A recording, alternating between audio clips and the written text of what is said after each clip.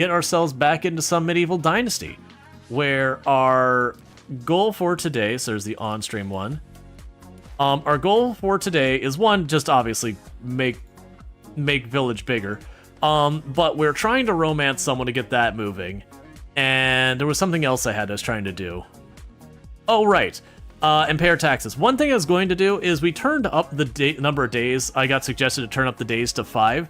I am feeling like I want to bring that back down to the default of 3. It's just taking a little too long to get through a season. Let's see, high amp breaker for laundry and kitchen, 25 amp breaker, okay. Bedroom 10 amp in case you run a vacuum. Yeah, no, that's what I was gonna say. Is at least here in the U.S., it's very common for your regular like outlet and all that. Very regular for your outlet breakers to be for like a bedroom to be about 15 amps. Your title scared you? Oh, yeah, let me change that so I don't panic attack anyone. It's tax day in the kingdom. Oh, 1 second. In the kingdom. There we go. Before someone goes, oh god.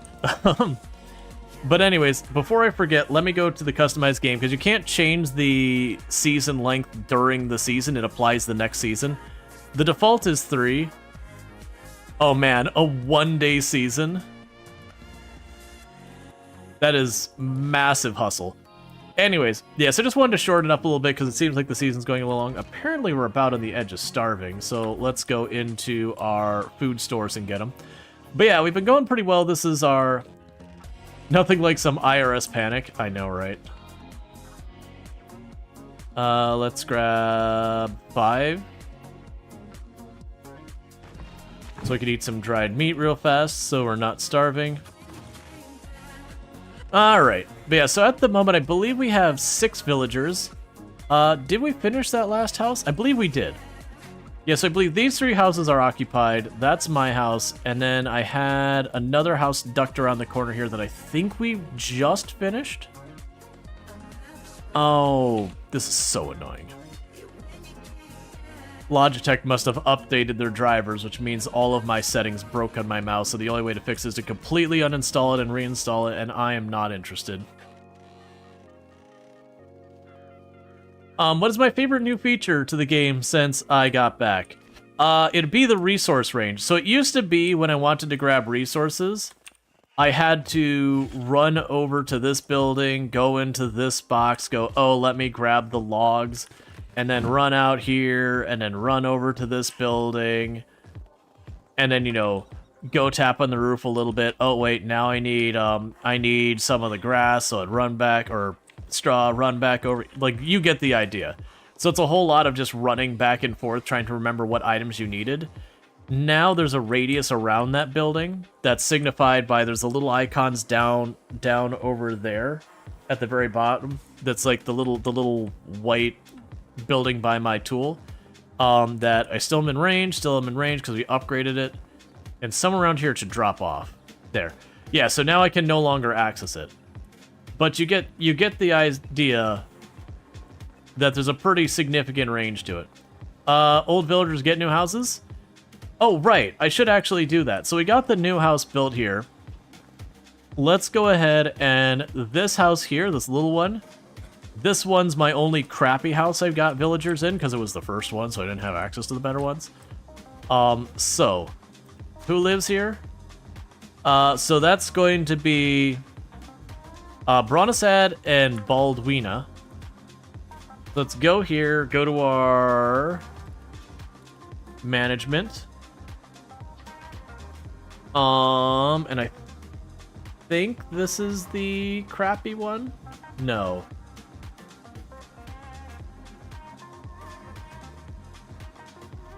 Which... Okay, that's not the crappy one. Okay. So you. We are going to... What? Let's take a little to gain this UI. Okay, so let's remove you and you from that house. I'll just do it manually by going to the thing. Hey, Snoot, how's it going? Can I get a shout out for Allison Adventures and Snoot TV, by the way? You'll have to do like one and then wait, you know, the 2 minutes or whatever the cooldown is. But you get the idea. All right, so let's grab Baldwina and Bronasad. Here I could get the I can get the shout out here in a second. They'll do shout out Allison Adventures. For those who don't know Allison Adventures, absolutely fantastic content creator on the platform. Somebody I also recommend checking out. Plays a lot of Product Zomboid, but doing a bit more variety lately as well. So definitely go check them out. So the next thing we're going to do here, I'm gonna get so annoyed by the whole driver's update. Oh, before we do that, give me your water.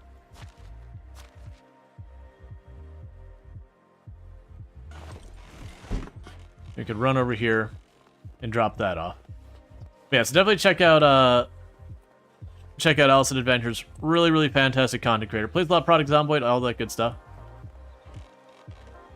Shout out to chat. Wash your hands. Always wash your hands. Oh man, it's gonna annoy me so much. I get caught by this off guard every once in a while. Every time Logitech does an update, it breaks everything. I have to uninstall all their software and reinstall it every single time. I love their devices, but holy crap, their software is so terrible. Alright. So this house.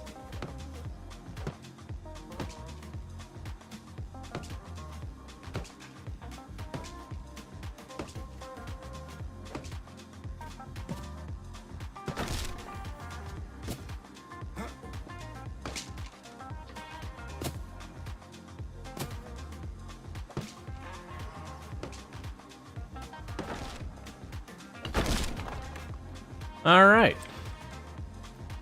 So the crappy house is gone. We got them moved over the thing, the better one. So you go buildings, housing. We can't make the really nice stone houses yet. It's gonna be a little cramped here for a minute. Let's back up so I can get a bit better view. Yeah, it'll be a little snug between these buildings. But that's fine.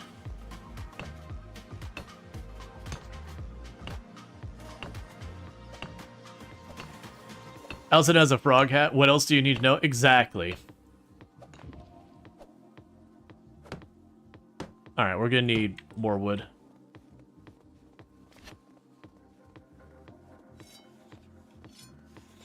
But so you're intrigued by it. You kind of want to play it, but you believe you never heard. Can't believe you never heard of this. Oh, Medieval Dynasty. Yeah, for this genre, it's really popular. It's one of the few games of this genre that's actually reasonably well balanced for playing solo. You can also play with friends, and it also goes very well. But like to give you an idea, the main map with the story and everything literally can only be played solo. Whereas they have a second map, which is the one I'm on, that okay, that's cool. It's the middle of the winter. Oh, we actually unlocked the hen house. That's why. I was like, why are you telling me about animals right now? Whereas there's the second map I'm on now that's designed to be multiplayer up to 4 people. But either way, the game is balanced such that you can play it solo and have a good time. Unlike, there's a lot of other games in like the survival crafter genre that, you know, you get in there and you're like, wow, this is incredibly grindy, because it is made with like the expectation that you're gonna have like 2, 4, 5 people playing together. But if you think of games like, you know, The Forest, Green Hell, that it does that kind of thing for the building, but with way, way, way less focus on just over-the-top survival thing. Like, you don't have to worry about, oh, I laid on the ground, I have worms, now I gotta deal with it. Oh, you know, I drank water that wasn't sanitary, I now have parasites I gotta deal with. They don't have any of that kind of garbage. They do have hunger and thirst, and they're a bit aggressive. in the rate they go down, but it's not bad. It's pretty easy to manage. The focus on this is more the settlement building, the colony building side of it. So like our little village down there. And also deforestation. Very, very heavily on deforestation. If you look ahead of you, you'll see the slight little specks all over the valley that were once an entire forest. Where you see all these trees dancing around it, this whole valley was basically like that.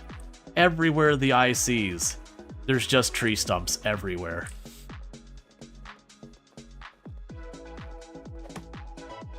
And a wounded fox will bite you in the ankles and you die. We can allow that one.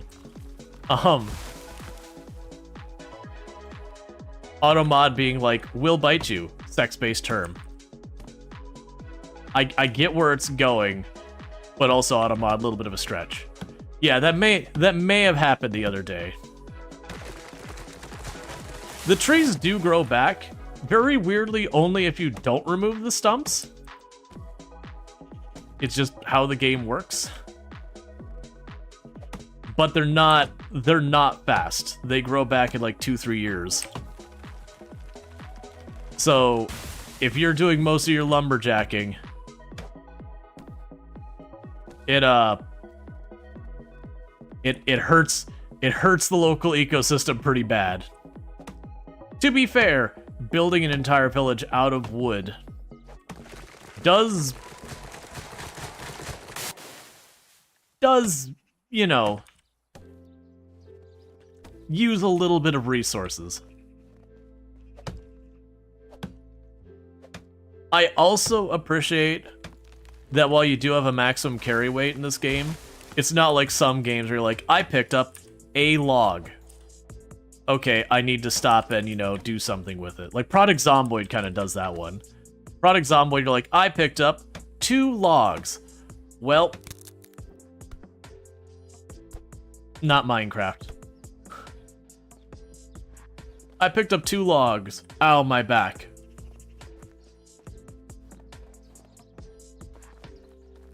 Alright, so I gotta make myself a new axe. They also do let you make a lot of customization to your difficulty to make it what you want, and you can change it during things. So like the big thing you're dealing with in the game is you are under the crown, so you do have to pay their taxes, which are very, very low. Like, they're not bad. But like, if you find stamina or like you don't want to deal with the combat, you can make that thing. You can remove thirst and hunger. You can give yourself unlimited carry weight. Poisoning is usually only a thing if you start eating literal poison. It's not that big a deal. Fast crafting makes it so you only do one timer, knock it out. Fast building makes stuff just up here kind of thing. Stop dropped items from spoiling. You get the idea. And you got like damage on it. They have a lot you can go in and customize to make the game as much or as that. Yeah, I would say generally the game is pretty chill. Can you set the village on fire? I do not believe so. What you can do is run into stuff like bears. And that's a bad time. And also, for those who don't know, Snoot. Snoot is absolutely fantastic, and you should also check out Snoot. Been playing a lot of Schedule 1 lately, but does play a variety of games on their channel as well. A lot of similar content between the channels. Definitely someone to go check out. So it's like Medieval the Long Dark. Sure, like to a certain degree. A lot less focus on the survival aspect of it. Like, it's not as it's much easier on the survival end of things. Honestly, you play it solo offline more because it's so zen. Yeah.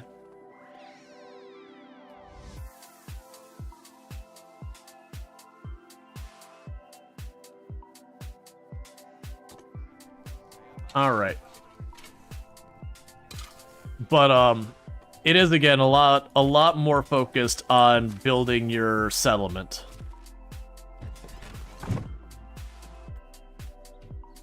It's got a lot of similarities, say, with like Valheim, but not focused on taking down big bosses, but rather on a you know, building the village kind of thing.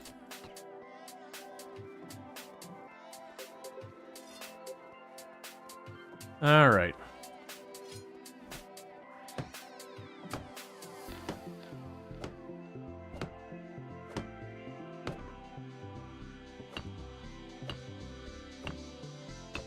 Let's see, watch the beta tested game. They've improved a lot. Oh yeah. No, I remember having to go and grab like all the stones I could carry, walking over here, building like half of a segment of wall, then going back to my storage to grab more stones. Honestly, having the resource thing have a radius that as long as I'm in the radius, I can just pull from it and not have to deal with that was such an amazing feature. Or is such an amazing feature. Because I would have already had to do like 4 or 5 trips back to the resource building just to build these walls. Like, I'm glad they kind of backed away from a little bit of that like realism focus and put a bit more in the, well, people should actually enjoy the game too. Your 2-point museum shirt and socks came in today. Especially the socks are super cute. I didn't know they had those. Alright, my hammer's gonna break soon.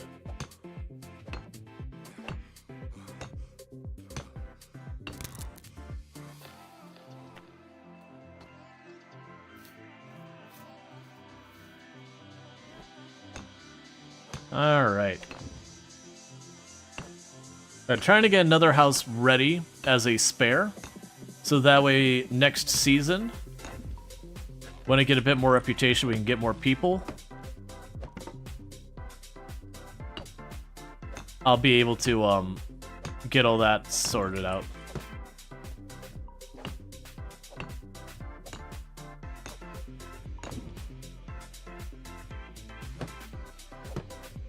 Alright, so we're gonna need a lot more logs. You don't think you buy them? Oh yeah, no, I figured they were something for like the early access or whatever, or release day or whatever. We are still hungry. I do think we're gonna have like one more thing of meals before the season's over. I was also looking at the achievements for this game. There's apparently an achievement if you actually sleep every single day. For like a full, I think it's like 2 years. Because genuinely, you don't need to sleep in this game. Like, you can just work in day and night. But then the thing that happens is at the end of the season, because it reloads all the stuff so that the textures can change, it can make anything that's supposed to grow get replaced. It's effectively the reset of the map every season. It happens at the end season. Yeah, there's a well-rested bonus. But I'd rather just work through the night and get stuff done. Because these trees aren't going to cut themselves down.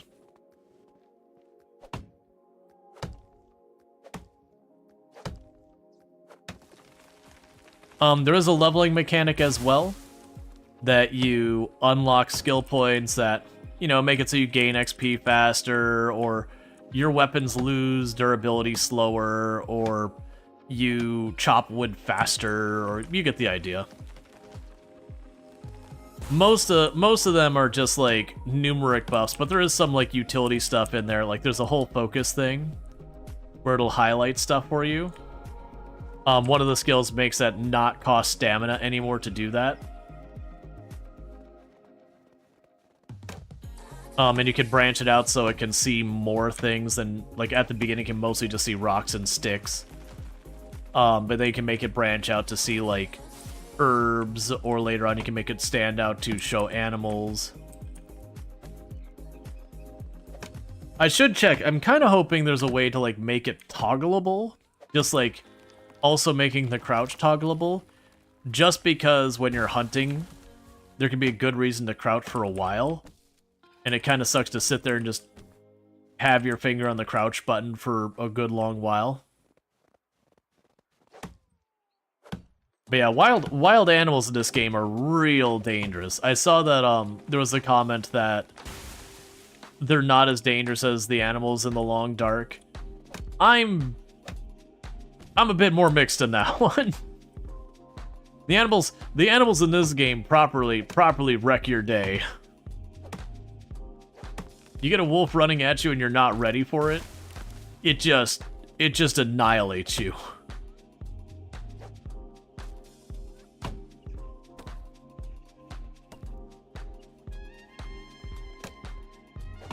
And we do have workers, so I do have a villager who does cut trees and all that for me. And those just kind of hand wave wood shows up. They don't actually make the trees disappear in the area like when you cut trees. But you can do the stuff the workers do way more efficiently. Do trees respawn? Yes, but slowly. It takes somewhere in the area of like 2 in-game years for a tree to fully regrow. And we're in year 1.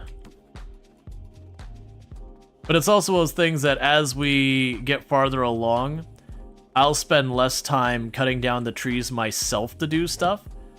And more likely I'll be focusing on other things, because I'll have a lot of villagers running around doing a lot of work for me. And we'll need less and less of just like straight up wood. I also did plant fruit trees. I planted cherries, I planted apples, I planted pears. I honestly should probably get more trees so that we have the whole field filled. I've just been trying to not be too spendy, because one thing I'm probably going to need to do is we're probably going to need to get our tailoring leveled up a bit more so that the start of spring I can switch my outfit, because right now we're wearing an outfit for being really cold, because cold slowly kills you, whereas hot doesn't kill you, but it makes you dehydrate faster. So it's much easier to manage, but still something we probably want to solve. Why don't you also a 5-day season? Yeah, no, I went ahead and turned the season back down to 3, so this is the last 5-day. It was one of the suggestions that I had right towards the beginning. We got through our first season, and a bunch of people made the comment that they much prefer having longer seasons. So I was like, oh, should I change it? And so we did. And I'm kind of finding that I think I'd rather the seasons advance quicker.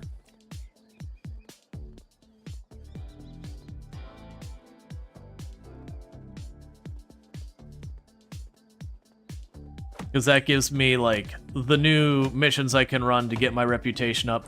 Because, like, right now, I can't get any more villagers because I need more reputation, and the main way you get reputation is doing stuff for the town.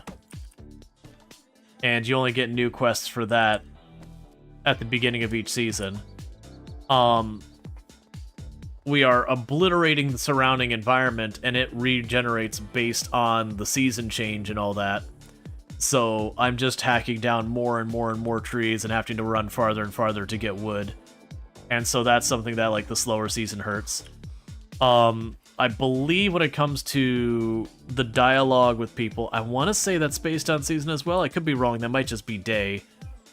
But that's one that having the longer season might be impacting. I don't know that one for sure.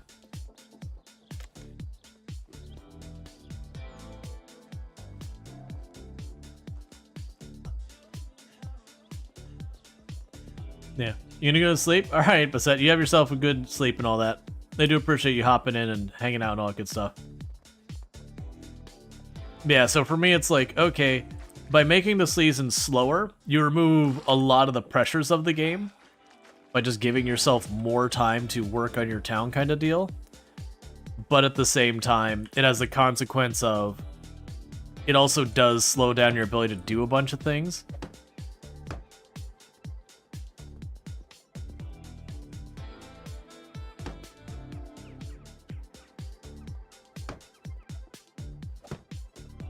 Alright, so we got all those done.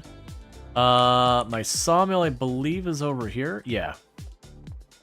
We can go to our sawmill and do all that.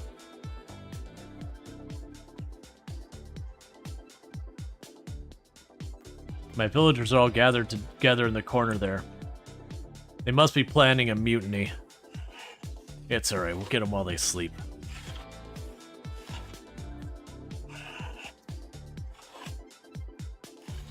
So make the planks of that roof, and we'll have another house ready for next season. And then next season, we should be able to get our farm properly going. I've already got a bunch of seeds and fertilizer. It's just the winter they couldn't plant, which is when I got it. So what I think we'll do is when the next season starts, just like always, we get our handful of quests or whatever. We chase those down for the reputation so I can grow my village. And then on top of that, what I want to do is figure out what seeds I'm missing for the orchard. They want park benches and lawn furniture? I know. But as far as making money in the game, the two main ways you end up making money in Medieval Dynasty is one, you'll have various requests from the village that they'll be like, hey, go kill 2 wolves. Hey, go bring me stuff to plug a leak in my roof. Hey, I want you to go bring me a bunch of stone, or like whatever. Like just it's your like typical quest kind of things, repeatable stuff. That's one way you make money. The other thing is, as we're like collecting resources here, we can make stuff to trade. So like I could make a big pile of copper axes, and if I realize I've made more than I need, I could then take those copper axes and take them to town and sell them for a bunch of things. Yep, hey, go bring us in to plug a hole in my roof. Yep, and it happens to be hay. Well, straw, but yep. Is this where you do me in? Show up, light your torch, get out your pitchforks. I realize I literally just cut the last of my logs to make these. I forgot I had some logs in storage I was saving so the other person would work more effectively. It's fine. We're about to be done with winter, so firewood will be nowhere near as urgent of an issue.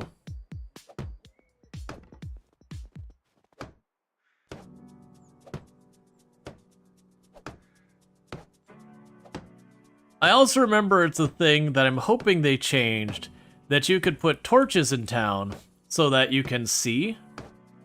Yeah, murder bandits. That you can put torches in town, which give you better visibility. But you had to refuel them all. And it was a manual process. And I want to say the villagers wouldn't do it, that you had to do it. And so as well as things that was like, one, a convenience, but then immediately like, but look man, I'm not running around town all the time doing this.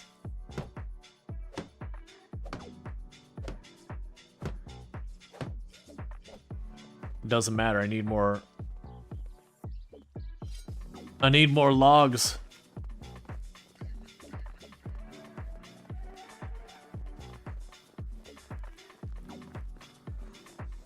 I need so many logs. We're also getting super stinky because we're working really hard, wearing like full winter garb, and we are just getting ripe.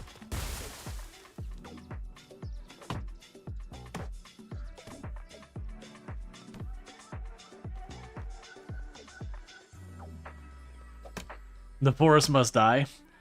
I mean, it's a mechanic in almost all these styles of games. Shovel stumps get you that? Right, but if you dig up the stump, the tree does not grow back. It's gone forever.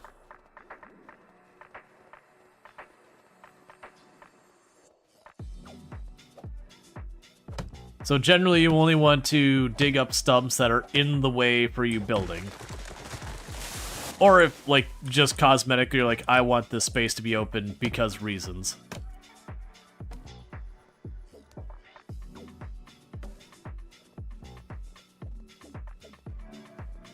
Alright.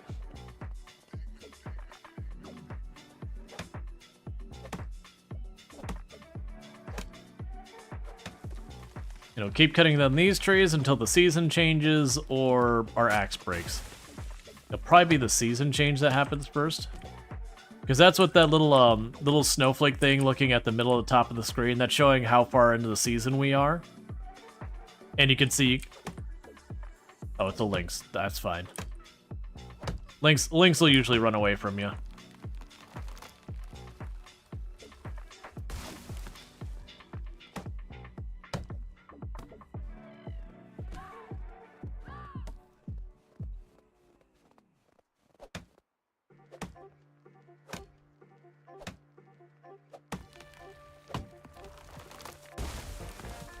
But yeah, you do get one more log if you dig up a stump.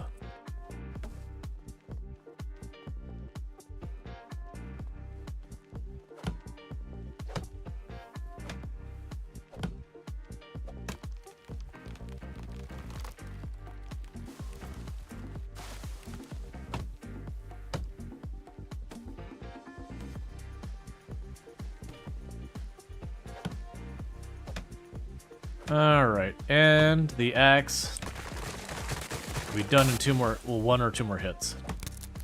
Okay. Alright, let's see if we can't manage to build the last little bit of this house. We might get caught by the season change. Go pet kitty. Kitty runs away, unfortunately.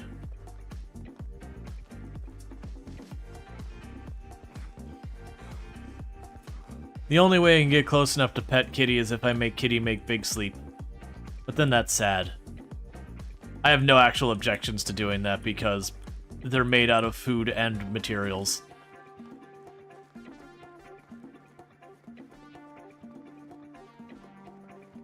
At least the hunting of the rabbits is nowhere near as deeply upsetting as hunting the rabbits in the long dark. Where, like, you pick up the rabbit, it squeaks at you adorably, and then you snap its neck, and you're like, I'm sorry, rabbit. I'm sorry the game has made me do this to you. Yeah, they look, it's almost like the rabbit makes eye contact, too, and you're just like, why are you doing this to me, game? Who hurt you that you had to, like, really, really make me face this? And they make a sad little whimper when you do it, too. It's, like, really, really grim.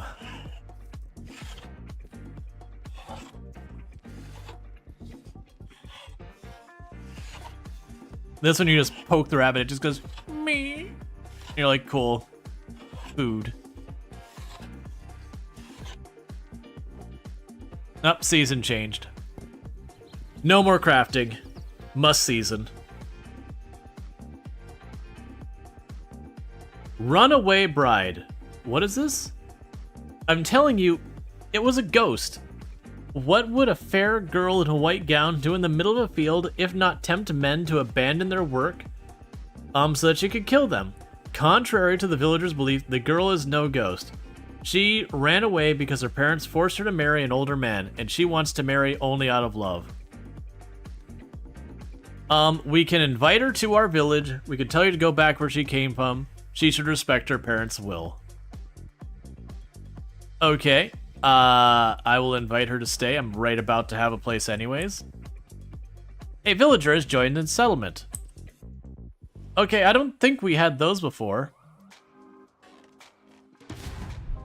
Congratulations, you made it through your first year.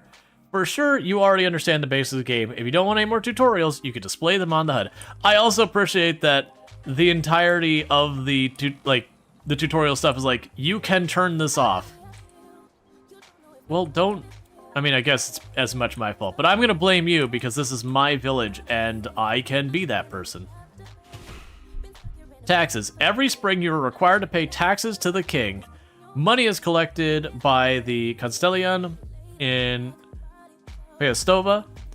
Creating new buildings and fields increases your taxation obligations. Avoiding payments increases your debt and may result in banishment from the land. Remember, you can turn off tutorials. Every single tutorial is like, you can turn this off.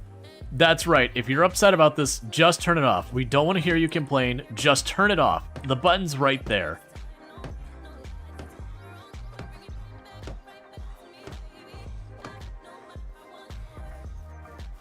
Alright, new lady. You live here.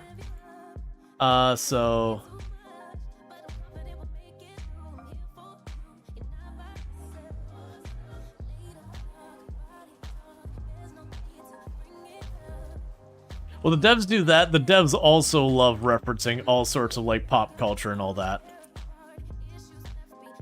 Like, one of the quests to hunt fox, they make the comment that, you know, the kid who got attacked by the fox kind of deserved it because he kept getting close to the fox to figure out what it said.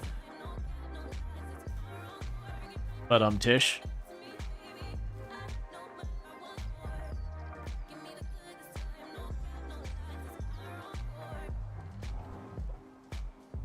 Alright, so let's get the water for our new villager. And then we're gonna run to town real fast.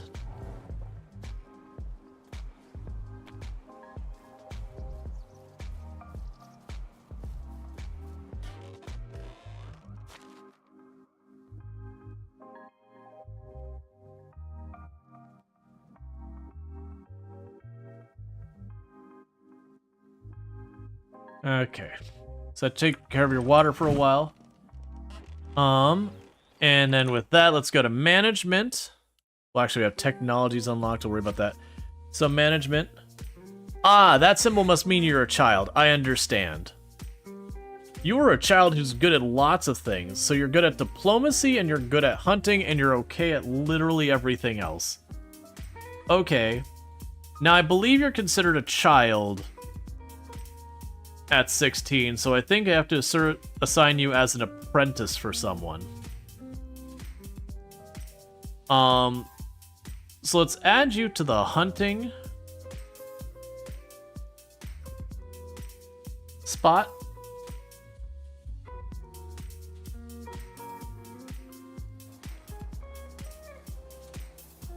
Okay, so we added you to the hunting. Oh, our taxes went up a lot. Like, a lot. I missed that our taxes went up that much. Oh, do we have anything to sell? We're good for the taxes, but that's a lot of money.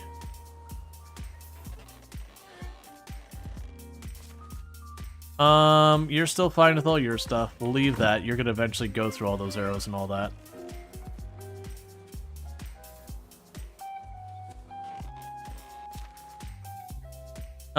Dried meat isn't worth a whole lot.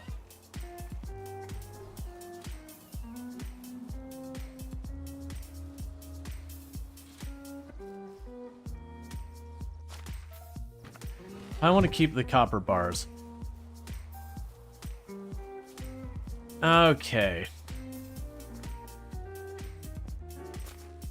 Let's see, is there things in here we want to sell? Those, like, the problem is a lot of these things aren't worth very much.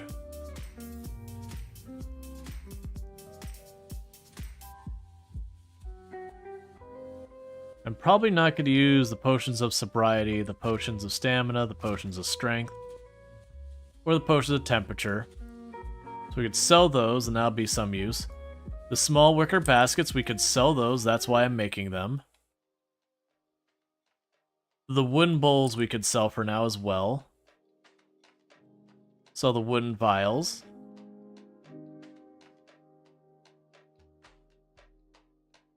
A lot of the rest, honestly, isn't worth selling. That's fine. Okay, we're going to run to the village. We're going to pay our taxes. And we're going to see what else we could do with this. I was all like, yeah, we're going to go spend some money and get all these trees in here. I don't think we're going to have enough extra. That's fine.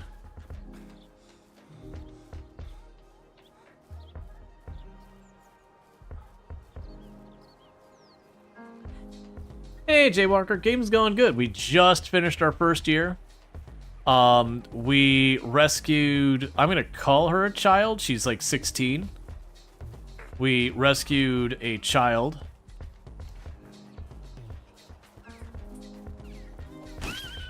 Sorry, rabbit. You're made out of food.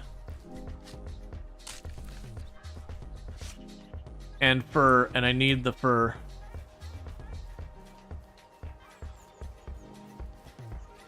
Alright, so probably also going to need to do is unlock some summer clothes.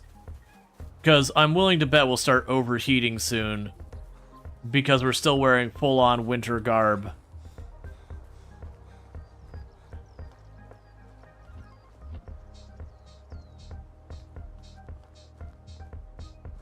Yeah, no, as well as things that, like, the season changed. It said, like, hey, there's this girl who's running away in a white dress, and she was saying, like, she doesn't want to be forced into a marriage. And we're like, I'll take a free villager. Considering I was just commenting I want more villagers, but the problem is I can't add more villagers until, you know, we get a reputation up. So let me circumvent the reputation very briefly. Now, the big question I'm going to have with that is they have a whole thing where it's like only men and women can live together kind of thing, like as like couples or whatever. So you want stone arrows, we can do that. You want a bunch of random materials, that's easy. You want logs, that's easy. You want me to kill badgers, I'm probably going to do that anyways. And you want feathers. Alright, so this season we got a lot of really easy ones to knock out. Alright, so let's pay our taxes. Oh, I have to... Where's your symbol?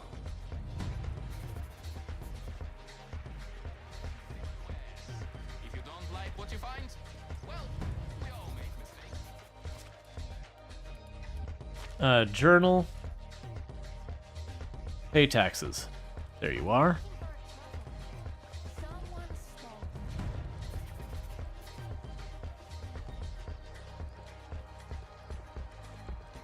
Yeah, no, I have no idea. Either way, she was a really good character that had, like, skills and everything. I'm here to pay my taxes. Oh, that's why spring is my favorite time of year. I can't stand the bloody bugs, but simply love the clinking of easy-earned money. Come to Papa, you beautiful shiny coins. Here you go, it should all be there. Yes, yes, that's fine. You can go now. Have a nice day.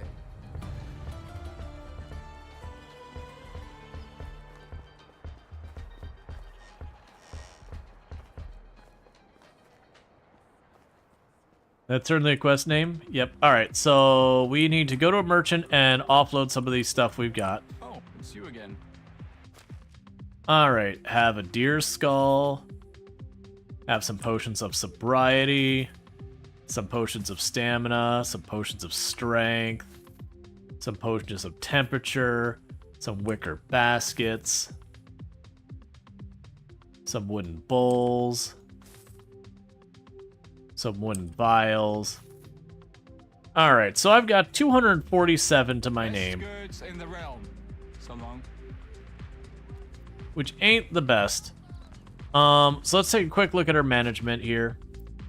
So, if we look at our field breakup, I can take 3 pears, 3 apples. How is life treating? So apples, 1, 2, 3. Pears, where are you at? Where are you, pears?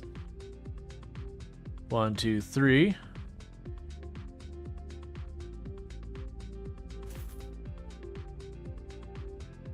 And I'll take what plums I can get. Only the best products here. Have a nice day.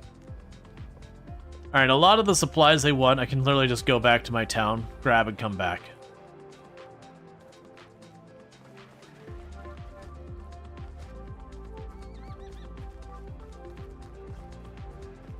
Along the way out, if I remember, there should be badgers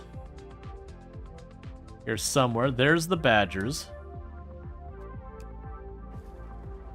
So go run to the badgers area. We can kill the handful of badgers we need to kill. I think it's like 3.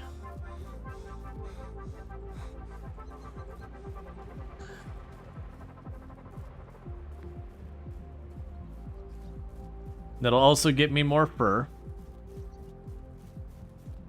But I know I have more than enough feathers. We probably have more than enough logs.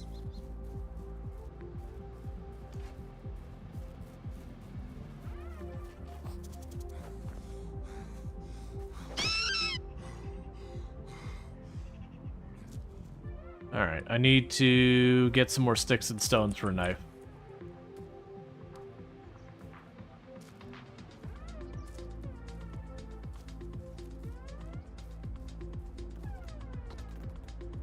Alright.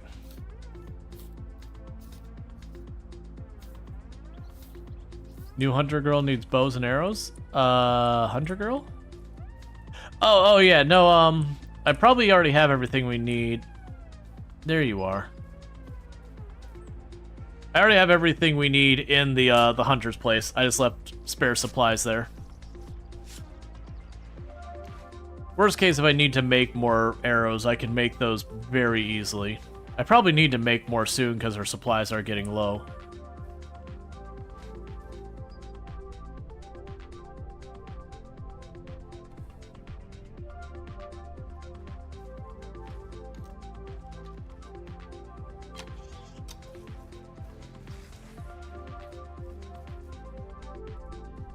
Oh. Wasn't even a bleeding shot, okay.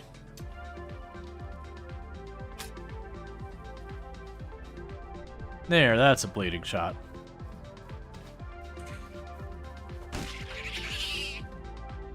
There's one badger. Can you make bows now? Yes, but the problem is I can't make one of the things that I need to make bows, so I still have to acquire goods to make it from a practical standpoint.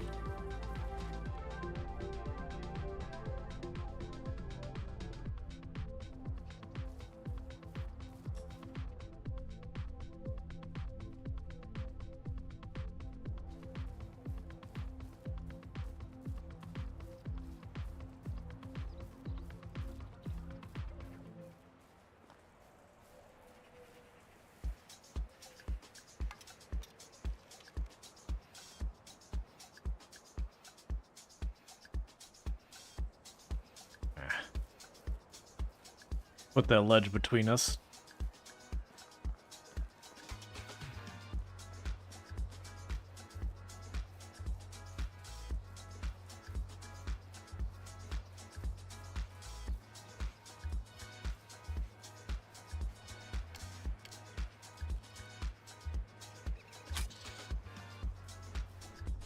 And as a bleeding hit.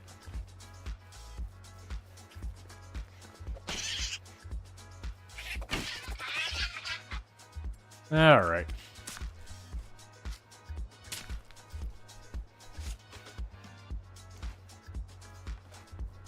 We're getting close to the point I'll be able to make my own bows.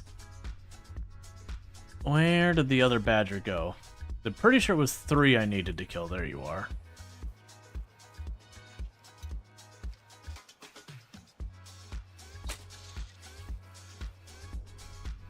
And another bleeding hit.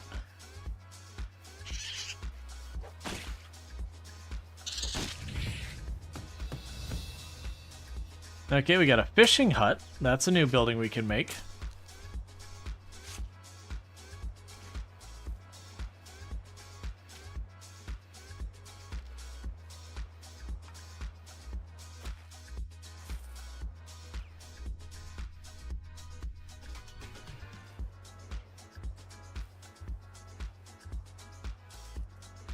Found a bag with some money in it. Okay. And so we can find our home pretty easy. We just turn until we see no more trees. The moment we find the open abyss of no trees, we know we're on the right track. Okay. It looks like our hops are coming along. So why are you marked as not being able to work? First, I need one of those bags. So I'm going to do here real fast. I'm going to go inventory.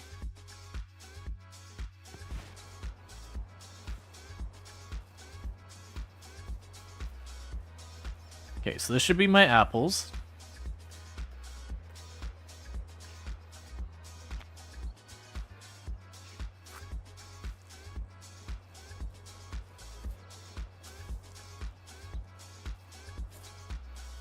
Get those planted. These will be my pears.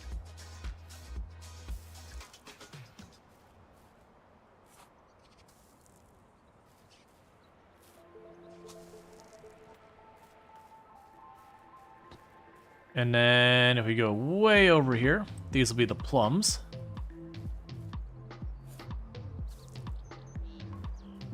I'm trying to get the full orchard planted so that when it finally does grow in, we can make the most of it. I'm assuming you've got something like you don't have a plow anymore. That's exactly what happened, is the plow broke. So let's go over here, make a couple of plows.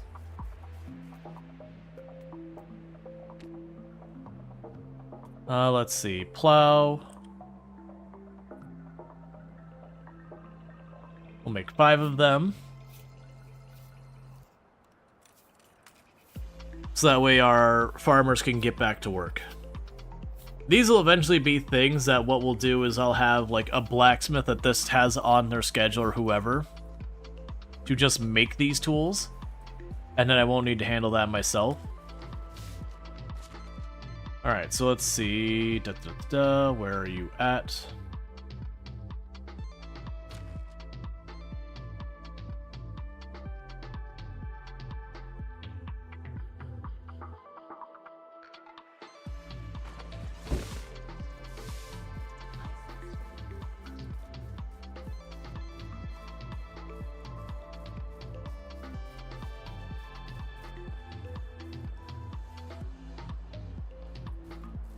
Yeah, so it looks like they got some stuff planted. Alright, so let's go in here, drop off what we can, and get the rest sorted. So there's the fur. The meat we drop elsewhere. We also have the cabbage to drop elsewhere. We needed its 38 arrows. Let's go grab 38 arrows.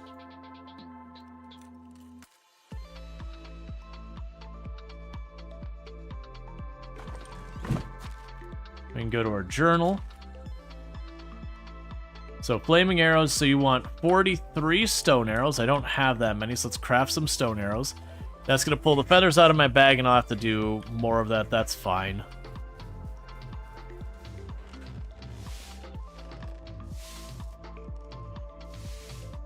Honestly, for this, just go for it. Alright, that's going to take a little over a minute, but that's going to give us, I think, a couple hundred arrows or something like that. The smaller the village, the more work for everyone. Okay. I don't see you out there, recruiting lady. It almost feels like I do all the work around here. And that once in a while, maybe one of you cuts a log.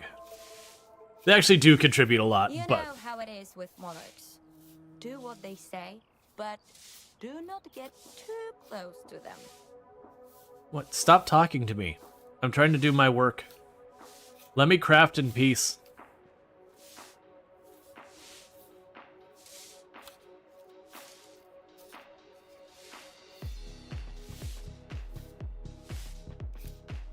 Yeah, that should have her arrows settled for a while. I'm so glad I settled down here. Just her yabbering on behind me. It's just like, what? Please, I'm trying to concentrate. Let me make my arrows.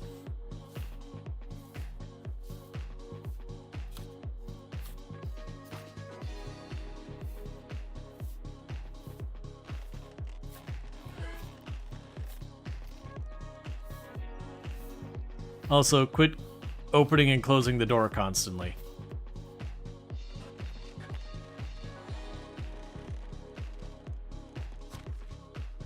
Okay. So, stone arrows are here somewhere.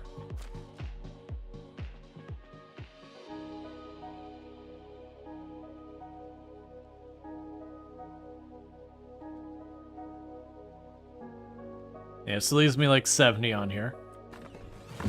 Oh, you need knives. Alright, 1 second. Gotta run over here and craft more.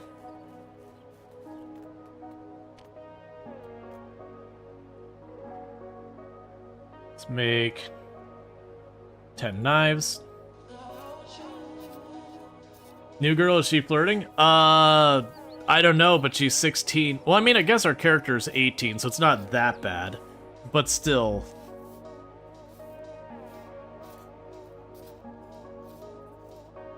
It's also medieval times, so a lot of those things are a little different.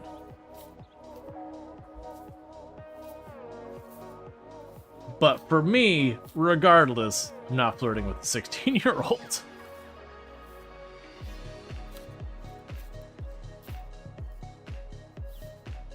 Regardless if time period wise it'd be considered okay.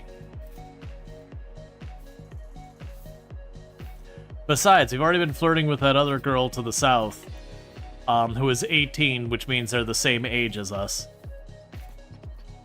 Honestly, I've noticed almost all the people you meet that are like the ones looking for work, they're almost all like 18 to 20. It seems to be the only age ranges represented.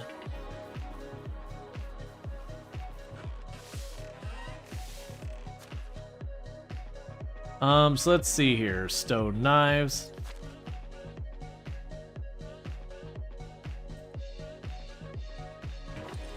That should help with that. Don't yell into my ear, I don't want to be lonely anymore. That's coming out a little too strong.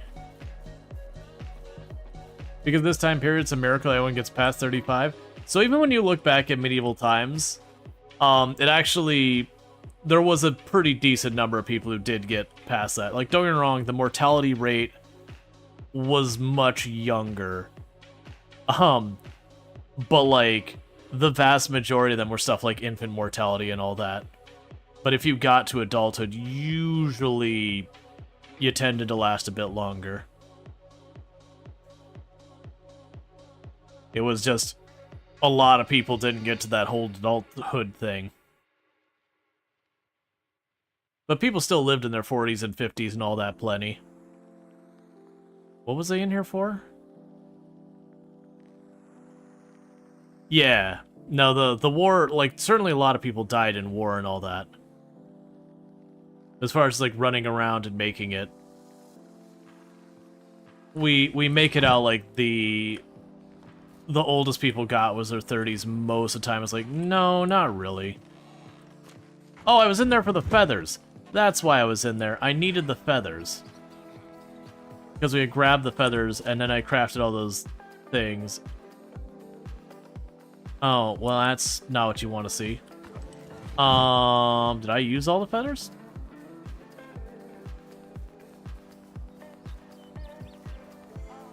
Also not how averages work? Yeah. We'll just eat the cabbage. But yeah, it's basically the fact that, like, infant mortality was so bad that, it drew down the average a lot.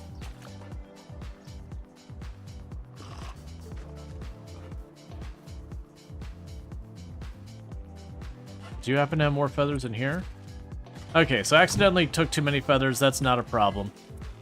Because we also needed some logs, some sticks, and some other stuff. So let's go ahead and we'll knock down a couple trees.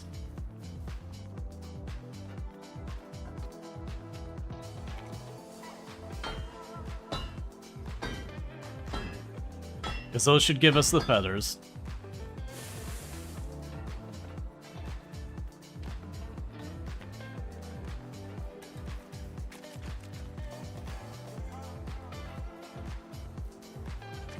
Yeah, now generally speaking, people did have kids much younger during this age and all that.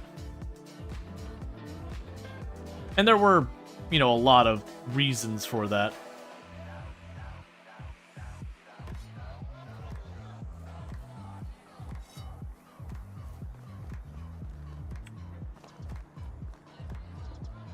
Because while people did live longer, generally speaking, overall health wasn't better. So you would get older and have a lot more health problems going around.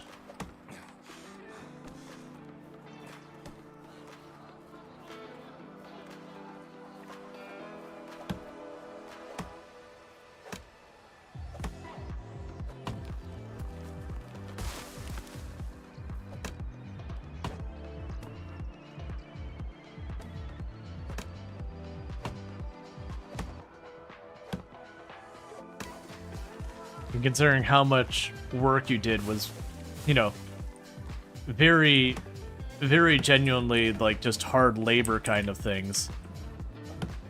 You know, where... Spotted wolf? Okay, so we got wolves over there. That's something to keep in mind. So after this tree, I'm gonna go down the ridge over here. Like, it's fine when I'm actually going saying, hey, I'm going to hunt wolves. Because sometimes you'll get missions being like, hey, the wolves are becoming a problem, deal with them. Yeah, doing laundry was an all-day thing, yep. You got out your washboard.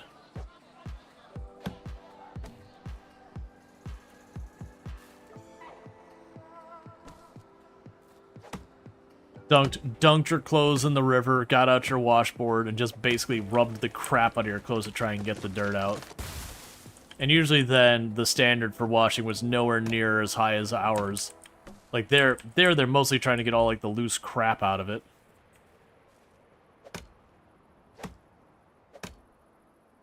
Ooh-la-dee-da, Mr. Fancy Washboard, you had rocks? I'm willing to bet most people had, like, washboards.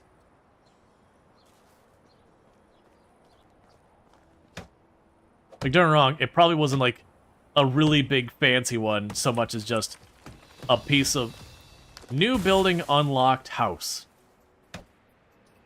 Oh, it must be, like, the upgraded version of houses.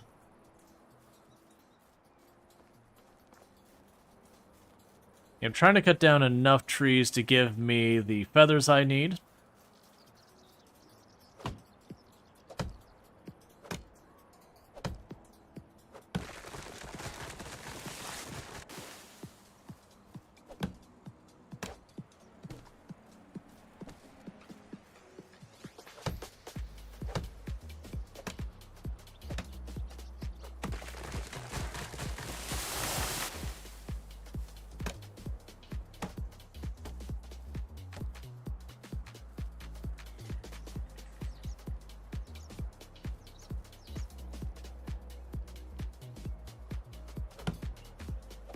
We had washboard abs and then you woke up. That waking up part always ruins the best of dreams. Spares you the worst of dreams.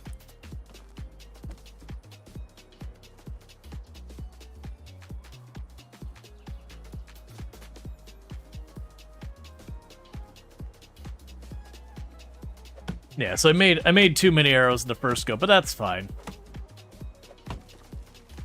This will get the contract I needed to drop off logs done. I think there's one for, like, sticks and all that done.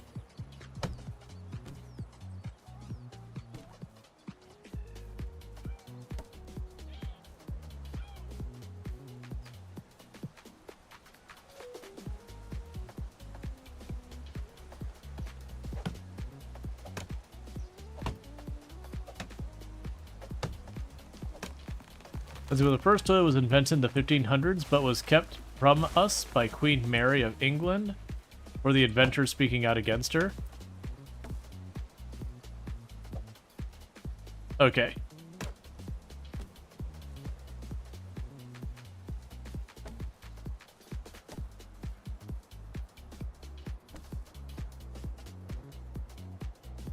Let's run down at these, because if I grab more, I'll be stuck, unable to move.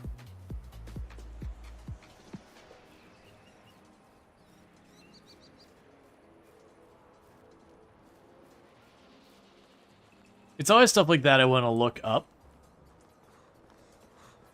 Because they're always like a 50-50 with those kind of, you know, like, this was invented here and it didn't show up because there. Like, those kind of things. Like, it's when, like, people came where the skateboard and all that came from. It's always one of those things that there's, like, a juggle you do there. It's like, okay, that could be correct, but that could also be one of those things that, you know, gets quote-unquote again. Yeah, well, right. So that, I guess, also depends on your interpretation of a toilet. Because the Romans had, like, the trough things. The poo trough. That one could argue it was a toilet, because it's basically a board with a hole in it that had a trough underneath it. That, you know, It wouldn't be a proper flush or anything, but they could run water through it. And I would argue that's a toilet. So I guess it depends on the definition of toilet being used. Will Mark Twain send a speech? You have reduced my value in believing it.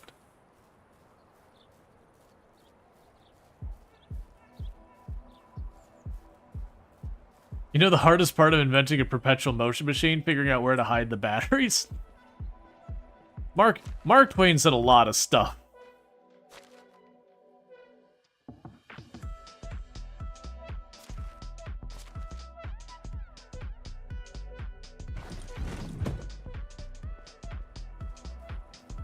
The Greeks had shards of pottery with their rivals' names etched in it. I know one of our oldest records of written language was basically people complain. I can't remember. It was oh man, we've talked about it before. Was it was basically a complaint that someone had sold. I can't remember if it was like tin or bronze or copper or whatever.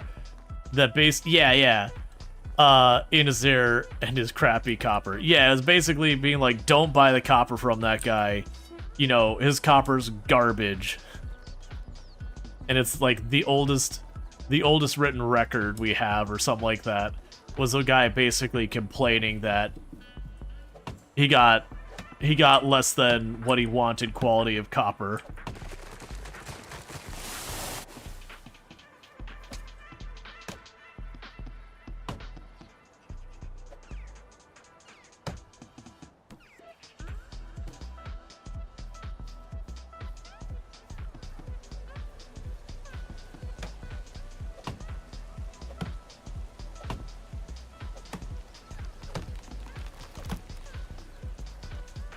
Mark Twain's best friends? Yeah.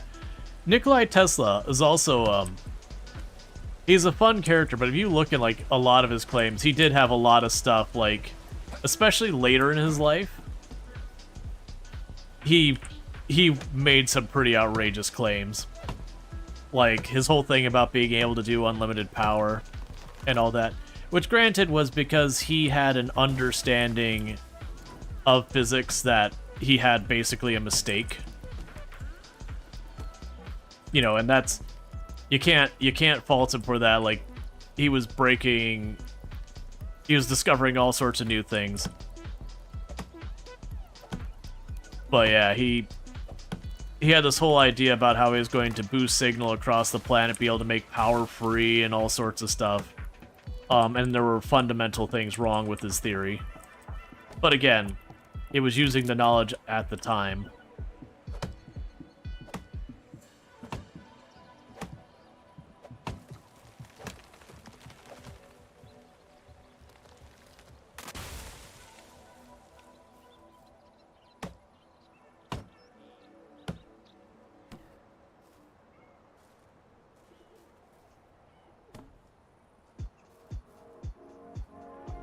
Alright, we have to go down and make another torch. It is ridiculously dark in this in-game day. Like, I very much enjoyed reading up on Nikolai Tesla. He's a very fascinating person.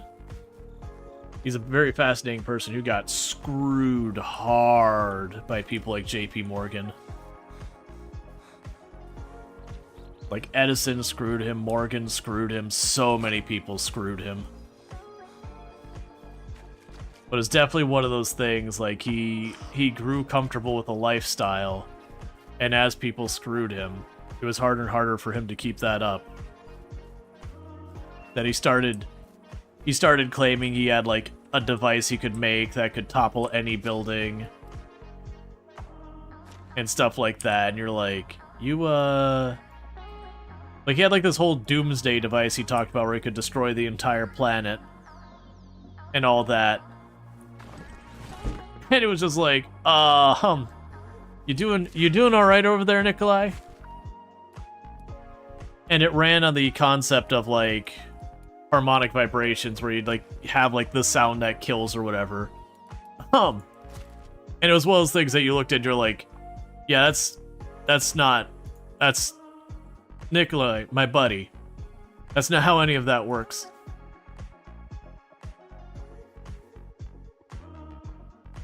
Yeah, is that about transmitting the power through the Earth's mantle, something like that? But what's the power source for it? Yeah, no, that's the whole thing. He had a misunderstanding of the physics, but it was born of that was the understanding of the physics of the time. You know, later on, you know, looking from where we are now back then, you're like, that's ridiculous. That's stupid. How could he believe such a thing? But again, the understanding of physics at the time... Oh, I needed 3 more than that. Actually, I need 9.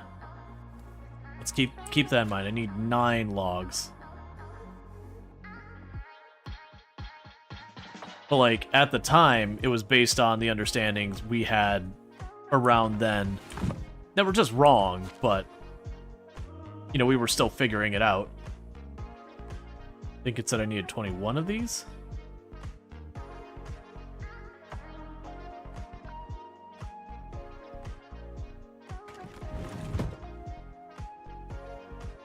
And then 12 sticks.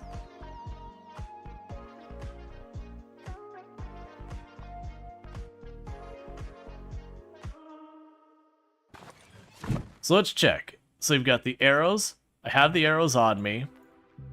We've got the logs. We've got those things. We've killed 3 badgers, and I got the feathers. So I should have everything I need to turn in to do all these quests at once. I think it's along the lines of Dyson Sphere. Like, sure, possible in theory. But how the hell would you build power during construction? Well, yeah, no, it was, so the problem with the unlimited power that Tesla had proposed was this belief that we could be able to produce and move the power through the Earth's mantle that didn't take into consideration a lot of resistances and interference and all that kind of stuff that exist. And then as you're saying, right, but where does the actual power come from? And there was some kind of hand-waving, again, because of misunderstanding of science, because this is over 100 years ago. Like, this is the turn from the 1800s to the 1900s is when Nikolai was around. And so, like, he did have lots of cool inventions. He did a lot of really neat advancements in technology. But for all the stuff he came out that were, like, genuinely new and interesting devices and all that, he did come up with a lot of garbage stuff, too. Like, he proposed a lot of inventions, like, again, the sound that kills and, you know, it could destroy the entire Earth and all sorts of weird stuff. Again, especially towards the end of his years. Which genuinely, I think, basically, with what he had been put through towards the end of his life, I suspect he wasn't firing in all cylinders anymore.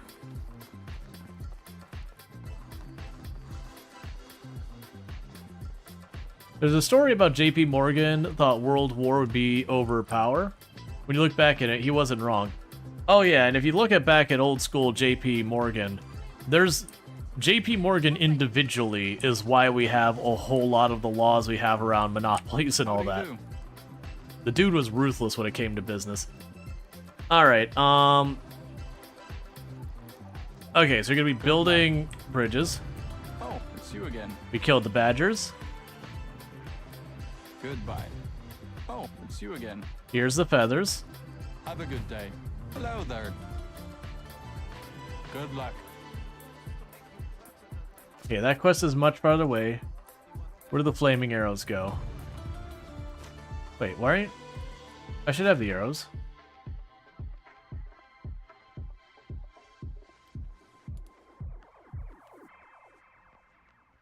Oh, it's probably because they're equipped. How can I help you? Here are the arrows. See you soon.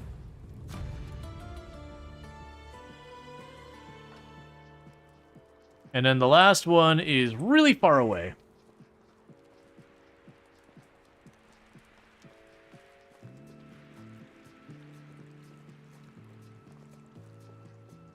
But yeah, no, like JP Morgan back in the day, his whole business was making monopolies. Like that. Did I not need straw? Oh, wait. The straw's the next town over. His entire business was like making monopolies. So like he tried to corner the steel trade, he tried to corner the coal trade, he tried to corner railroads. Very famously, the Great Depression, while he wasn't individually what caused the Great Depression, he was like the spark that set it off. Like there was a lot of other factors that lined up that he's basically what caused the stock market crash, because he caused a run on the stock market. But it was one of those things that a lot of other things had to be aligned for it to be as bad as it was.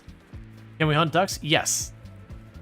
Because what had happened is there was, I believe, J.P. Morgan controlled the East-West Railroad, the primary one, and then there was another company who had the North-South on, I believe, the East Coast Railroad.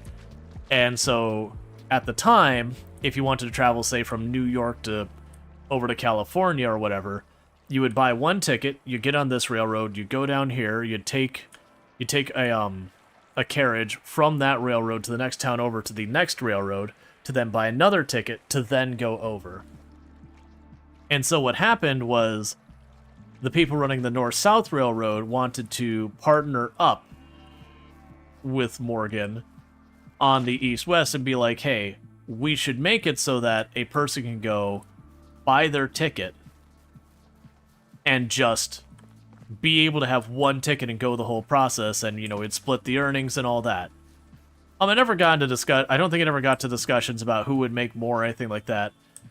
But Morgan was, again, his entire business strategy was, if I can't control it, I don't want it.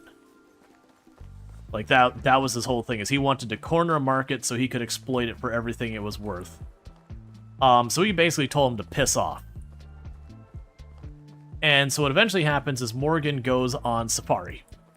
That he's going to be out of the country for some period of time, hunting big game or whatever. And, you know, this is before we had particularly efficient communications and all that. And so he's off in safari, and he gets a... I don't remember if it, like, how... I think it was, is using the Marconi. What's the one? It's basically got a telegraph. But basically saying, hey, this other company that we didn't deal with, they're buying up all our stock. And so he was like, I don't care the price, buy it all back.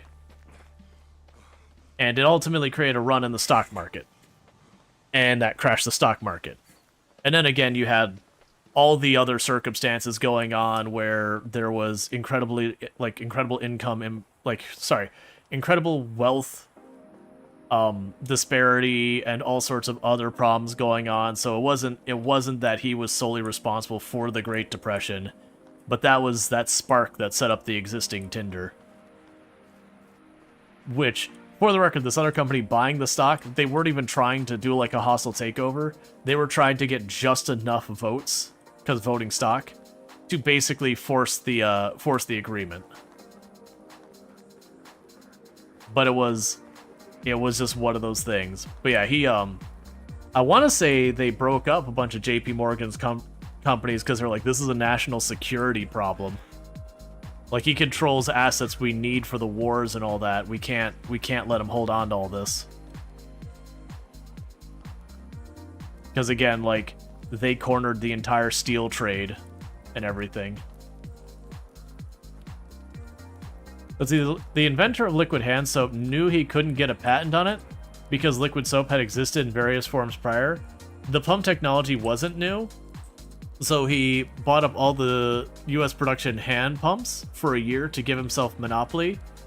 So that was soft soap? Oh yeah. Oh, it's you again. I brought you the materials for your pigsty. Yeah, we've done this quest before.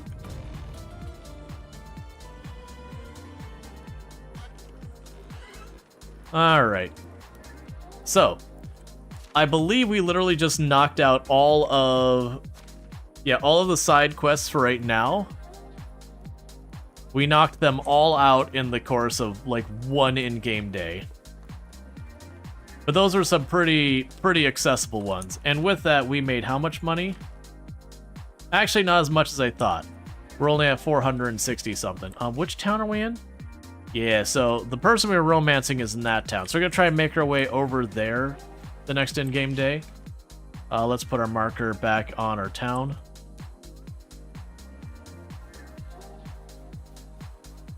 So we're gonna head home and do all that stuff.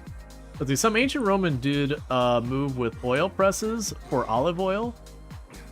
Just bought all the presses and then hammered the olive oil growers with a monopoly. Yup. Yup, that is not an unusual thing. Because when you corner a market, if it's a needed good, or even a desirable enough good, you can basically name your price and everyone has no choice but to go with it.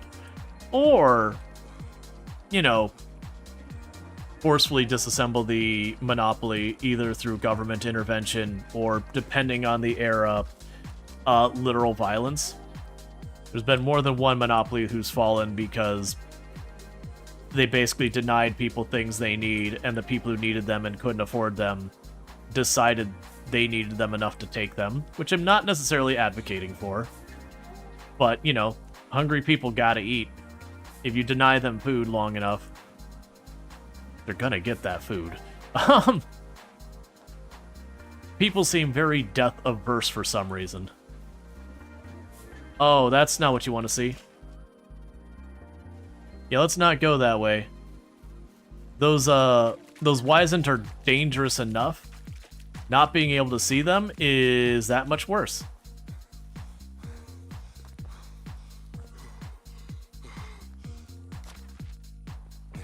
Yeah, so we can follow this road.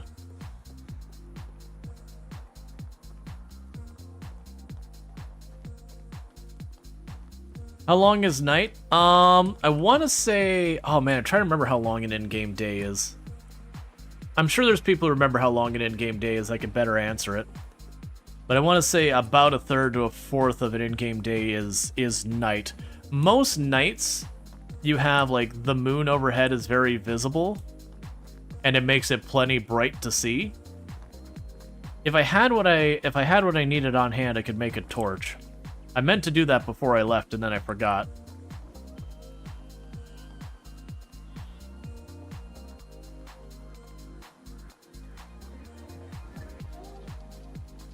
But yeah, the fact that it's dark at night is one reason to, just go to bed.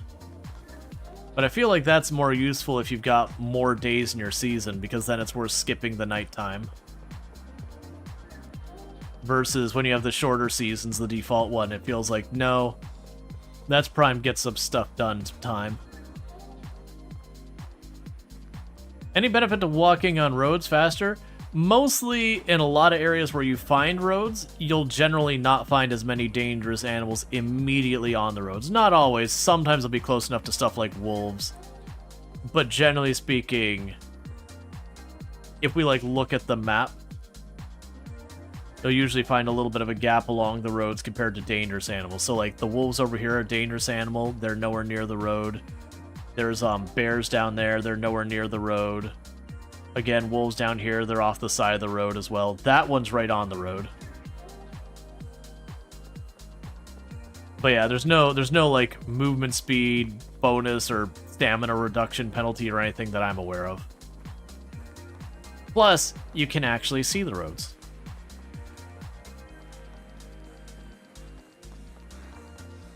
Basically, it's slightly better odds you won't run into dangerous animals. Now, on the downside, bandits and all that will usually chill out by the roads.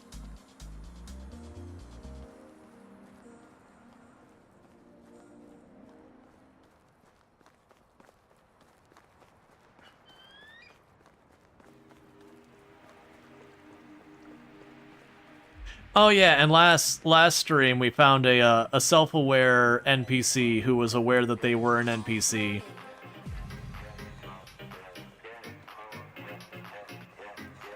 And they're pretty upset about it.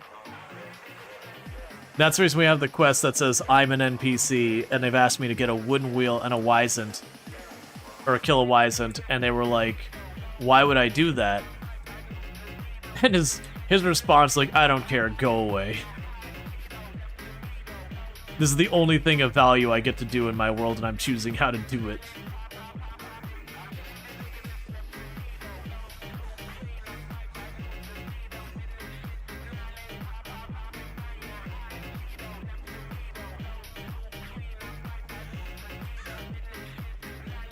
Alright, we're getting close to home. I should also be checking. Right, and the last time I didn't take this route because it gets a bit close to the bears' territory.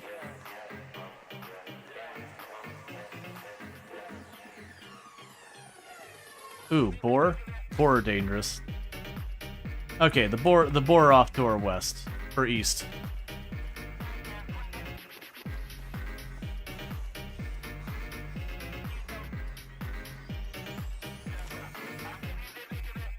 I'm a little concerned about whatever this is.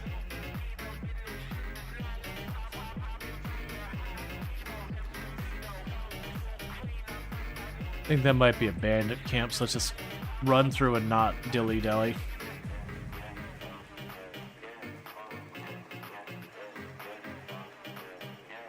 Yeah, so down there is, I believe, where the bear's located.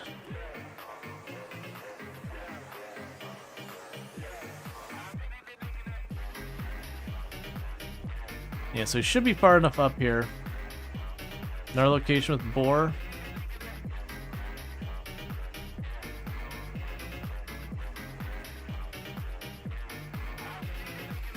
And at this point, we are home.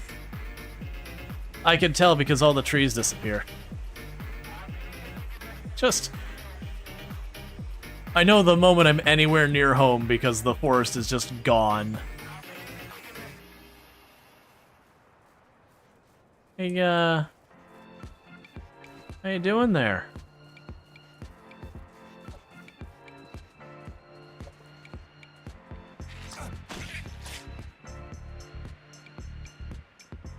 Okay. That's fine. A little worried about our hunger. Okay, so let's get some food.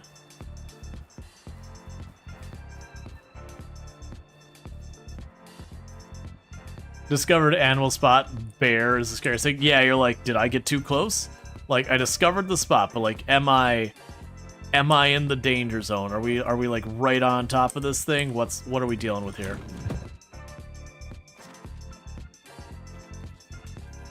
Because the bear does not mess around.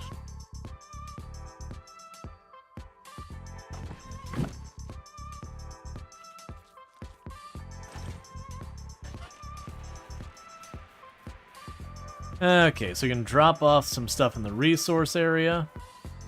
We got our food topped off.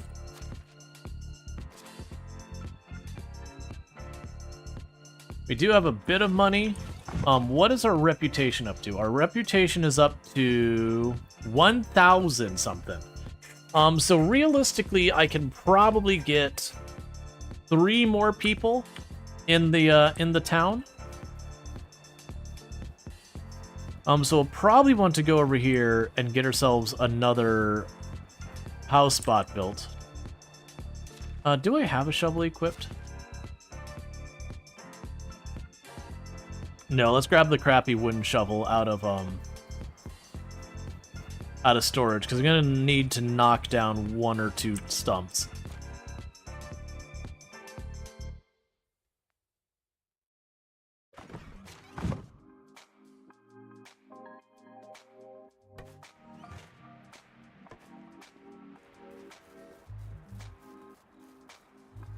But a 5-amp torch.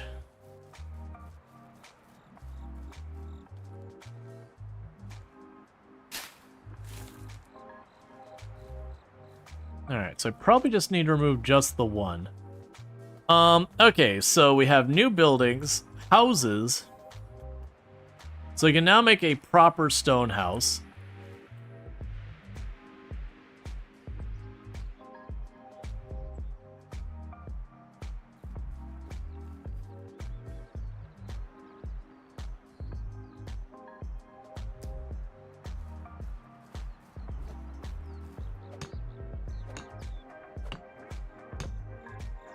Okay.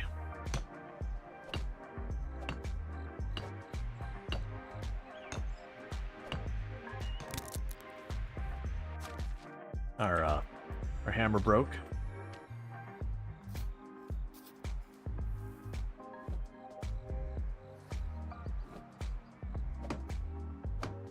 You got a ton of logs in there, which is good.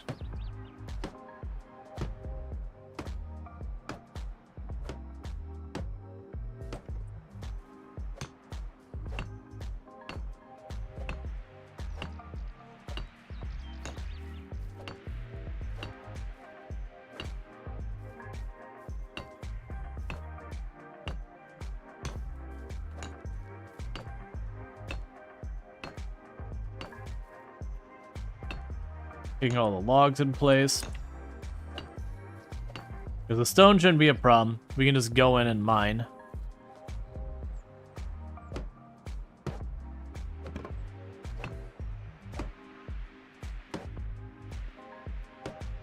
Apparently have a decent number of planks.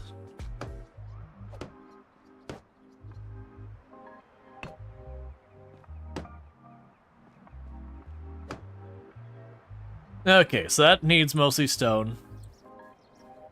I'll put like a little garden or something in front of that one maybe to make it make sense with this house. I can put our houses on the other side of it. Have a little road that goes through there. Alright. So with that though, we're not planning on spending too much time here right now. Because what I want to do is set our icon over there. We just stopped by town to top off our food and all that. I'm gonna go run and romance the person we've been working on in town. Because I can only do that so often, so we want to make a detour for that. And after which, we're basically set up for the season to just work on our town.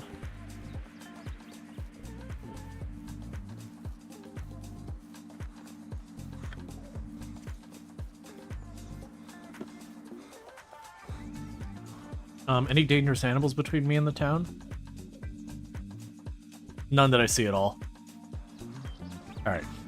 We can basically just take a direct line to it. Kill some rabbits and badgers if we see them along the way.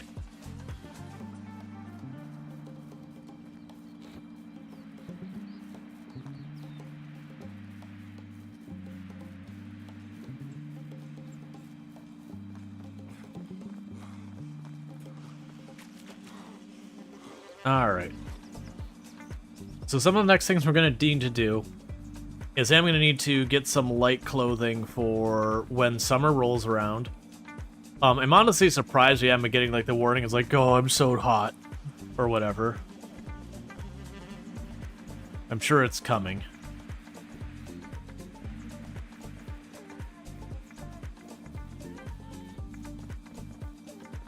At least at that, I could probably like just take off clothing.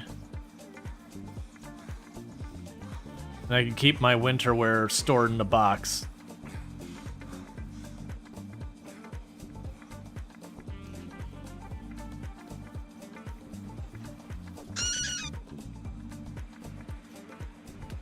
All right.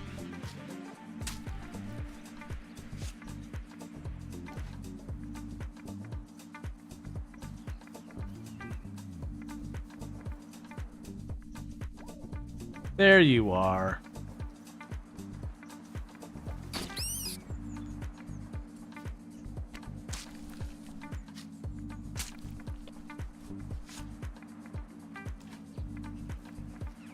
Spear not happy? Nah, it's about ready to break. Okay, so good number of people here. There you are. Oh, it's you again. How are you? I don't think we've met before. Are you new around here as well? You literally said, hi, it's you again. Romance. How are you doing, beautiful? Let's see.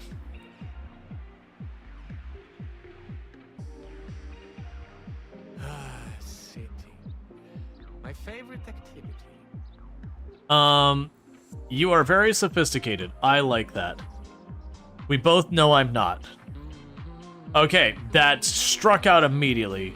Struck out absolutely on the spot. 100% immediately was done talking to me. Isn't it weird that only women bleed once a month while no animals do? Don't talk about that, please. I don't know you. We don't need to discuss this right now. Can you tell me about your skills? You're a fine craftsman who knows how to cook your thing. She's a hard one to pick up. Yeah, it's fine. So we will bring you along. I can't say a good word either. All right, we got a new villager.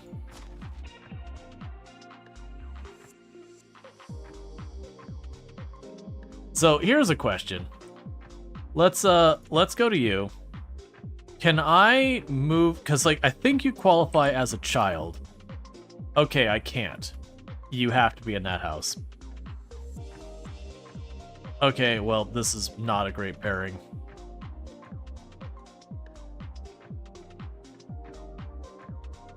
Meanwhile, we need to assign you to workplace. So you're good at extraction. You lied to me. You said you were a crafter.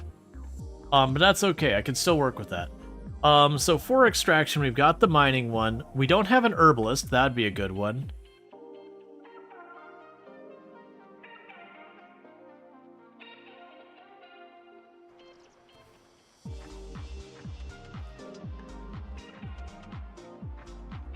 Okay, and I need another house before we grab more people. Well, that was a pretty bad strikeout right from the beginning. We basically went, I think you're a smart one, and I appreciate that. And she was like, no. It's like, oh, I'm sorry. I mean, I called her sophisticated, and very, very apparently that did not resonate with her. She was done with that conversation.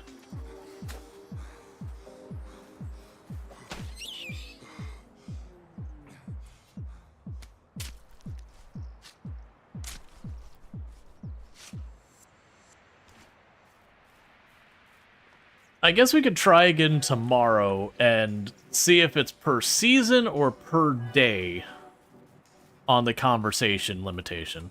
Because once they're basically like, I don't want to talk right now, that's it. You're done. You gotta wait for the next day. At least it's not as bad as Bannerlord. I don't know if this is still the case, but it used to be in Bannerlord, if you like critically failed the discussion thing, you literally could never try again.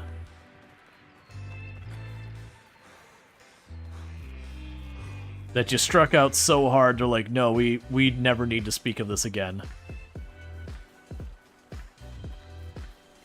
Which is perhaps realistic. It's certainly realistic that if you say something that offends someone bad enough, that's like, yeah, you know, it's not that you couldn't work with each other or anything like that in the future, but you're sure as heck not going to see that person as a romantic interest.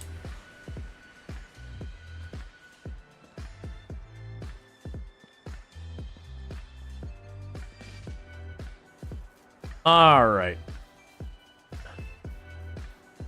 So with this, let's go ahead and make ourselves another pickaxe. The good news is that trip still was worthwhile. We got an herbalist out of it. That's still not nothing. I'm literally out of stone. Okay.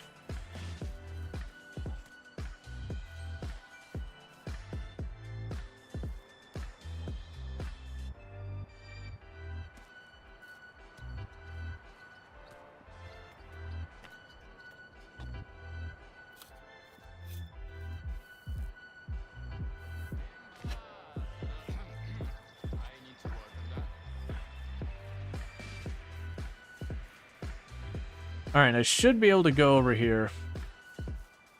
Did you ever make those torches, man? I have not kept up with what you're working on. All I care is that you're working. As long as you're working, that's good enough for me. Let's go over here. Like, as long as you're being productive, I don't really even care what you're being productive doing. This is someone's house, not the storage place. Just want to check to see, because I have them set up to craft the better torches, I thought.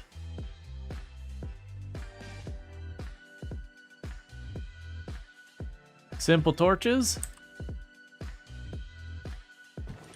It's still good enough. Alright. It's time to get a mining.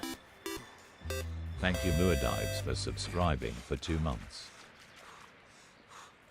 Take my Bezos dollary dues.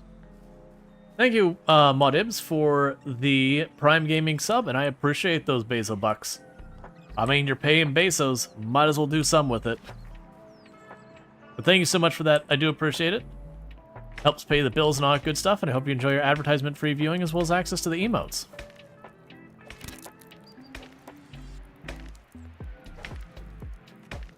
Alright, so we're going to try and get all this built. The other thing I should probably check on is making sure I don't have other, like, production buildings that I'm not using yet. Waiting on the endurance a little bit. Do those materials respawn? Yeah, to my awareness, all, like, materials respawn. Like, the carts and all that, the wrecked carts, I'm not sure if they do or not. But, like, the materials in the mines respawn seasonally.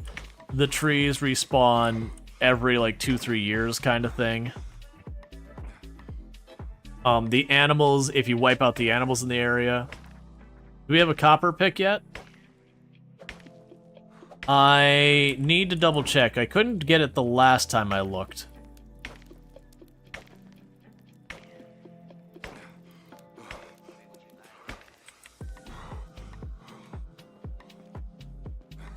Yeah, you'll get new cart locations and all that show up, yeah.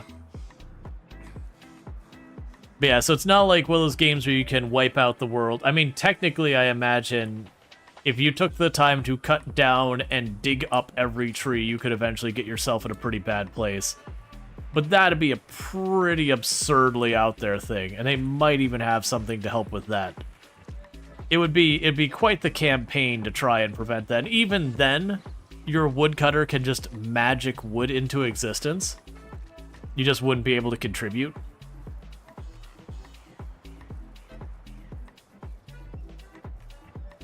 Let's take 2 seconds to quickly peek at our buildings. So we already see that we have all the houses available. For extraction, nothing new there. Survival, the fishing tent, or the fishing hut, that's new. Must be placed on water.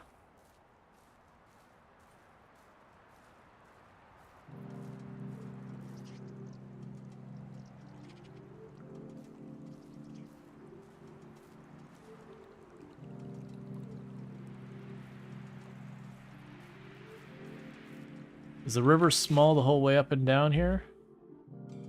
Yeah, so I am going to have to build it over on this side. That's fine. Let's go ahead and queue that up. Even if I don't build it anytime soon, it reminds me that there is something I can be building here.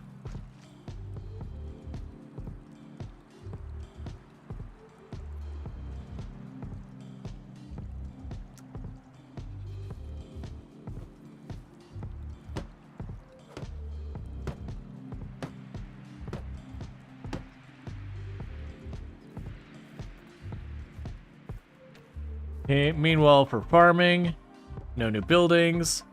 Animal husbandry. We have the chicken coop.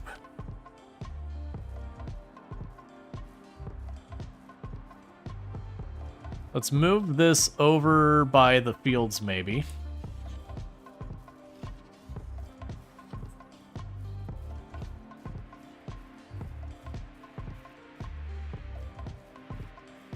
Yeah, let's put along this side over here.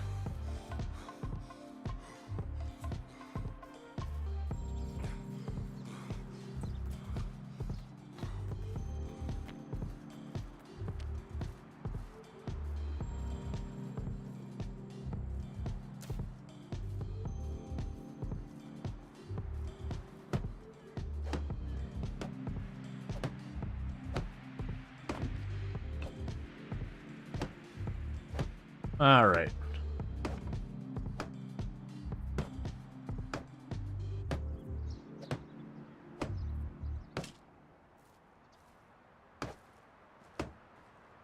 Probably won't be able to fully finish the building, but that's okay. We'll leave it at that so I don't take up too many of the logs. For this... Ooh, did I already upgrade the workshop? No, we didn't upgrade the workshop yet. Because I wanted to hold off doing it until I had the supplies to finish it. But I'm going to choose to ignore past me's trying to be smart about these things and just set it up anyways. Because that should snap in on top of that one. And we don't have those unlocked yet. Storage, yep. So those are our new buildings. You're going to be waiting on a lot of logs. You're also waiting on logs, and a bunch of the other stuff is waiting on stone. I got a bunch of stone on me and all that. Can you rename the chickens? I have no idea.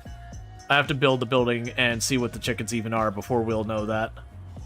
I doubt it. This doesn't feel like the kind of game where you name all your animals, but I could be wrong.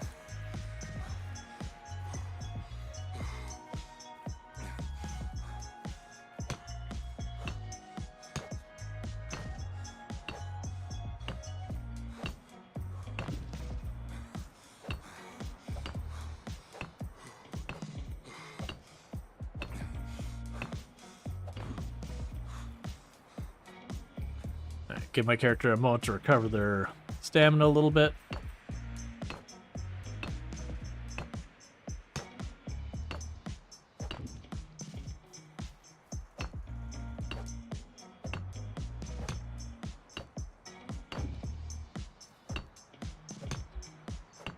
Alright, chat, and I just realized here in just a minute, I'm going to need to step away long enough to run downstairs, welcome my wife home, and throw some dinner in the oven. It is my quote-unquote long break for the stream. It's about 5 minutes usually, give or take. So I do apologize about that. It's just kind of one of those things that I can't do it before stream because of timing and all that. And so it is what it is.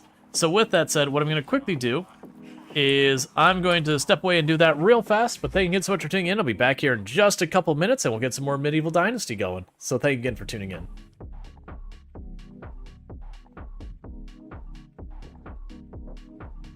She was in a fit of rage.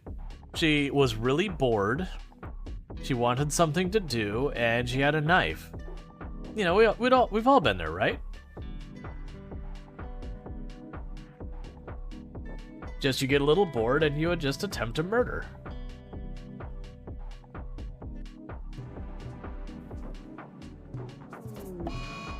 Oh no, I chose the wrong thing. I didn't mean to arrest you. I meant to give you medicine. This is not at all the same thing that what I meant to do.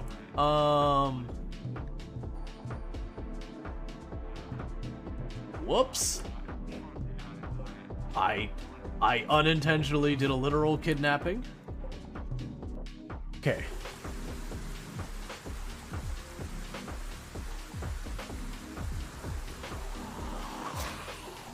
Stop. Why is it pitch black? What am I supposed to do? The whole thing just went pitch black instantly. I can see nothing. Did I see? Ah, that's great. That's great. If you want to see how dense the zombies are here when you spawn in, that's how dense. I love that we got our giant platform of pet zombies.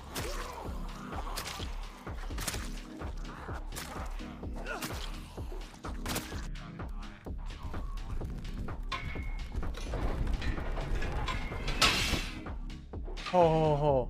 Please step forward when you get up. Please step forward when you get up. Buddy, you and me, let's do the worm over on this side.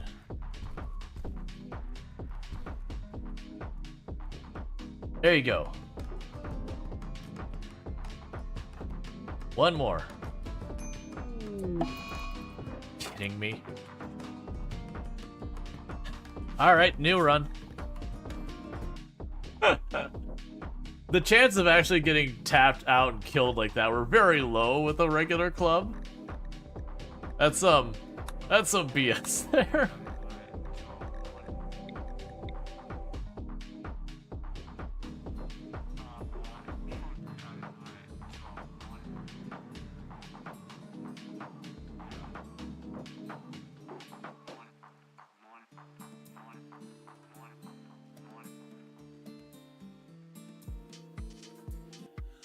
What's...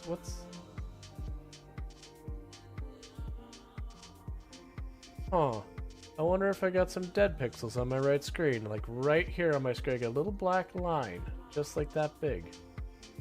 And I was like, oh, maybe it's like a hair or something. It's like, no, that looks like looks like some dead pixels. Oh well, that screen's been around a while. And it's at least not my main screen. So, I can... You see that too? Oh, weird. Is it just some like stream compression thing? Because it's not in the game itself.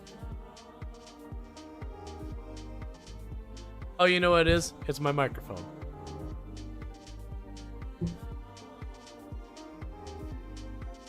Yeah, it's just like I didn't like, for me I didn't see this. It's like, wait a second, what? Yeah, that's a microphone. Gotcha. And this is March. This is the best month. And the reason it's best month is we're gonna go, woo, happy birthday to me. And now, let's talk about what you've got under there. Holy Haha! You are impressed by my ceremonial weapons. Each of these weapons have drank their fill of blood in ceremonial combat, or of the blood of those who tried to remove them from me.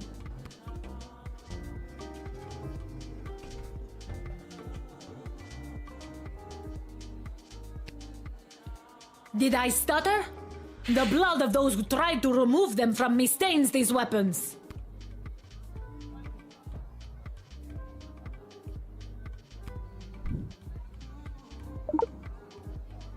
Ha! You are indeed brave, little one. Brave and stupid. Let the combat commence. Kapla!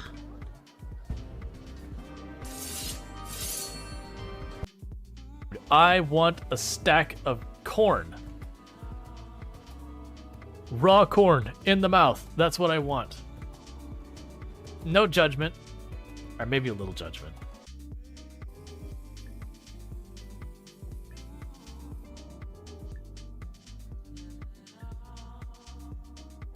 You're showing me that this is perfect. Ah, don't worry, chat. My paint job is perfect. My paint job is definitely not missing anything. The game says we're done here. I especially like, it'd be one thing if it was literally like that was painted, this is nice and uniform, except I got a bunch of like splash over here. Hey, I'm not gonna argue with the game logic. It's perfect. It's not really doing anything. What's the record nowadays? 900 something thousand, like 950, 960,000 or something like that. Which was the run that beat my record. The person who beat my record just kept going and going and going. Yeah, unfortunately you got beat up too, so. Is it just like because I had an expensive colony earlier? It's like, no, we're just gonna keep this going. Just no, never let up. Just keep it going. Ambrosia addiction, why not? Let's add it to the pile. Disease gutworms, okay. What is this? Oh, good. Ducks joined. I actually would like the ducks. The ducks would be lovely. Rare thrombo. We're gonna leave those alone. They're gonna eat all my plants. It's deeply upsetting. I listen to all my pioneers, often when they're not even aware of it. So due to popular demand, I have added a motivational message. Choo choo mother.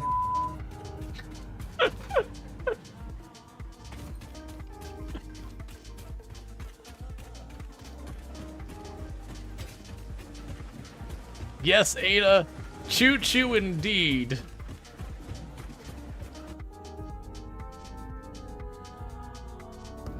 Get out of my way, man.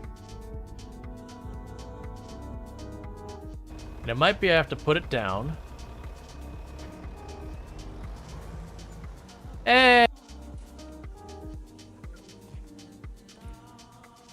You see nothing. You see nothing, worker. You move on.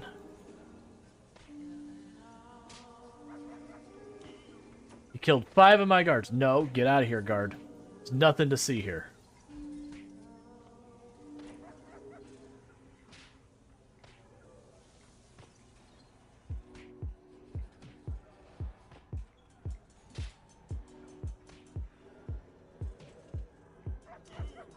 Oh, would you look at that? No. She does not put up with people who kill her guards. Keep the threat on one side of me.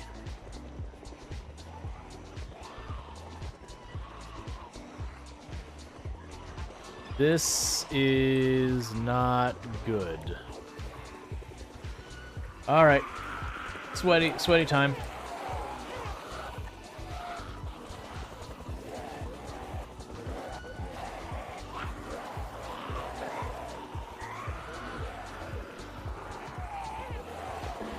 This is really bad.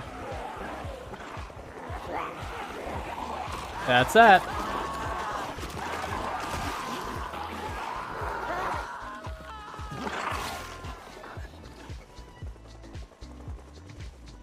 Yeah, no, that was definitely when they're all like, that's the whole scary thing. Like, a whole bunch of people when I first did the rally point like that, they're like, but wouldn't rallying make it, like, when having no rally, wouldn't that make it way easier?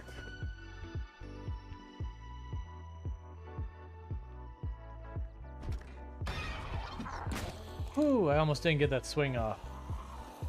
I don't know why we didn't see her approach us. That was spoopy.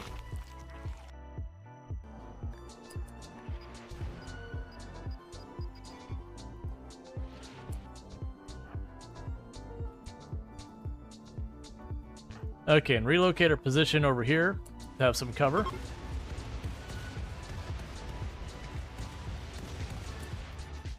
I think in all my time, that has been the single most effective orbital bombardment I've ever used.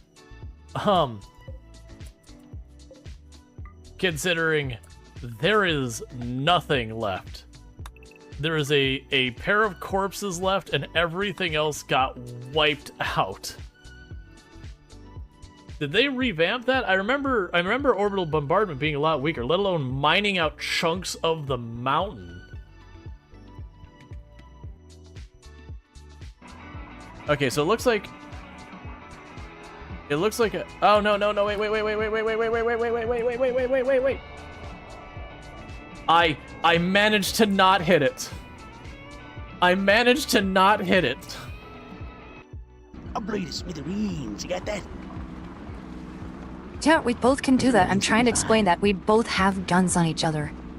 I couldn't even hear. Who even are you? What are you doing here alone? I'm doing what I wanted. That's what I'm doing. Are you doing what you want, are you? You do what you... Yeah, what you gonna do? You gonna take me to your leader? Is that what you're gonna do? Because we got You know what? the Why not? killer back there with gunpoint. And you want to Yeah, survive? You better start place. See, here's the thing. You're in my car. You're in my car, and I am in charge here. So your buddies might have the cure, but do you know what you don't have? Their safety. You're gonna kill us both. Oh, it wouldn't be You're the first crazy. time I'd had that said. Any of that. You should have seen what was left of my ex.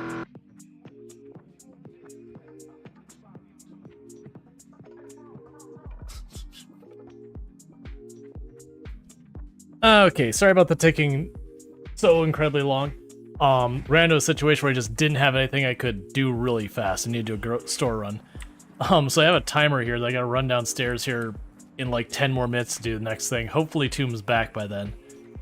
Not sure what's up. She probably got caught in traffic. Alright, so we were building a bunch of stuff. Right, we were mining the cave. and all that. I do try to avoid letting the whole thing be as disruptive. It's just the issue is Tomb doesn't get home till like 9 p.m. my time, and I start stream before that. And really the only alternative I have is to just not start stream for another 2.5 hours later, which then kind of really kills the stream runtime kind of thing. So it's always been one of those ones, a little trick scheduling wise. It's all good though. But once in a long while it does do one of these things where you get a little bit of longer break. Right, I need to stop using all the stones in there, so I can make the pickaxes. Okay.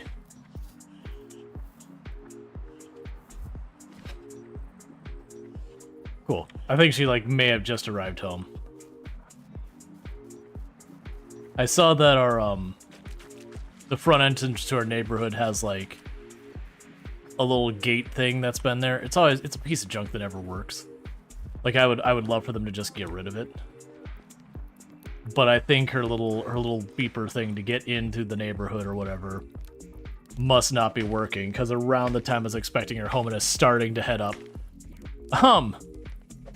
I got a notification that someone was trying to get through the gate, and it rang me.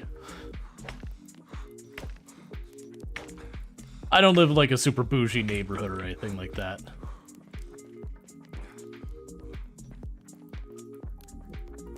Like, the neighborhood's no business needing a gate to get into it. If you need stone, you could just mine the stone laying around. Yeah, you actually seem to get less stone doing that, and if I go and I get the ore.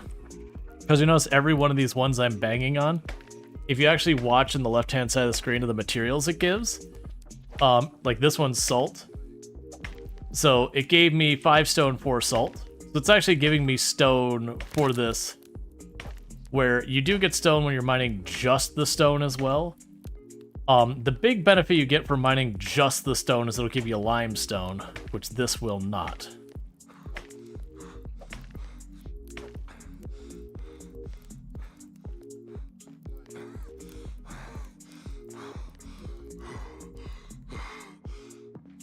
And the use for limestone, the main use at least, is insulating your houses so they use less firewood. But yeah, what this does mean, unfortunately, chat, is in about 3 minutes I just gotta run down and flip what I got in the oven. I do apologize about like the whole double break thing. That one won't be nearly as long as the last one.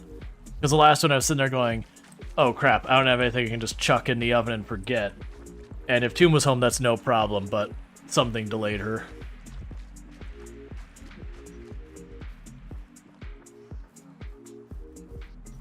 Alright. Which happened. She has a pretty decent commute.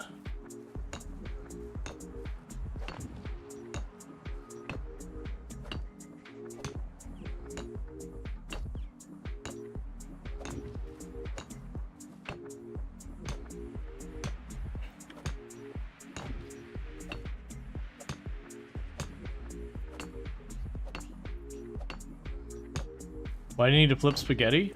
I'm not making spaghetti.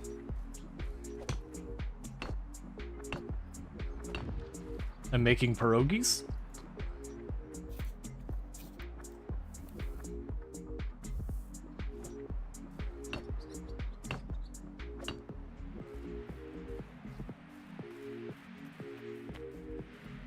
All right.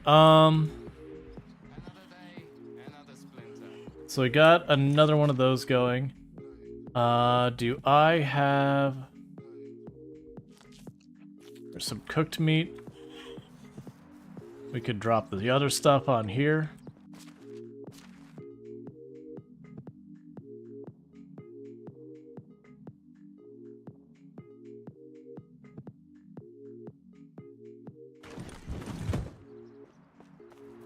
And back, actually... How many torches I'm down to? Still 3? Alright, so back into the mine.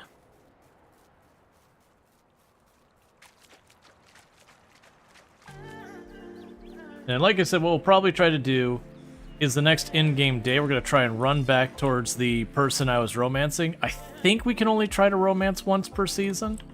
I'm not positive on that, and I would like to test that. So if we wait to the next in-game day, we'll see if she'll talk to us again. It could also be that it's just a certain number of in-game hours or whatever. But I don't want to hover around some city for like half a day to be able to talk twice. I'd rather do the dialogue, leave, come back. Because I'm just going to go on the assumption it's either once a day or once a season.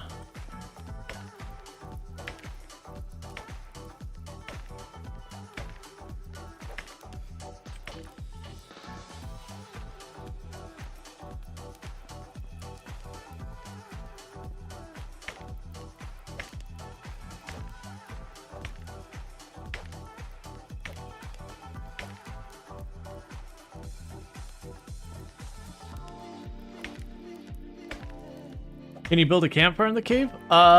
Never bothered to check. Could check that here in a minute, though.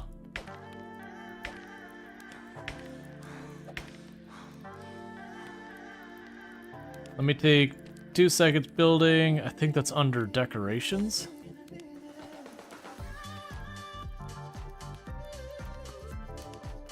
Oh, no, I don't have the sticks on me to try to build it anyways. Alright, so I'm gonna break this one, and then I gotta run downstairs, like I said, just quickly flip my food and put it back to the oven. I'll be right back up. So bear with me. I do apologize about the double break. It's just unfortunate timing with things going on. So I'll be back here in just a minute. So again, I do apologize. I'll be right back.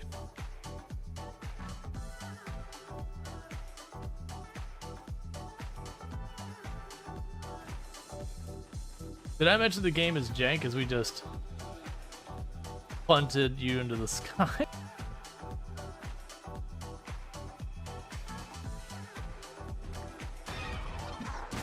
Ooh, I almost didn't get that swing off. I don't know why we didn't see her approach us. That was spoopy. Like the new novelty, and people have such ridiculous numbers. There's a lot of people who are... One moment, please. My mic just detached itself from my desk, so give me a second.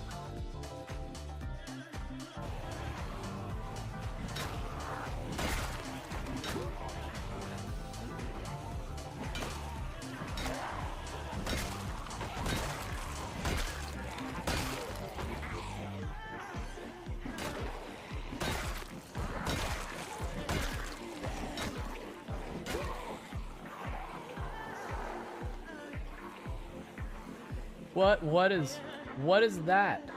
What is that? Hang on. What is that nightmare?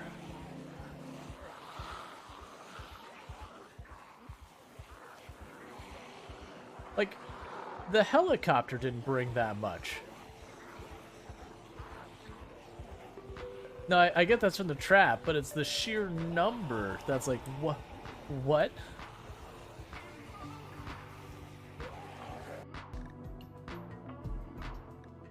Yeah, unfortunately you got beat up too, so... Is it just like because I had an expensive colony earlier? It's like, no, we're just gonna keep this going. Just, no, never let up. Just keep it going.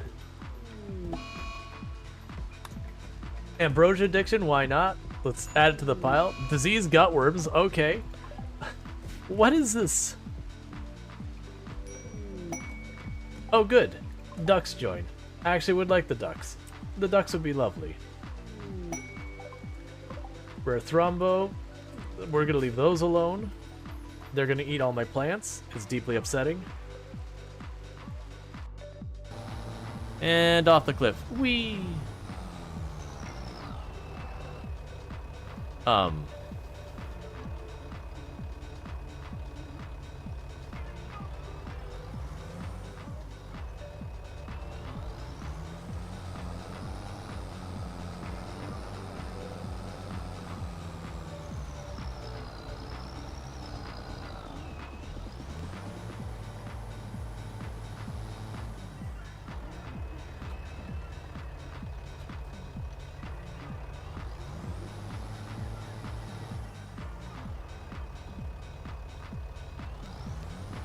Well,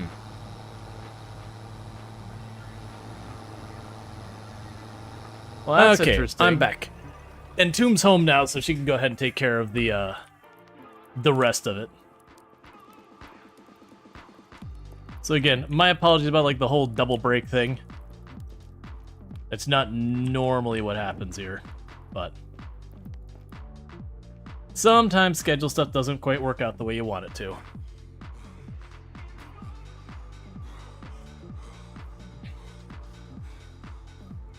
Pierogies sounds yum. Yeah, pierogies are good. That was I was having a conversation, and you know, it's the person wasn't in the U.S., but they're like, oh yeah, pierogies, like you can't get those in the U.S. I'm like, what are you talking about? We have pierogies. Like, don't get me wrong, you don't just like hit up your local fast food chain and find pierogies, but they're definitely around. They're sort of like a dumpling, sort of. They're a pastry, and they're usually filled with stuff like potato or cheese or stuff like that. They're definitely savory.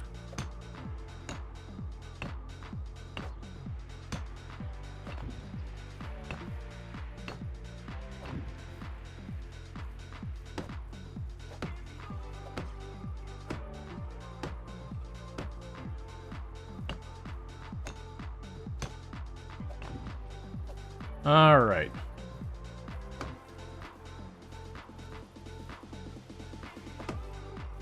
They're like a ravioli with mashed potato or whatever inside. Yeah, something like that.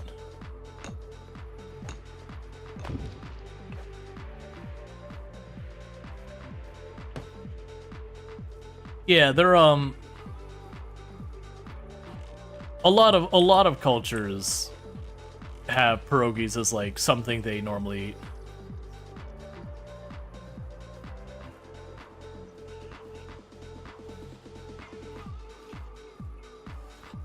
You're not likely to find a food truck rocking pierogies or something like that.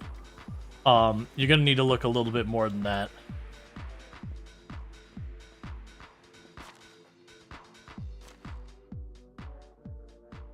But a lot of times you can find, like, if there's a, German restaurant, there's a good chance they might have pierogies. If you have, like, a Polish restaurant, you might have pierogies. There's a bunch of different cultures have pierogies as something they have there. It's one of those things, I can't remember which culture like originated them, but then, they are now a thing eaten by a lot of different cultures.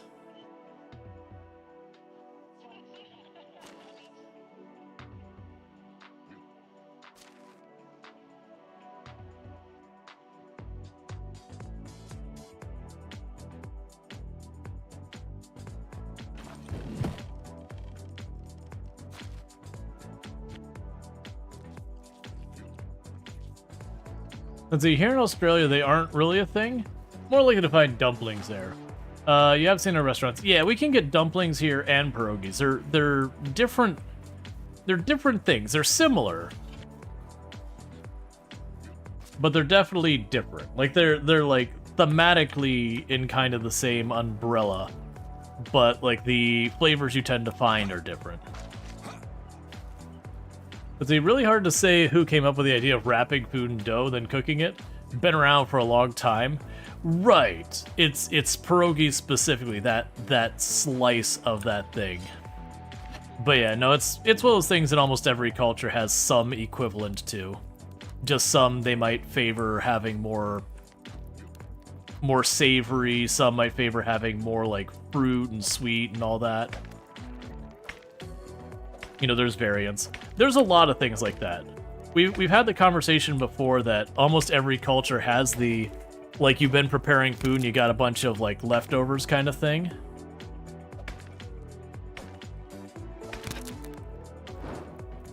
And, something to use that the next day later. So you've got, like, there's a lot of cultures that'll have various soups and stews where, you're preparing something that's got chicken in it. And so you prepare your meal and you've got a little bit of extra chicken. So you're like, okay, And so then you got this stew you can have the next day where you throw a bunch of leftover vegetables and stew and all that kind of stuff in there.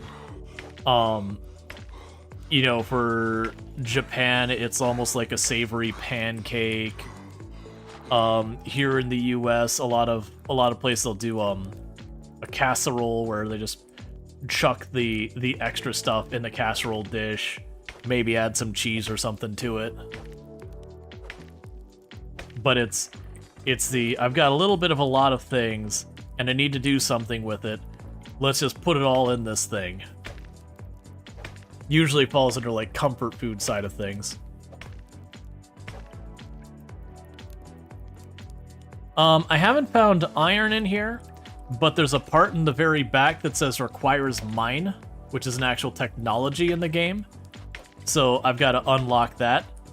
And I'm uncertain if when I do that, like, the wall disappears and I can reach more and that we find iron back there, or if I'm going to be putting, like, a building there that then I can put a worker on. I wasn't paying attention to my weight. How did we get that much over my carry weight?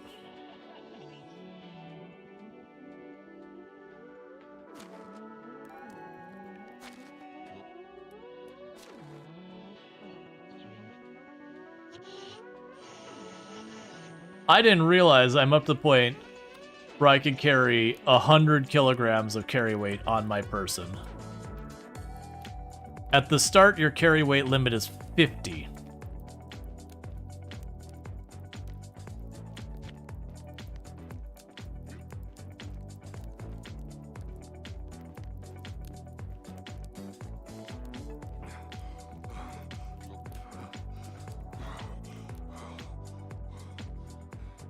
Okay.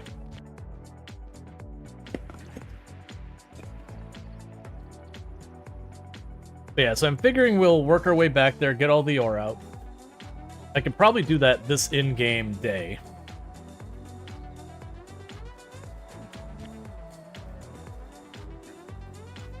Then we head back down to the town to the south, or sorry, east. To see about wooing our, you know, the person we've been looking at. And then after that is all sorted, if I've got some spare money, we can run and grab more seeds for the orchard. If I don't have spare money, what we can do is we'll put some time focusing on chopping down more of the trees so that I can try and get that chicken coop built, an extra house built, the workshop done, all that stuff. Okay, so we still have 2 picks and 2 torches. 2 torches, right? Yeah, 2 torches, so we're still good. Let's go right back in there. What part of the map did you choose? So I chose, you've got your 3 cities here, and I chose this little peninsula here by where the bears are. I'm planning on putting like another row of houses on the other side there, but yeah. So you get the idea what we got there. One note I'll have for people when you go to build your cities and all that, if you're trying to figure out where and what orientation you want your buildings, if you're someone who really cares about like the layout of your city, just know, as far as I'm aware, you cannot rotate the grid for farms, whereas you can rotate the grid for everything else. So use the farms as like put out the farms and be like, that's the grid I'm building around.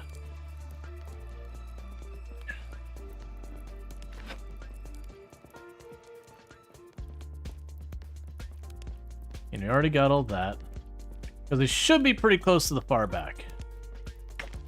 That is good advice. Yeah. I haven't seen anything else that works like that. For the record, both the farm and the orchards are the same grid.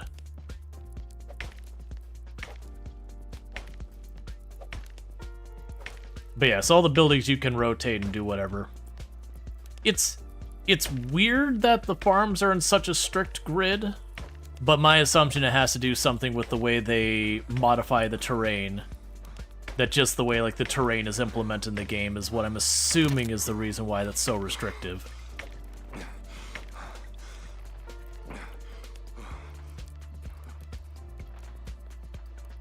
Alright. But then all this we're grabbing will let me make a bunch of bronze.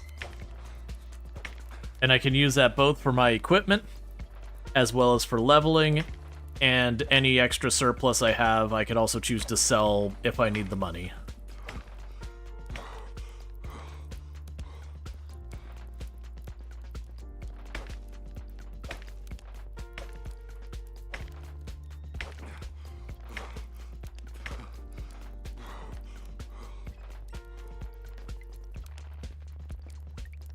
Okay, drop stone there. I might be able to carry one more. How close are we to the back? We should be pretty close to the back. I'm willing to bet this hill right up here is the back of this place. Yeah, so when you go here and highlight it, it says required mine. Mine is the actual name of a technology in this game. I'm gonna try to carry one more thing. It's gonna be pushing our limit, but if I have to leave a little stone, that's not that big a deal.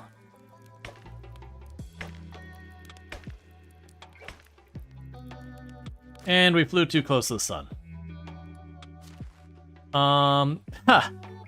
By half a kilogram too much. Gonna eat my food. It's fine. So we'll drop a singular stone.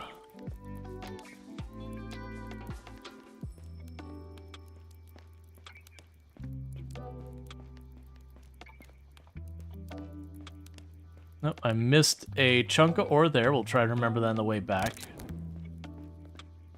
And I believe this is my last torch, so we'll want to make another one of those.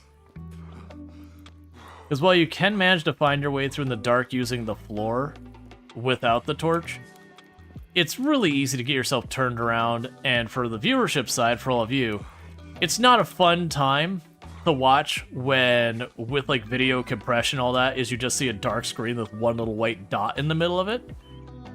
And just have to trust me that I'm like, yeah, we're getting through it. Just wait.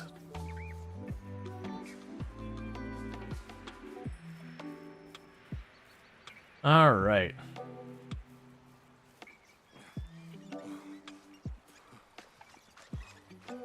Later on, we can also unlock a builder's hut, where you could assign someone, and it is one of those things I could be like, put a building there and walk away, and as long as I have people assigned getting the materials, they slowly will get it built for me. Hey, Luxray, how's it going?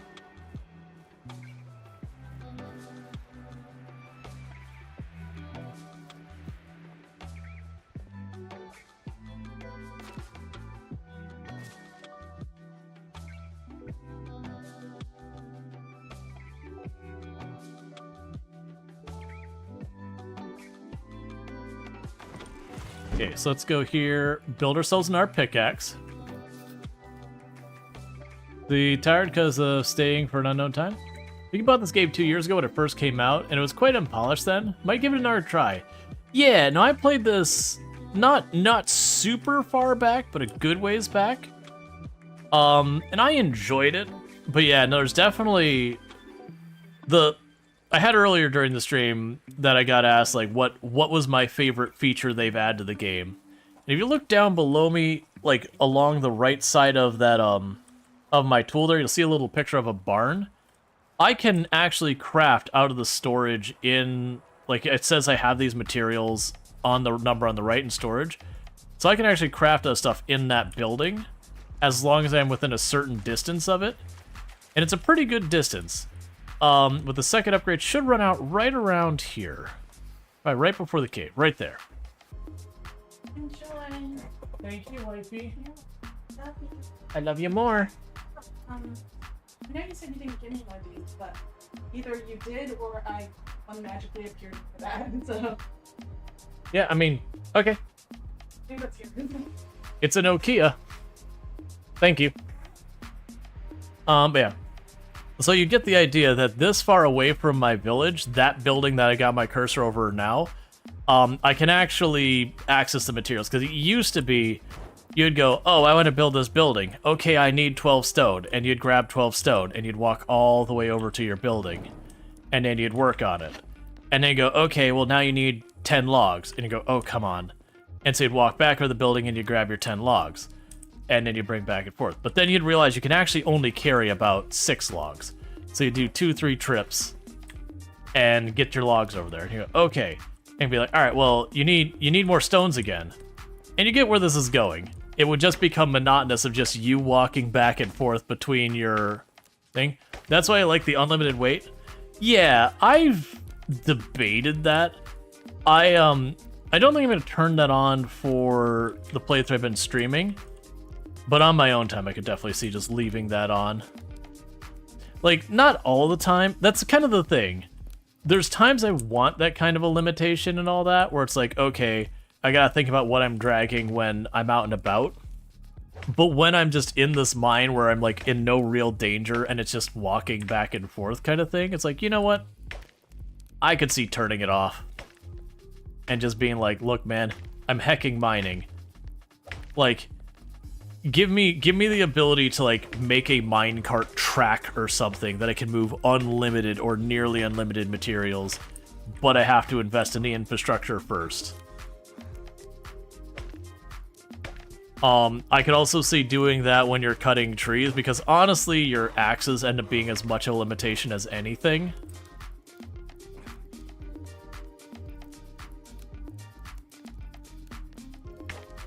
I might have only 1 or 2 more deposits to mine, and then that'll be it for mining for the whole season.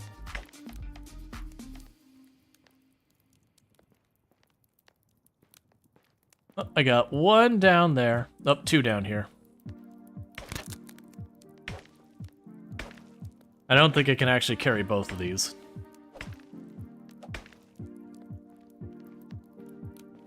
No, I thought you were salt. If it was salt, I was going to be like, yeah, we'll leave it. Alright, well, we're going to have to run all the way back in here for the one last, it looked like is maybe tin?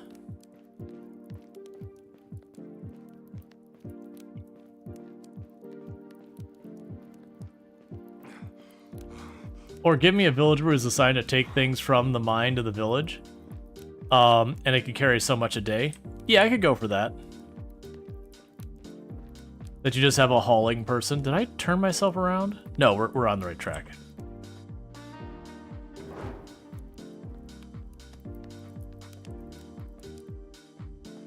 Yeah, I could go for that a day.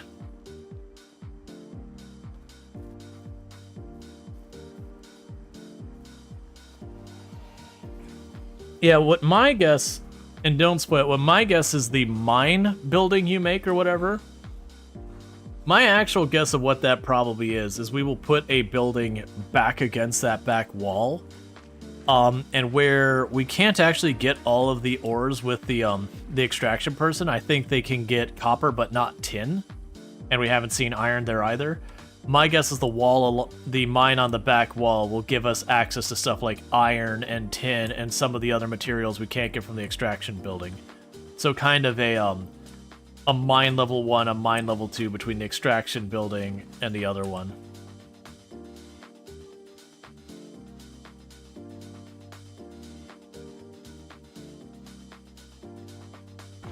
Alright, let's go in for that last thing of ore. Fireflies? Yeah, they're cool. I haven't seen fireflies in real life in forever. I used to see them when I lived up in Michigan. They would only show up for a very short time during the year, but it was always kind of cool seeing like the little twinkles of light. I know they're here in Florida, but man, I can't tell you the last time I saw them.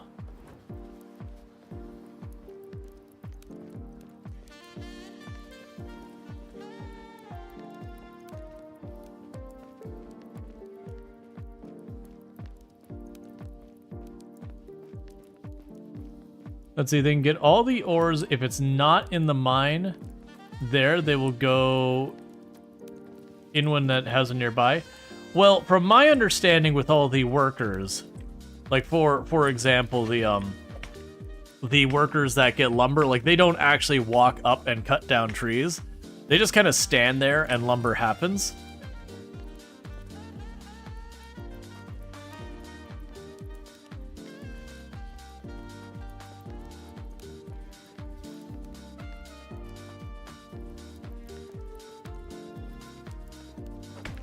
Alright, so we had 2 of them. We had a copper and a tin node. And I think that's it for right now.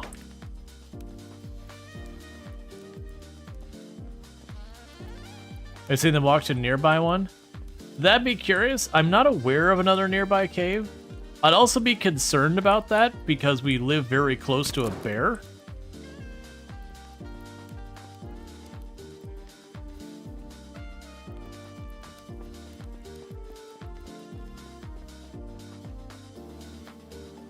They use the roads to it? Gotcha. I've noticed we've had one or two people who walk outside of town that are my villagers by the road. I haven't bothered to pay attention to who it was, though.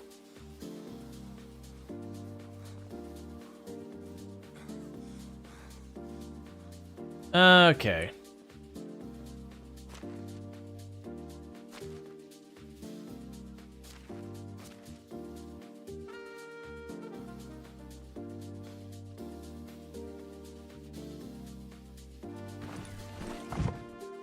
Alright, and with that, we have depleted all the ore there, so let's go to our blacksmith.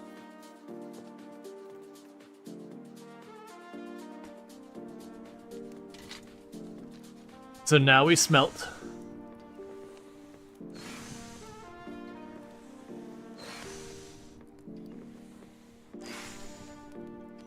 That's okay, Lux. We'll figure it out as we go and get all that stuff.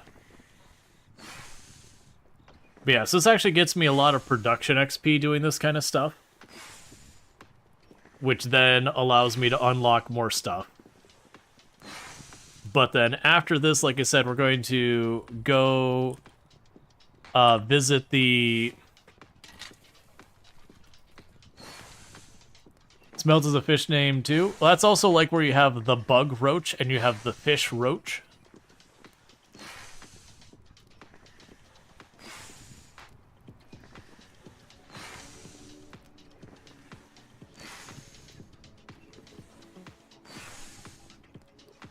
Alright, we're slowly becoming overburdened. Because we're pulling our copper out of storage and then smelting it into our pocket. Is this a new release game? No, actually, this game's been around for a long time. They've been updating it because it's been early access for, like, a really, really long time. But, no, it's been around for a while. Like, it's, oh, man. I'm trying to remember how long ago this came out. What was the game? Yesterday, someone was like, was it the Forest or Green Hell? Or it was one of those games they were saying, like, oh, is this, no, it was Valheim. It's like, oh, is this, like, legally distinct Valheim or whatever? And it's like, I'm pretty sure this predates that.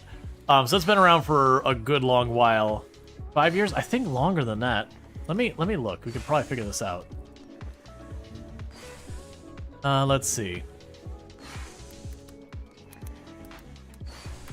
Medieval, Dynasty, release date.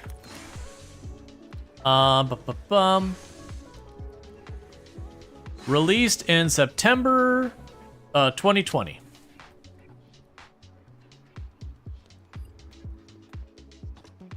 Oh.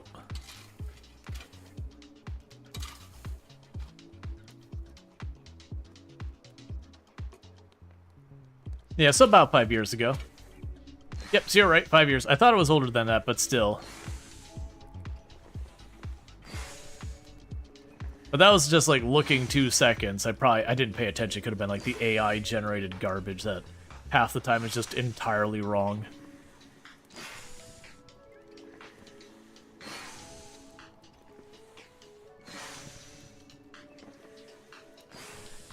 But yeah, no, it's been around a while. It's been updated. It's early access. You thought it was older? Yeah, I thought it was older as well. I thought it was like 7-8 years, but it's just one of those games that like came out. It had a little bit of a rough start. Not too terrible, just a little rough. And I'm saying that just because we had how many games have come out recently that have had a rough start. They're like, oh, this is just bad rough. But this one was just like, okay, it's got some rough edges, but it's very playable. But they just keep updating it. It's the same company behind, say, Goku Dynasty, but different development teams between the two. And we're so overburdened, I cannot walk. I don't like dropping something of value on the ground.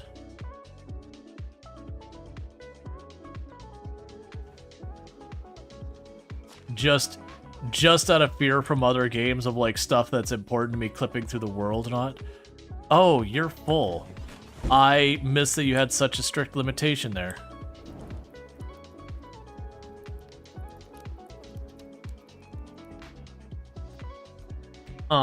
Okay.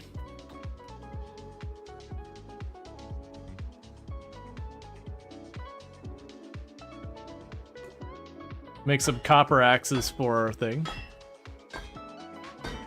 Yeah, no, I put the chest is full. That's what I was talking about. Have you played Dinkum? It's finally leaving early access. I played Dinkum when it first came out in early access. I haven't actually gotten back to it. There's been a few times I've meant to. It just hasn't happened.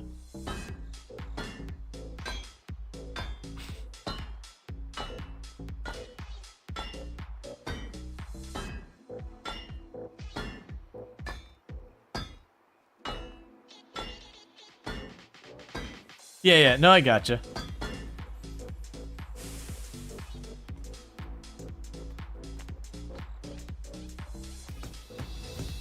Unlocked Smithy 2. I'm gonna regret this immediately. Building. Production. Smithy 2.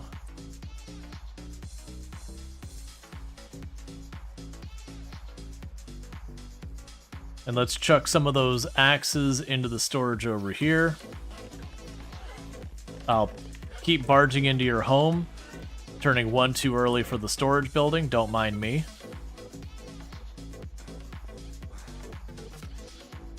Alright, so for the woodcutter, we want to make sure they have axes. Where are my copper axes? Okay. So we'll drop all but one of those, so that I have a spare when my current axe breaks. We'll drop the bronze bars in there for right now.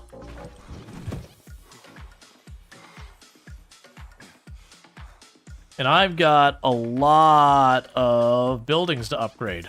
Almost all of them waiting on logs.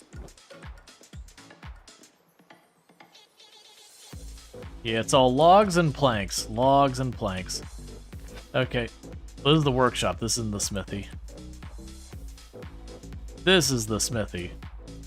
Logs and planks. All of it. Let's see if we can grab your whole stack.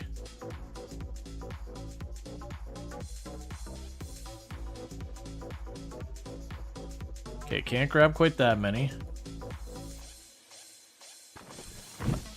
Because we're in range of the resource stuff, so I can just chuck it into the storage building and it'll pull from there. Yeah, the selector wheels are good for like the level of nesting they've got. I'm still not a fan of the wheels in games, but at least this one I will say the wheels are done well. Versus a lot of games where it's like you'll have a context menu here and then a wheel there and then you'll have some drop down there and you're like, please just choose a UI. Like Project Zomboid, for as much as I love that game, that's when I hold out where it's like, okay, well this one you right click and there's a drop down. That one you hit V and there's the context menu, like there's the loop menu and all that. This one here you walk up and use the interaction key. It's like, man, you gotta choose which UI you're using and stick to it. Yeah, no, I remember it as no door. It's just in the moment I run over and I just do whatever. Okay, so the first thing we're doing is this in-game day is first, I'm gonna make sure I don't dehydrate and starve to death. We're going to see if I can't try to woo the person I'm trying to romance again today.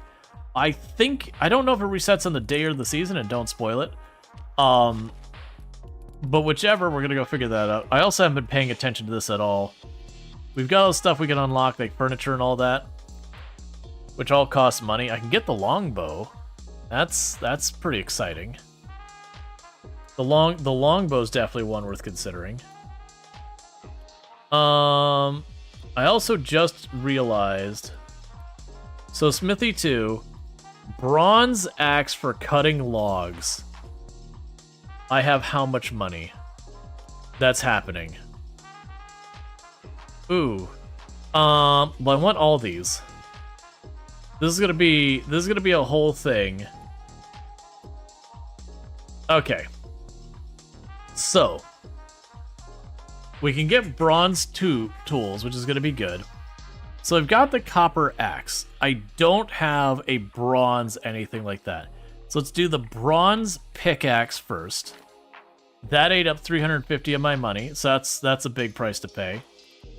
I did notice that on the management thing, I'm surprised I didn't get a notification that you're not assigned anything. How dare you live in my town and not be working? So you can do production and extraction, and you're kind of crap at both of them.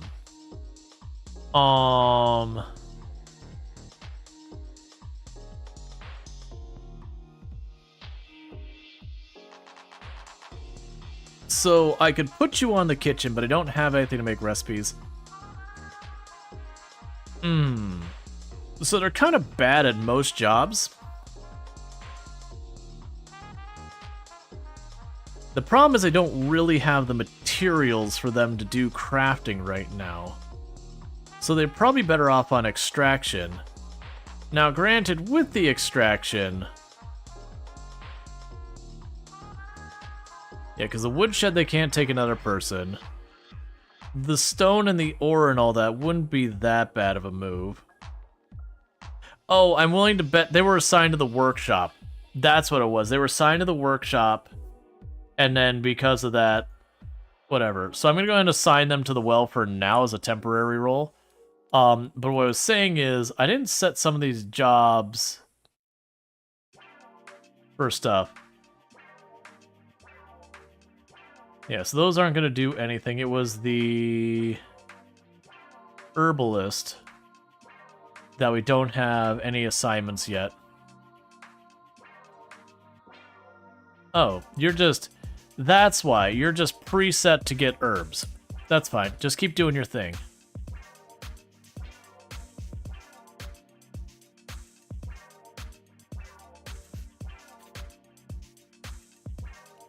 Accept assignments. And you're gonna be like 95% or something like that.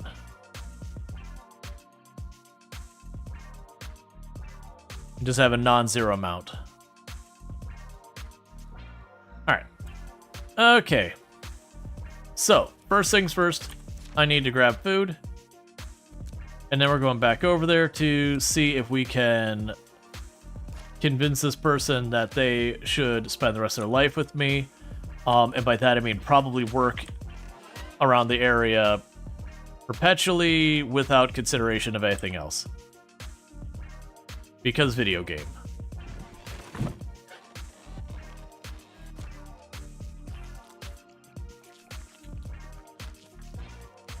Alright. So let's get over there and do all that. Well. What to pick? Yeah. Well, that's the thing. Getting all the tools to bronze would help a lot. Because one, now that gives me something I can actually make with my bronze that I've been getting.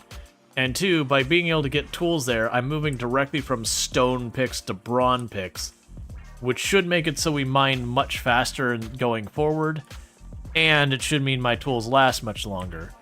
And the other reason why I chose the bronze pick is I'm going to use that to get the bronze, so feels like the thing I'm going to want to have earliest. And I already do have copper axes, and while that's nowhere near as going to be as good as a bronze axe, it's at least an upgrade from the stone axes.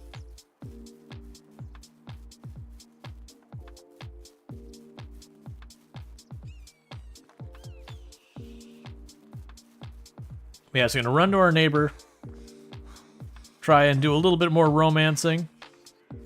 and then commit egregious deforestation. You said cook, but like you said, need recipes. Yeah, it would be good to get a cook. I can unlock recipes. The problem is until our farmers have a chance to actually get some of those farms, you know, kind of spun up, there's not a whole lot I can do with that. Oh, I think it broke my knife. Let's not worry about the rabbits right now.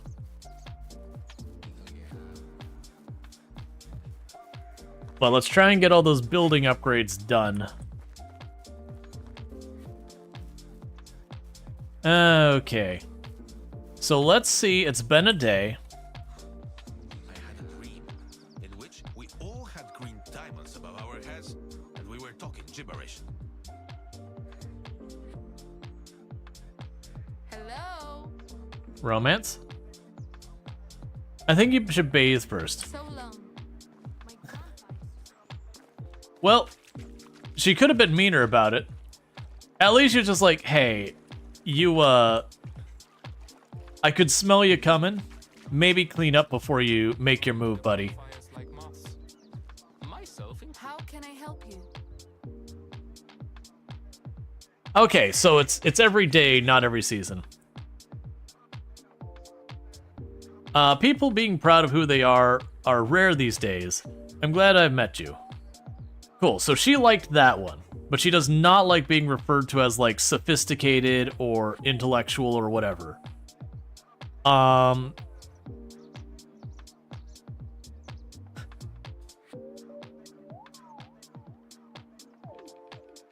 Let's see.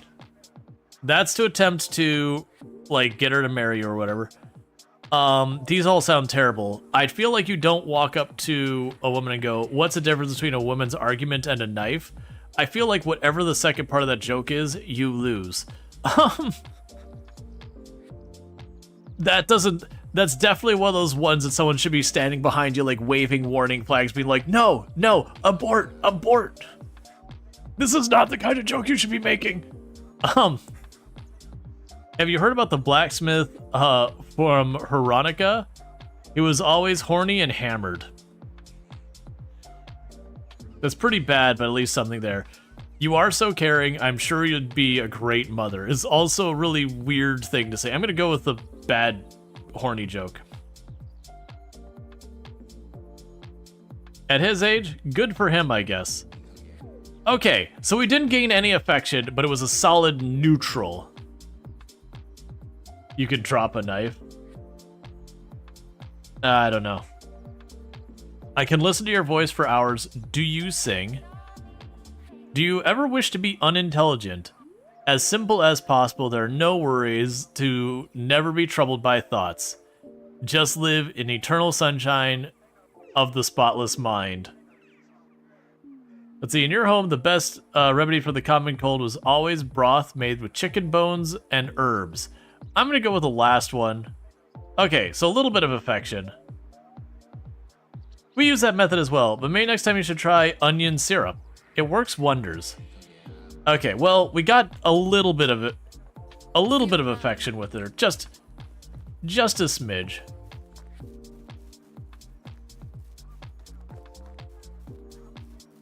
Yeah, no, it's just like walking up to someone and being like, hey, have you ever wanted to be dumb? It's like, I don't... For romancing someone, I don't think that's the move.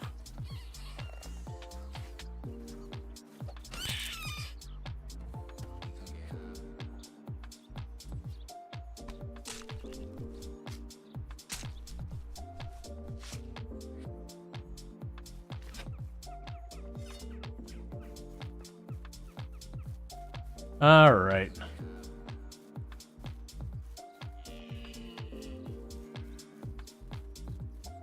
Now, if I remember correctly, I don't think you have to get them to 100% affection before you can ask them to marry. I think it's the higher the affection, the better chances they say yes.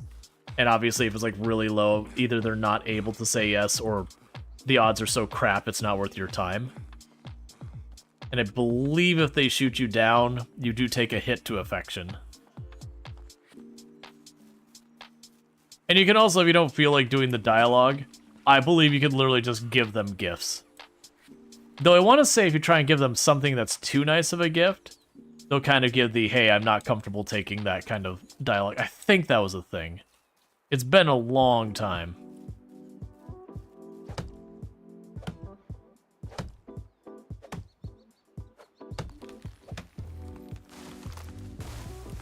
Her answer to that one should be like, I don't think you need to worry yourself about that. Yeah. Oh, hun. You can't get much worse than you already are. And you're like, hey. Wait a second.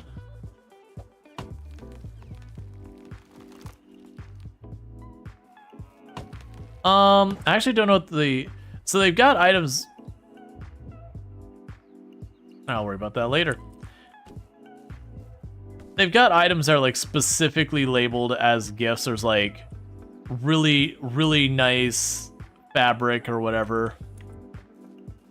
Things like that.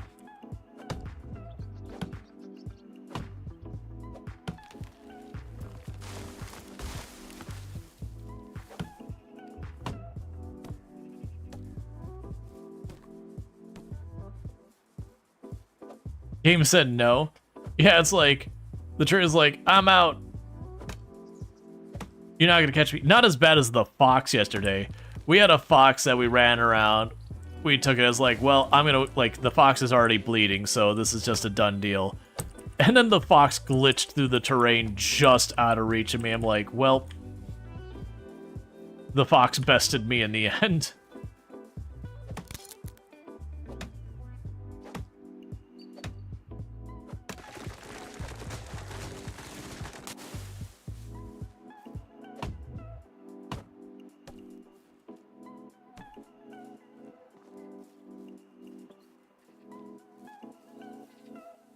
And the deforestation shall continue. It's also a thing I've noticed with a lot of these. The size of tree doesn't seem to matter too much. It's what kind it is. So even though that was a much smaller tree than the other maple trees, because it's a maple tree, I get 4 logs out of it.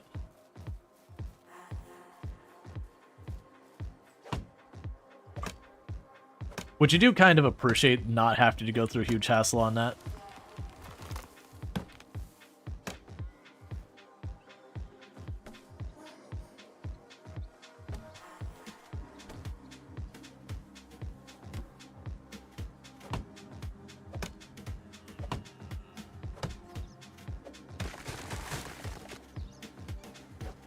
I imagine the bronze axe is gonna be way better than this copper axe.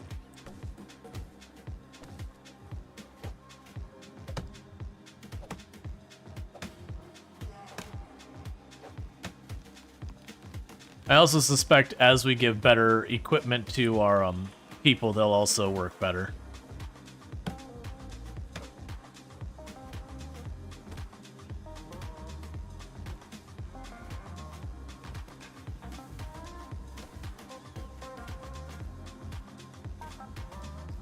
Alright, let's drop this off. It is cool seeing like the village grow from a distance and like just as like the plots of land get more and more taken over and all that.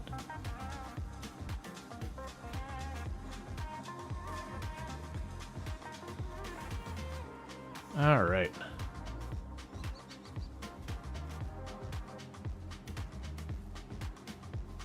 So I figure... Oh, actually... I was gonna say we should probably prioritize those buildings off in the distance more than the house, but I'm like, I guess it really doesn't matter between the two. Because we got enough reputation now, I can get, I think, like 2 more villagers, which requires another house to do that. And just the same, I would also need a bunch of other things to do that, but getting the work stuff back in line would also be good.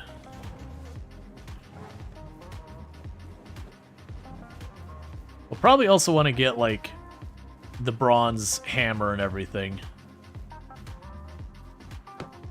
One thing at a time.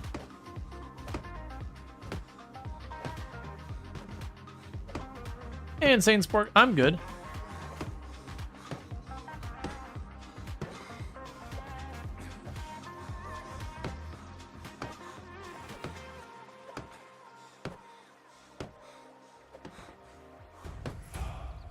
New level in production, love to see it. The fish hut, yeah, we got the fish hut too.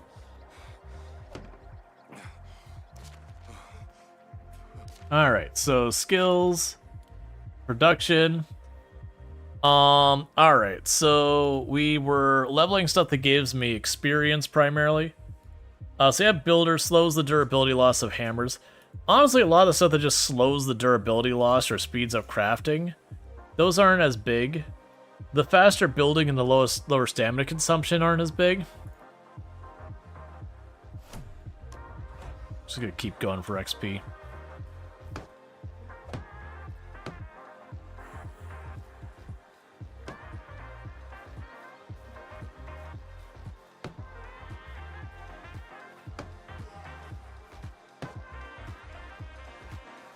Alright. And that's all the logs we just collected there a moment ago.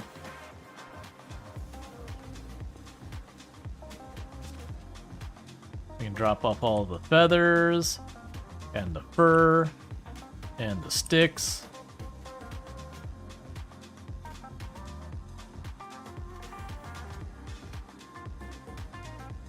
Let's drop one of these bows off here. Because I still have 2 on me, that's fine. I'm going to take back one of the copper axes. And then we'll take a sip of water and get back to work. But yeah, then I've got the fish hut we're trying to build out here.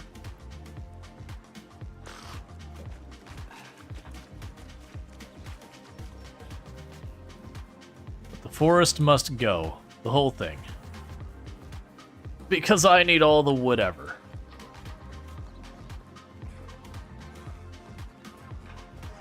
So we're probably going to spend the last day of this season just hacking down every tree we see.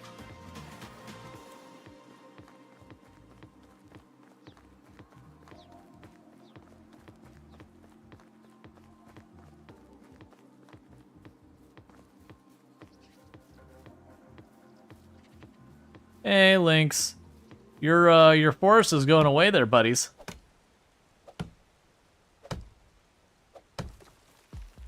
We're just causing a mild ecological disaster as we completely eliminate entire animal habitats.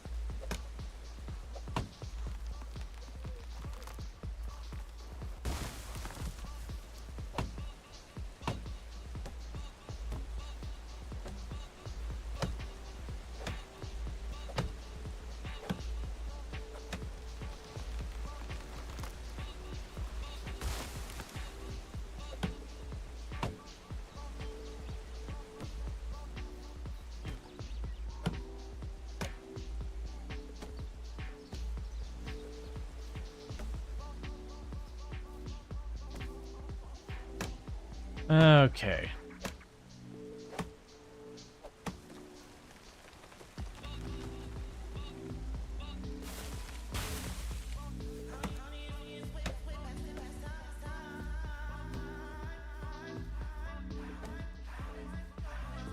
It'll also be nice as our people level up their skills in doing stuff. They'll get better and better at doing stuff like extraction and making my planks and all that. So that'll go a long way for us as well. I think I'm actually doing way better than the game really expects you to be doing at this phase with my reputation. Like, we're leveling that really effectively.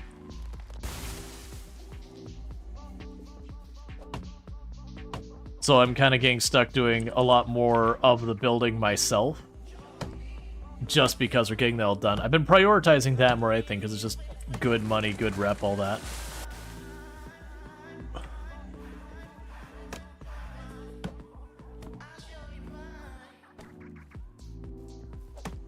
Okay. Overachievement? Yeah, but I'll be curious. It just kind of means that I'm getting more town than is expected at a given point, is what I think's happening. I don't know if that is the case. Which I do suspect is something that you would run into in multiplayer, just because you could have like 1 or 2 people running and dealing with the quests. And then meanwhile, you have like the other person or two, and all they're doing is like literally just working on the town the whole time, just mining stone, hacking down trees, all that.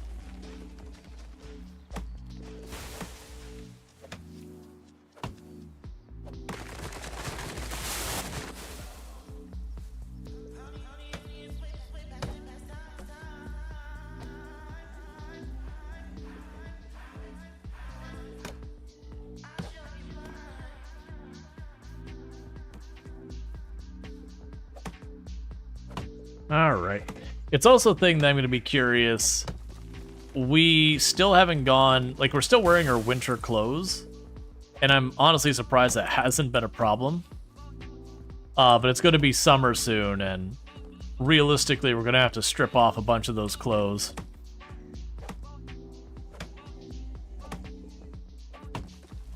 Or we'll just overheat. Which all overheating does, it means you dehydrate faster.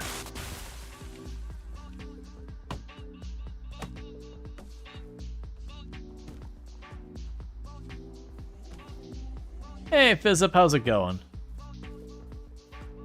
Alright.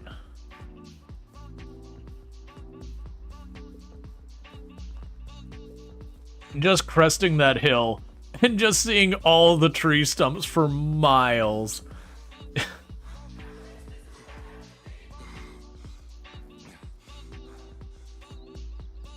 Except this one tree that we managed to miss.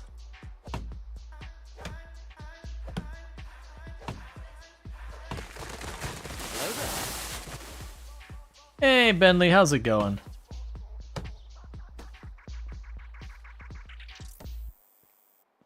There. You just crest the hill and you'll see like one slope and tree stumps and next. It's like, it's when you read the Dr. Seuss book back when you were kids in the Lorax, it shows the thing of like all the hills and all the trees are missing and you're like, oh, we are the people who are the problem.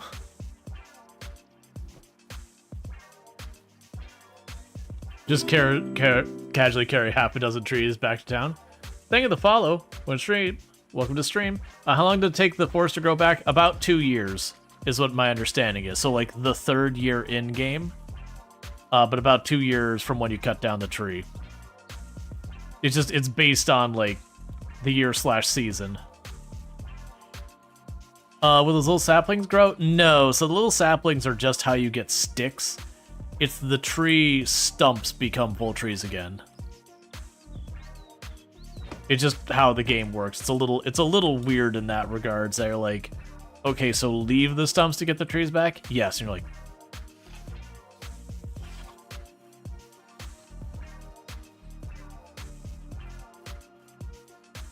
you needed planks? Yeah, so I'm gonna go over here and put the trees in here. Because we still have the worker on the bench, which means they are working. If I go step in to do the planks, I kick the worker off of it. And so they stop working. So I want to wait to do that until either the worker's done for the day or like I'm down to planks.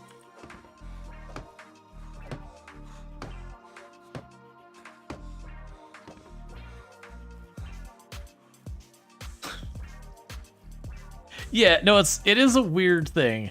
I kind of wish it was just something that, like, the trees would naturally grow back. I guess the reason they did that is just so you had a way of, like, permanently eliminating a tree for areas. So, like, if you made, like, the decorative courtyard of your town or whatever, you didn't want to have to go in and, like, clean up the trees again and again or something.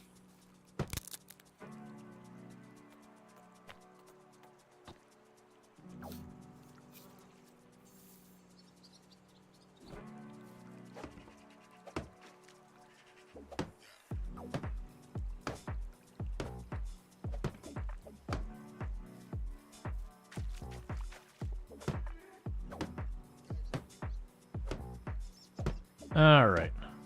So getting our fish hut done.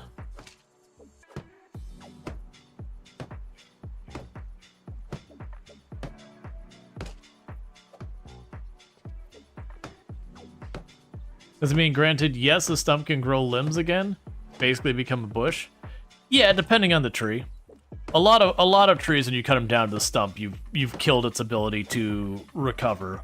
But there are definitely trees that As long as you don't cut it down too low, it'll not be dead, it just won't be thriving.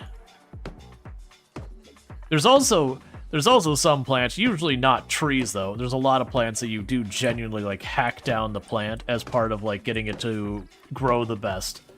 Like stuff like banana and plantain trees, which is a type of grass that you genuinely do just hack the thing down to the ground.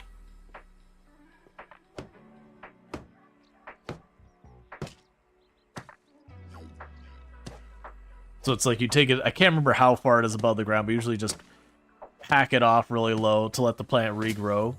Because if you do that, it grows much, much bigger, healthier, and has better production.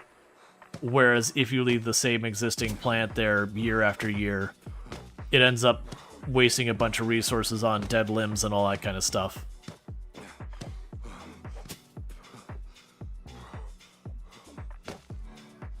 Alright, so the fishing hut, luckily, is using a lot of easier to come by stuff, so it's done now. Oh, I'm lying. There's 2 more pieces of roof.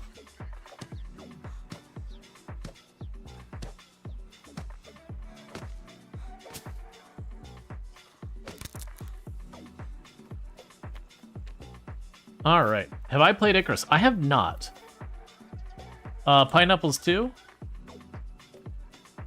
I've grown pineapples. Usually don't hack those down so much. You cut the pineapple off, but pineapples are like little squatty plants that they just put like the little shoots up. But yeah, you do want to cut off the pineapple each time. The thing that's cool about pineapple is you really only get one fruit per pineapple plant per year. But all you do is just hack the top off that are pineapple, like just a little bit below the green. You could stick that in the ground and get yourself a new pineapple, so that the next year you can take your 2 pineapple and you can hack off the top and you got 4 pineapple. And then you go and you do that kind of thing. You start playing it, been really fun though. I've heard good things about Icarus. It's one of those ones I'll have to check, and if there's enough interest in it or whatever, maybe we'll check it out at some point. I'm not worried about the 2 there. Alright. So, let's go and hack down another round of trees. Infinite pineapple glitch. Yeah, no, it's just kind of cool. Like, the thing is, it takes a full year to get a pineapple off a pineapple plant. Pepper plants? Yeah, no, stuff like tomatoes and peppers, if you're growing them as, Ooh, perennials are the ones that you stick around. Yeah. If you're going about perennials, you do end up needing to, like, prune them. Otherwise, your plant can get too big and bushy. And again, then it's putting a lot of the resources in keeping all of that stalks and green and all that alive. Whereas you want it to be applying some of those resources to the actual produce.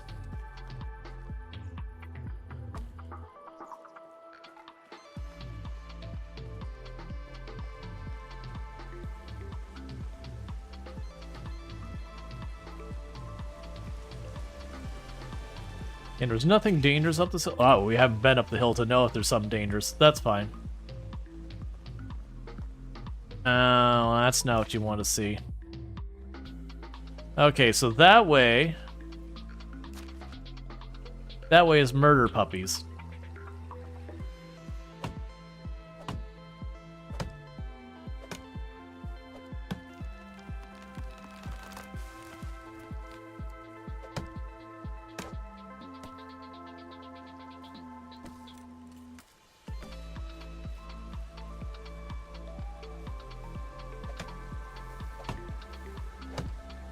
And there's a lot of plants. It's also there's certain plants that tend to only produce fruit well when the plant is quote unquote under duress.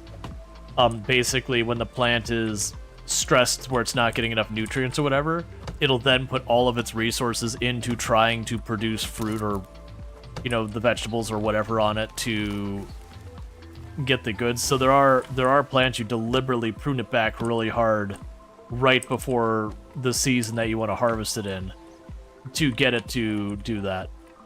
And on the other hand, there's also plants that when they're under duress, they shortened the fruit growing time to go straight to seeding and flowering and all that.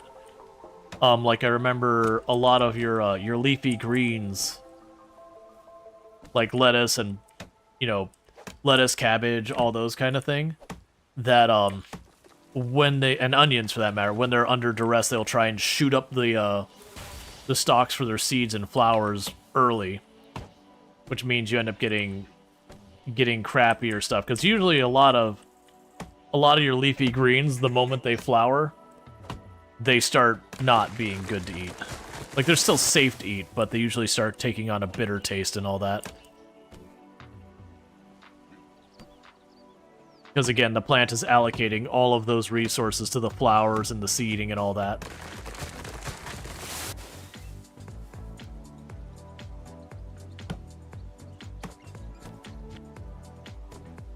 Let's see, then you have zucchini, where one single plant in the back of your garden. Almost forgot about it, harvest more than a whole neighborhood can. Well, that's, if you ever grow a lot of citrus trees, like grapefruit and all that, that's those plants that people grow and they're like, oh yeah, this will be fun, we'll have a couple of grapefruit. And then they realize a full-grown grapefruit tree will put out literally like a metric ton of grapefruit in a year. And you're like, look man, I don't care how much you like grapefruit, you're changing the acidity of your blood by the time you finish that much grapefruit. You gotta rally everybody in the nearby area to partake of the grapefruit, because it's too much for one human to consume.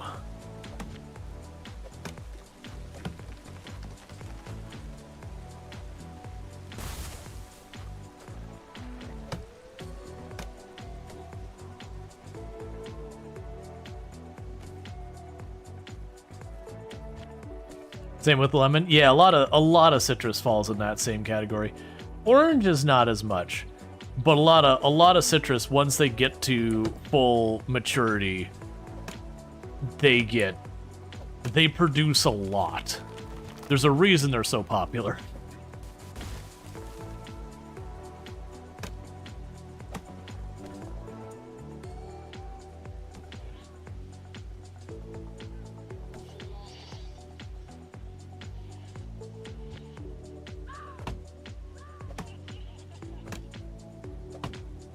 Avocados are weird. People graft them to improve flavor. Oh yeah, no, that's grafting trees has been a practice for an incredibly long time. Like for example, a lot of trees, it's not even about improving the flavor or anything like that. There's like a lot of apple trees and all that, and a lot of different types of nut trees like walnuts, pecans, and all that. The thing is, you'll have like the one tree that the produce on it is extremely good, but they're very susceptible to stuff like fungal infection and all those kind of things, like, you know, mildew attacking the root and everything. So what they'll do is they'll get one tree that's extremely hardy against that type of infection, and then the tree that gives them the produce they want, and they will graft the one on top of the other. So they get the root system of the one that's very hardened against it, but then the actual, like, produce of the one that they want. It's a really weird thing, and you can tell when it happens, because if you look near the base of the tree, you'll see, like, the bark will just change. Like, there'll be a perfect line where the bark just changes from one to the other. Or, like, you'll see, like, the tree is, like, much wider, and then it kind of has this weird narrowing at the one spot, or vice versa. Your guy's a monster in the sheer volume of deforestation. Yep. So now, when we go over here, our sawmill person should be done for the day. So I can just take the entire stack of logs and make those into planks and try and get a bunch of these buildings back online. The trees had it coming. They know what they did. What you don't realize is Medieval Dynasty is actually a dystopian future. After all society and technology fell, after Project Zomboid occurred. The zombie outbreak kind of ran its course, and all society crumbled. So your dad is an old apple tree that's so rare. We had some official getting cuttings to preserve that variant. That's cool.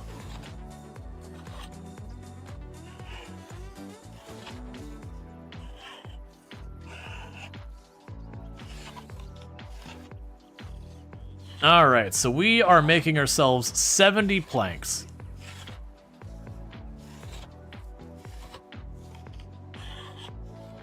I will say, of the skills we grabbed, I would argue the extra carry weight has been the most instrumental. Like, it just saves me trips.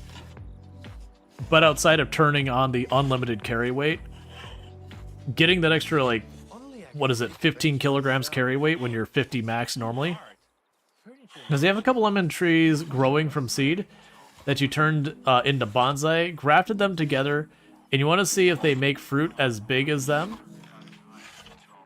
I have no idea. I do know it's a thing that people have done a lot of, like using cross-pollination and all that to make their own blends of citrus and all that, where they've got the 5-pound lemons, where it's like a lemon like this big. It's just the downside why you don't actually see the 5-pound lemons used commercially for much other than lemon zest is because it's like 1/3 rind. It's mostly rind.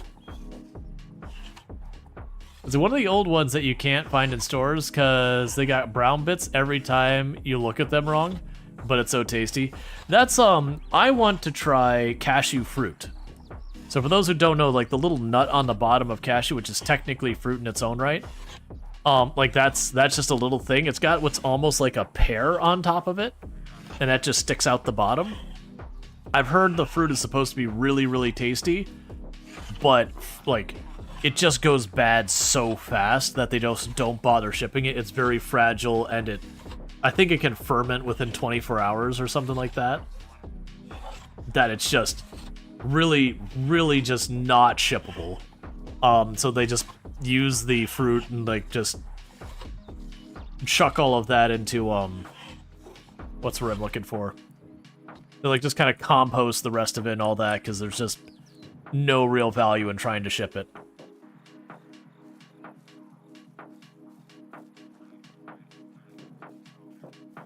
But I have heard they grow them in South Florida, and that you can go down there and get like. Can they juice it? I believe so, but again, the problem is like, it just has no shelf life. But my understanding is around the harvest time for the cashew, you can go down there and they will do like cashew beverages, and you can try the cashew fruit and all that kind of stuff. You see the news about the direwolves? I did. We briefly talked about it during stream before I had a chance to read up on it. Because at first when I was hearing about it, I'm like, oh, that sounds like one of those things where they just took like a gray wolf and they just fussed with the DNA to make it look big or whatever. But then when I actually read the article, I'm like, okay, what they did is actually quite a bit cooler than that. It's still not really a dire wolf. It's just kind of one of those things that we've genetically tried to recreate something very, very dire wolf-esque from the parts we could get a hold of, kind of thing. But it's still neat. It's still cool technology that I think will enable things in the future for like when you have someone who's, you know, born and they've got a particularly awful genetic disease that you'd be able to go through and like, you know, fix that one genetic marker, so instead of having a lifetime of pain and trauma or whatever, you could kind of do that.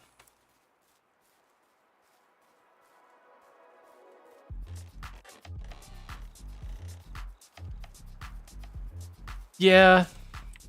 Like, bringing back dodo birds, that one, to me, like, it's like, okay, they've not been gone that long. Their habitat was a specific island that you could reintroduce them, and assuming the habitat is still in decent enough shape, maybe it's fine. The big problem with a lot of that, bringing those animals back at the stage we're at now, in a lot of cases you're like, but you'd be bringing them into a habitat that was nothing like the habitat that they used to live in. It's effectively bringing a net new animal into the world. Like the dire wolf thing. If they were to bring dire wolves back, that would absolutely decimate the existing habitats. Or they would not be viable. It all depends. So it's kind of one of those things. Like the dodo birds, because it's such an isolated location and all that, that one would probably be fine. The woolly mammoths, it's just a different world than they were existing in. Like it's just absolutely not a world suited to them anymore. So you'd be bringing in an animal that is really not suited for it. But do you think the firm either already has a contract or is in contract negotiation with the government of Madagascar to reintroduce dodos and protect them? Yeah, I think that would be fine, because the dodos were recent enough that likely they can get enough genetic material kind of thing. No, I'm deliberately avoiding the food because it's right about to be season change. So I'm choosing to deliberately ignore food because we're pretty close to having that. Yeah, also the prevention of thing. Yeah, so like the woolly mammoth one, I don't think it's bad from the scientific discovery side of thing. I think that's fine. But like actually trying to quote unquote de-extinct them, you're basically going to bring an animal into the world that's pretty much just going to suffer and die because the overall temperature of the planet is substantially higher than it was when the woolly mammoth roamed. Disease has come a long way since the woolly mammoth roamed. You know, there's just so many things that have changed. It's just going to be a very inhospitable world for them. But the dodo bird, again, limited to an area, was almost exclusively wiped out by humanity. Like that one, and that one's a very recent animal. The two have gone extinct. That one, to me, it's like, okay. Even then, the big challenge with a lot of those animals bringing them back, the issue you run into is, say we bring, like, one pair back, and they're using the same, like, pretty much genetic sequences and all that. The animal's very likely to not be able to survive because that means they're all going to be very super inbred after that. Alright.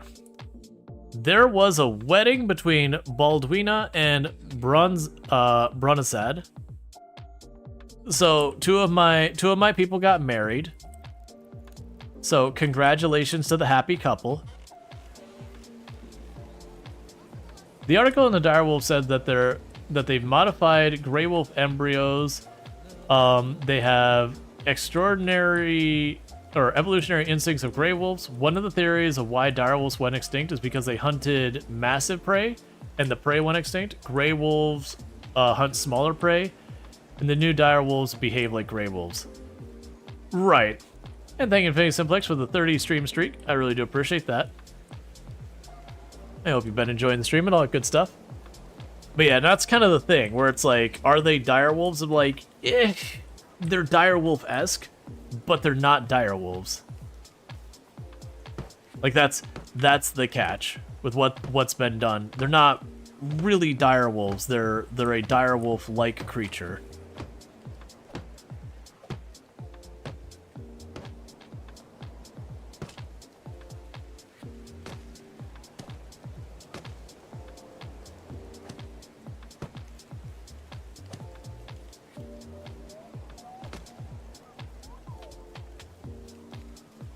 Hey, Mark. They're like dingoes aren't really dingoes anymore. I haven't heard of that one, but a hybrid if you want to put a point on it. Yeah, so it's one of those things I wonder, like, they're direwolves. It's like, no, not really. I'm not saying it's not cool tech and you're not doing an amazing thing. That I'm not saying at all. Yeah, so we were far enough away that it wasn't letting me get a hold of a bunch of the sticks. Let's grab a bunch of the sticks. And I guess I don't have the straw. Let's get the chicken coop built. Dingoes are technically introduced as well. Gotcha. Yeah, I don't know the history of dingoes.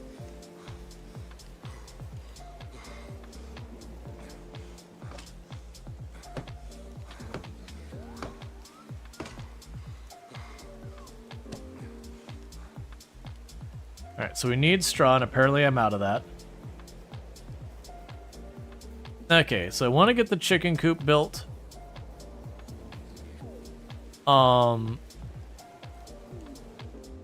Do we have any planks yet left? I think, did we run out of planks? I think we did, didn't we? Yeah, because they're not there.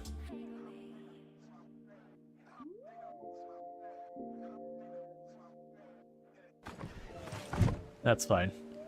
Alright, so let's go get the last of what we need for the chicken coop.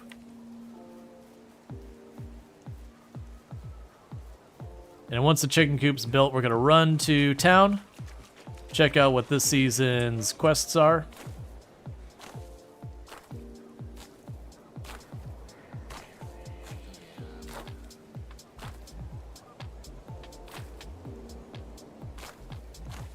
And go from there. So I don't start making things like dire pugs. Well, that was the comment I had in the Discord. It's like the technology can be used for a lot of cool things. Like one of the positive things that people have talked about is there are certain, really awful diseases that are genetic. And that, in theory, we could use this technology to be like, oh, this person has this genetic marker that they're going to have this, really awful disease. So we can actually go and change that individual genetic marker and go, okay, well, now they won't. And that part's cool. That part, and that's arguably healthcare kind of thing. That's a cool thing to do. But at the same token, then you get into the point where it's like, okay, well, let's make our designer baby. And then you're like, this is starting to get to the not okay territory. This is starting to get to that dystopian territory.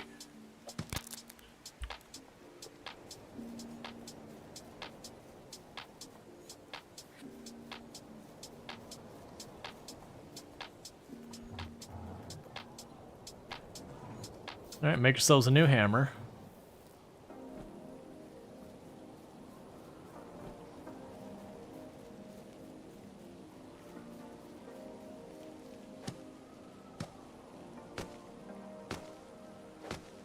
We live in a dystopian and I hate it.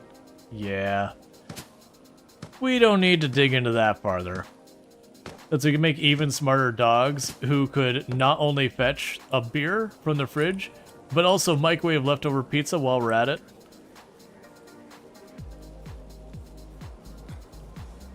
And then they can walk up to you and go, "Where are my balls, Summer?"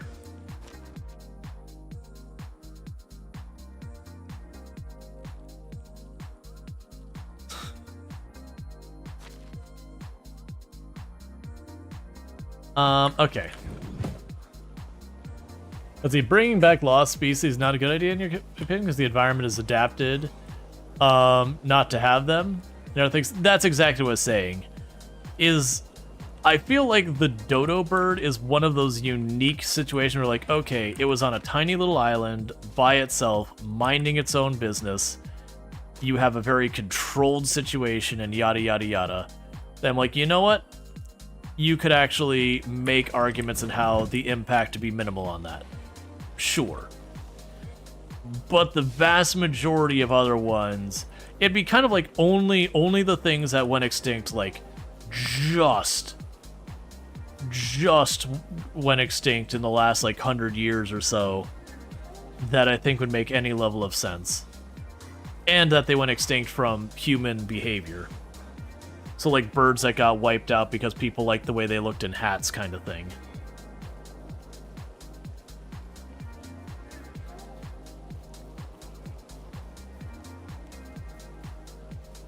But yeah, stuff like bringing back woolly mammoth and dire wolves and dinosaurs and all those, like, that's just... Wild horses could be a good candidate. Are there no wild horses anymore? I genuinely don't know the answer to that. You love your lovely stellar sea cows went extinct because someone shipwrecked there, and then they ate them over the next 30 years. Gotcha, I wasn't aware of that one. The Tasmanian tiger as well.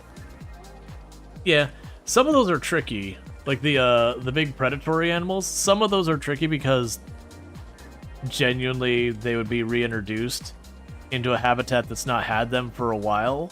Like, again, depending on how long it's been. And then also you still have the existing pressure between humans in the area and those animals, which is a whole thing.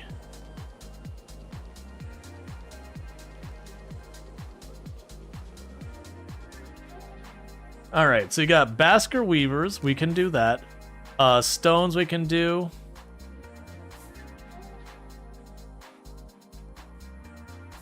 I don't know if we can do the sober up one. I could probably do the fishing spears.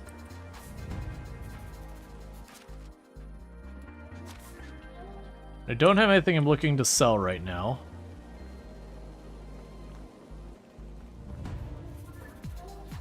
If someone wants to clone animals to find out what they taste like, definitely. Oh, absolutely. I even have a shirt. It's falling apart kind of thing, but it does have like this test tube thing that's got a T-Rex in it, and there's some scientist sitting by a grill.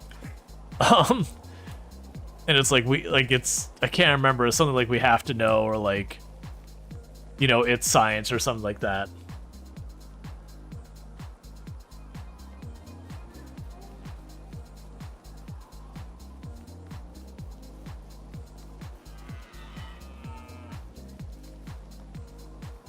But yeah, no, it's one of those things that I still think the challenge with a lot of that is, again, if you have an animal that has gone extinct and you're like, okay, but let's bring it back.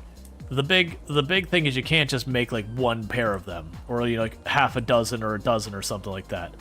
To have sufficient enough genetic diversity that you don't deal with all of the problems of, you know, inbreeding and all that, you got to get a pretty sizable population to work with. Normally in the wild, you're usually talking tens of thousands of individuals. Now, obviously, in this area where you're very carefully monitoring and, like, doing that all yourself, that's a whole different animal. I don't remember what it's doing. Oh, right. We grabbed the quests. I didn't actually pay attention to what we grabbed. So we got the basket. That's just going to be me getting a bunch of straw and making the baskets. The limestone and stone, we can just do that. The spear fishing, I don't know about too much yet. So let's take the chance today to first make sure we stop by and talk to the other person to get them in with us, to like us and all that. Fishing spears? Yeah. So let's go ahead and get that going, because we have the whole season for the other ones. And those first two, literally it's just going to be me walking up to some rocks and slapping them with a pickaxe, and then I'll sort that out. No, I should probably choose to actually set one of those quests.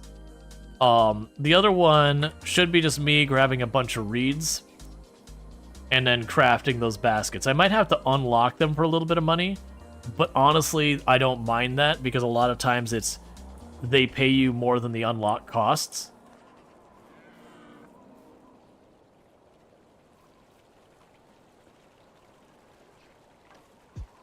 Ooh, poisoned arrows.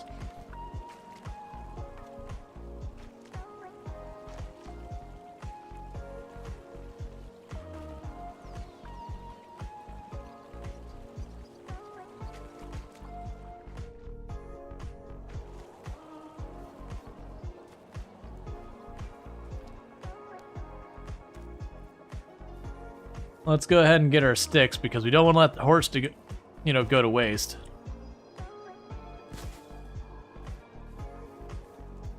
Clearly, the implication is that bandits ambush that. What is the currency used for in this? So one is you got to pay your taxes. That's a primary thing. Another is you use it to buy a bunch of stuff like seeds and clothing and all these types of different things. Ooh, horses are a ridiculous amount of supplies. That was 30 leather from one horse. I think it's 30 leather and like 50 meat. That is one chonker of a horse. Well, no, you can make most of the stuff. Like I mean, obviously you can't make the taxes, but you can make most of the things. It's just, there's that. There's also, when it comes to unlocking technology, like say I want to be able to do a sitting stump, I have to pay to discover it or whatever.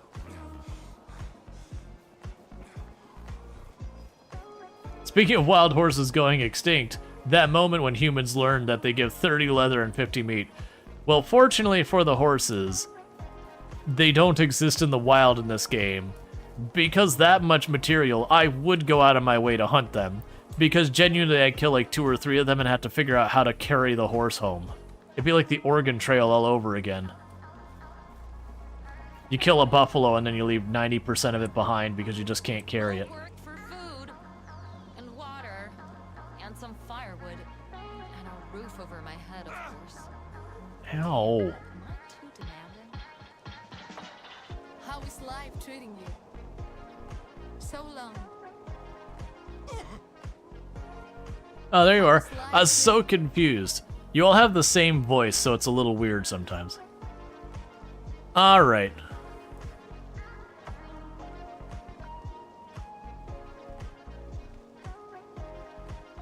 The fire's not even lit. That athletic figure of yours is quite impressive. Oh, she really liked that. She was like, heck yeah, you noticed.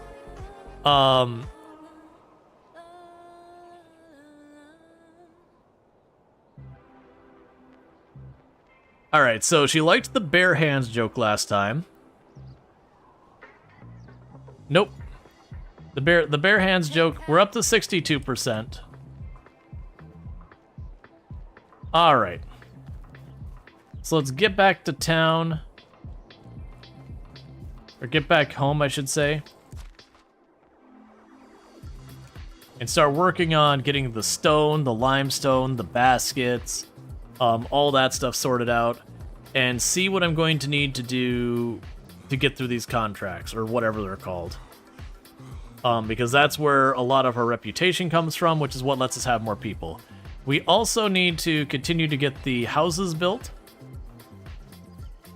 because we're going to need that. So we can continue to think. Funnily enough, athletic figure would not have been a compliment for this period. Oh yeah, no, it was very much a thing during like medieval and Roman times and all that. That, you know, being someone who was overweight was considered attractive because it means you were of the means that you could be overweight. Whereas the vast majority of people, you just didn't have those resources available to you. So being overweight was a sign of wealth and all that. How am I not overheating? Like, we're wearing our full winter garb. In the last in-game summer, we were roasty toasty. I did get like 1 point in the temperature resistance, but just 1 point.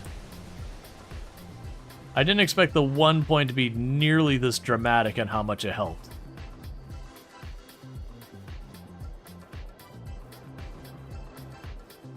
And do we have any planks? 4.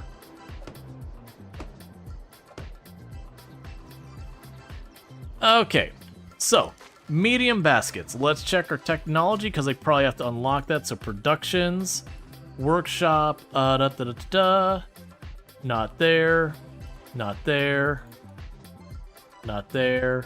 Workshop 2. Medium wicker basket is $200 and uses a bunch of sticks. Not enough coin, so I cannot do that quite yet. So journal, the stones. Now we have don't disappear. Alright, so we need a bunch of limestone and all that stuff. So the way we do that is just bang on rocks. Not actual ore, just plain old rocks.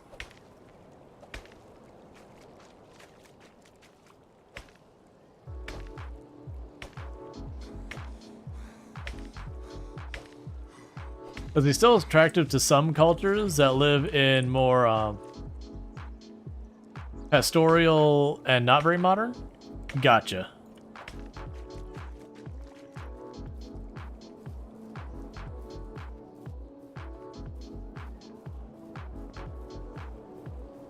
You're an orb.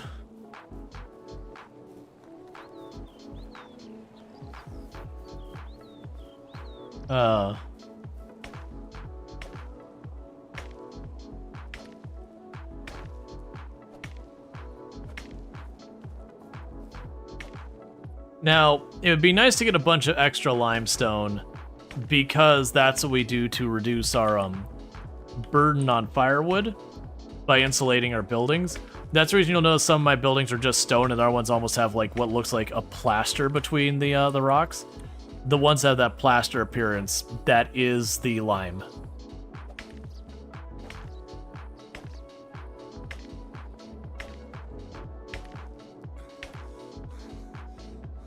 And I do have an excavation person who works on this, but all of my people suck at their jobs. So we're getting there.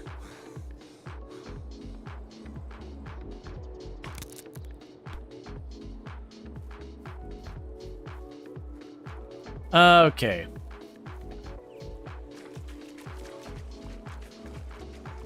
You sound like you at the office.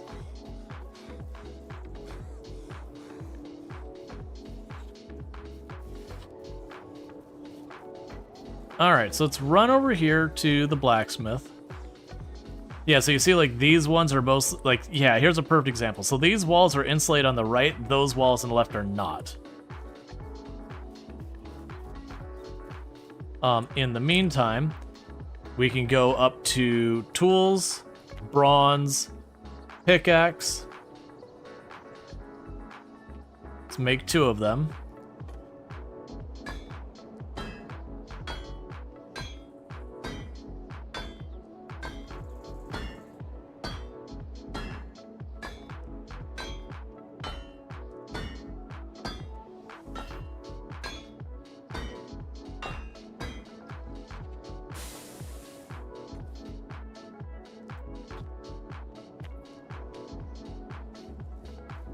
Now what I can do is take the extra one and chuck it into storage. That way our person who's responsible for mining can just grab it out of storage.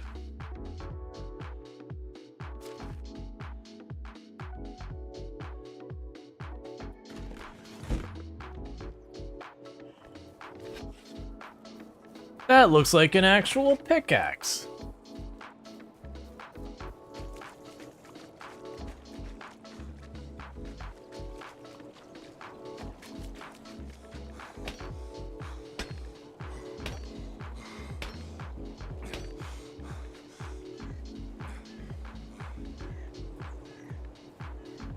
Empty your inventory, maybe? Oh, I probably should have emptied the stone and all that. Yeah, you're right. It's still fine. We're already over here.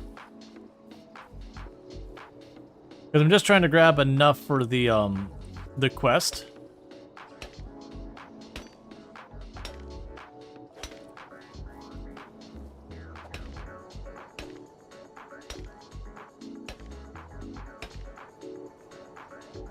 To drop that off. And then after that, we can work on getting the basket sorted out.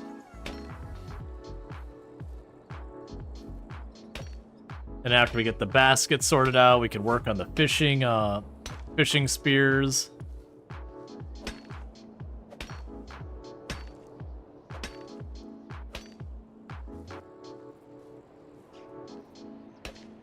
And again, it'll probably be one of those things that we're going to want to put some time into trying to mine the ore in the cave, just to keep the bronze rolling in.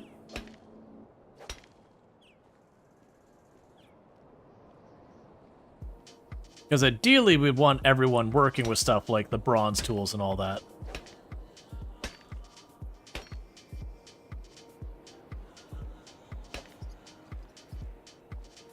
I'll do one last of these. We're not going to run around and do all of this right now.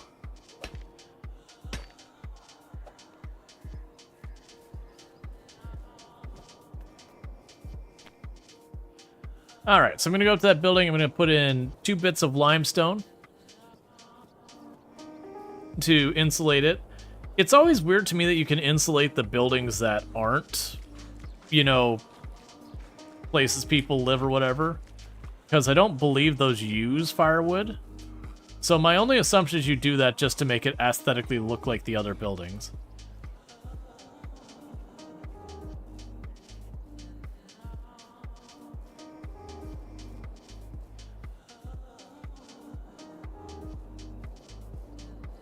So 1, 2.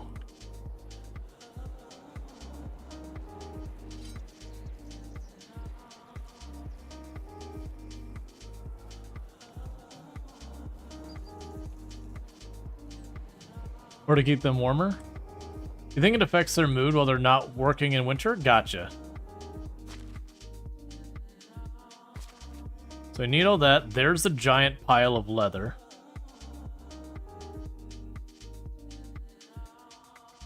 I need 7.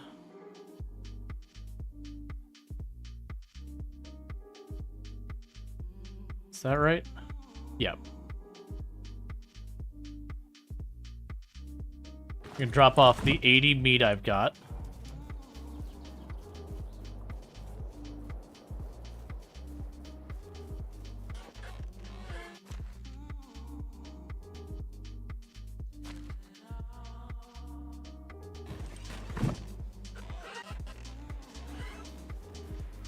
Oh, and we can go ahead and eat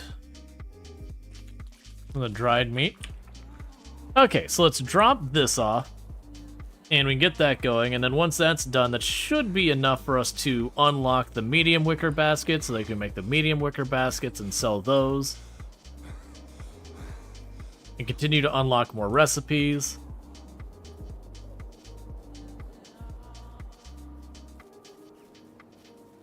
I do kind of wish this had like Valheim where your running would level up so you get a little bit more stamina and a little bit, not necessarily the movement speed, but more efficient stamina use.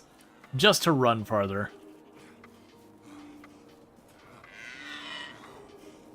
I do know supposedly you can get horses in the game, but I've never gotten to that phase.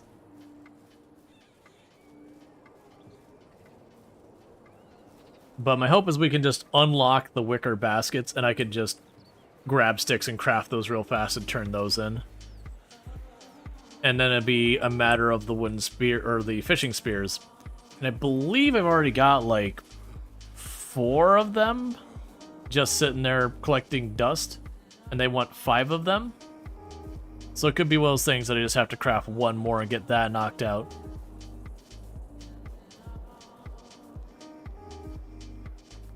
Yeah, it could be that probably survivalist maybe.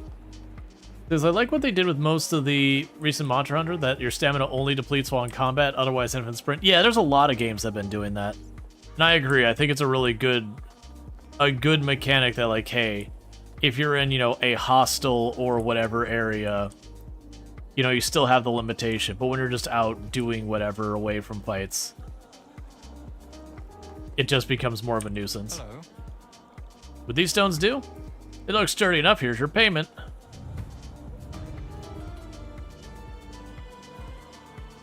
Alright, so let's go to technology. So the fishing spear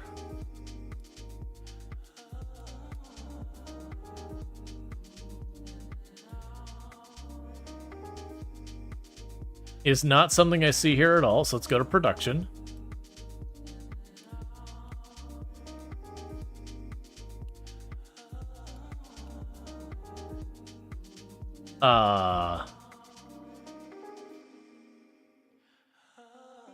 So I don't see it here. There's the wicker basket, which I still can't afford.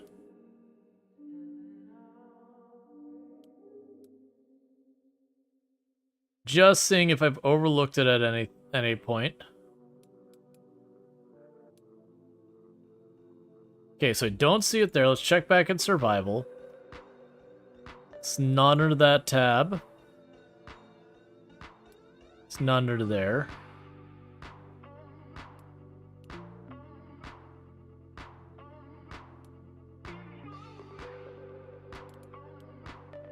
Okay. Maybe I just already have it? It's not here.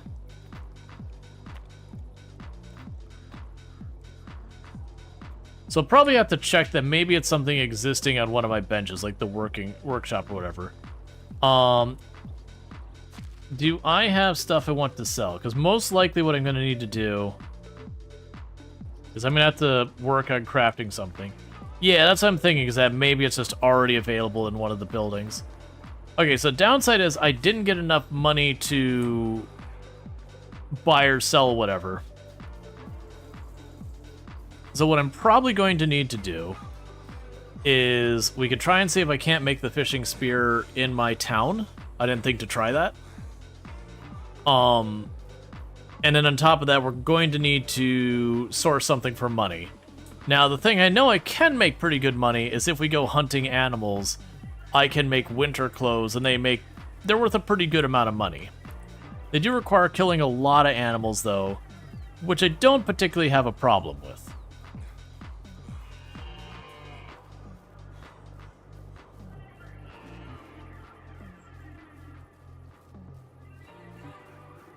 But we could go ahead and worry about that later. The other thing we could also do is I could just pull out lots and lots of bronze, make some bronze tools, and sell some bronze tools. That'd be another option, because those bronze tools look like they were worth a pretty penny as well.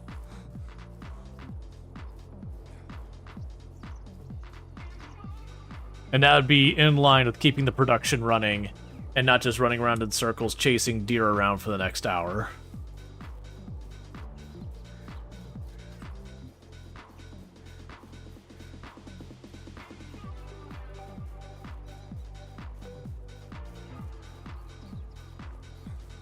Cool, and we have actual crop growing here now. Love to see it. So let's check with the little fishing hut down here.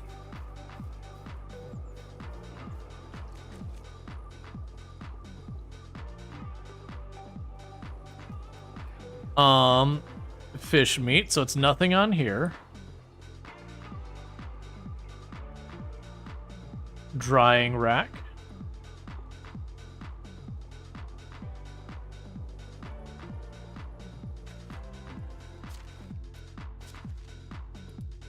We can actually check on this.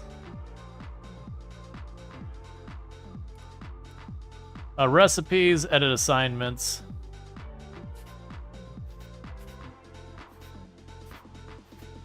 Yeah, so it's not there.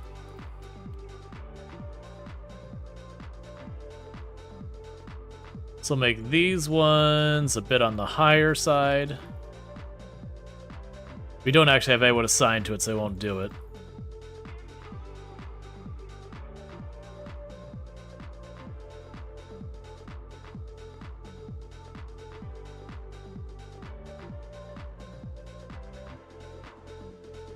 But we'll get that all sorted out when I do have a spare person. Alright, so let's check the workshop to see if it's something that got unlocked there. If not there, the blacksmith. We'll figure it out.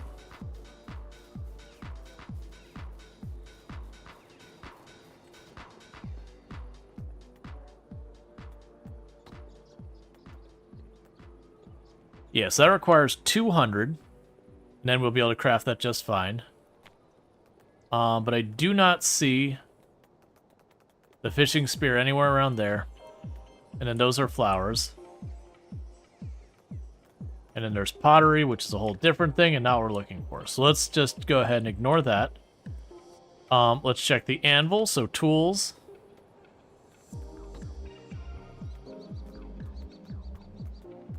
Nothing under copper that we care about. Or bronze. It's definitely not an iron tool. Just really hope it's not an iron tool. And it's not a weapon. So let's walk over to the workbench. Tools. Wooden tools. None of those. Okay, I can't make those that require linen thread. Alright, so we're going to fail the fishing spears. Because I do have the recipe. but it requires something I can't quite make. Because I want to say linen thread requires me to have flax. And I don't have flax. So that's the whole thing.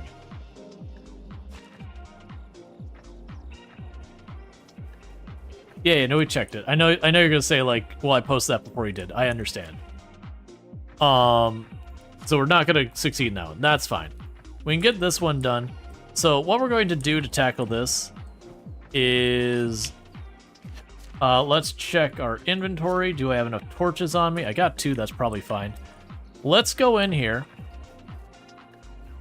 and start tearing up the ore in there real fast to get ourselves a bunch more bronze.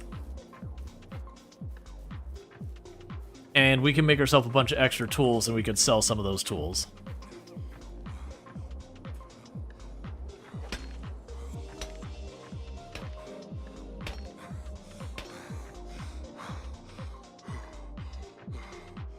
All right.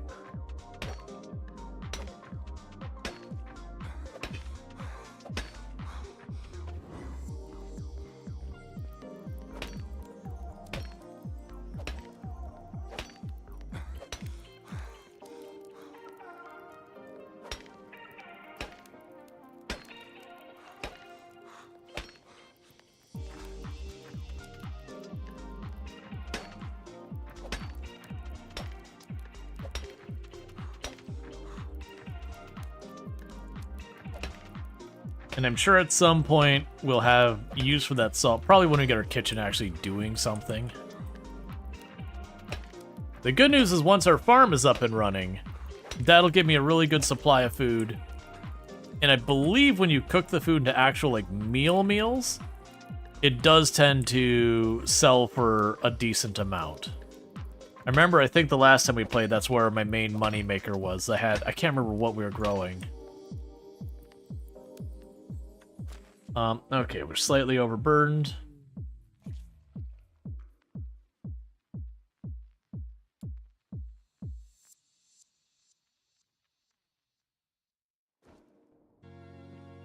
Okay. The downside, for as sturdy as the bronze pickaxe is compared to a regular one, it still does wear out relatively quick. But yeah, so we bring like a stack of these tools back or whatever. We should be able to sell them the next in-game day for a pretty good chunk of change. Unlock the medium wicker basket recipe, make the medium wicker baskets. Probably have enough money left over to do something else with it.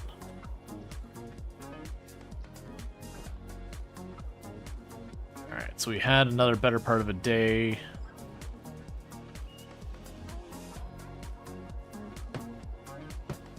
So I made 2 planks.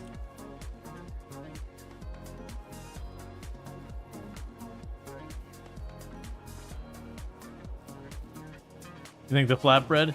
Yeah, no, I definitely saw there was a number of pretty low effort things to grow that you could then cook into food and all that. I also imagine there's probably some pretty good money in the herbalism stuff, too.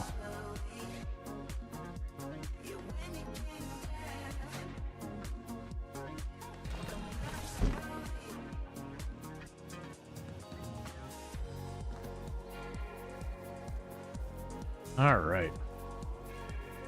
It'll also probably be worth it to start investing in reducing the durability hits in some of our tools as well. Because as we're getting to more valuable materials, where at the lower levels that 15% wasn't that big a deal, because that might be only an extra couple of hits, we're now reaching that point. 15% could be a considerable amount of a tool.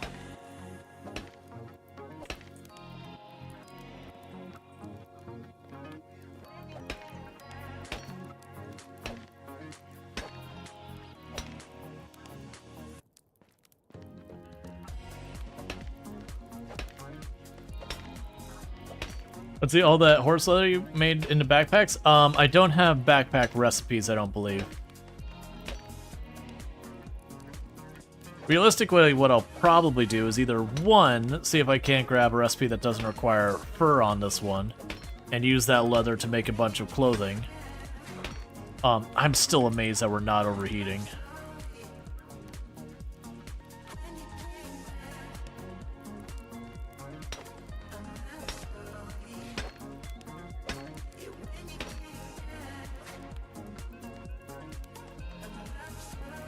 Okay.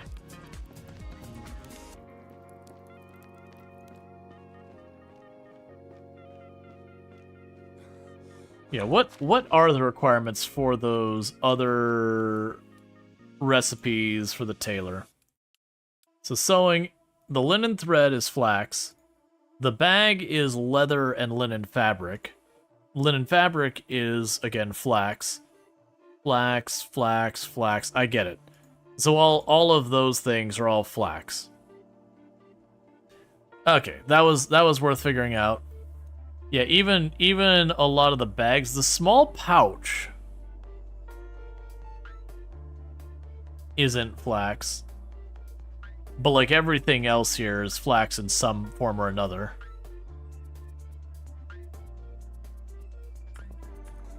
We're gonna have to grow a lot of flax to be able to do stuff in tailoring.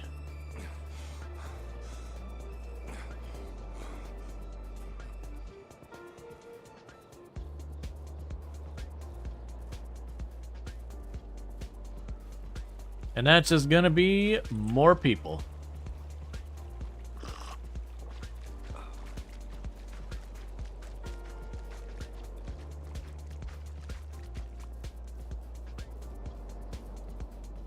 Okay, so run in here.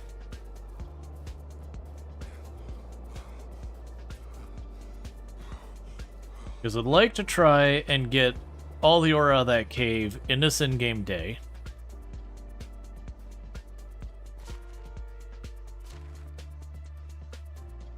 So I can make a ton of stuff. Get yourself a bunch of bronze tools and all that. Potentially sell a bunch of extra. Make some money. Because I'm kind of figuring it's either I'm going and killing a whole lot of animals and making clothing and then selling the clothing, or I'm mining a whole bunch, making a bunch of tools, and then selling the tools.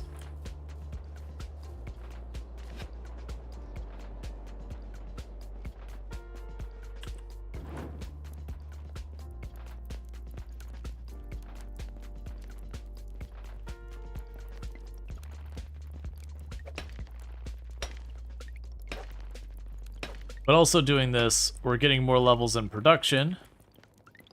When we get more levels in production, we can do stuff like increase the rate I get, get stuff, the efficiency of the minerals we get out of here.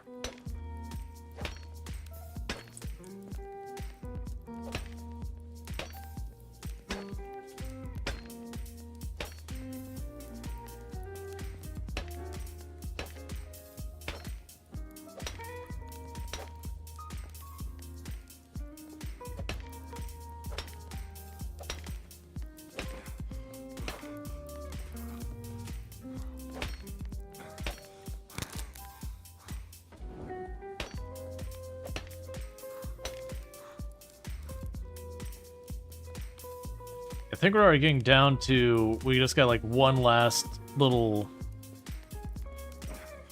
segment to deal with. And then the mine is fully depleted. That said, it's already getting to be daytime. Oh, no, it's not. I'm lying. It's still very dark. Just the way the cave messes with the lighting, I was like, holy crap, that night was short.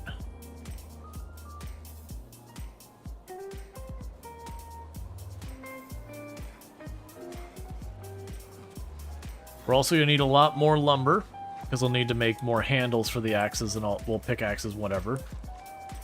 And I still need more shingles to put on that building to get another roof going.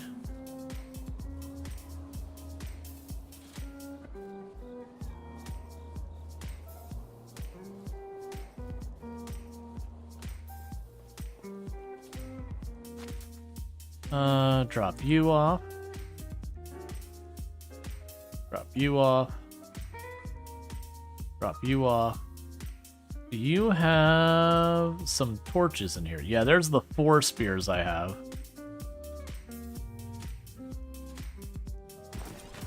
Do I have what I need to make torches? Okay, make ourselves some quick torches so we don't get caught in the dark.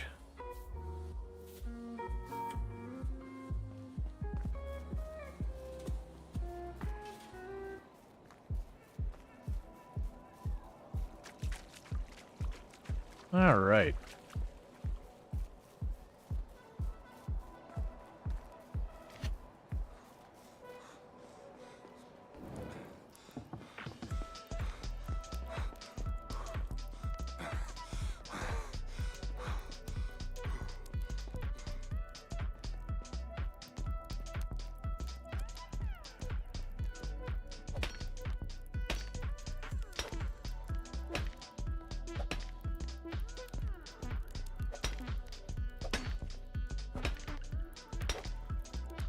I'm hoping we can get the tools made before it's late enough in the day for us to run around to the towns and actually do our selling and all that. We'll see.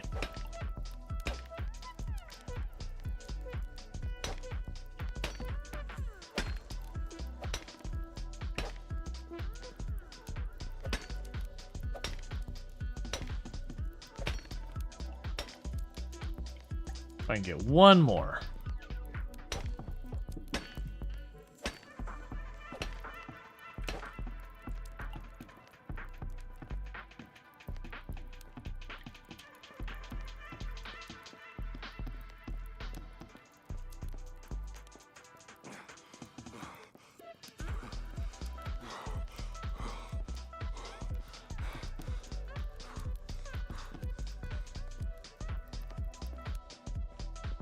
Okay, now the downside is we were about to break our pickaxe.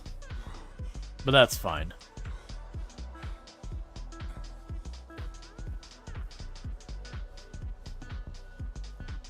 I'm probably grab the pickaxe we've got in our storage already while we're there. Because I'm going to make a bunch, we could just drop 1 or 2 off for our excavator to keep using that. If you were invited to a village with 2 jobs, would you want to do... First, fishing and basket weaving. Next, like a village like this. I do think I'd also want to do like the workshop, you know, kind of just working with your hands crafts. Because to hell with backbreaking labor that is farming. To hell with that. That can go just die in a fire, like going out there with a stone hoe and just digging up the dirt by hand. Nah, man. I am solidly out.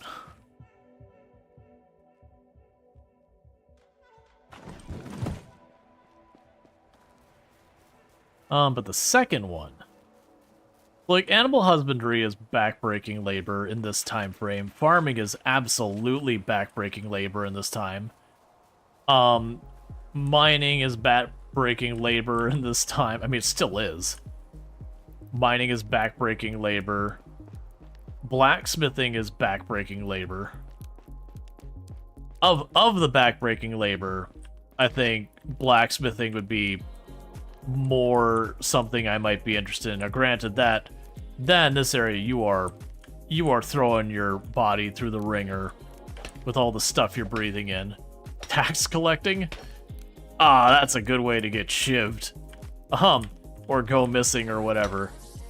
That said, administrative and bureaucratic, honestly, in this time frame, not the worst job to be in.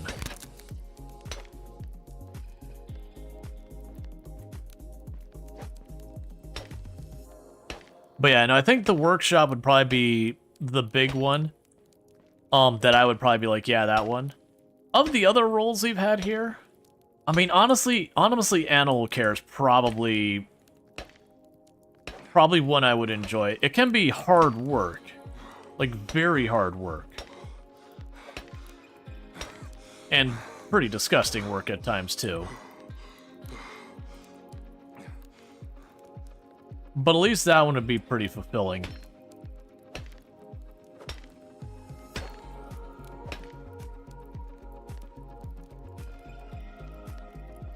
Because trying to think of what other jobs there are. Because, like, the person running the well... Like, in real life, that's usually not someone's job, that they just sit at the well and they draw water. You do blacksmith? Like, blacksmith would definitely be on the higher end of the list. It is really terrible for your body, though. Like, breathing in molten metal and, like, all the stuff being burnt out of it and all that. Like, that's definitely, it's not mining bad so far as the crap you're breathing in, but it's pretty, oh, a cook. Yeah, the cook. Like, running a tavern or something? Like, don't get me wrong, that's also hard work. But, like, at least you get to meet interesting people and all that, and generally, usually, like, this is well before the days of the customers always right and that garbage. This is the days of, you're getting your porridge. I don't like it. Well, that's too bad. Pay up.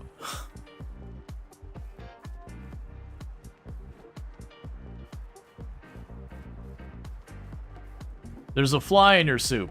That's not a me problem, friend. It's edible. That's the high bar here.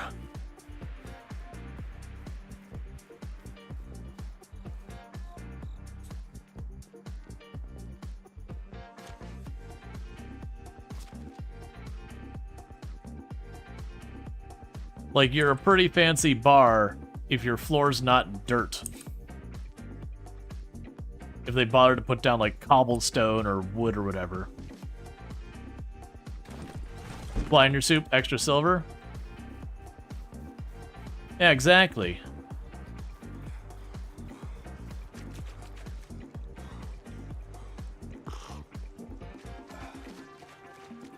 Multiple people going with the fly in your soup, that costs extra. I don't think people were talking about protein in this era.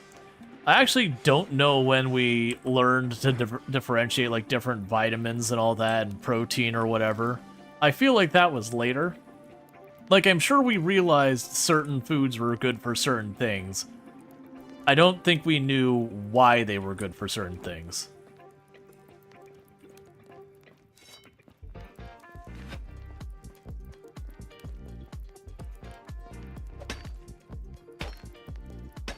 Like, this is probably the area that we started to notice if I ate just X, like, it was not good. Because we figured out we needed vitamins to avoid certain illnesses like scurvy and all that. But I don't think we realized the mechanisms behind why that was. Just that if you ate nothing but meat and potatoes, you could have all sorts of health problems.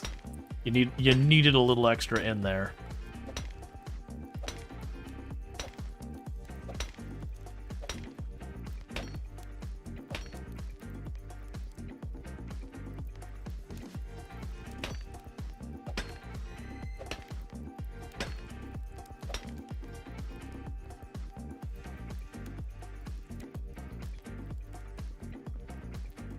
And that's going to be the one node too many for me to carry out of here.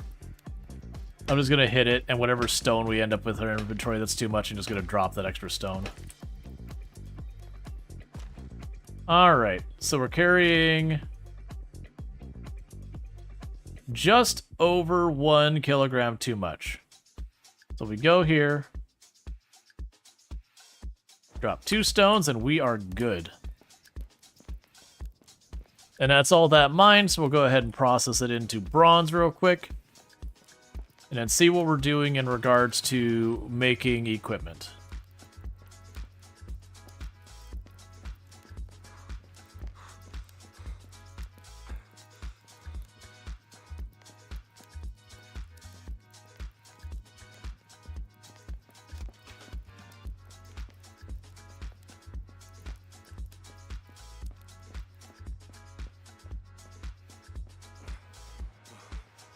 Wasn't until 100 years ago, doctors thought they should wash their hands and equipment. Yeah, no, it's definitely,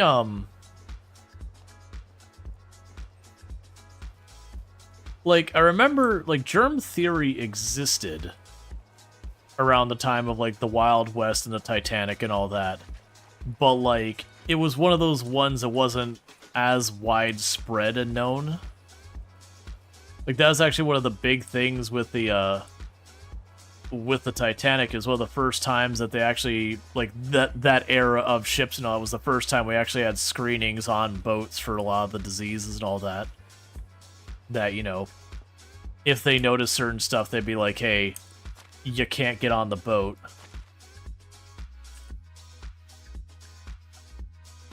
Which, granted, unfortunately, because we didn't have as much understanding as we do nowadays around it, those screening actually became a primary source of the spread of certain diseases. Because they would test you to see if you had, you know, the telltale signs of the disease, and then they wouldn't sanitize the equipment and they'd go on to the next person. So if you didn't have the disease going into it, you had it afterwards. Because I want to say, I can't remember which one they're looking for. They would take a little thing and they'd kind of, you know, peek under your eyelid, because you would have spots if you had, I can't remember what disease they're watching for. So they had like a little stick and they'd kind of lower your eyelid and they'd look, and they'd lower your eyelid and they'd look, and if you look good, they'd wave you on. Then they go to the next person, they'd lower their eyelid. No washing or heating or anything in between. Just bringing it right along. So they were trying to do a good thing. But, you know, this is early germ theory. We just knew that there were these tiny little things, and they were really bad for us.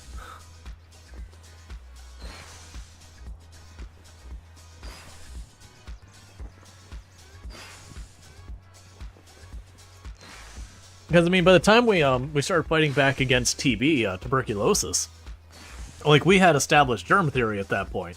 Like, we understood this was a germ that you would cough, you would breathe it in, and you would get infected, or, you know, spittle or whatever, you'd get infected, and that at that time, it was, you would basically write your will and testament because there was nothing anyone could do for you in that era. You got TB and you were a dead man. You know, it was seen as a degenerative disease that would ultimately kill you, and all they could do is give you, like, something for the pain or whatever, which was usually, back in those days, stuff like heroin.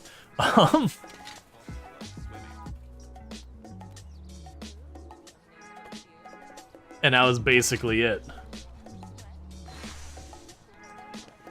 That said, it wouldn't be long after that till until antibiotics became a thing. And then some of those diseases that used to be a death sentence, that once you got evaluated as having it, that was just the end of it. And they're like, oh, no problem. Take a couple doses of this over the next week or so and you're cured.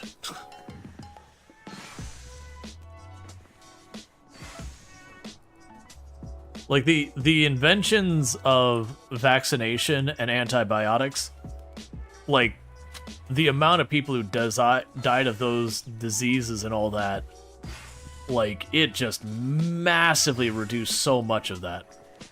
Here, eat this bread mold, you'll be fine. Oh yeah, no, it's wild hearing about, like, the discovery of penicillin that was basically just mold. It was made by accident. They were trying to figure something out, I can't remember what it was, but ended up with this entire unrelated thing. They're like, wait a second. The germs are staying, like, the bacteria is staying away from this. Why is that? And they discovered penicillin, that you just went to, like, not Petri dish, but they had where, like, they had this substance that, like, all of the bacteria just wanted nothing to do with, and they're like, okay, this is weird. It was something like the doc thought it failed and left it in the windowsill for a few days. Yeah, no, I remember there was some accident about it. That they were trying to do something with bacteria.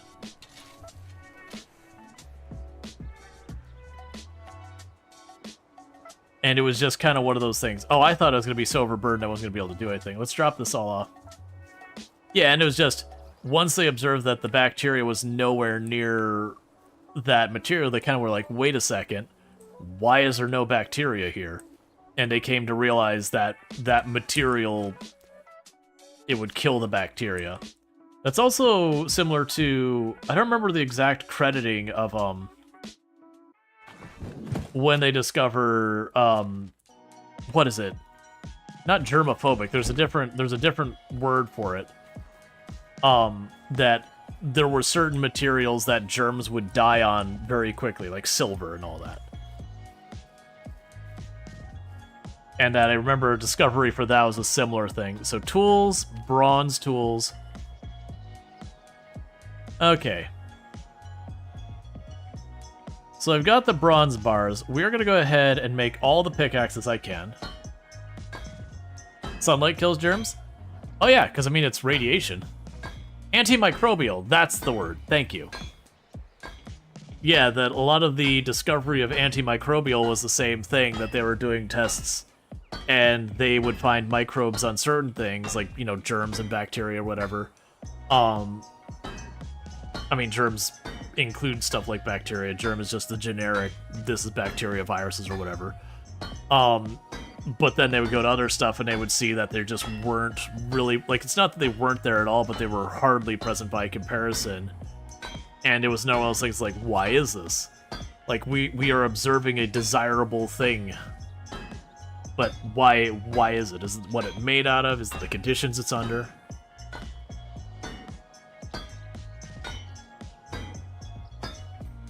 Like wood chopping boards versus plastic? Yep.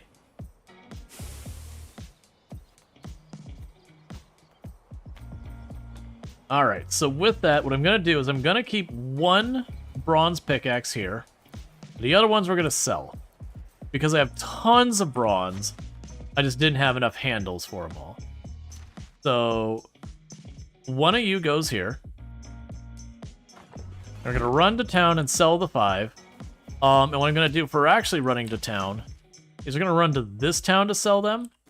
So that way we can attempt to romance again. I can just talk to any vendor. And first, before we do that, I need food.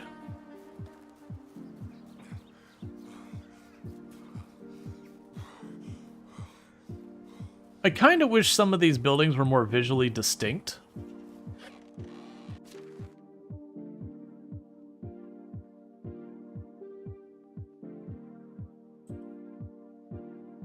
And we are draining our food supply slowly.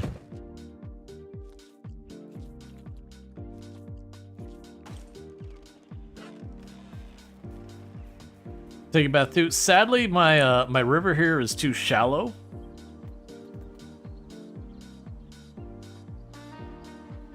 Oh, I never unlocked stone spears. That's right. All those stone spears I've been using this whole time were spears that we had just laying around. But that reminds me is that I did find some copper spears. So we've been over a year, almost a year and a half in the game, and I've been using those spears since the beginning. Those were all ones I looted.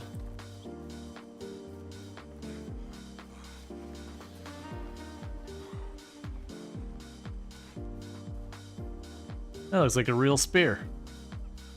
I also noticed there was an achievement for, I think it's like having like 6 spears stuck in one animal. It's like 4 or 6 spears stuck in one animal without it being dead. I saw that was an achievement. I'm like, okay, I understand. Pick a fight with a bear and just start hucking wooden spears at it and hope you survive till the morning. I understand. Yeah, no, I looted 4 of the fishing spears, but I need 5 for the quest. And I will need linen thread to make more, and that requires flax. And I could trade for the flax. I don't want to. So I'm probably just gonna let that one fail. I love how you can customize the game settings. Oh yeah. I appreciate that it's not one of those things that you set at the beginning and you're just locked in. So like, if you're playing and you're like, alright, this is getting kind of tedious, let me make this setting change.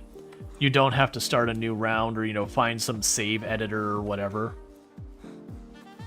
Because that's kind of one of the pain things. There's been a number of games that are in the survival crafter that are clearly designed for, they're balanced, I should say, around multiplayer, that people have asked me to play over the years.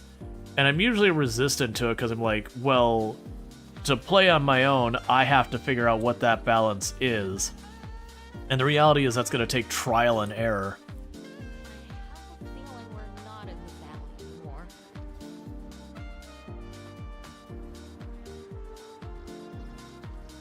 Hello there. Have a nice day. I do again appreciate that she's like, I think you should take a bath. Again, fair enough. We have spent an entire day in the mines getting ourselves proper ripened. I do appreciate that she doesn't, say something like super awful. It's just like, maybe get a quick dip in the river first. Let's see.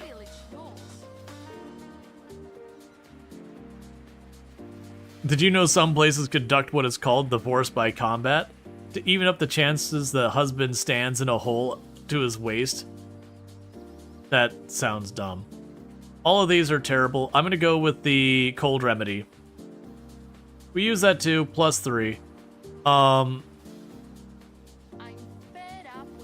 Let's see, people being proud of who they are so rare these days. Yep, she usually likes that compliment.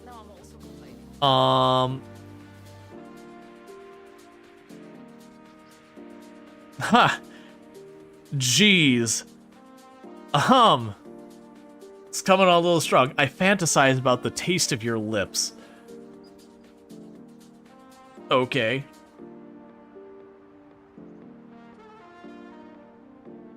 Honestly, of my options here, they're pretty all terrible. Is that tacoism? I mean, depends. So like the first one is basically marry me kind of thing. We have, I appreciate your empathy and sensitive woman like you. The last time I gave her, granted that was more saying she was sophisticated. The sophisticated was a no-go. Like she got upset and was like immediately like, we're done talking. Being entirely bleak and all that is definitely one. I'm gonna go with the empathetic and sensitive, just hope it works out. She was indifferent about it. She did end the conversation, but we didn't lose affection with her in that one. She was just like, eh. She's like, I heard that line before. Try harder next time.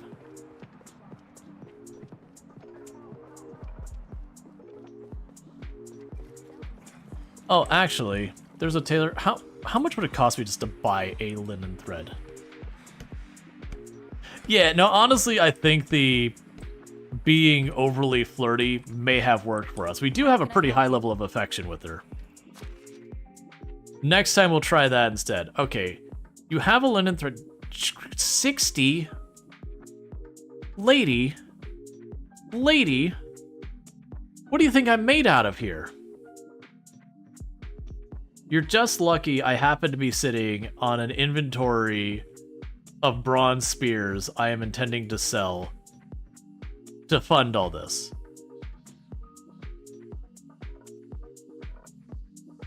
Ooh, that money. 1,400 bucks. You know what, lady? I know I was sitting here being like scoffing at the cost of your linen thread, but I will take a singular linen thread.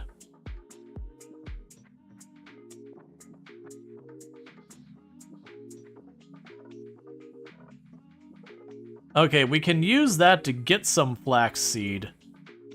I'll do that just a little bit. So we can hopefully get the flax starting to ramp up. My wares never disappoint. So long. Okay, so with that, buy summer trousers? No, I'd rather buy the recipe, because the recipe is about the same price as the individual product. And then once I have the recipe, I can produce it. And honestly, we're still not overheating. And I do always have the choice of, if we start overheating, I can just, we can just casually take our pants off. as you do.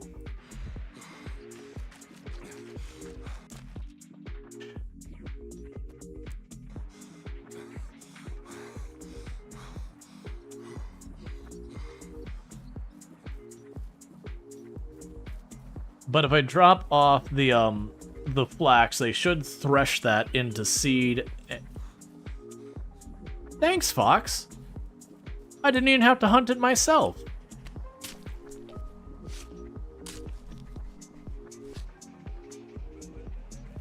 Wait, was this not a pantsless stream? We do have a policy of do not disclose, but otherwise you can do what you want.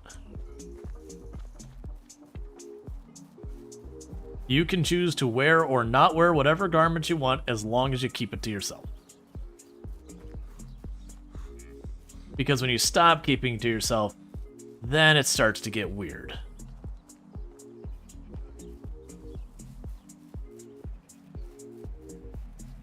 No trousers Tuesday.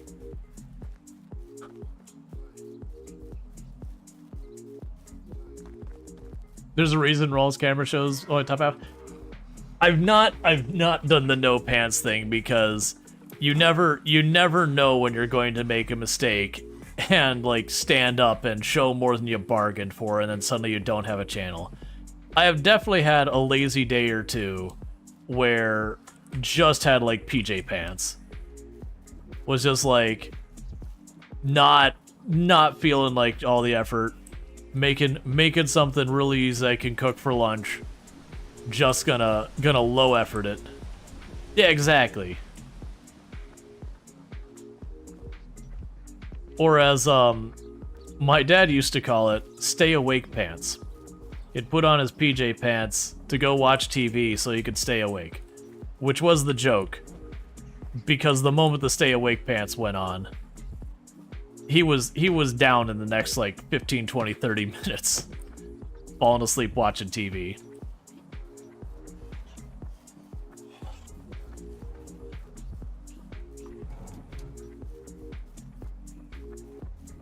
Okay, so we can go to the barn, which is, I think, this one. Maybe not cousin Matthias, though.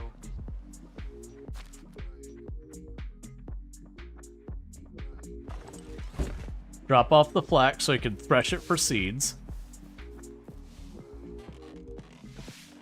That's not the right one. I'm one too soon. Drop off the meat.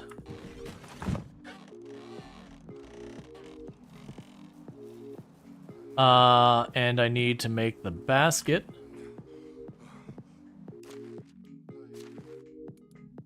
So let's see here. They're under that. Workshop 2, medium basket, purchased. Wicker, medium basket, and I need 7.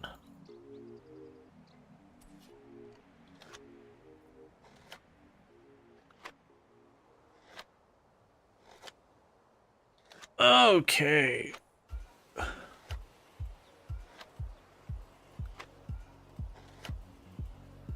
And then I need 1 fishing spear to be made, and then we can grab the other fishing spear we've got in storage. And that should satisfy all the contracts we got going on.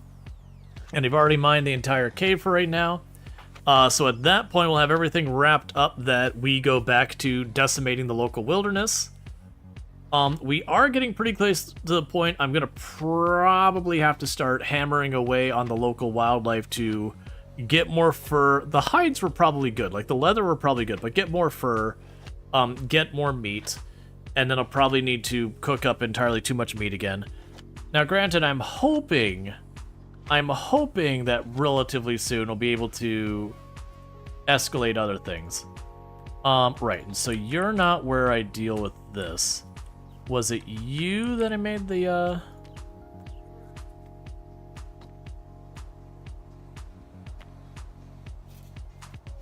fishing spear?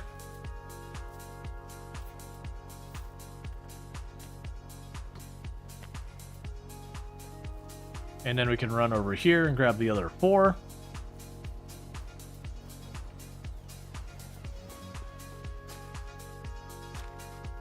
Oh, it makes them in pairs. That's good to know.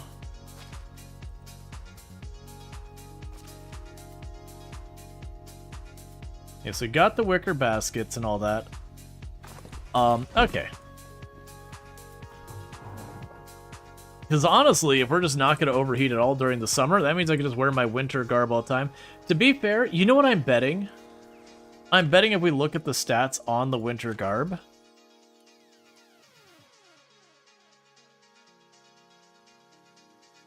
Cold protection plus 15%, heat protection minus 7%.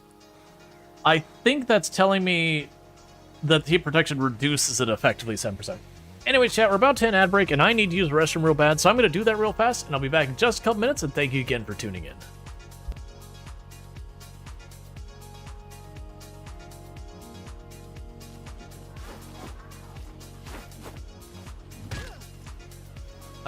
What?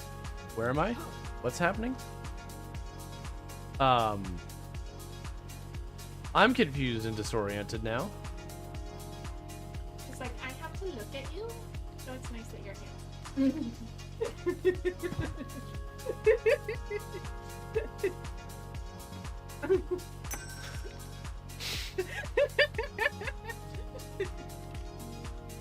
Love.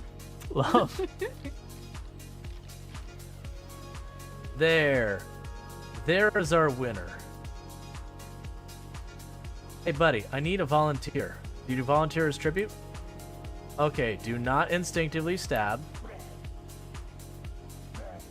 Fall over. Alright. So we make our salad.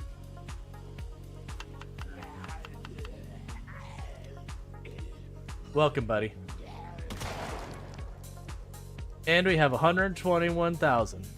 Or sorry, 135, 121. So we have beaten our record. What happened to you? You lost to a guinea pig? What? Is the guinea pig still around? Panther. Friend. Buddy. You lost to a guinea pig. A guinea pig straight up ruined you. Hardcore guinea pig, I'm saying that much.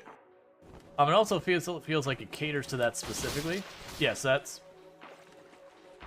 You okay there, Boat? I'll just give you a moment to sort yourself out.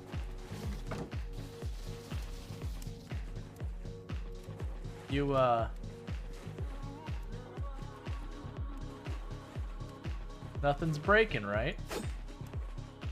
No. All right. I mean, you take your time. When you're ready, you can settle down.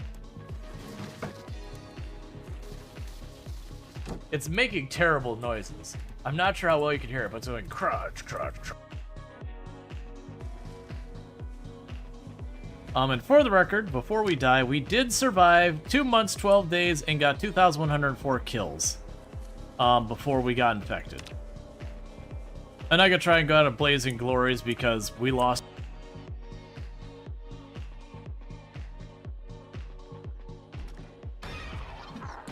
Whew, I almost didn't get that swing off. I don't know why we didn't see her approach us. That was spoopy. Got it. Intro of the Wilhelm scream. Oh! I can't do it. That was terrible.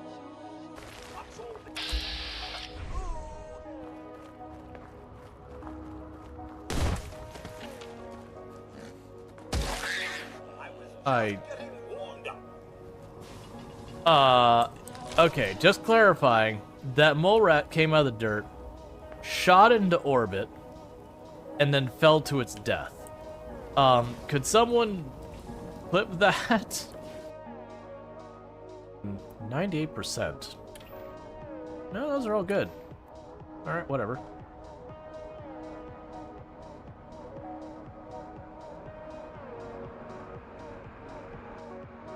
Whoa, whoa, whoa! Well, that's not what you want. I heard it as like, where is it? All right, we're back. I know when that, oh, Star Trekker, was it? Was that the name of the game? I know when Star Trekker first dropped, like, a lot of people ended up being disappointed by it.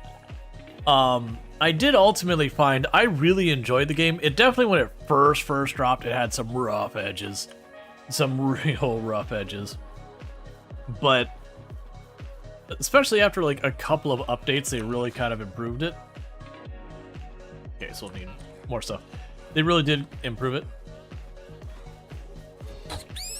It's not my fault, Rabbit. You're made out of food. It has to be done.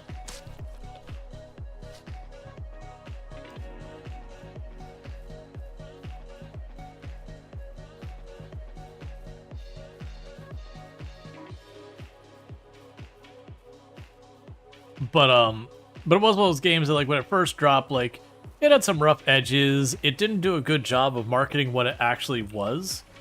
A lot of people were expecting Space American Truck Simulator. And it was a lot more like resource management than that. But I ended up really enjoying it, playing through the whole game. It's one of the games I've intended on going back to 100%. I just haven't done it, because games keep coming out. This rabbit's got moves.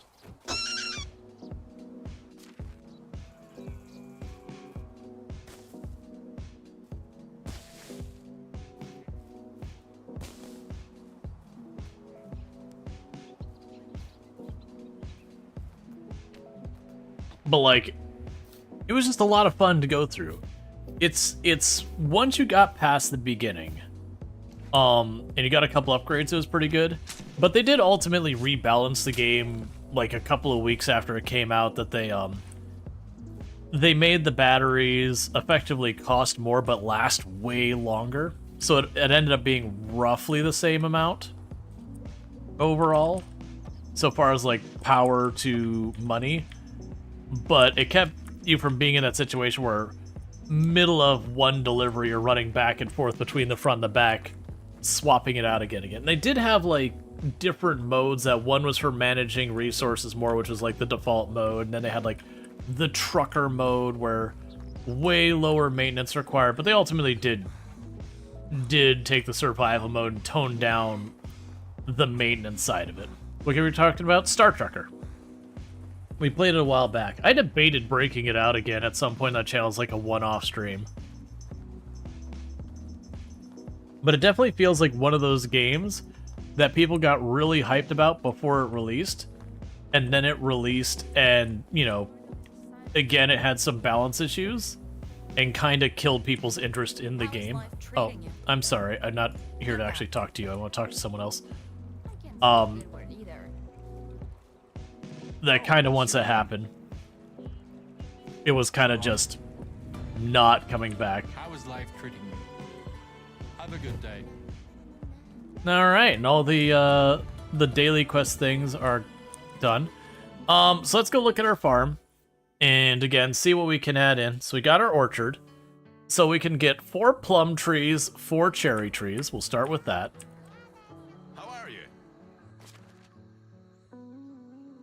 So there's a cherry tree, so I'll get 4 of those. Now we can go down to the plum trees.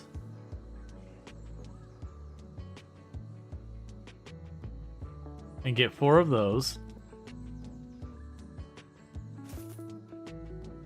And then the big question is, were there any more things we needed for the orchard? I don't believe so. So let's get that first. Price is so low, you have a good. And let's again check our management here for the orchard. So I've got 8 tiles remaining. So let's grab 8 more things of hops. And then that means my orchard will be fully set up.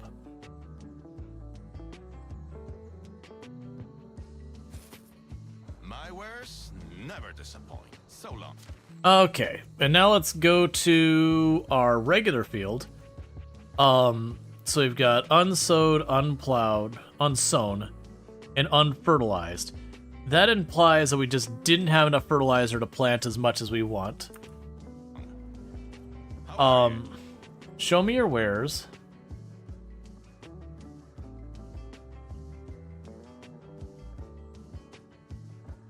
I'm not gonna regret this. How much do you cost?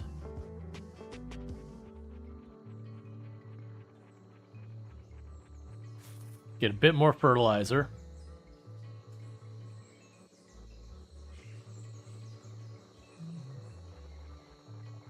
And get some flax seeds. We'll get 10. Price is so low, you don't. So these days. Okay, so the next thing we probably want to do is I don't know where we get the animals. I'm imagining it's a different town. Well, I'll probably want to get the chickens. Oh, what was the last one on the board? Right, and I don't have the clay vial handy. Yeah, I'm gonna leave that one alone. Because we got 1 day left of the season.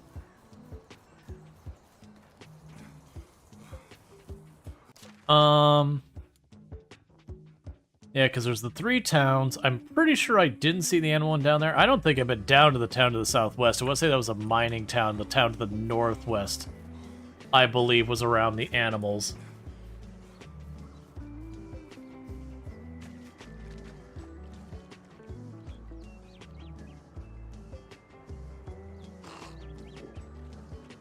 But I'm also thinking until I can get animal feed produced, actually having animals would probably be a pretty rough situation. The big challenge we're going to have around the animals in general is I will need to be able to,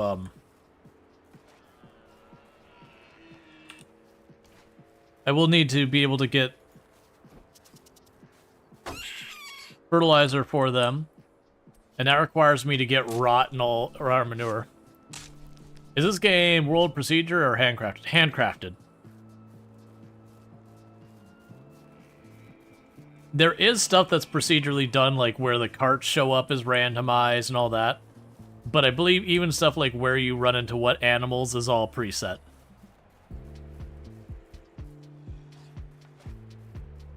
That's a wolf. Okay, it's backing off.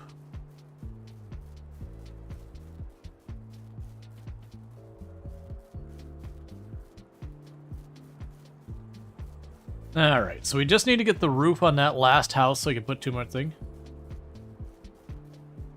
How long until we can get the next at? I need to do the giveaways. I have the keys. My apologies. I need to do that giveaway.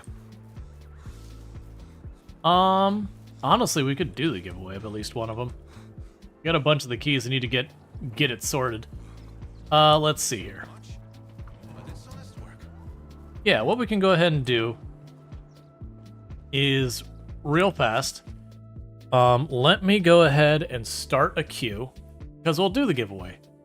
So let me pin that. And let's say for the next 20 minutes. Or actually, don't I have a proper giveaway command? That's fine, we'll do that. We'll pin this. Unpin, I'll just say manually. Alright, so the join on the top, that is, I've got keys for Farming Simulator 25 and its next at DLC.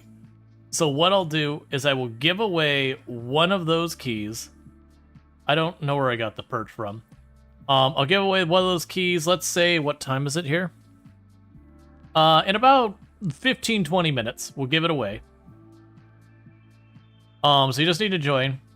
My only ask is, like, obviously, if you already own it, I'd rather it go to someone who doesn't already own it. Like, don't gray market sale, please, because that's the kind of thing that makes me not be able to get keys anymore. But yeah, that's for Farming Simulator 25 and the next at DLC from it. I got a number of those keys to give out. I'm probably gonna give out one here in a little bit, and then one like an hour before the end of stream. And then if people remind me tomorrow, I'll give out 1 hour from the beginning of stream next time. And, you know, throughout the stream kind of deal. Giving out a copy of Farming Simulator 25 and the next at DLC.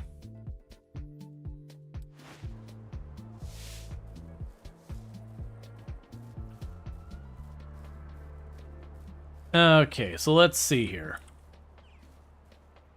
The plum... Oh, I can just look at the rows here. No, I can't. Yeah, I can.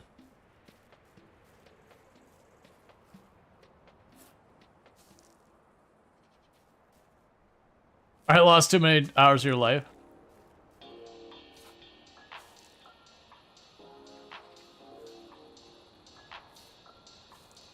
Did I miscount? Oh, I just missed one.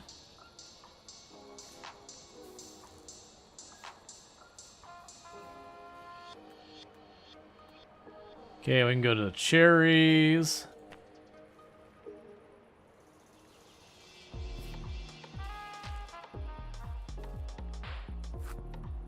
Yeah, so we'll give that out. The only requirement you have to have is you don't have to be like subbed or following or anything like that. I don't require that. Is when I do the drawing, you will need to be here to respond to let me know that you actually want it. Just because some people don't like read what's going on, they'll be like, "Oh, join. Let me type this in." So I want to make sure whoever it goes for actually does want it, kind of thing. So you'll just have to respond at all.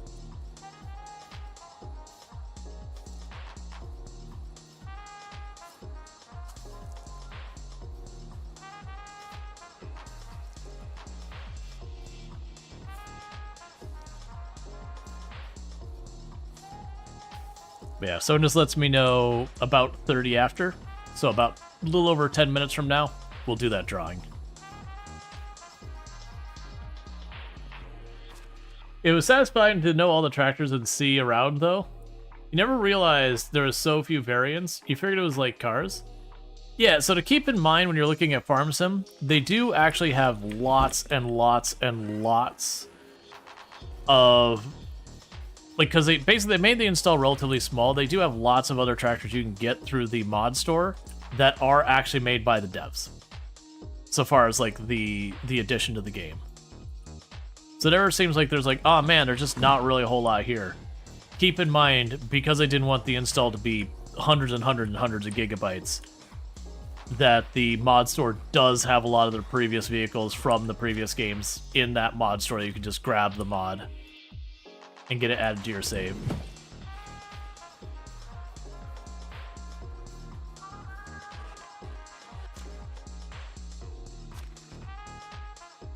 Okay, so we can drop off the perch.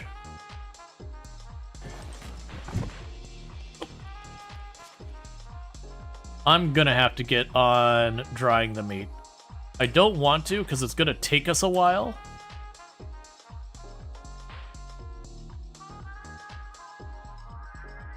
But reaching that point is gonna be a problem.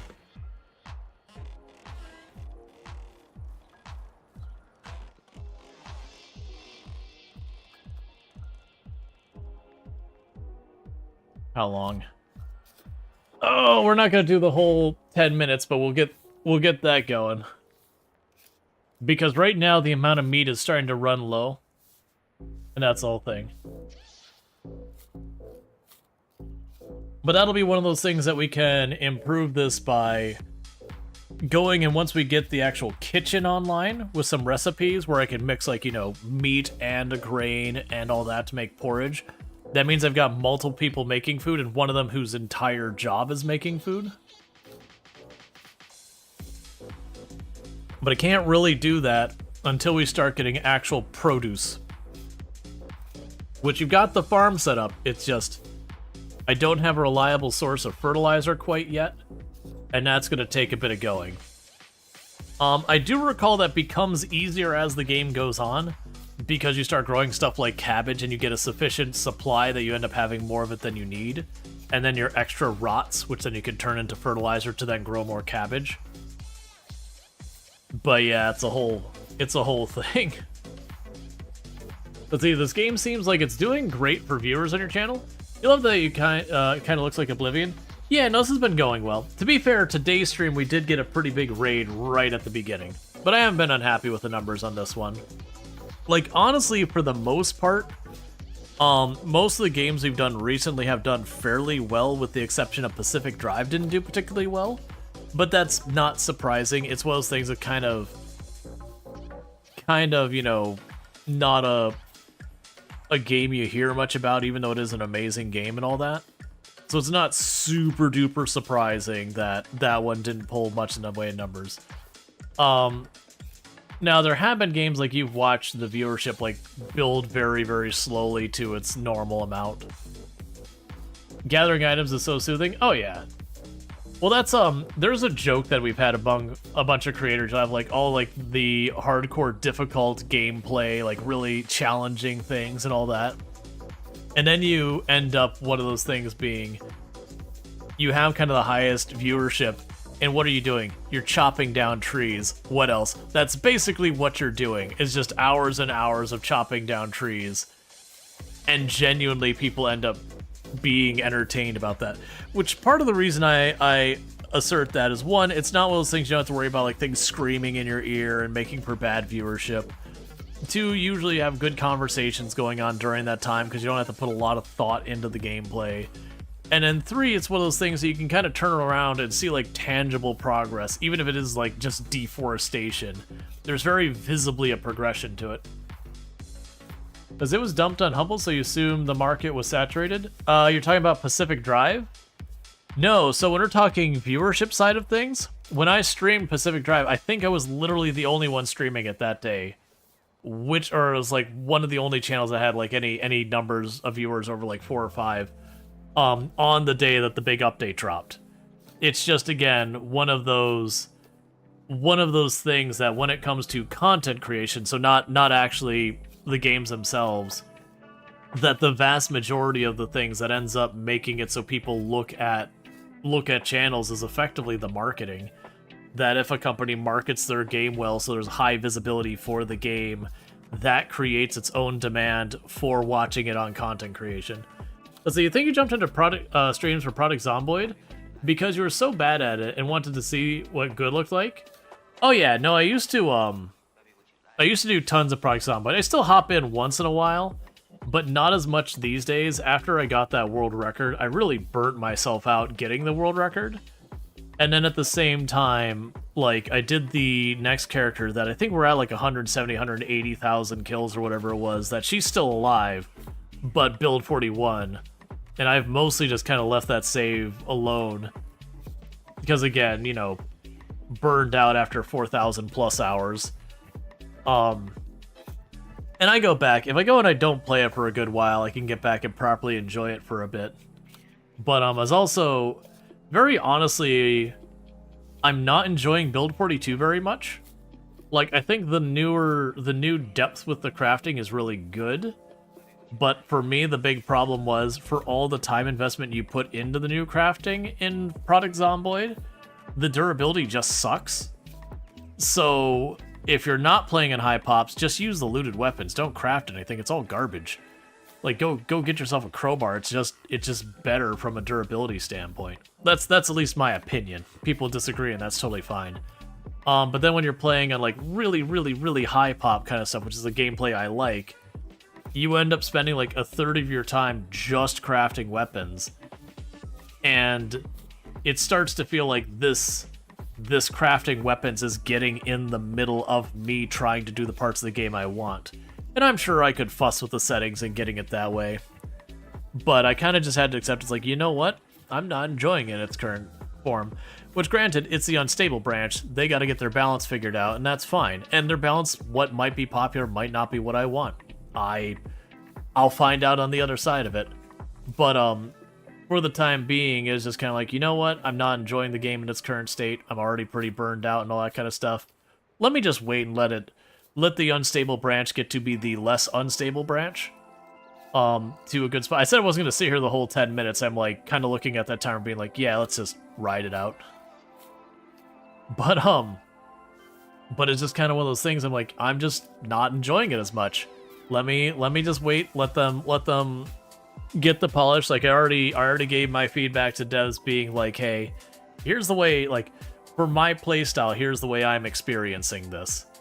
And I understand the 16 times pop, fight literally hundreds of thousands of zombies play style is a minority play style. And that may just not be the direction they want to take the game in to support that as much. I haven't been explicitly told that for the record, but that could be the reality. And if that is what it is. Sometimes games get updated in directions that we don't want as an individual. And to be fair, it might make sense for them to develop the game the way they are for the larger majority of the player base. And that, again, because I have a weird slice of how I play the game, that might be a casualty of making the game better for others. I've already got 4,500 hours or whatever it is in the game. I'm not exactly sweating being like, I didn't get my money's worth or anything. The amount of time I got out of that game is absolutely absurd. So, it's also a game it's like, hey, if it's my time to not play this anymore, that's fine. But that said, while it's all sounding doom and gloom from where I'm at, I'm not at that point where it's like, dead game, I'm not playing it anymore. It's more, I'm just like, alright, let's just wait and see. Let's wait and see as they balance it, what they do. Because it'd be very easy to...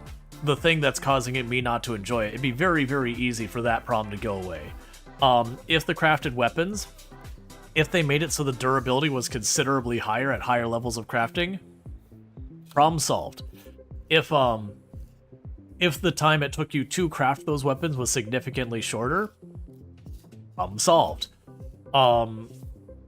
If there was other very, if you had the really crappy stone knife and then a really nice one kind of thing, you had more tiers of equipment you can make, that could also solve it. There's lots and lots of ways they could solve it. Honestly, even getting rid of the randomized toughness and all that would not be as good a mitigation, but would help as well. So they haven't come out and said anything dead set that I'm oh, they're never going to put this in the game in a spot where I'll enjoy it again. Nothing has been said like that. Once we get this building set up, the last house over there, then I think the next order of business is going to be get the house built, recruit 2 more people. It'll be probably time to flirt with that one lady to try and get her to want to live with us and all that. And then honestly, we might take a focus over trying to maybe go after this Wyzant and the Wood Wheel or something. Or one of the other quests. One of these story quests we've been neglecting because there's one I need to cook a bunch of stuff that I can't cook. Or buy. Then buy the chicken. The only hesitation with buying the chicken is I need animal feed and I don't have a source of animal feed. Which then means I'm having to spend money to get the animal feed. But at the same time it gives me eggs and all that. There's that.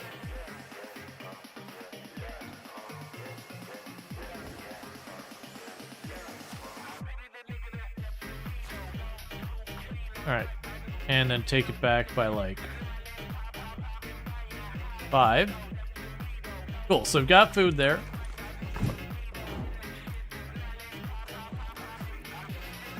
We could drop off the last fishing spear into storage over here.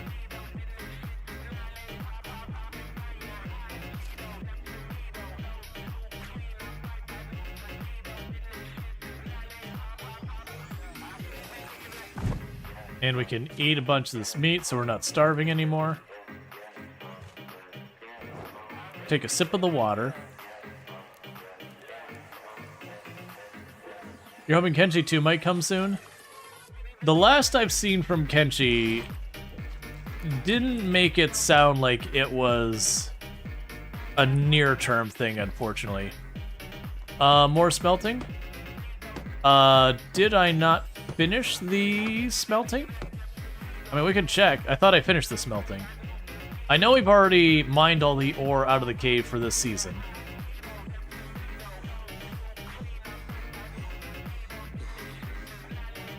Realistically, what we're going to do is chop down a bunch of trees to get those planks sorted out.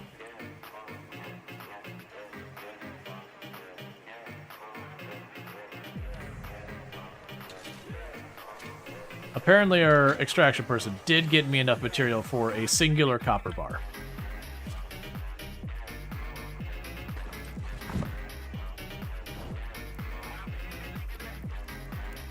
A marketing director? I know they had a producer role open.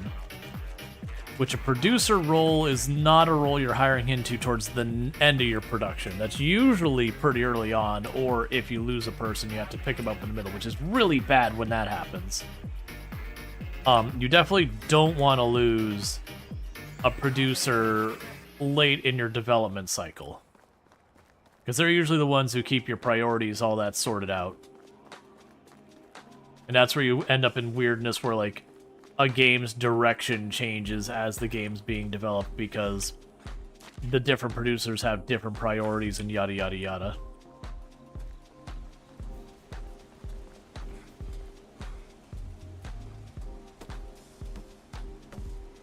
What?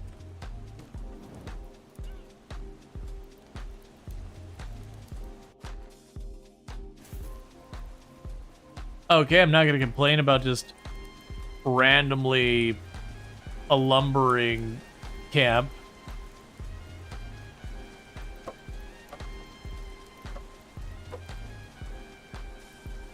Appearing up the hill from where I was already doing lumber. It was publishing director? Gotcha, okay. Yeah, I still don't think we're super close. Just the stuff that's got teased doesn't make me feel like they're on like the home stretch, as it were. I'd love to be wrong about that.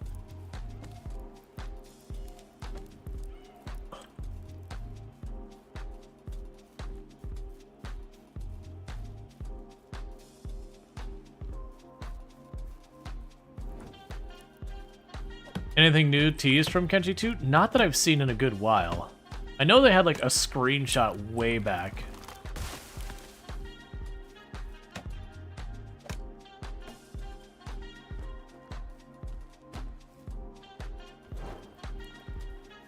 I'm also a little worried about Kenshi 2 from the wider audience thing. So Kenshi 1 is definitely a beloved game. It is also definitely a very buggy and janky game. And a big part of that was the engine they were on, the Ogre engine. Kind of really held them back. And the new Kenshi, to my understanding, they've switched engines to... I can't remember if it was Unreal or Unity or what. But the important part is they switched engine. Faster tree cutting for the next 10 seconds. Stacks up 1 time. What triggers it, though? Do I have, like, a button I push?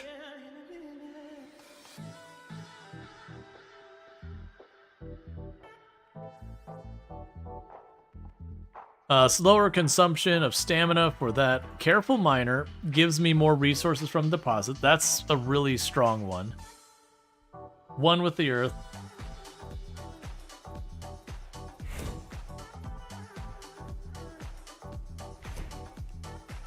Okay, so chance to extract additional resources when mining.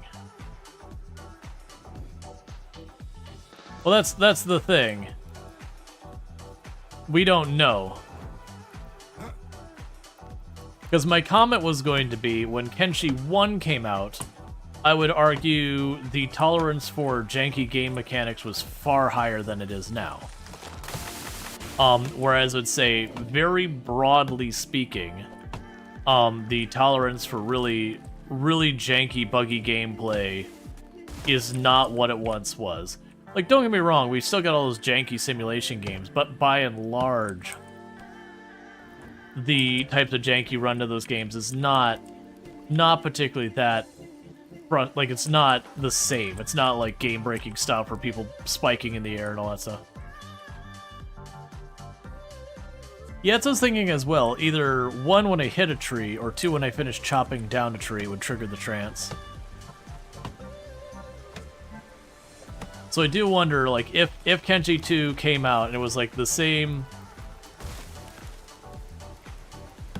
It was the same level of kind of just weird bugginess, jankiness that Kenshi 1 was, I do wonder if the game would do as well.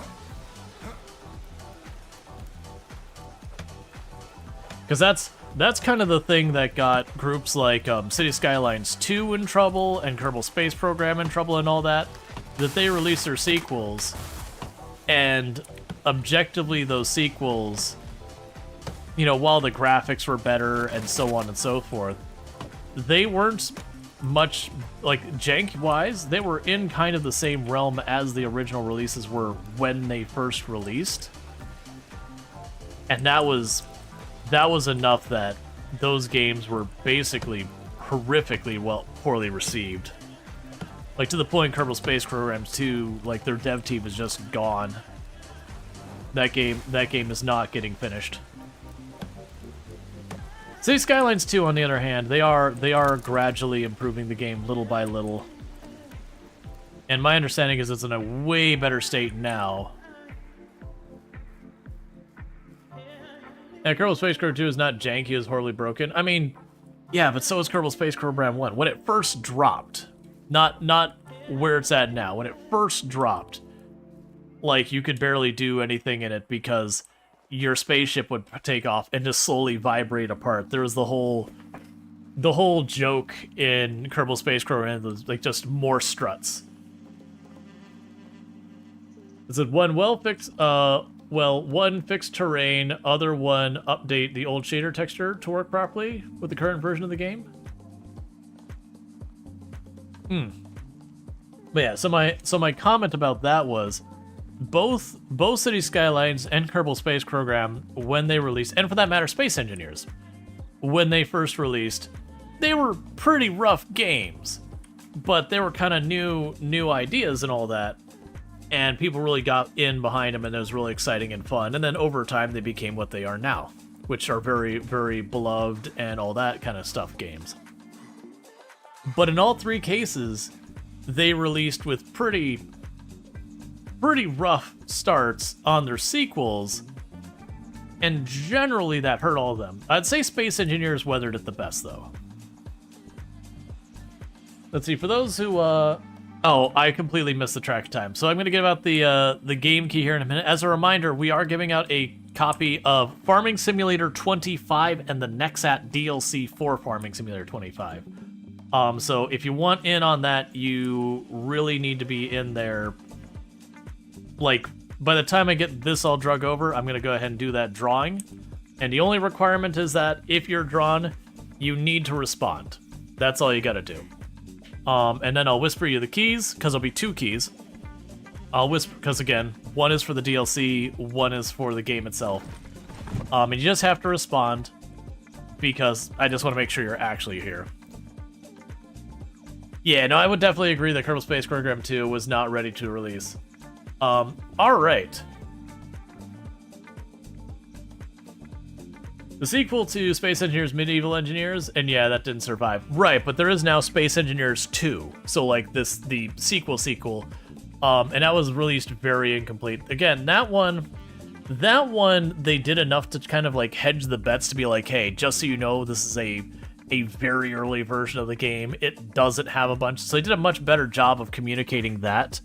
Whereas City Skylines 2 and Kerbal Space Program 2, I felt like they oversold it.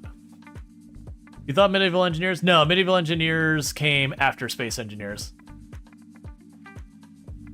But they did trade, because they're the same engine, they did trade back and forth, learning from one to the other.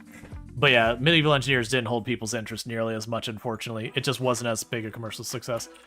Alright, so let's go ahead and do the drawing.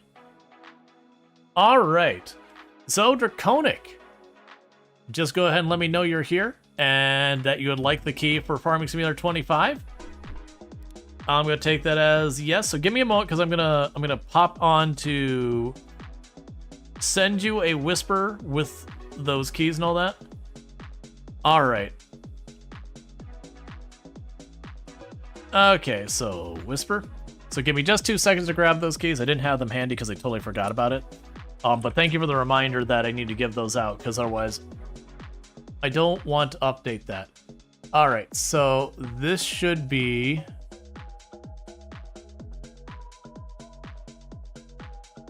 the game itself.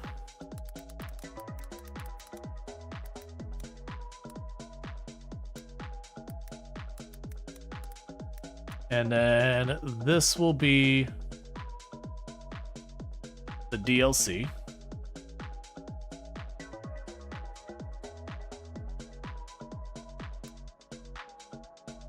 All right, sending it to the right person, so there you go. And if you have any problems, let me know. Gonna mark those 2 keys so I don't try and give those out again.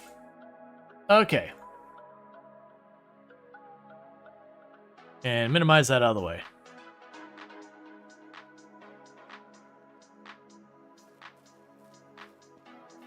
Let's see, you played a mess of SimCity, you tried to the online version, can't work with the most jank, wholly broken pieces. Oh yeah, no, I remember when they came with like, I forget if they called it wasn't SimCity Online, it was like SimCity, I forget the one. We've talked about before where it came out as multiplayer. They both worked? Cool, cool. So with that, I'm gonna go ahead and do this. Rather than have those scratched out. Now that I know they both worked, I will simply delete them off the list so I never have to look at them again. So that makes my list smaller and easier to manage. But what we'll do is we'll do another key giveaway for Farm Sim 25 with the next set DLC about 1 hour before the end of stream. So let me go ahead and get rid of the unpin this message. Get rid of that and close the queue because I'll want to bring the queue back up at that time. That way, again, you know, people who are still here can do it because otherwise, if we have it that long up, you'll have a bunch of people here for this point, went to bed and all that. And then I have to draw like 8 or 9 people being like, are you here? No response. Are you here? No response.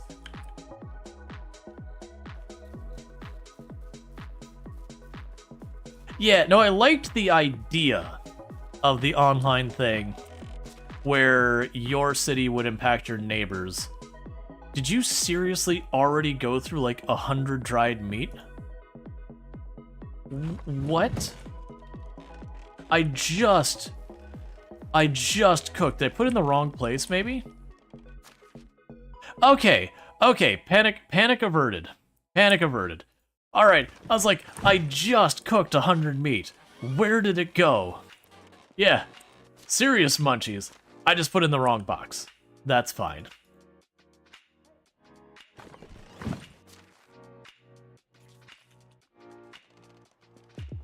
But yeah, like, I liked the idea of having, you know, the thing. The problem was, to me, more than anything, the sheer amount of compromises they did to do that. Like, objectively, your city was smaller than previous titles. They had less flexibility around a lot of it. And it was just kind of one of those things that every step of it, you're like, wait, but this is what I already had, but you took away some things. And then it was also kind of a notorious problem for the game that you would start a round with someone and one of the people kind of no-life the game for like a day and then they'd vanish and never come back.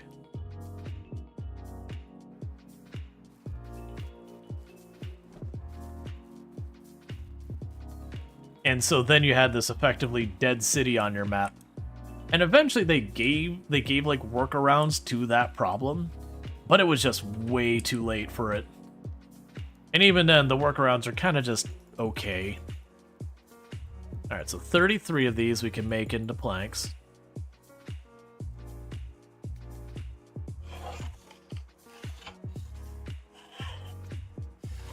Let's see, to be specific, the poor implementation was the lack of simulation of sharing resources between city in the same region, and those controlling the other cities and weren't online, which in turn made it unplayable solo. Yeah. Like, for example, if I was in a map that had a high ore resource, thus build up a mining city, the whole idea was you'd export it to other cities, but also use other cities for, like, leisure, maybe education, but none of those sharing was actually simulated. So it all failed if you were solo and the only one online. Yeah. No, I remember that. And you'd have, like, the city who would provide, like, all of their emergency services, and you'd have the other city that got abandoned you couldn't do anything about. And it'd end up with an outrageous crime rate because no one was at the helm. And so they'd effectively export crime to you. And all you could do is throw your own police force over there, get basically nothing in return, and it was just like increasing your service costs. But yeah. And that was the big thing is, it almost felt like for that idea to work, instead of having it where you played with your buddies kind of thing, or just got like thrown in like random groups, It almost needed to be more flexible in like the grand scope of things. I don't know. I think it was a cool idea, but just the actual human aspect of how people play games worked against it as well. And also, again, too many compromises of making the city so much smaller, simplifying so many of the mechanics in the game that it really felt like it took away from it. Like, you gave up too much for too little in return. Plus, Origin. plus, Origin. That was its own momentous cliff where you're like, oh, I have to download and install Origin? Alright, come on, man. Really? That said, I do wish more games, like I've talked about, I would love for there to be like a mod or a setting in stuff like Farming Simulator, where effectively there's a quote-unquote global economy that if you have everyone is selling the same good, like it'd have a floor so you wouldn't like wipe out the value of wheat so it's no longer profitable at all or some nonsense, but that, you know, kind of sky's the limit on how high it can go to slowly make the crops that are more laborious be worth more and more and more for the people who do enjoy that, to not just feel bad because it pays worse and it's more laborious. I would love to see that implemented in more games where there's effectively a global economy in the game that, you know, the paths less treaded, you get a benefit for. Let's see, the previous SimCity did the similar for single player. You build up multiple city sections, but you could just export all your pollution to another section and never actually play. Gotcha, so again, like implementation shenanigans where you could cheese it. Alright, so we got plenty of planks now. And we finished the chicken coop. Right. So, you can eat a dried meat. Go ahead and finish the other one. We can go to... Did I already talk to her today? We already talked to her today, right? Or I can't tell if we're on the third day. Sun. It looks like it's rising, so I think we can talk to her.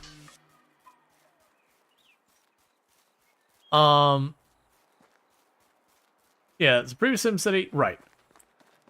You think just have to simulate that the city was there, and it would take your resources and allow you to use theirs, without making it the other city simulated changes the city, would have fixed the issue? It just treated it like the only city that exists in the region was the one of the active player. Right. Oh, I need to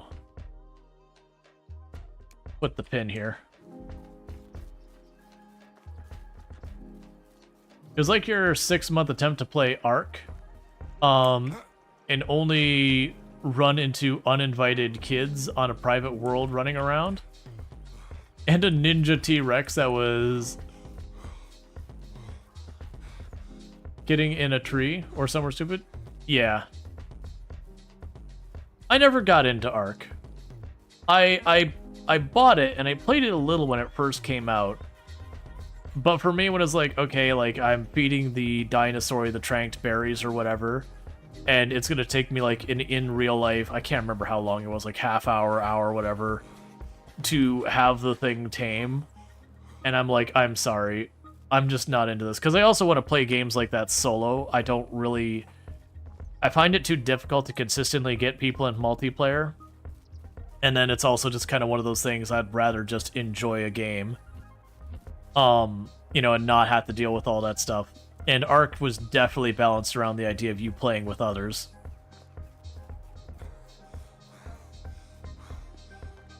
You go back to any game, come back remastered. Well, what would it be? I would rather they not remaster at all and just make up a new title, even if it's in an existing IP. I generally am pretty not on board with the remaster. Not like there's something like I have a moral objection to it, but I've already played the story. I already know how it ends. I would love to see new game far more. How are you? All right.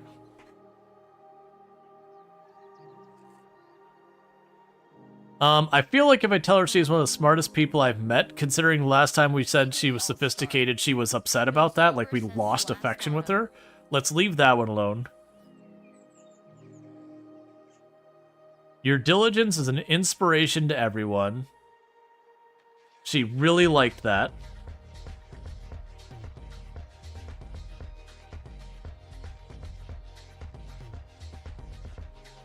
Alright, so all of these are starting to lay it on thick. I simply adore your hair. It shines in the morning dew in the sun. You're the first thing I think about when I wake up.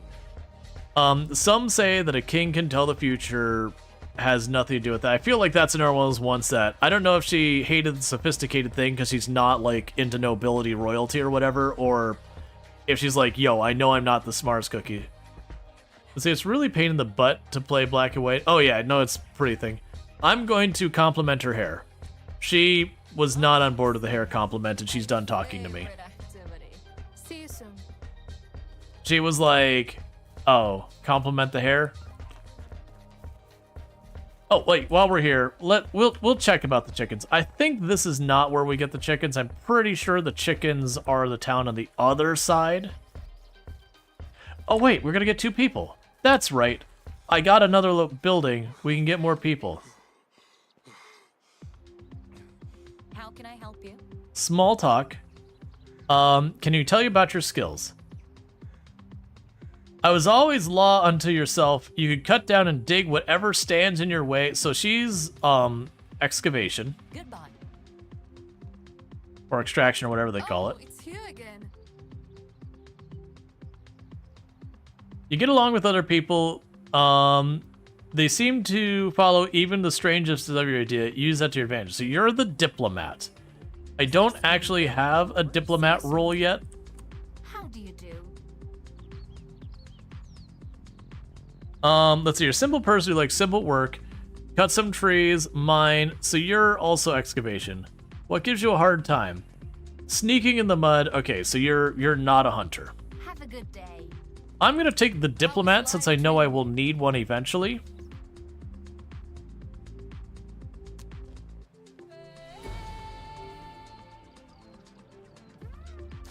Alright, so you can go to management, grab you, assign to house, you get the big nice house, assigned to work. You have diplomacy and survival 3. So the herbalist is survival, as is the fishing hut.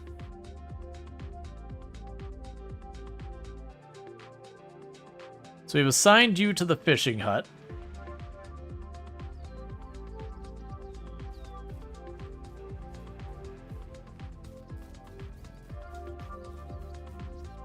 And it looks like she was smart enough to take care of all her own needs.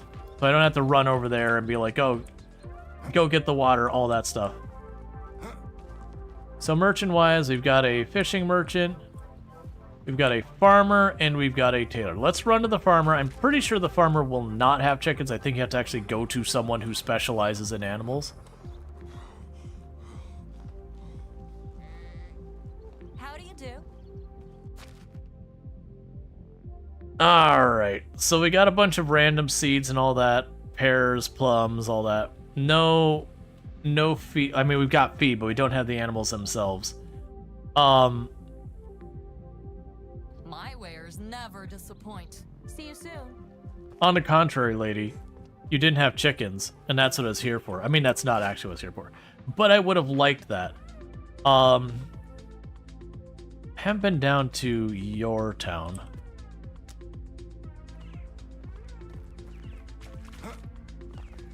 Alright, so between us, I've got to be careful. There are multiple sets of wolves on that south side. So we can head towards our home and then follow the road up, maybe?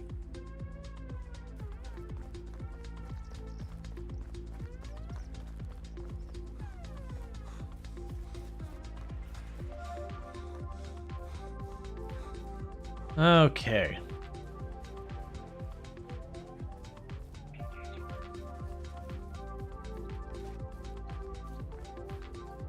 And we'll have our bow ready in case I run to anything dangerous.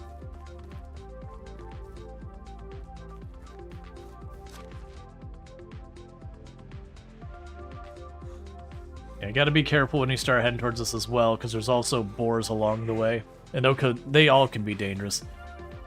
Boars, wides, and... Oh, right. I said I was going to potentially work on one of these other skill things as a way. I can't take care of your stuff. We're growing the beetroot. Okay. So if we do see a place with Wisent, I might take my chances with them.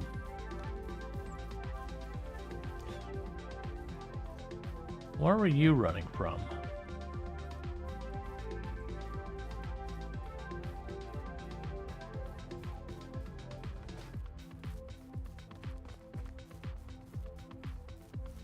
Okay.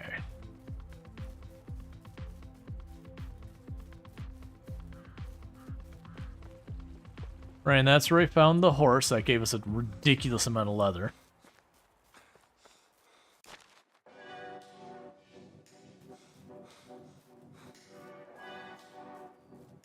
Okay, and we're passing by our village. So over there is where the bear's at, in that area.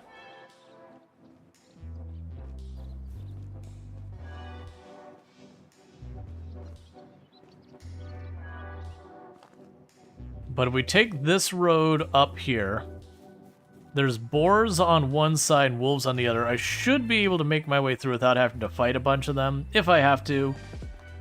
I mean, that's still very dangerous. I'm still not particularly well equipped for that. But, you know, if you gotta do what you gotta do. Yeah, because... Yeah, the wolves are directly ahead, and the boars are to the north. So we'll try going a little bit to the south and just cut across the mountain.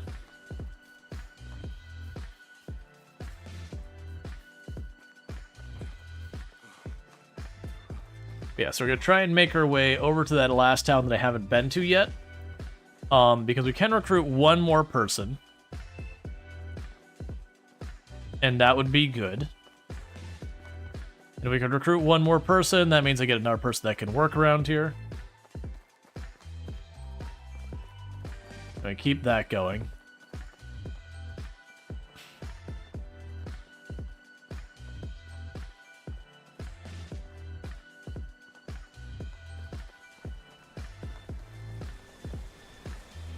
Just a branch.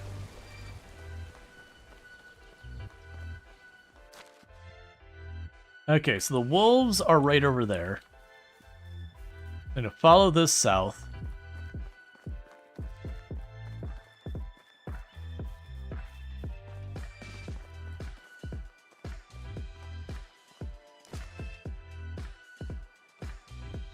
Alright, so probably far enough south to not have to worry about the wolves that are over there. Now we're gonna cut. Alright, we're gonna keep going south. Because there's a bear, and I don't want to deal with it.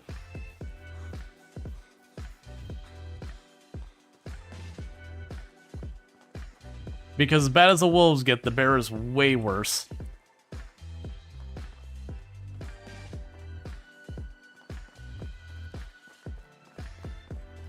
Wonder what... Like, this just goes south... Oh, we're probably reaching the edge of the map is what we're probably doing. I'm assuming it goes south and we hit some type of invisible wall or whatever.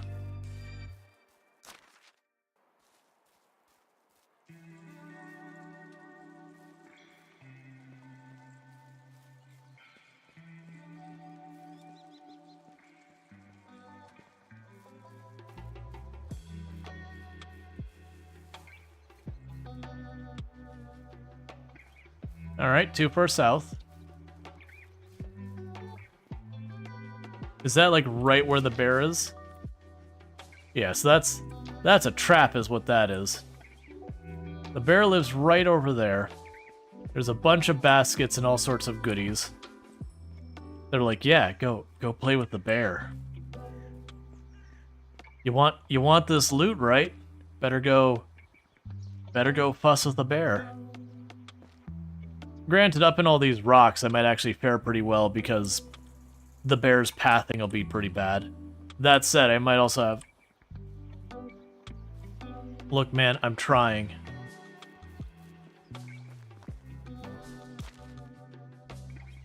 Yeah, we can probably cut right towards this now.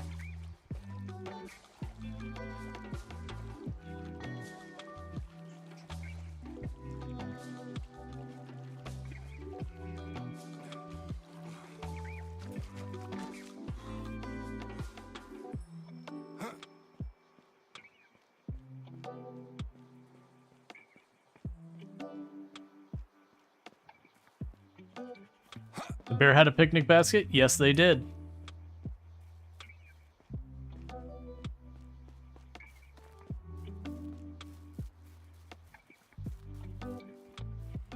Alright, and I see that the farm has stopped working again, because probably fertilizer.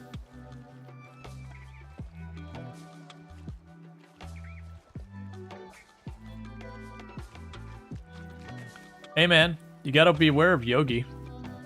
Considering everything Yogi did, the fact that Yogi is still around in the cartoons and all that, clearly had to be a rarely dangerous bear, that they wouldn't mess with him. Because he was stealing food from people, he was normalized around people. That's a bear you put down, because that's a dangerous bear. Smarter than the average bear? Apparently.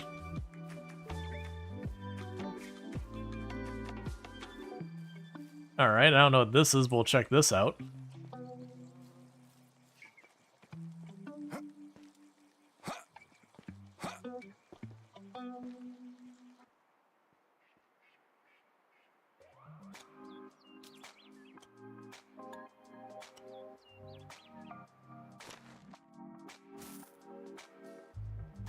Got animal feed and all that.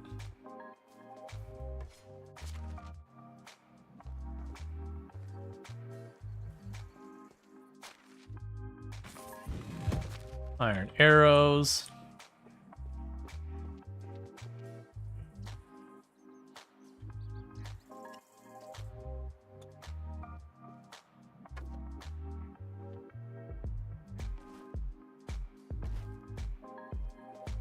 Some spears.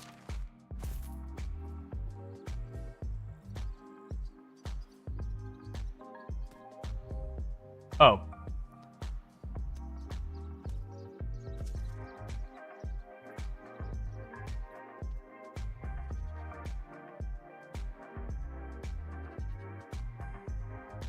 Yeah, it's fine. It's a stone pick. I'm not gonna fight for it.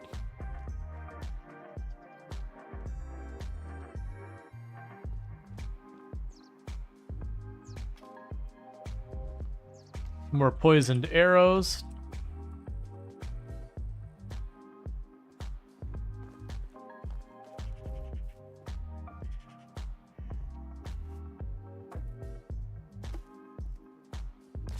So for the copper glove, or not gloves, the thick gloves.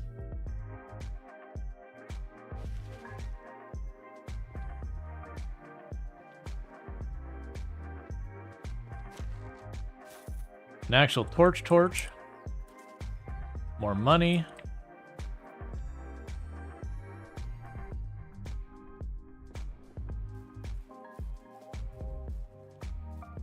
Alright, well, that was good stuff. Oh, another bear spot. Where's the bear? Directly in front of me. Let's cut across the other side of the water.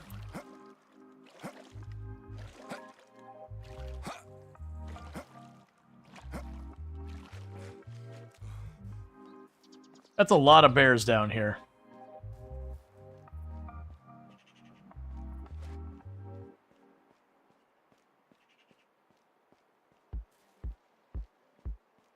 And lynx we don't care about, they run.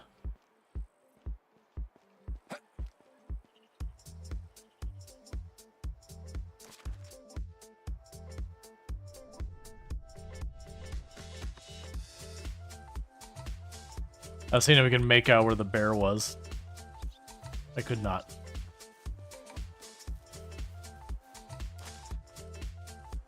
Yeah, so we can run across here. We should be far enough off to the side to not have to worry about that bear.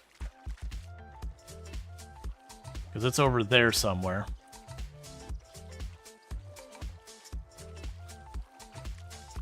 This is quite the hike.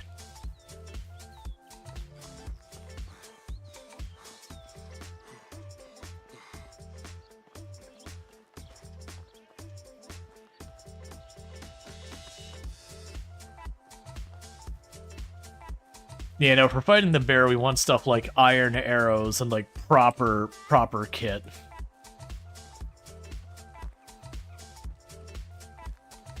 Yeah, I remember this town. I want to say the last time I played, the last time I played, my base was, I think, it was down here.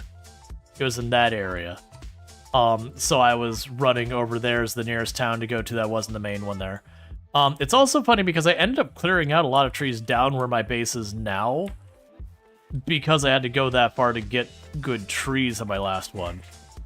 I think I chose an area that was fairly wide open to begin with, and then it just meant I had to run farther and farther for trees. And part of the reason I want to go down here is there is a quest down here that I haven't grabbed. How can I help you? Alright. What are your skills? You get along, so you're the diplomat. Get out of here. I don't need more than one of you. How is life treating you? And what are you good at? You're good at survival. See you soon. I might grab that person. How can I help you? Okay, tell me about your skills.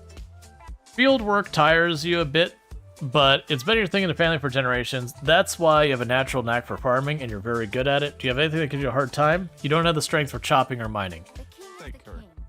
As long as he doesn't poke his nose into my business, I don't poke my nose into his. How do you do? Alright. And what do you do? You can track prey. Okay, so we don't need a hunter. Have a nice day. So it's between the farmer Oh, it's you again. and what were you up to? What's your thing? And survival. I feel like we'll need the farmer more. Hello there.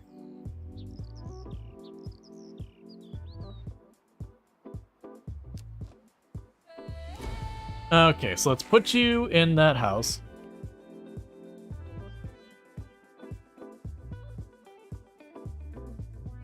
And you have, holy crap, you're amazing. Hunting 3, farming 3, diplomacy 3, production 3. Basically you just suck at extraction, and then survival you're okay at. Okay. So, for the farming side of things, I can put you in the hen house once we get a hen. I can put you on the farm shed once we have more there. Though the hen house doesn't have anything for you to do yet, I'm going to toss you there for right now. And my hope is we'll be able to get chickens and get you to be productive.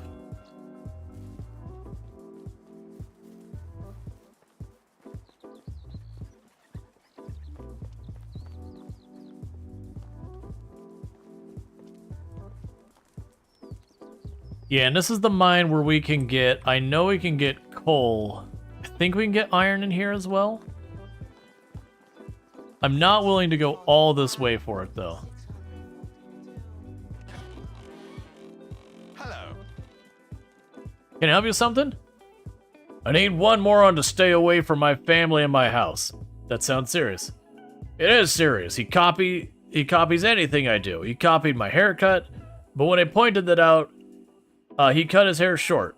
He tried to flirt with my Mazonia's apprentice because he would like to have a cook for a wife. I heard him saying that if he had a son, he would call him Bogdan. And what's my daughter's name? Bogdana.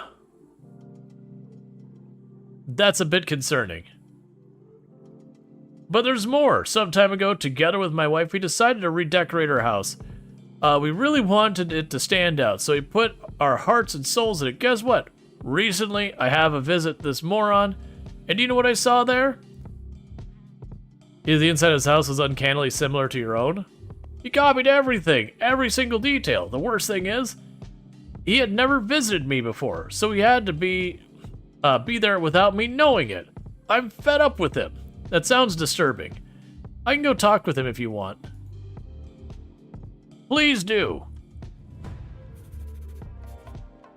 Hello. What do you sell?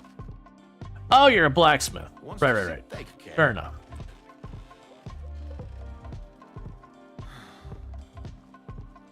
But before I do that, okay, are you an animal farmer or a horse salesperson?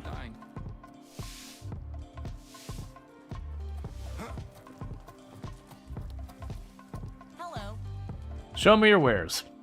Oh, literally just horses. Best goods in the realm. See you soon. How is life treating you? And you sell food. Anything else you care about? No, just food. Best goods in the realm. Good luck, summer. The only time when you're not sure. I did notice they sold horse stuff, but not the horses. Okay. So let's go ahead and change that quest real fast.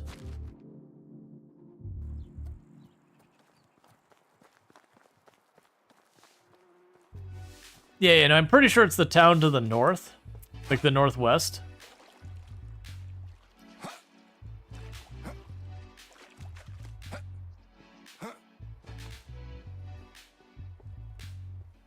Oh, it shows the price of the chickens at the chickens themselves? I see.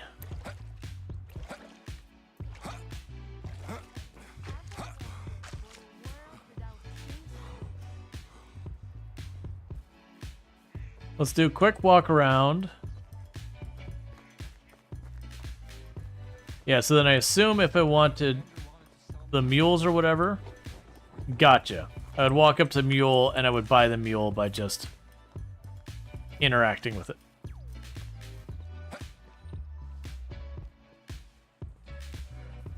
I hear a wifey. Puppy goes click, click, click, click, click. I am making click, click, click, click, click. Yeah, that's the noise that puppy. Well, I don't have the chickens yet. We're trying to make the chickens happen. I'm doing a quick walk around town just seeing if they have chickens before I start bothering the guy who's apparently creeping on the other guy.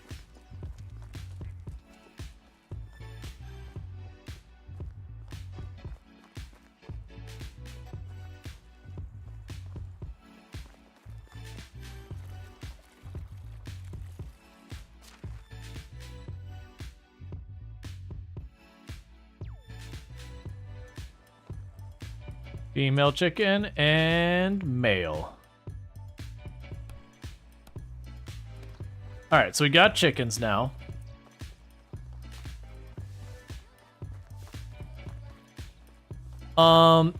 Before we get too far, where's the horse person? Let's just run over here real fast and buy some animal feed just in case. I have a feeling that's going to become more and more of a problem for me. How is life treating you? Okay, so I got... actually, I have 14. That's fine. I have no concept of how fast I'll go through that. Price We got so have a nice day. 20 animal feed. Alright, let's go find this person. I'm assuming, by the fact that their icon is over by the mine, that they are in the mine.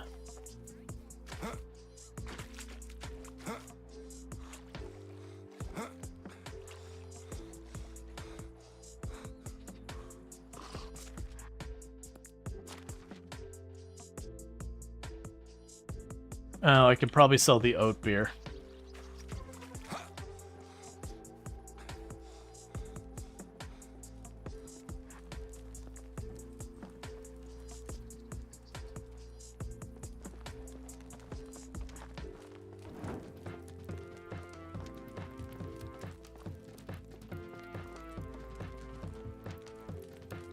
I talked with your neighbor. Oh, is there anything to get up with? He's complaining again, isn't he? It's not my fault we have very similar tastes, and I didn't copy him. He's just flattering himself, is he? Of course he is. His ideas simply are not as original and unique as he thinks they are. No wonder our people come with very similar ideas, and our houses are not the same. You can check for yourself and tell there's a difference. Alright, I can look.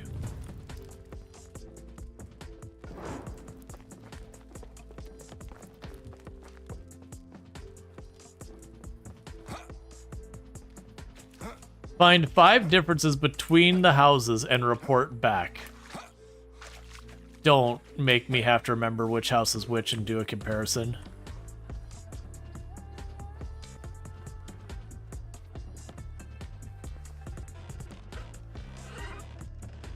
Okay, single bed, double bed, stack of wood.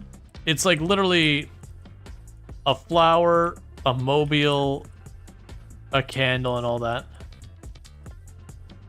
I don't know how I'm supposed to find differences.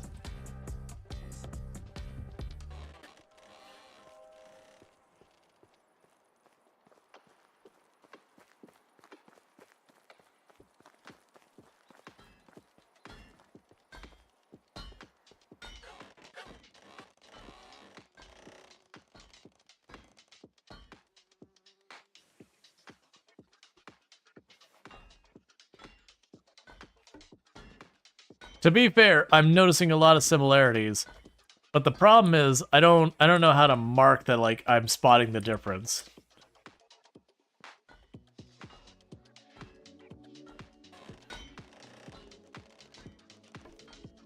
There's a bird over the door, and there's that. So I saw the bird over the door I think is different, as well as that fur. I think the antlers are also different on the back.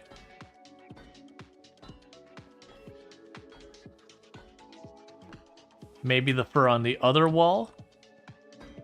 Let's go with the 3 fur things. And then the thing over the door and the antlers. Let's double check.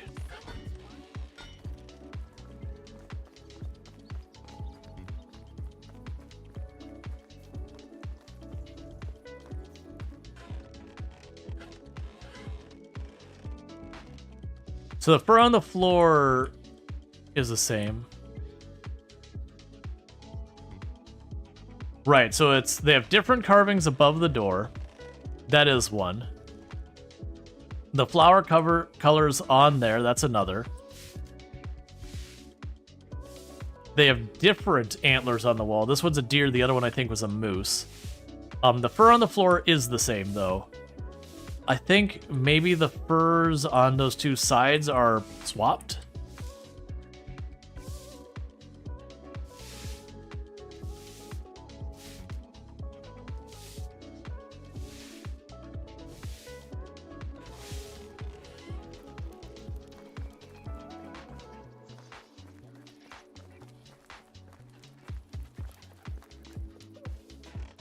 Yeah, so different antlers, different wood carving above the door. I don't think those are swapped. We have the kit that's different. So it's 1, 2, 3.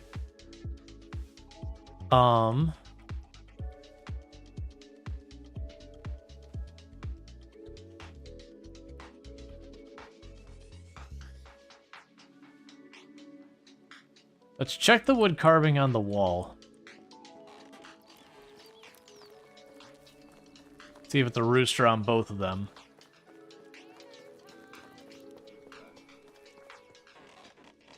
They both do have the rooster on the wall.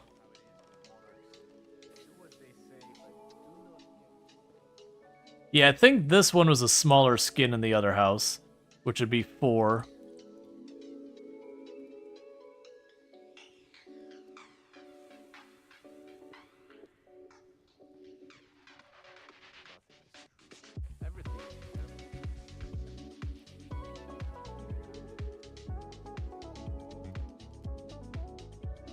Do both houses have skins out on the beds? I think so.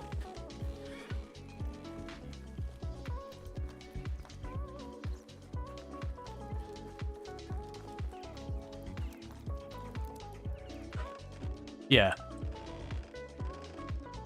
Just checking that tassel's the same between... Yes, this is a smaller height on this wall. So that's 4. But the big question is which one's number 5? Because these 2 looked the same to me. The flower was different. That's different.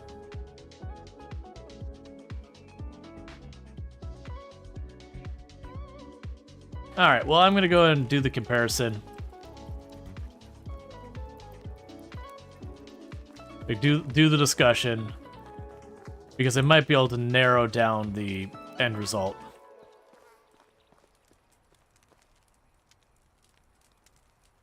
So you try to prove that there's some difference between your houses. As well, there are some. Yeah? So what are they? Enlighten me. Let's see, you've got a deer skull, he's got a moose skull. I don't know which one's which. Sitting. My favorite activity. I don't know whose house is whose. Mine is no place for children. Do we think... I think this guy's is the... Well...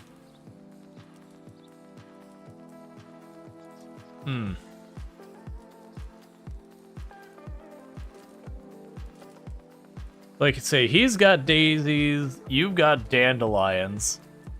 Oh. I don't know which ones were which.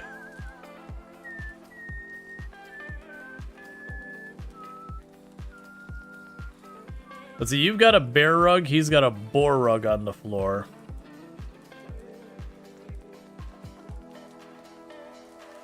No, they were the same. Once I met a guy who kept saying, His candle is higher than yours.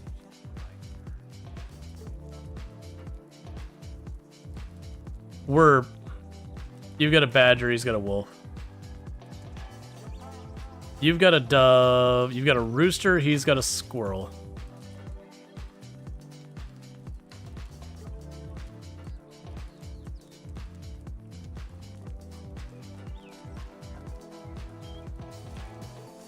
Really so? Well, I think you got some things wrong. Alright, I'm just gonna look it up because I don't know who's who, and I'm not taking the time to deal with that crap. Because running back and forth and memorizing that is just not interesting to me. Like, if I could sit there side by side and all that, but the problem is it's like, you've got this, you've got that, and like, how I don't know what flowers are which. That's not who I'm looking for. Let's see. Let's see. Which West medieval dynasty? Normally I don't look stuff up on wikis, but holy crap, come on, man.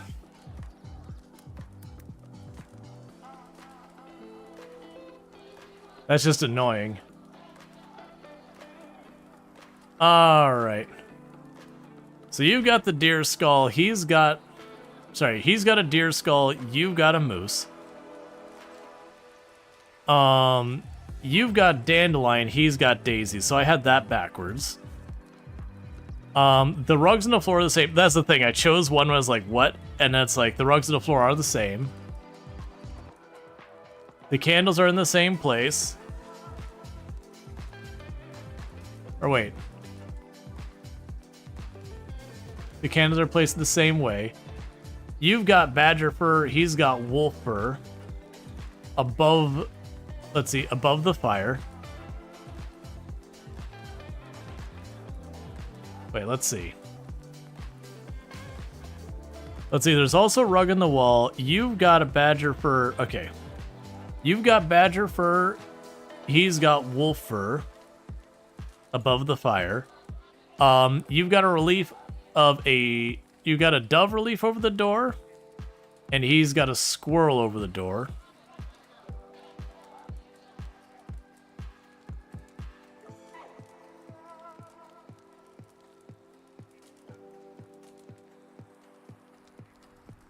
And let's see, and he's got... Or he has a shelf under the window. You believe so? Wow, I'm impressed. He changed how many things? 5? Tell him all these differences make no difference to me. He better buzz off. I'll talk to him again then. Because otherwise, I probably would have run back and forth for like half an hour, trying to figure out what, like, 2 things I was getting wrong.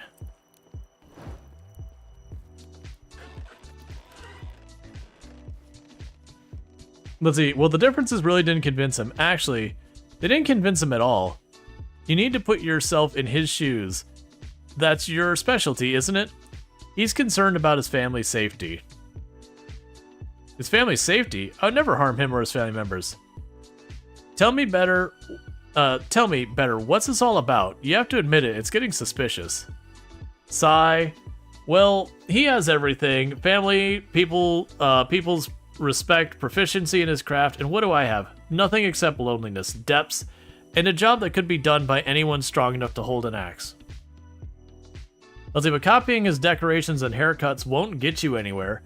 You won't become him or live his life. Let me just go ahead and get to where I can make sure I can see my preview in case anything breaks. So you envy him, I get it, but that doesn't give you permission to just be such a creep. But so your job is also important, far more dangerous than his. Remember that you're younger and still have time. I'm gonna go with the last one. And thank you, Layla Sims, for the 3-month stream streak. I do appreciate that. Just 3-day stream streak. I really do appreciate that. Catch the last 3 streams without missing one. He's all like, Sai, I know, but try to find a way to happiness. Apologize and tell him how much you admire him and ask for him for some advice. There are no buts or excuses for acting so weird. Stay away from him. Find yourself a hobby or something. So you know you should stop. I feel for you, but this isn't the way. It's probably not the right answer to basically tell him to go to the person that he's been upsetting and ask for advice. But I do think finding your own happiness, that part of it's good advice. So I'm gonna go with it. Oh no, I could never tell him that. Apologies we'll need to do then.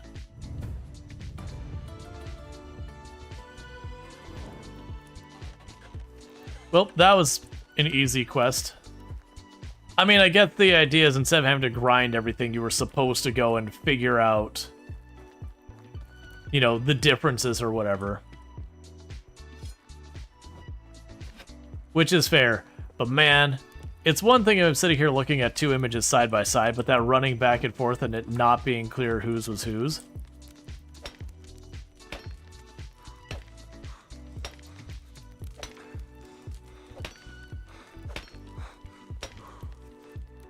Yeah, I knew the season was about to change, just trying to sneak in a quick bit of mining.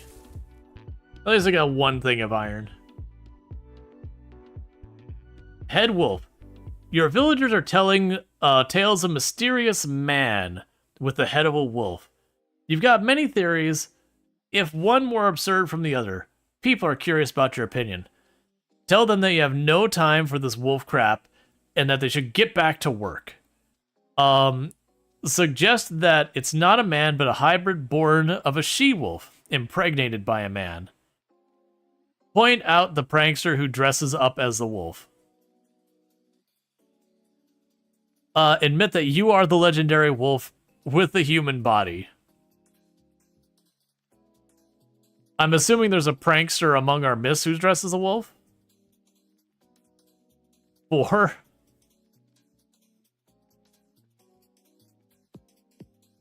I'm assuming they'll all shrug and just be like, whatever. I don't know what this symbol down here means. Oh, this is probably if you have multiple people, you could vote on it, but since I'm on the thing. I'm definitely not choosing the second one because, seriously. Sure, I'll admit that I'm the legendary wolf. I'm sure they'll just laugh about it. The villagers are rather skeptical, but after some time, you start to hear some gossip about you. Okay. My villagers are idiots. That's what I've gathered from that. Because if someone walks up to you and is like, I'm the legendary wolf, don't listen to them.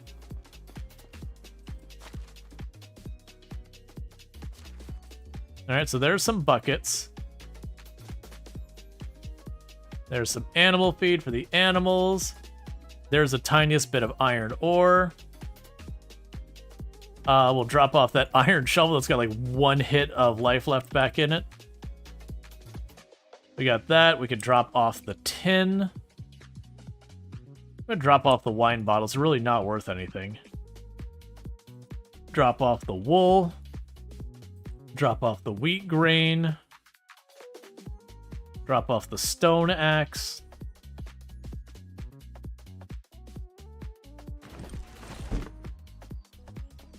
Alright. So everything seems to be in good order here. Let's check real fast on our management. All of our people seem to be pretty happy. The animal breeder seems pretty unenthused.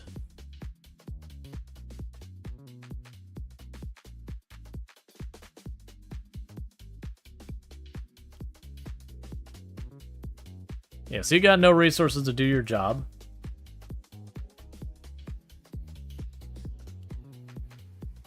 Alright, edit assignments, eggs and feathers.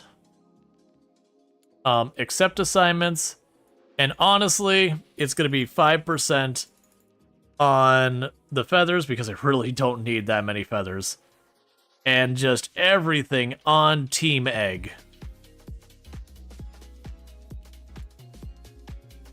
Confirm intensity.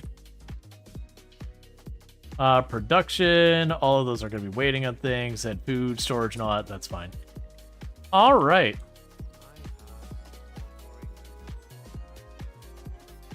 Cool, so we've got ourselves, all of that stuff looks good. Let's run to town real fast.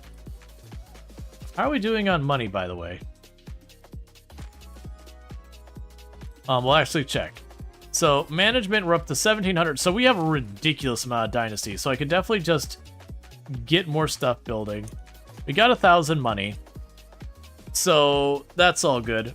So let's run back over here to see what our new contracts, whatever you want to call them, for the day are. At some point we need to murder a Wizened.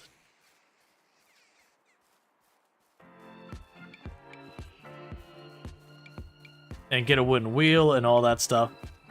Not too fussed about that, though.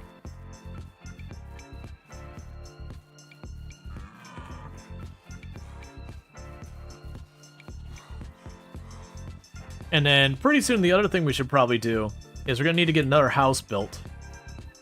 Because we are just getting that Dynasty rep, which means more citizens.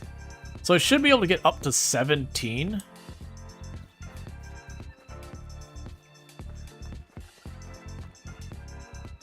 Have you fought a wolf yet? This playthrough I've died to a couple of wolves. I have fought wolves in the past playthroughs. I haven't had any. What's going to happen is sooner or later we're going to get something on the board. It'll be like, kill 2 wolves. Or kill 4 wolves, or whatever the amount is, I don't remember. And then I'll have to deal with it. Otherwise, they give me just a bit of fur and some meat. And not a particularly amazing amount. So it's a lot of risk with not a lot of reward, unless I have a quest on the board. Looking for a scythe. We'll probably see to do that. Fishing spears. If I gotta buy linen, we'll do that. Bronze shovel. Okay. Fire will cleanse. Okay. Buckets. Alright, so we got a lot of crafting to do.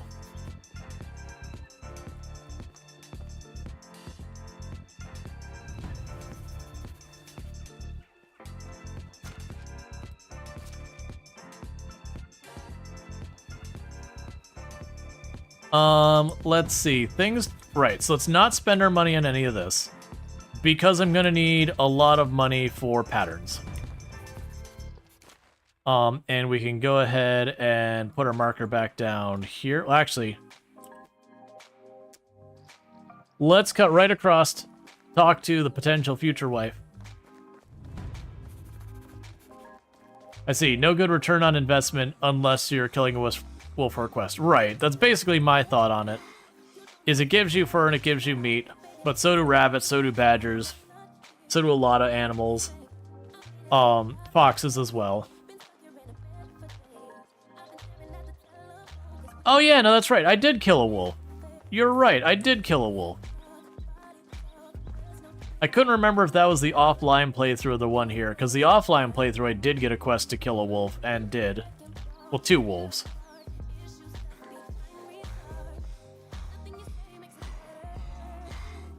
You killed your own kind? Yeah, how do you think it became the legendary wolf?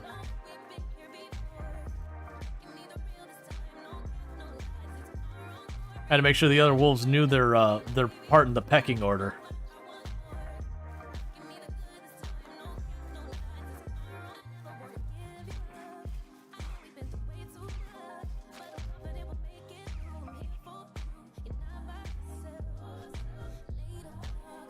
Doesn't look like there's anything at it.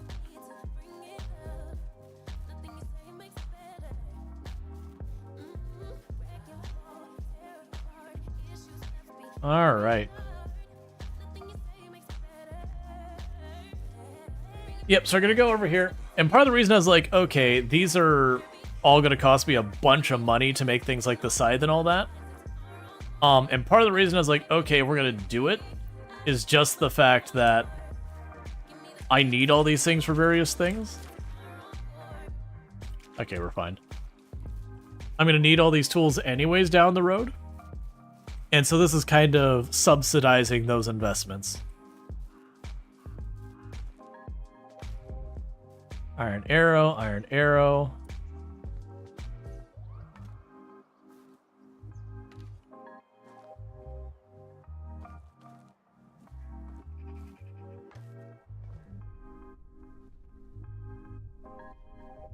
Okay, so the iron arrows that aren't mine don't show up.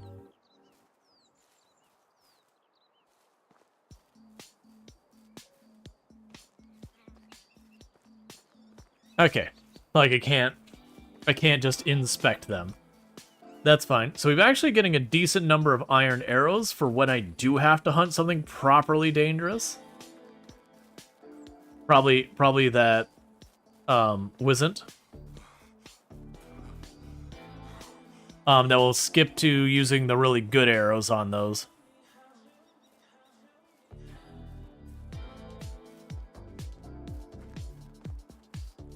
Alright, so let's go talk to the person we've been romancing. And then I gotta run back to my village, and we will start doing all the stuff we need to. That we want to get one more house built to get more residents and all that. Oh, it's you again. Sometimes I've got a feeling the whole world freezes for a moment. Romance. How are you doing, beautiful? So last time that ended our conversation. She is not team empathetic and sensitive. She did like us complimenting her athletic figure. Cool. Your diligence is inspiring. There is nothing like the crackling of the cozy fire to make you forget. All right, 100% affection. I've never felt love like this before. It scares me, but I'd rather spend my whole life feeling in fear than draw even one more breath without you as my wife. Yep, I'm scared too. I'm scared feelings my whole life, but now I would love to be terrified with you together. You've made me the happiest man alive. And oh, cinematic.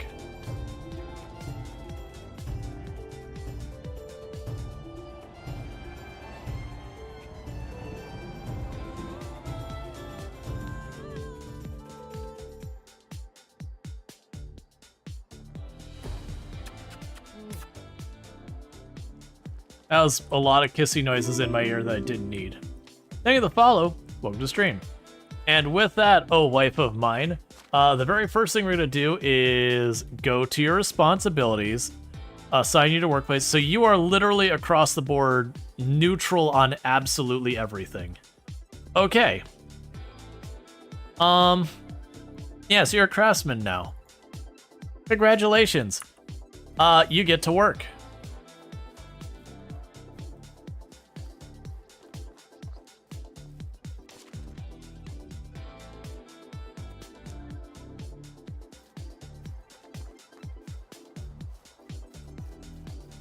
All right.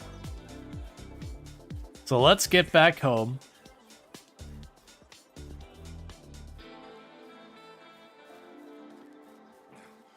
And see what we can make happen for the farm.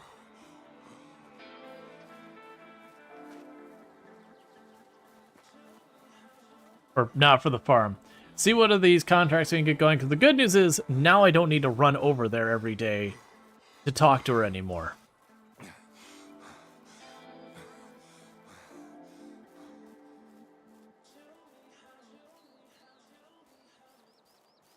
And now I can just talk locally.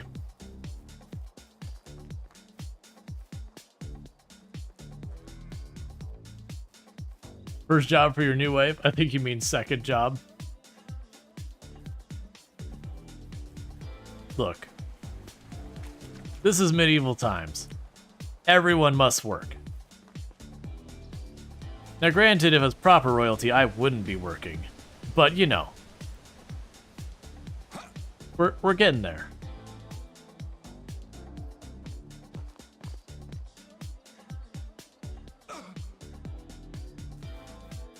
Oh, hey, random log I've overlooked.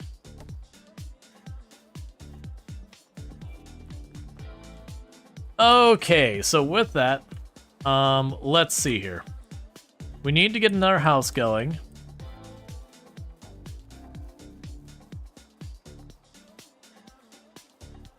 Let's go build houses.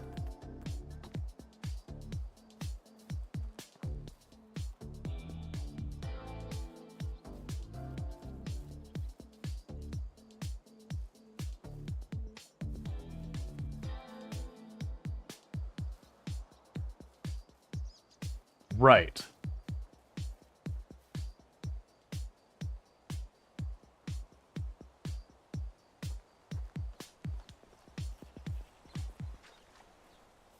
Yeah, we can do it like this. So we'll have a little bit of a gap between the houses.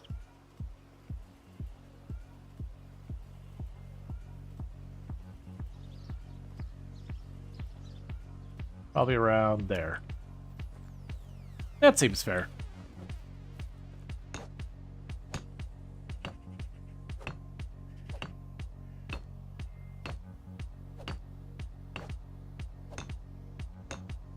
Because we're going to want more villagers.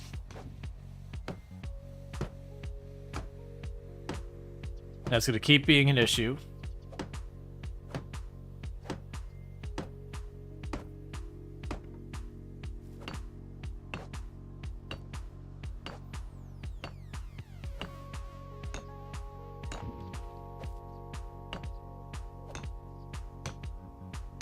All right, we need more logs. New building unlocked. Pigsty. Alright. Let's also check on our buildings if we got anything new. So we've already got all the houses. Nothing new for extraction. Nothing new for survival. Nothing new under farming. Nothing new under that. Okay, so animal husbandry.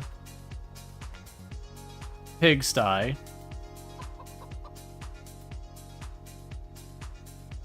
Let's see here. This stump's gotta go.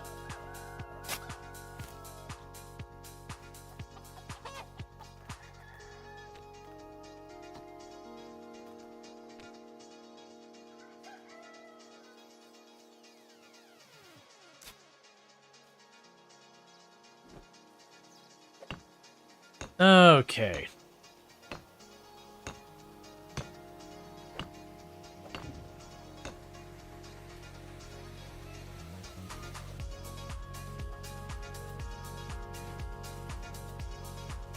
Hi, chickens.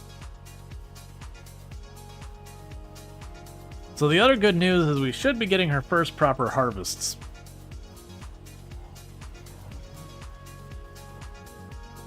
So let's drop the log in here. I once again forgot to sell the oat beer. And then we got rye beer at some point. I got a couple of torches and all that. Okay, let me check real fast on a couple of things. One, we're doing pretty good on our tech upgrades and all that. That's going good. Is there anything with the pigsty and all that? Animal feed. So that's oat grain, rye grain, and straw. That's all going to be a whole thing. But what I was going to do is go to management. What was I going to look at? There was something here I wanted to check on.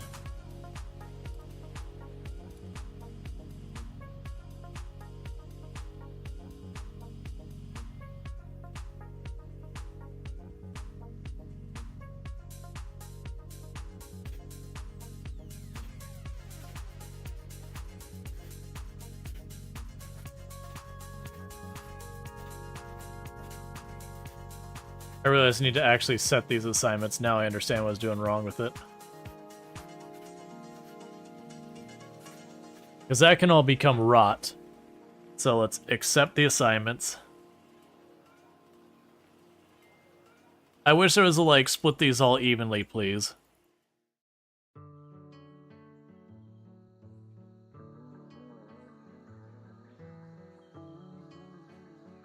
And I think then the idea would be during the winter, you ratchet up the production of the potions.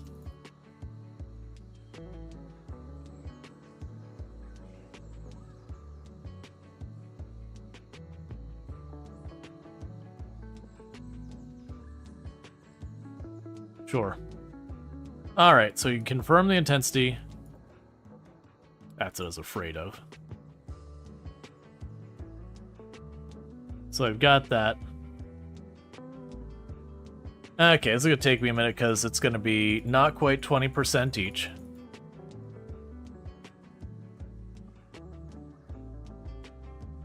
We can go ahead and get all these being grabbed. Because some of the stuff will rot. That's fine. That means it becomes fertilizer for our crops.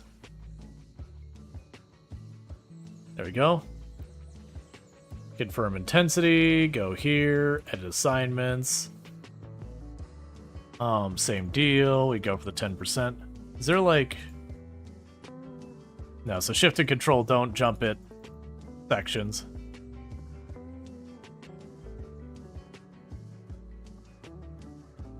But yeah, like I said, I think the idea is then we would unlock the actual potions you can make. And then during the winter, the herbalist just cranks out potions.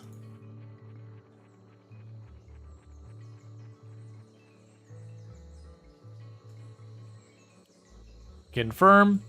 Unfortunately, I don't believe I have any potions we can make right now.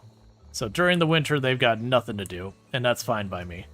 The well is just doing its thing. That's fine. We don't have anyone. Actually, we do have someone here. No resources. You show as having durability.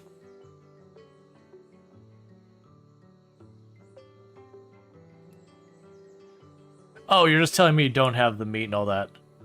Same with the barn. There was one I was like, oh, I need to set that. Oh, it was the workshop. Right, because we've got the wife working in the workshop now. And all that. So I can bump you up to the medium baskets, and then I think we don't have anything else unlocked yet for you. So you can accept assignments. Lower that down.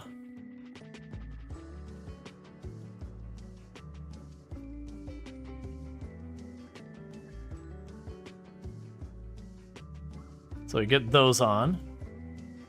Alright. Local playing mod fitness store? Gotcha, have fun. So we placed the pigsty and we placed the house and we still got construction to do on them. Alright. From here, the bronze scythe needs to be made, so let's go ahead and go to production, smithy. Oh, it's smithy 2. Bronze scythe. There you are. Okay, that's easy enough to do. So there goes $350. And we can go to our blacksmith real fast as soon as I reorient. There we go. Reorient myself. And we can make ourselves a bronze scythe.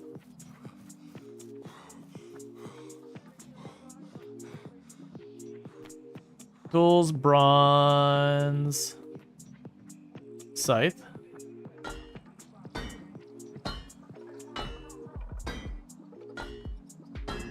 Drunk walking in this game is great. There's an achievement for being like maximum drunk. Okay, so we got the bronze scythe made. Don't disappear is the fishing spears. I'll need more materials. Bronze shovel and bags. Torches, sticks, and logs. And buckets. So let's get the bronze shovel unlocked. So go to our technology. Blacksmithy 2. Bronze shovel.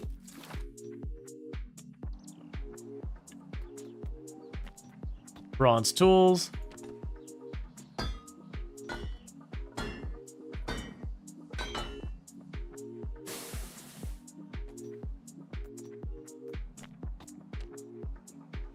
And was it your workbench that we make the bag at? No, it's not here. Let's try the farming location? Maybe the barn? There's no use the bag here. Maybe it's just one of my things on my person. No, that's simple bag. Oh, it'll be the tailor. What am I doing? It's a tailor. It's cloth. I'm hoping that's just leather.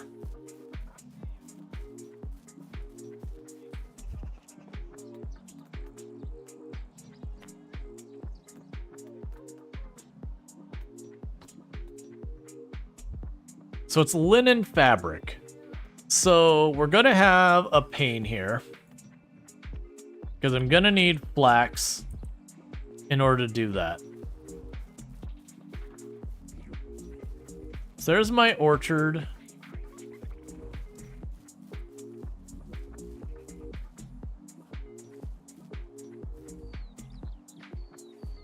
You're getting all those seeds planted, so thank you for that. Let's see if I can make linen thread. If I can make linen thread, we'll see about linen fabric. That's not the right place. This is the one we're looking for. Okay, so we actually do have some resources. Let's buy the scheme for that.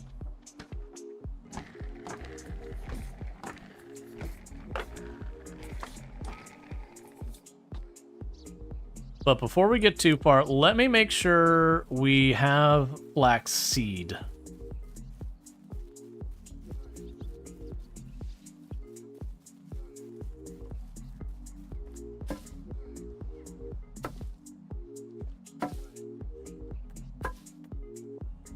Flour, flour, flour.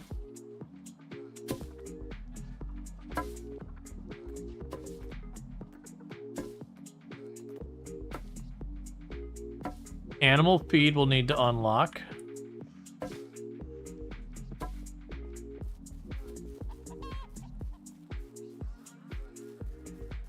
Alright, let's go check on this over here to see if we have flaxseed in storage. I've got 3 flaxseed. It's not enough. So we're gonna have a problem where I just need more flax. That's gonna be a big issue. Let's go ahead and check on the journal for the other stuff. Don't disappear. That's also gonna be flax. Don't kick the bucket. We can do that. I can craft buckets.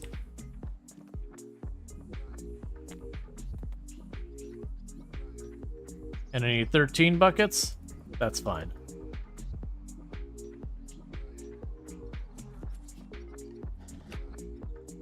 All right.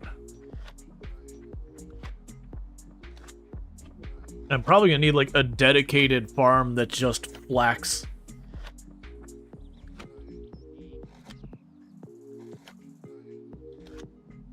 Which would be tricky to fit in someplace.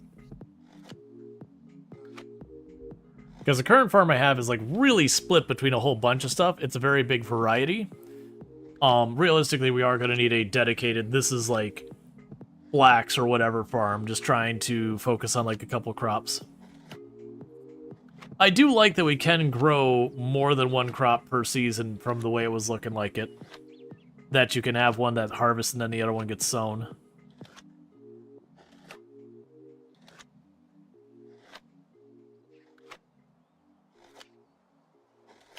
So I'm probably going to do...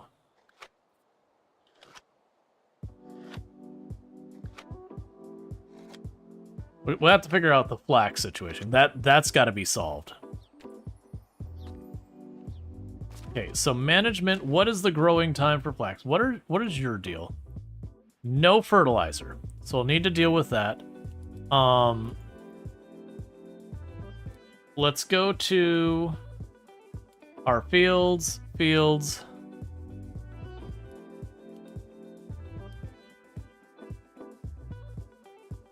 So flax we sow in spring and harvest in summer.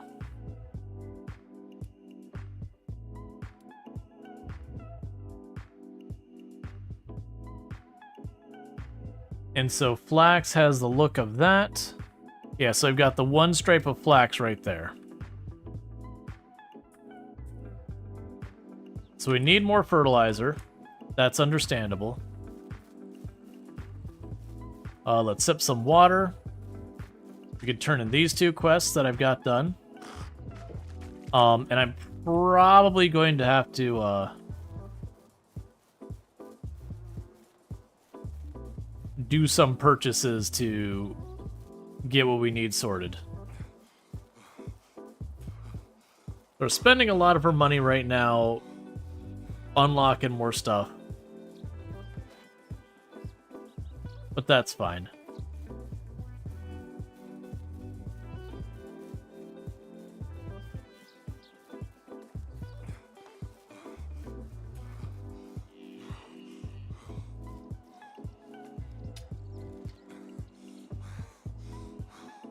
I need to wait on endurance. So many mods, it takes so long to load into a world. That's always been the problem with a lot of games. So when you start going on the deep end, on the mods,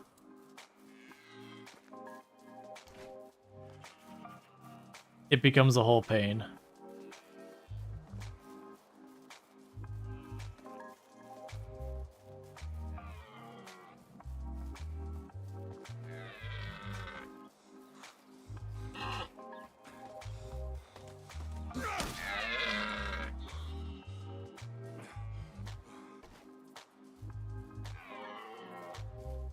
Okay. Time to start RimWorld. Wait for 30 minutes for it to load. Oh yeah. That's I'll have people constantly, it's like, you should try out this set of mods, like with Project Zomboid or RimWorld or whatever. And it's the same people like a day or two later is like, oh my god, it's taking me half an hour to load my game. It's like, yeah, that's not why I run those mods. I don't have a song command. Just because the thing I'm using doesn't work with it. The song's name is Encore by Sarah the Instrumentalist.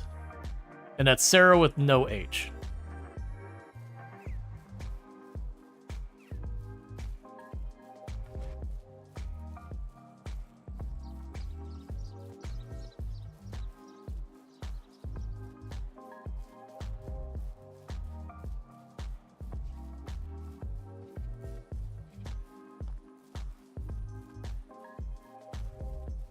Aw.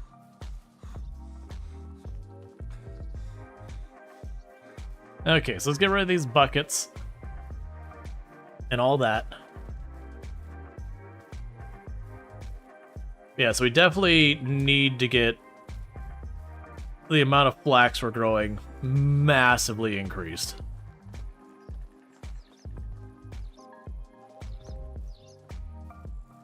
That is going to require a lot of fertilizer, which is going to require more animals.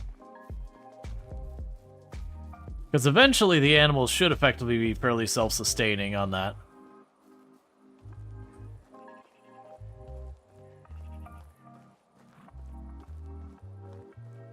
I also look forward to when our orchard is finally producing. It's growing still, but it should be getting relatively close to the first of them starting to actually produce. They don't want to hang out with me because I'm childish. I'm not childish. They're childish. People ride on horses with 2 large hunches on. Hello there. Okay. Take the beer. And the other beer. Wants to see my work? See you around.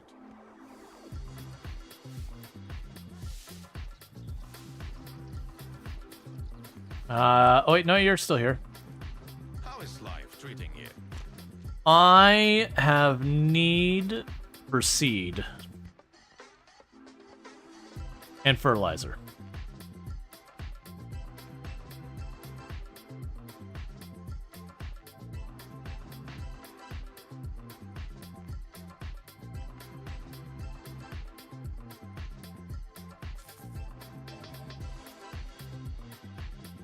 And then we'll get flaxseed.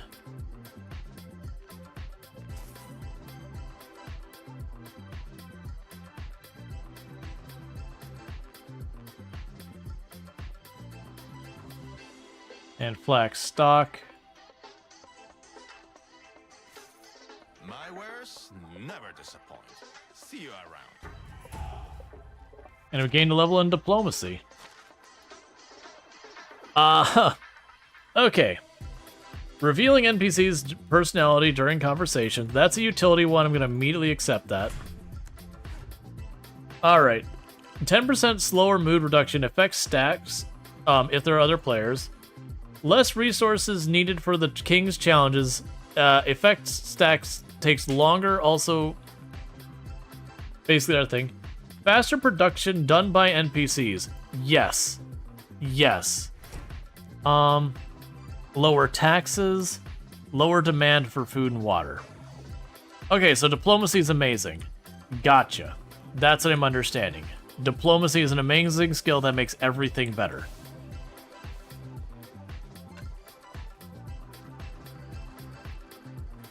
But yeah, upgrading the production rate of our NPCs is absolutely absurdly good. How can I help you? I've got your scythe, although I have to say that the notes handwriting gave me the creeps. I know the man who gave me this note was even more disturbing in person. Very quiet and peculiar. Pale as a ghost and thin as a straw. I've never seen him before. Strange. Wish I'd met him. Or maybe I don't. Have a nice day. So basically the implication is he was dead. Oh, it's you again. Here are your buckets. Good. Let me cross that one on my bucket list. Aha. I've been waiting for this one for a long time. Nevertheless, thank you. Here's your payment. Have a good day. Alright, so we look at our journal now. The fishing spears, we need 4. I've got 2. I got the bronze shovel, but I don't have the bags. And then the torches, sticks, and logs will take more work. Alright. So I got a bunch of stuff for doing flax to help keep that moving. We can't do the pigs yet. I gotta build the pig pen. We should go in and hit up the mine to get all that ore.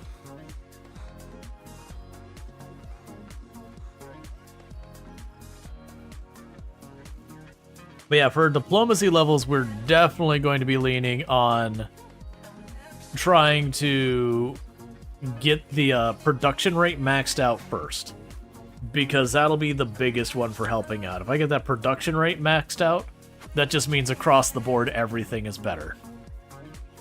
That's the reason when you look at it, it's like, wait a second, that is really strong. Let's see here. So we got the fertilizer flaxseed. Okay, so I don't have food on me. That's all I was checking.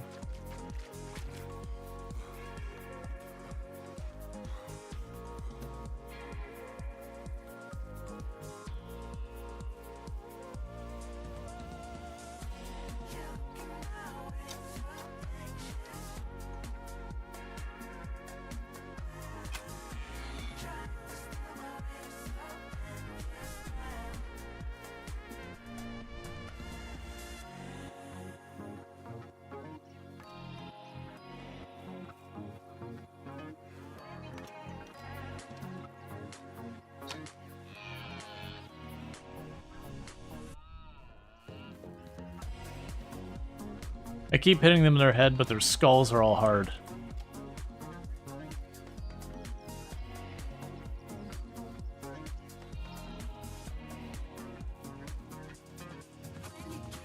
Took a third of their health and damage. Ah, you kept turning. I kept trying to lead you.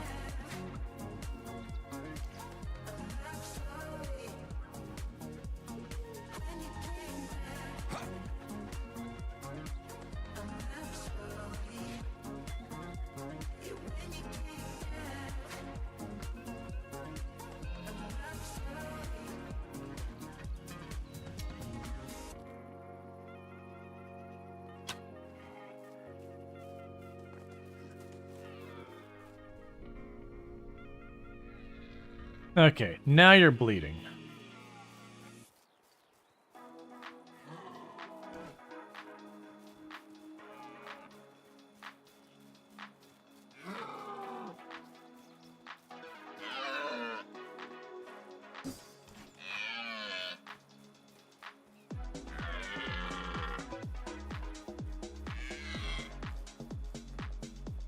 All right.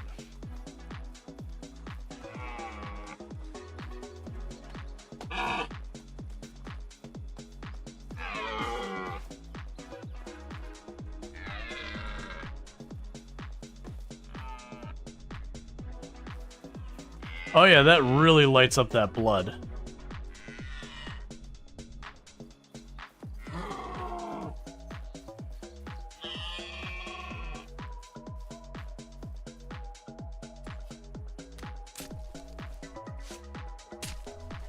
Let's see. Your pockets become portals to an alternate dimension filled with used straws and lipstick residue. Excellent. Hey, you know what? If you have an unlimited supply, even if you gotta sell it on the cheap, if you can get someone to buy it for some reason, it's unlimited supply. I literally just bathed in the water. Alright, whatever. Okay. So we're going to drop all the fertilizer and seeds and all that off at the farming building so that they can keep that moving. And that'll be good.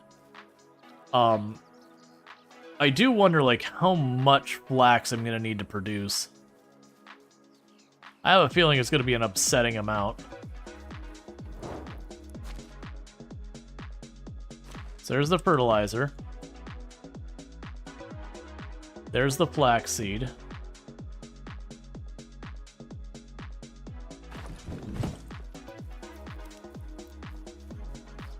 And then from here, I've got tons of the flax stalks. So I should be able to go over here and say, yep. Make me my 6 linen thread.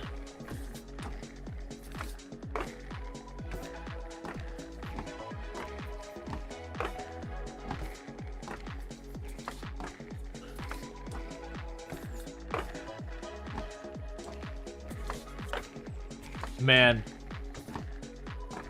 it's 5 black stock per linen thread.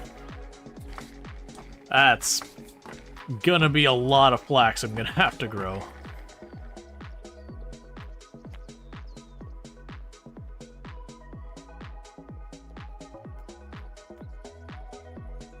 Okay. So unlock the fabric. Alright, so, checking on our journal and what we need.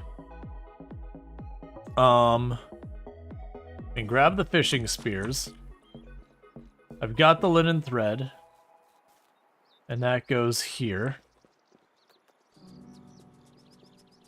Oh, it wasn't this one. Oh, no, it was the blacksmith.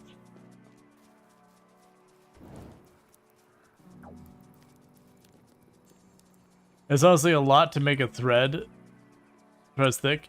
Yeah, no, I understand with the presentation, it's like super thick. All right, so I'll make 1 set of fishing spears. That puts me up to the 4 I need.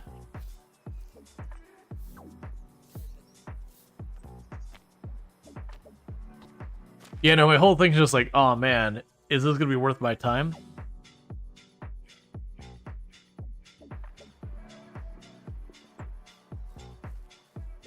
All right, so from here, I need to make a bunch of linen fabric.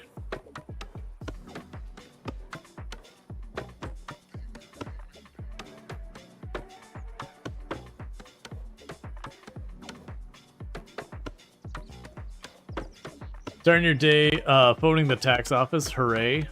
Fun.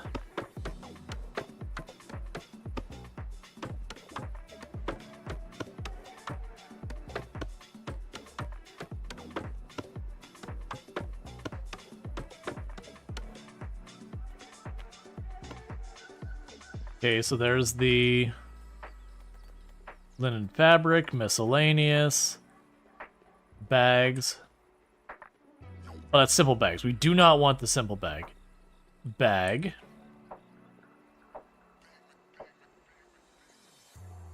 I can make 6 bags. So I'm going to need even more fabric. The good news is we are unlocking a lot of recipes that, once we get our farm to start producing, should be good. Like I said, I am very heavily feeling like I'm going to need a second field, and have that second field basically be flax.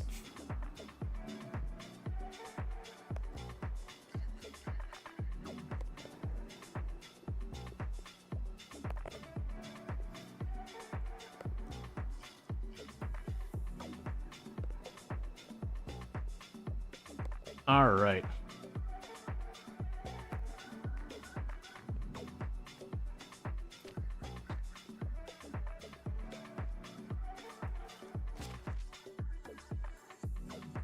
Yes, we've got the fishing spears. For torches, that was over here, right?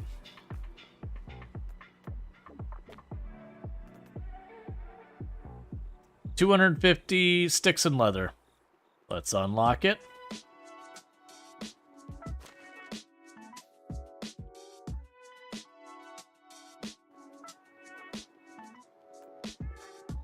Alright, so let's go to our torches.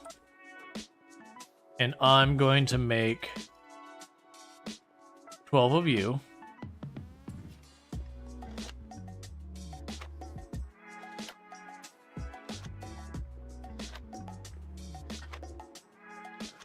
Because, yeah, we're just going to keep unlocking more and more and more.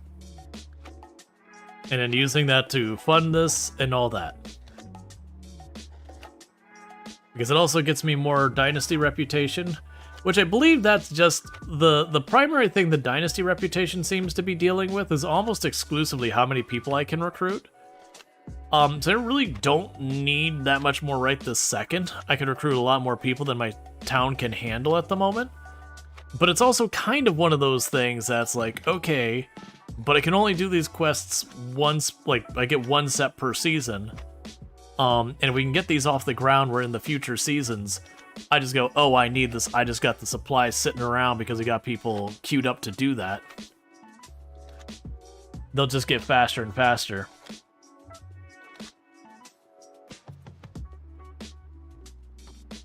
Alright, so from there...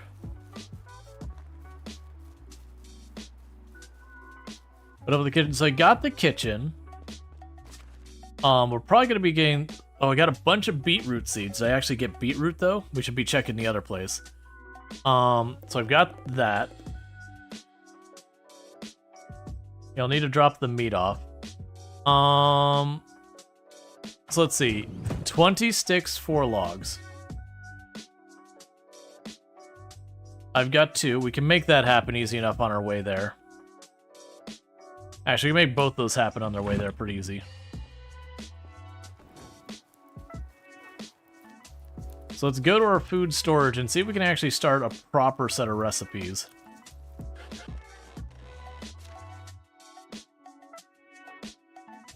Oh yeah, we got our beetroot.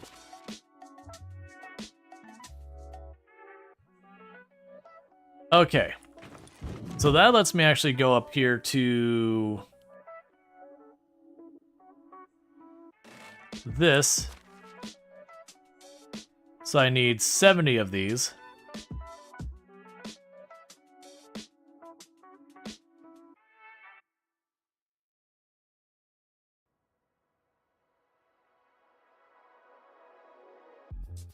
Then grab like 5 of those.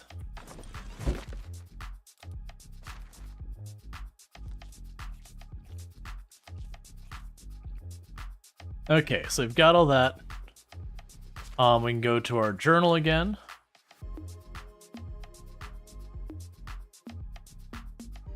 To grab the logs and all that. But let's check on the kitchen, is this one. So bread requires a bunch of stuff I don't have in meaningful supply. Pies require flour. That requires flour. Cauldron. Soups. Alright,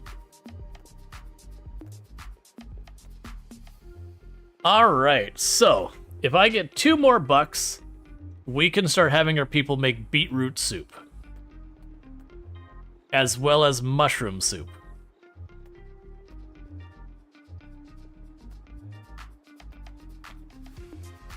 Forages won't be happening anytime soon.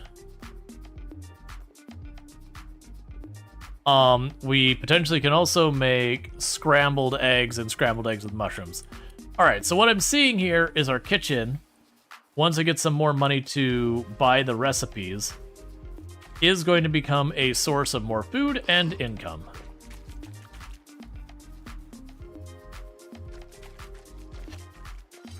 Oh, do I have a second axe on us with how low that is? No. Let's go ahead and grab another axe, because this one's going to break in like 2 whacks. And I'm just going to chop down 1 tree or 2 trees, whatever, grab the logs and all that. Because then we can grab the handful of sticks I need, and that'll be like 3 quests done in town here in a minute. So let's see. Copper axes, just the 1. And when we get back from this, what I'll probably need to do is, well, not need to, what I'm probably going to do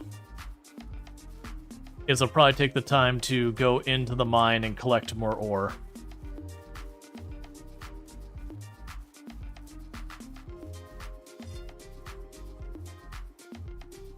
Alright, so I need 4 logs, 20 sticks. So 2 of these trees, and then we'll just have to pick up some scattered sticks, and that'll be good.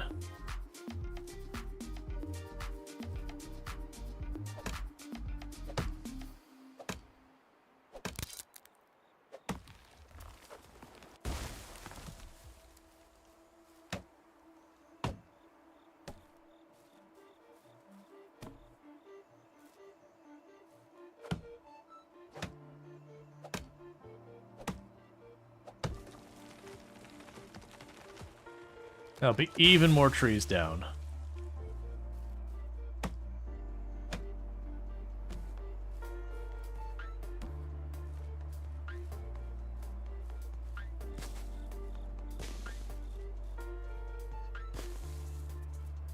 Alright, and we've got what we need to turn in like 3-4 quests now.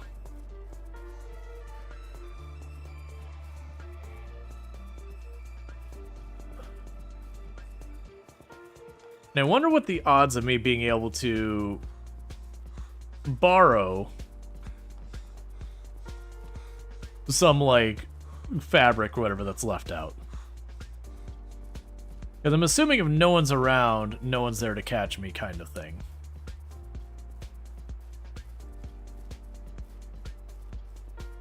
Because I need four linen, or 4 bags worth of fabric. So I either need the fabric, I need the thread, or I need the flax. Or straight up steal the bag. But something tells me stealing a bag and then trying to give it back to someone else may or may not work out for me.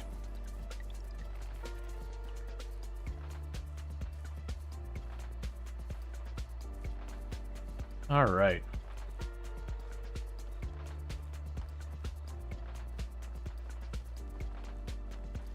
But yeah, so the next priorities will probably be get some ore out of the cave. And, you know, just because I can only do it once per year or whatever, or once per season. And then focus on getting the extra houses for extra people. And then those extra people, I'll probably want to have 1 working the kitchen now we actually can get stuff out of the kitchen. Because that'll be both a source of food and a source of revenue.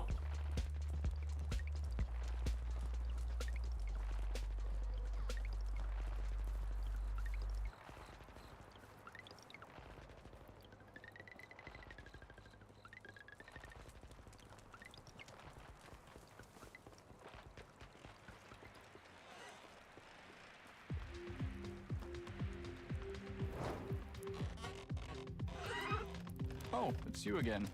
Here's your fishing spears. Goodbye. Cool. How can I help you? So, witchcraft and evil, huh? Yeah, apparently so. Notes of a lunatic that drive me mad one day. but I could never have enough wood or torches. I left it hanging. Understood.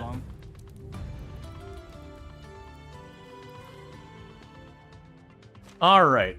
So basically, we were giving them stuff like that. Right. And...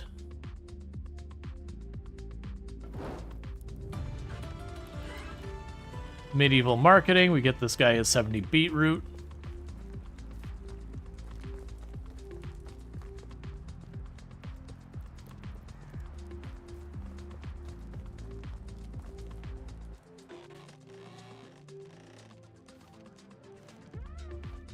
Let's see, cabbage, cabbage. What rhymes with cabbage? Package, adage, baggage. Oh, sorry. Do you have the beetroots? I do. The question is, do you still need them, or would you rather pursue a career as a poet? If you're writing a serenade for your wife, I wouldn't necessarily recommend the word cabbage. But yes, I have the beetroot. Watch out. There's someone going to steal your wares while you're occupying yourself with poetry. I'm going to go with the serenading your wife. Well, I need rhymes for work. I thought if I came up with some funny poems about my wares, more people would come and buy them. My son, Rasinu, gave me the idea. The boy is has quite an imagination. Maybe you could help a little? Maybe you should find a bard or something like that, but I'll try my best. Great. Let's start with onions. Onions have layers.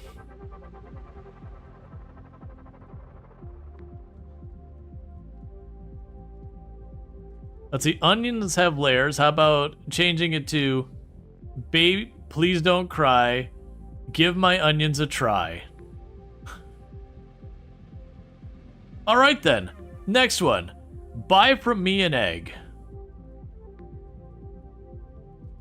It won't cost you an arm or leg. Please don't make me beg. Even if your name isn't Greg, it won't bring you down a peg. Even if it won't cost you an arm and a leg. You're doing great. Now the last one. Once you eat my bread... Let's see, it'll never leave your head. You'll feel like a newlywed. Your enemies will drop dead. You'll be free from dread.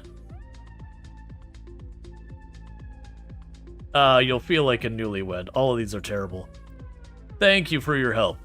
What do you think about this idea? Let's see, I don't think it's... So it's... To be frank, I think it's dumb. I don't think it's going to change anything. People always need food, so they're always going to come buy it from them. I think it's great. Hey, honestly, I think it's better we left off with a proper bard. Yeah, exactly. I think it's great. Hey, it's marketing. I hope people are going to like them. Thank you again for your help. Please come back and see how my business is going. Sure do, but I believe everything is going to turn out great. Wait for next season.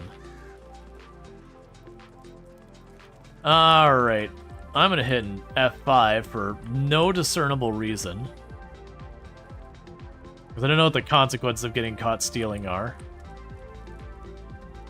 Can I not steal from your booth of everything is bolted down and unstealable?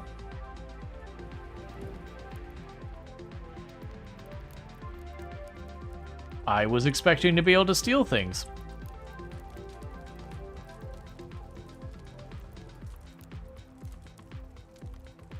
This is not how I was expecting this to play out. The fact that I could literally interact with none of this is pretty deeply upsetting. I could steal the firewood, but that's not really what we're looking for. We're looking for fabric and all that, and it's quickly becoming daytime. So yeah, so they're boosts you can't interact with.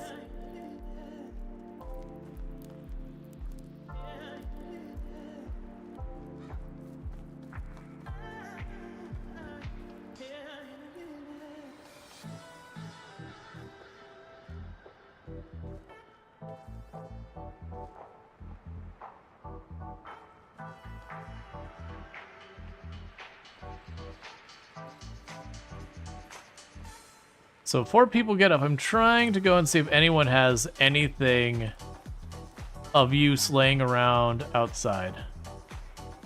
Come on, it's clearly fabric. I don't need a wooden shovel. Or sticks. Or a hoe. Like, that's just stealing for the sake of stealing.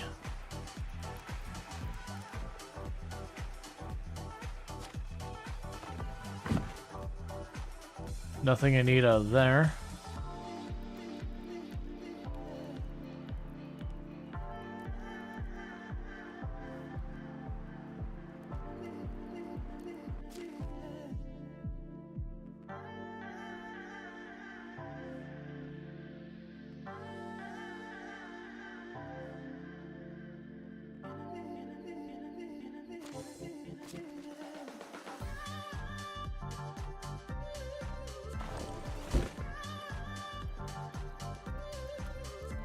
Well, it's about time I got out of here. You can steal from the tailor shop, if you remember correctly. I was just in there, I didn't see anything.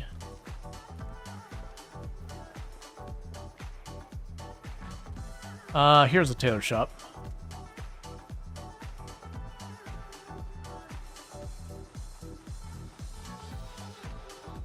Unless I'm missing something. Doesn't look like I can. Maybe you used to be able to and they got rid of it. Not from the marketplace? Oh, I didn't realize there was a separate tailor shop building.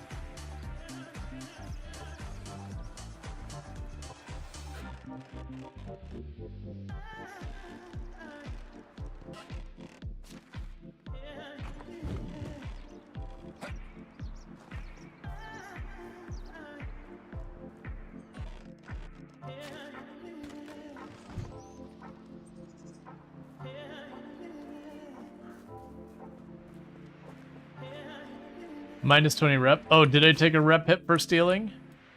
I may have gotten a lot of rep hit then for grabbing everything. I mean, I'm still over 2,000. I don't really care.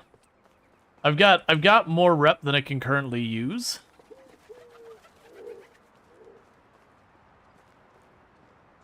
Those are all animal areas.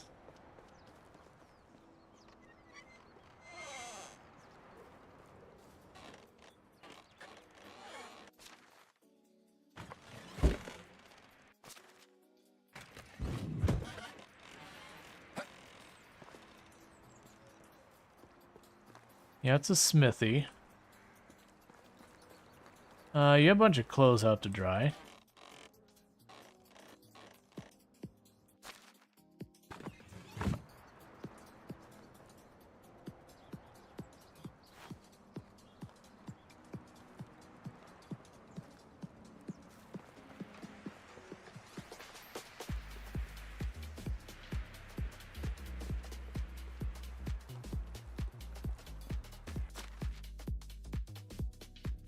Let's see. Theft is not tolerated in Oxbow. You will lose rep. Dynasty, if someone witnesses you stealing. Stolen items cannot be sold to the same villager they were stolen from. They're highlighted red in your inventory. Thank you for the follow. Welcome to stream. So I'm assuming that means I got caught stealing. Which if it's literally just rep as a penalty. Yeah, so they're witnessing me steal. But they don't do anything. I'm not super worried about the rep hit.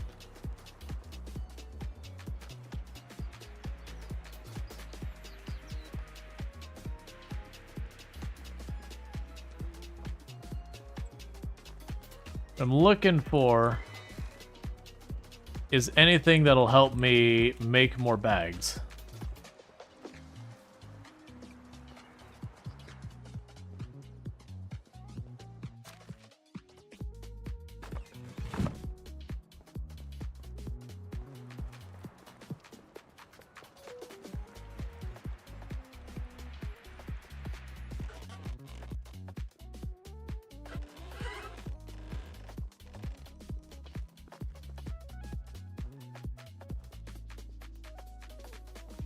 You're not gonna have everything I need.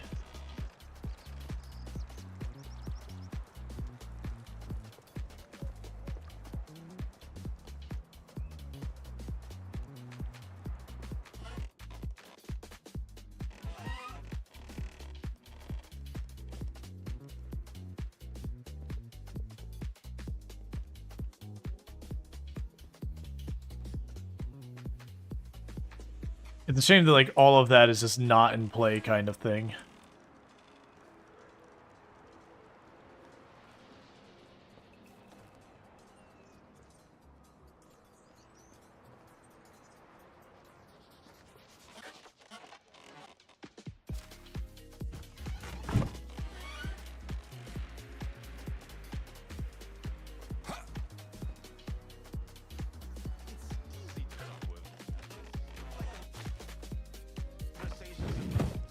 Weather, crops, animals, children. Work.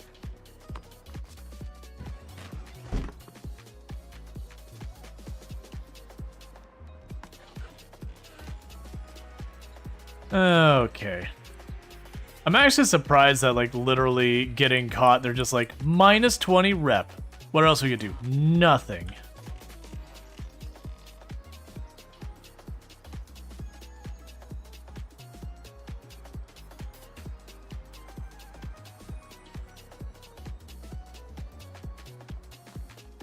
Alright, well, unfortunately, the shops aren't going to be open yet. So you can go to our journal. Because if I can buy, like, honestly, just buy 3 more bags, or the materials to make the bags for that matter.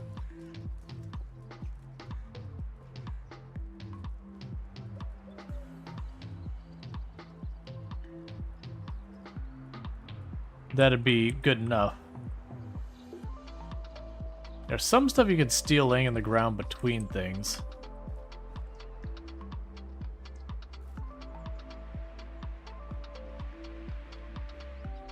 I'm also got killing time till the vendors open.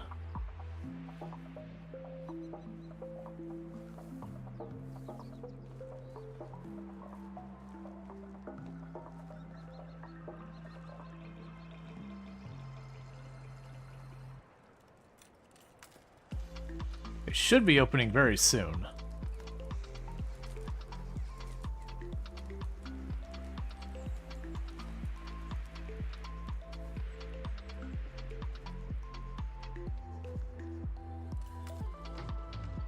All right. So while we wait for them to open, I mean, Hello there.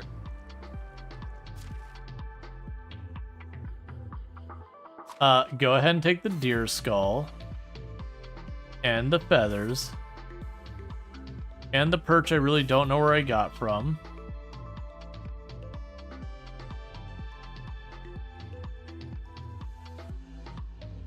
And you're the one who sells, like, all sorts of luxury and gift items to give to people. So I could get an item to give to my wife, kind of thing. Only the best product. Good luck. Who doesn't want to find occasionally a fish in your pocket?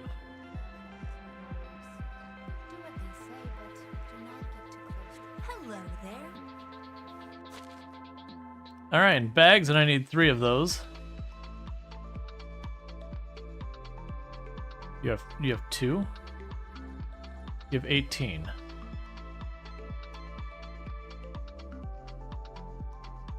Oh! Bags are 300 bucks. Screw you, lady. Take care.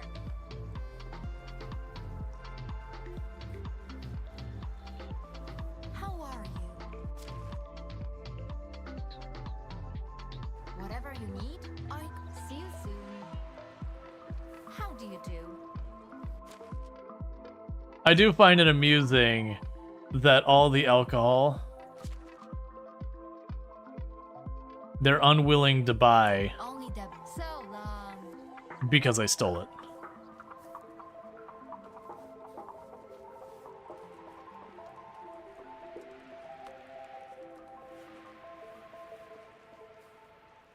Yeah, no, I did steal one bag.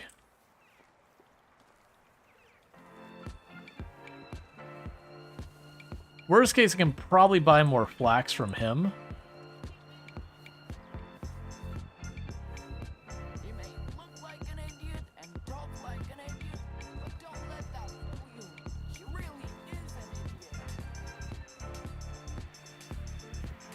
Are you? Oh, you're down there.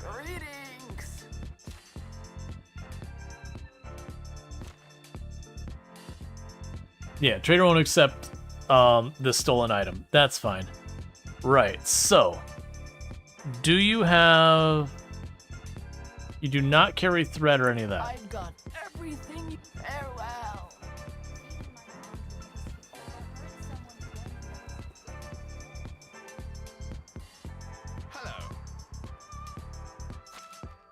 Alright, so let's see here. We need... So I've only got one flax stock there. Let's see if you have the actual thread or anything like that. It's not looking like... I mean, you've got wool fabric. Do you have linen fabric? Is that significantly cheaper? I only need 3. Okay, that's actually not bad. So you get 3 linen thread.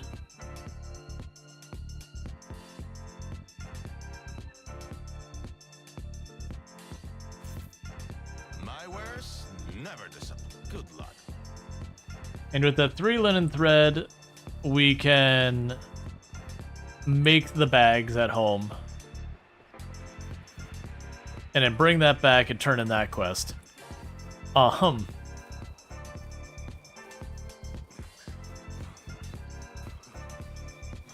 Hey, Daka, how's it going?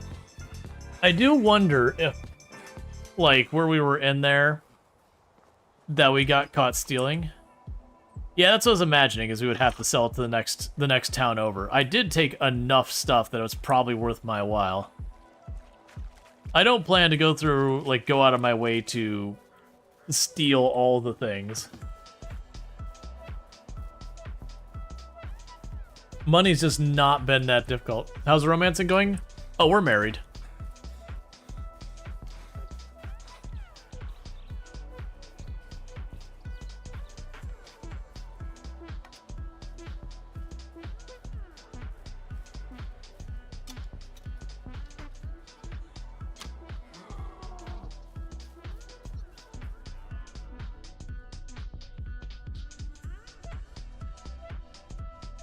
Okay, it looks like it was not bleeding hit. We just stuck it in the neck.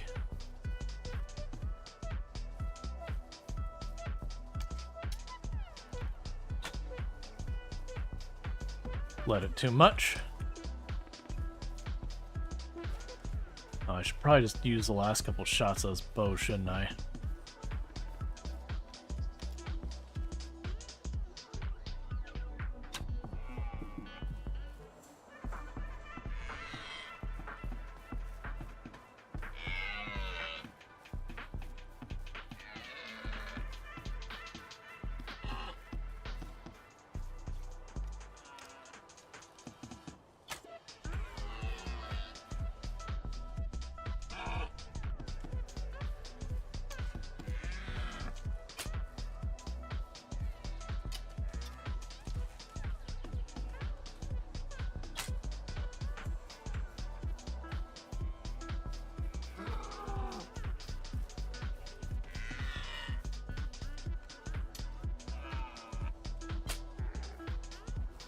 Okay. To be fair, we only got married like yesterday in game.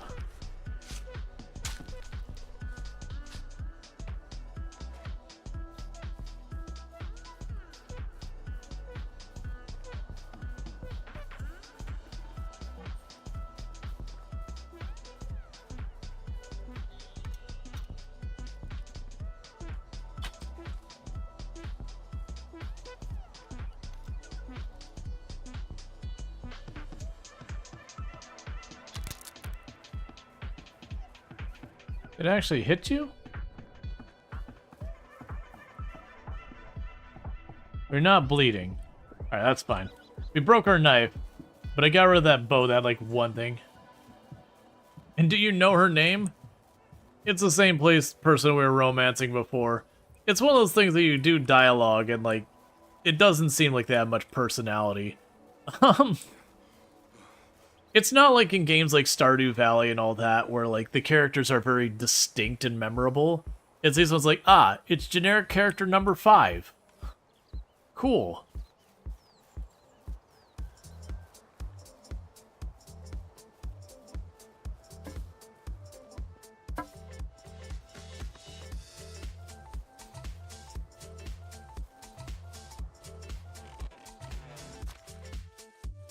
We can go and grab the meat.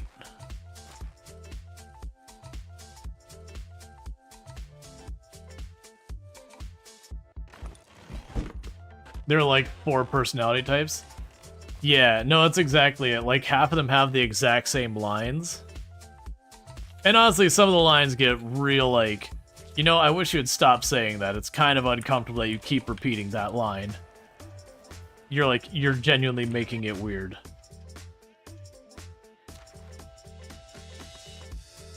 Yeah, I'll have to go to one of the other towns and try and sell the stolen things.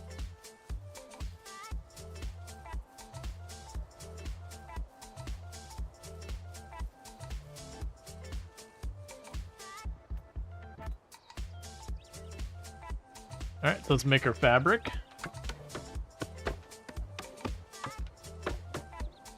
And these NPCs are dramatically fleshed out versus Son Goku. That's sad to hear.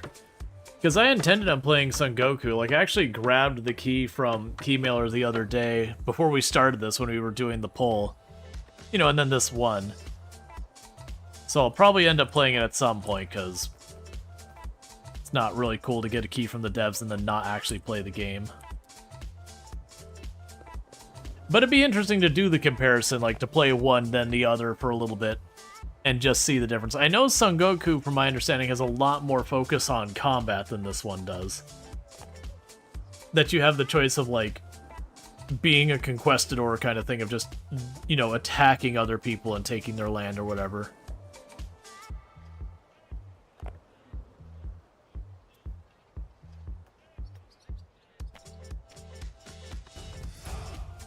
Hey, a new level in production. Love to see it. So production, we got 2 points. We maxed out both of those for leveling. Let's see. We have cooking, expert, faster crafting in the kitchen, sewing, faster sewing.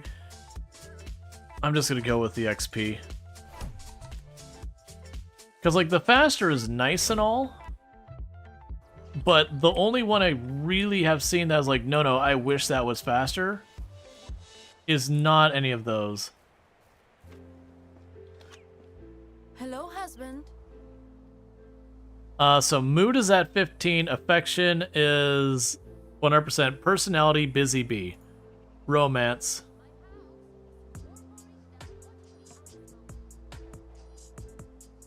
I think we're ready for a child. You know what? I agree. We are ready. Come see me at the house after 7 p.m. So long. How would I know what 7 p.m. is in the game? Alright, well.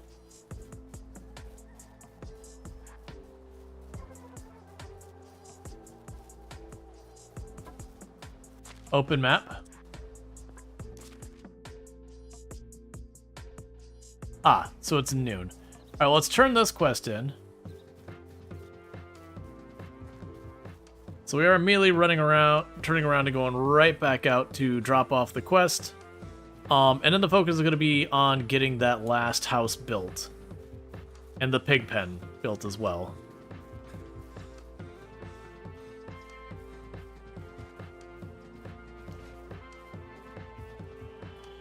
Oh, right, I don't have a knife with me and I don't feel like making our stone knife. That's fine. We've got tons of food. The farm's doing farm things.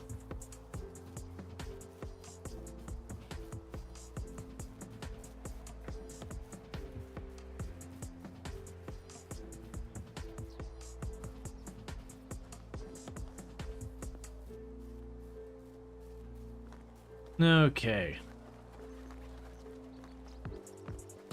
It's also the I mean, I guess technically in game we were talking to that lady that, you know, we married in the game. We were talking to her over the course of what would have been the better part of a year. So I guess assuming that was actually representative of a long period of time, that's not actually that bad. On the surface, it seems terrible that we exchange words like 3-4 times, and it's like, yep, child time. Oh, you're on the other side of the wall there.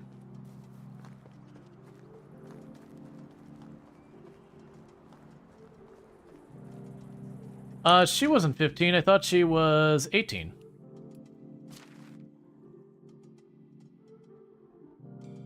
Yeah, she's 18.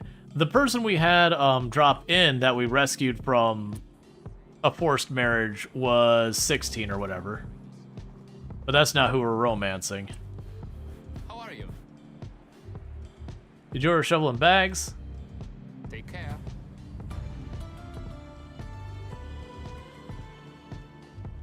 I'm looking for trouble.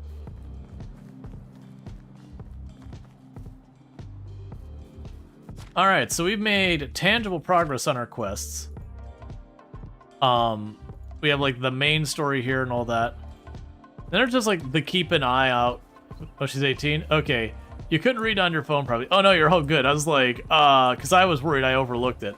And granted, you know, yes, medieval times, yada yada, not as big a deal, but also still creepy.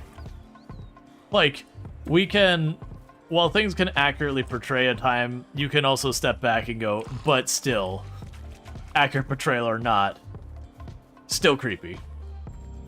With that said, what I'm going to quickly do is let's plan to get that next key giveaway and all that sorted. So I'm going to go ahead and put this up. So the key we're giving away is for Farming Simulator 25 with the Next At DLC. So if you would like to be in the drawing for Farming Simulator 25 with the Next At DLC, you're going to do !join. The only requirement you have for the whole thing is when the drawing happens here in about 15 minutes or so, you just have to respond. You don't need to be subscribed, you don't need to follow, you don't need to do any of those things. You just, you know, when I'm like, hey, you know, such and such one, do you want the key? You're just like, yes.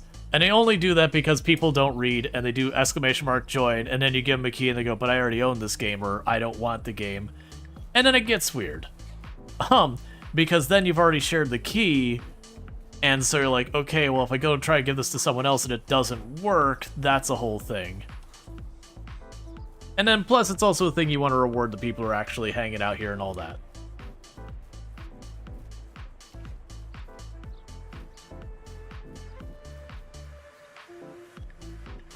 Okay, so we dropped that off. I'm gonna try dropping the wine and all that in the food storage. I don't think the people will use it.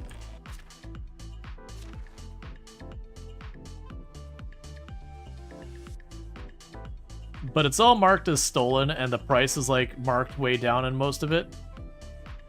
Other than the meat and all that, I mean, let's actually, I take that back. Let me grab that alcohol back. And it's been a while. We'll go ahead and run to the next town over.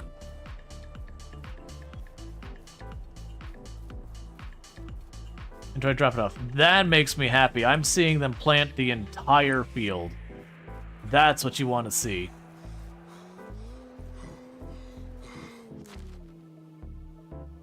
Okay, it's 2 p.m., so we should have plenty of time.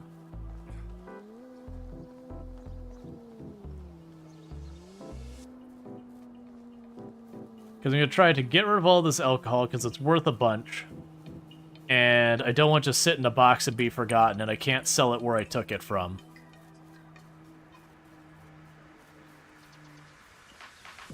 But then, like I said, I need to build the pigsty, and I need to build that next house so I can get more people.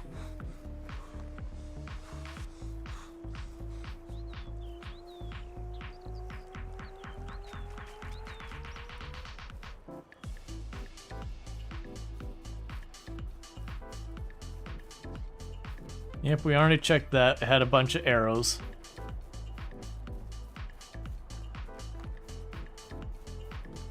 All right. So we did do all the quests. We still need to get the flax sorted. That doesn't get planted again till spring. And then, like I said, I think what we're probably going to need to do is once I get a reliable source of fertilizer, I'm probably going to dedicate an entire field to flax for one part of the year, and then if I could put another plant in there, great. Because that would allow me to do the thing where basically, maybe not year-round, but a good chunk of the year, I could have a tailor working on making clothing and all that for me to sell, as well as it gives the farmer something to do as well, where they can take the flax and separate out the seeds and whatnot.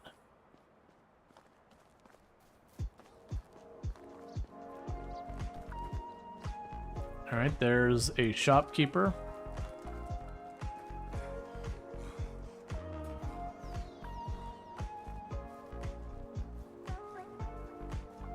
I didn't realize you're standing in the barrel. I was like, what is this kid doing? In Klonitsa, how are you?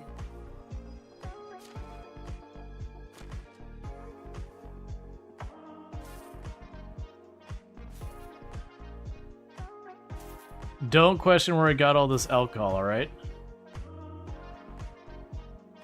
Oh, right. That one quest where I turned it in, they gave me a big pile of wheat grain. Some of my wares? I was just realized I may have had something else in the bottom. No. Only the best products here. Have a nice day. Is it you as the game 5 frames per second now? The game is running buttery smooth for me. And I'm not dropping frames, so might be on your end.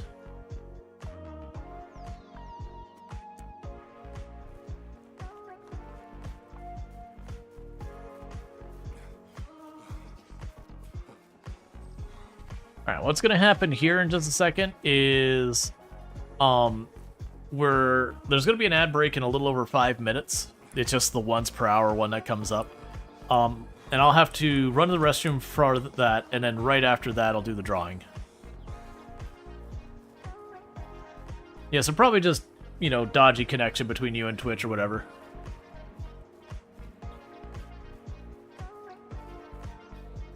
It happens. Alright, and we need to obliterate another forest to build another house. The good news is we're right about to hit year 3, which is the point we should start seeing the trees come back. So instead of having this ever-growing void of no trees, what should happen is we should start seeing like a bunch of trees come up and go chop those trees down, a bunch of other trees come up and go chop those trees down, and we basically get ourselves kind of a rotation. Yeah, no, that's another thing, as Jay Walker's saying. If you refresh and it's still dodgy, and click on the little gear in the bottom right, a lot of time leaving it at source will get you the best results, but sometimes if you're on an internet connection that's, you know, a little less stable, a little slower, whatever, taking that and knocking it down in resolution will go and help you out a bit. Alright, so let's get building.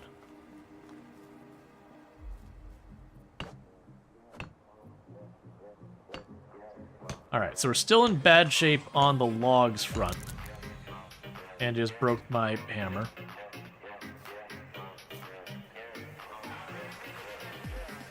Well, before I forget, I apparently am sitting on a small mountain of grain. I think that goes in here as a resource. Not sure if it goes for food or whatever. Yeah, so that's a resource right now.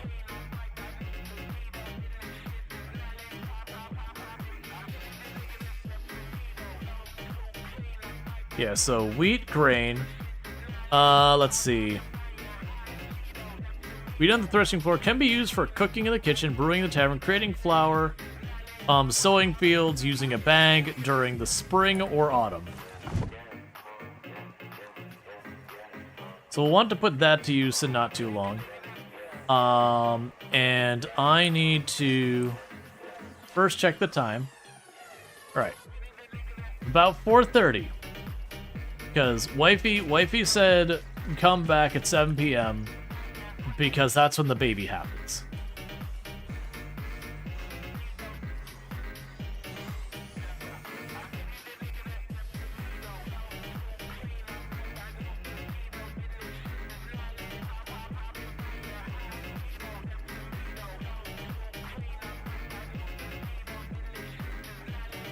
All right.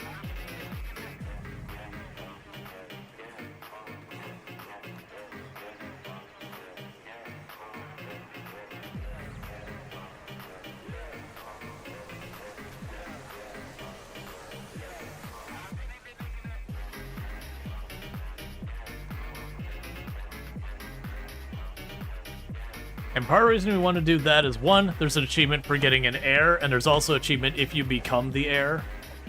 Like if you have your main character die and choose to play as your heir, which you cannot do until your heir is, I believe, 18.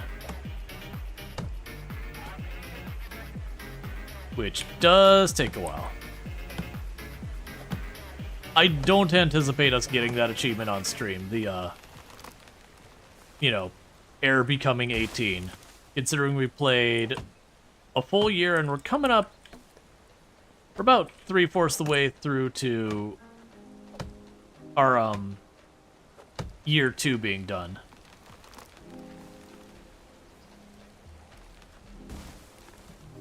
So it does look like we get pretty close to 1 year out of an entire stream. Not quite.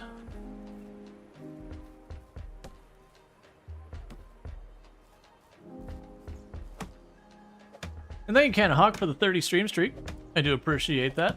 I hope you've been enjoying the stream, and thank you for catching the last 30 streams without missing a single one.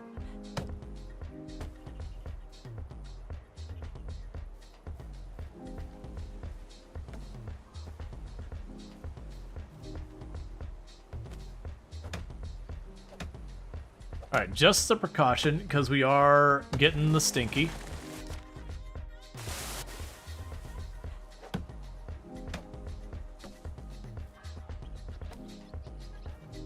Let's go run and find ourselves a place to get clean.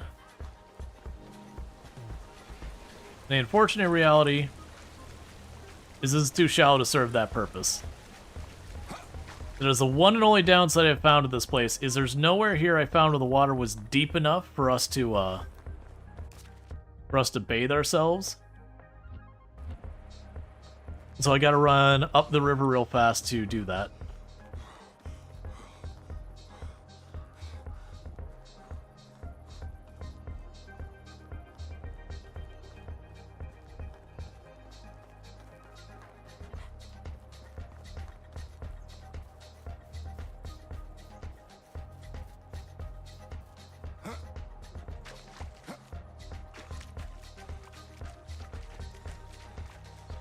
I'm kind of hoping against hope, even though we tried this before.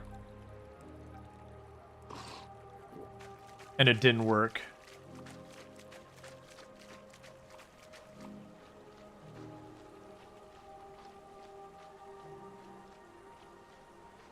Come on, man.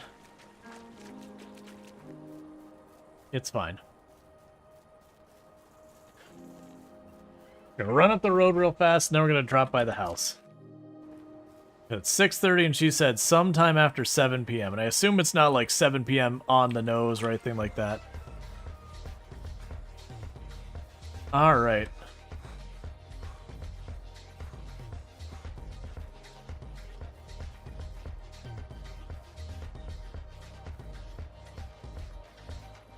Careful about being that close to that side of the shore. That's where the wolves are.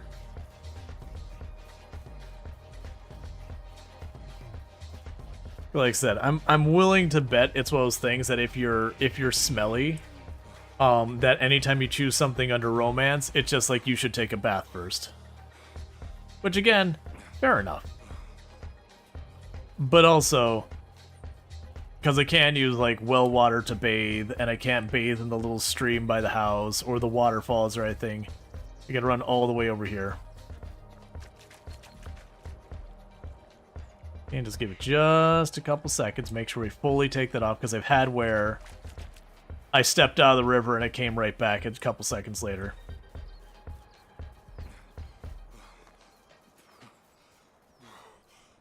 Alright, now I just need to get home. It only now hits 7. Make a wash basin? Oh. I'm assuming that's like one of the things I unlock into the house thing. Wouldn't be a bad idea. I'd have to just unlock it.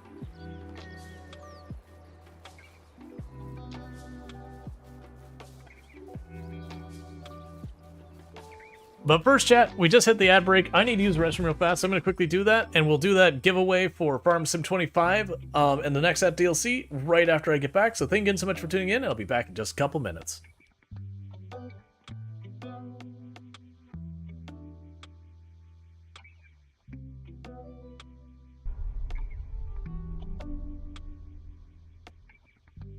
Don't be in a big building.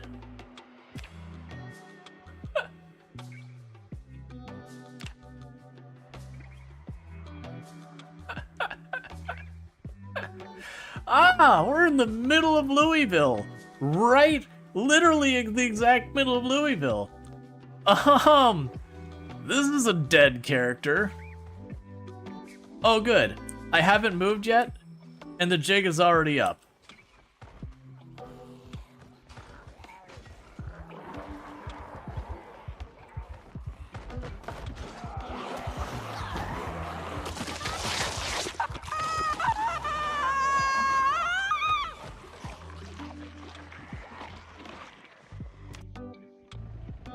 So this would be the Kurzawa Tartak, which I assume is basically saying it's the train station. All right.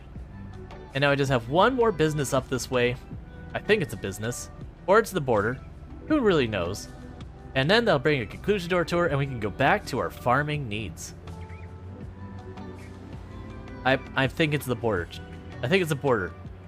So we're going to try and make a break for it. The wizards can't stop us. They don't know. We can make it. We can escape this world. Hurry. Don't let me down, John Deere four-wheeler. We can absolutely get out of here. Oh. At least the wizards were enough to put a "you can't go this way" sign. Alright. Thank you for the follow. Welcome to the stream. With that, that does conclude our tour. This has been a fantastic tour. I believe this tour, once we're going to take our chances with left. So 60% chance nobody dies. They died. Perfect. And this is March. This is the best month. And the reason it's the best month is we're going to go, woo, happy birthday to me. You know that wreck? That wreck I mentioned? You might get to keep that wreck. I think that wreck belongs to you. Don't let him know, chat. Warning. Maximum depth reached. Hull damage imminent. Don't tell him, chat. He thinks we're leaving. He thinks we're leaving, chat. He'll never know.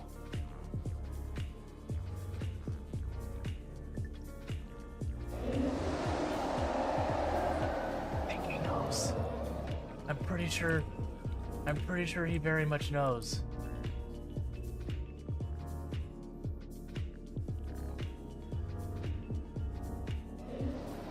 Oh, you scared the crap out of me, Sand Shark.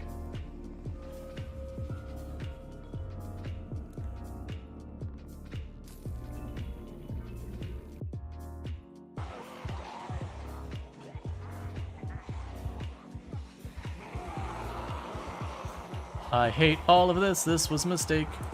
No, no, no, no, no, no, no, no, no, no, no, no, no, no, no. Okay. I'm still way not out of danger. Okay. That was really, really bad.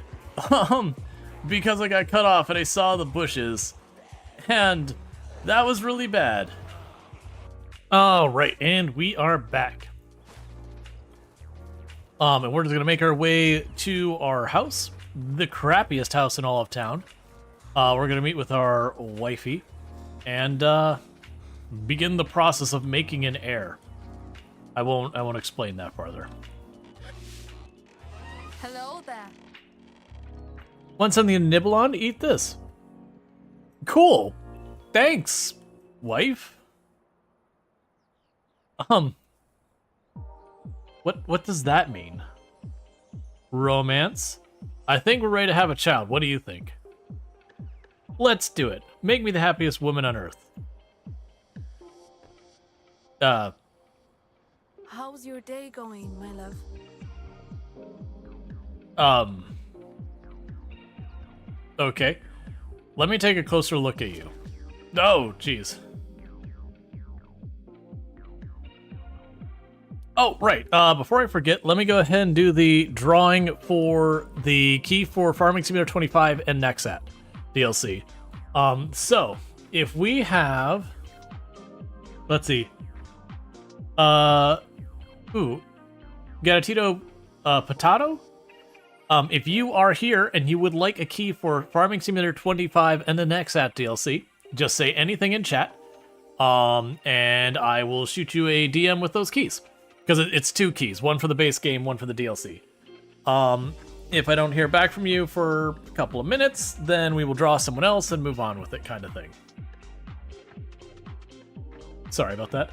I don't often do giveaways, it's just I got all these from doing a dare drop, and we're trying to get those out. It'll give that a couple of minutes. So, like... Hello there, dear.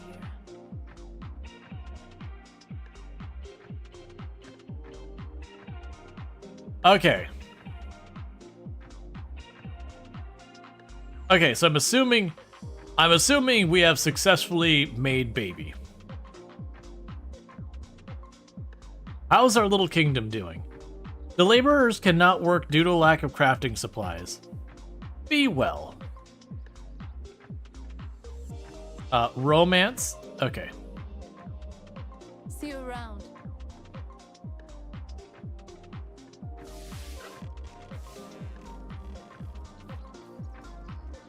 Meanwhile, she actually gave me food.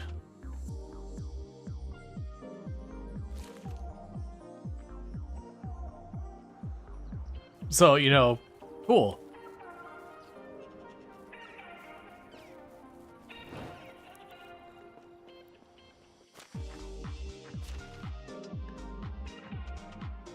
Okay, we can drop off the feather. Definitely, to be fair, like, I wasn't expecting a problem, but it's always with that kind of stuff, you're like, okay, what are they gonna do? You know, will they do that thing where it shows you, like, both go to the bed and then the camera just pans off? Or, like, The Sims where it just, you know, has that, I mean, they couldn't do it in there, like, they duck under the sheets, but then, you know, it makes a bunch of silly noises. There's always that couple seconds of being like, all right, is this gonna be a problem? Usually you can tell the kind of games it's actually gonna be a whole thing. Like your GTA style games where things are already pretty visceral and all that in certain scenes. They're like, okay, they're fully on board with having a whole big scene out of it.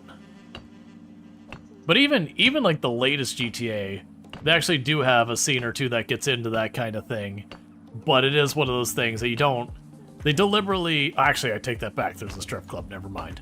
I was going to say, the story scenes that have the stuff in it, they generally hide most of the stuff. That said, I'm maybe blanking out scenes that I'm not remembering, so don't take my word for that and then complain when you see more than you bargained for. I don't remember seeing more than that outside of, you know, when you have the 1 or 2 quests where you go into, like, the strip club and you're like, oh, okay. It is quite literally what it is. And again, last call for, Jada Potato, you got drawn for the, Farming Simulator 25 key for the full game as well as the Nexat DLC. I just need you to say something in chat.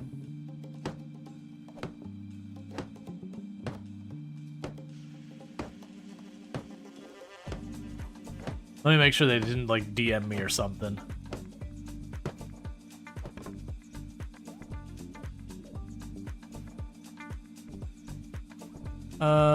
But get that out of the way. Where are you, tab? Okay. They did not. Alright. We'll give that one more minute, and then we'll just redo the drawing.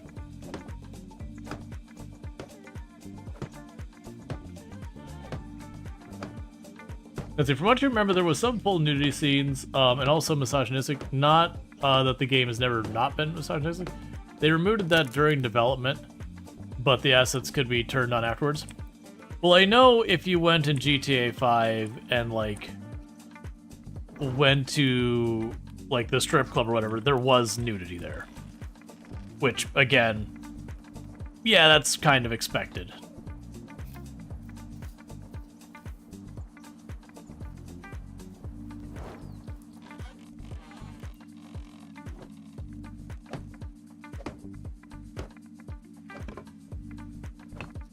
Yeah, it's okay. It's possible that they entered and they're just, you know, they've stepped away or whatever. It happens. But we'll see.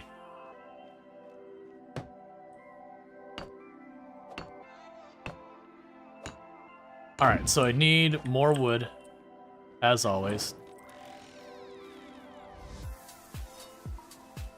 Yeah, I'll give him just a couple more seconds, and then we'll move on. And like I said, the only reason I have the requirement they gotta say something in chat is just sometimes people join and they don't realize what they're entering for, kind of thing. Even when I've taken the time to put like the pin on top saying we're giving away whatever key. And then also, you know, people pop in and out, and I'd like to reward people who are here for it. I usually try to spread out the giveaways over the entire thing. Yeah, it blew up in the media, you read correctly. Didn't pay attention to the game at the time that happened. Yeah, for the record, they did have a lot of scenes, but that's part of the thing that they did, is they depicted characters as problematic to begin with that were doing most of those scenes.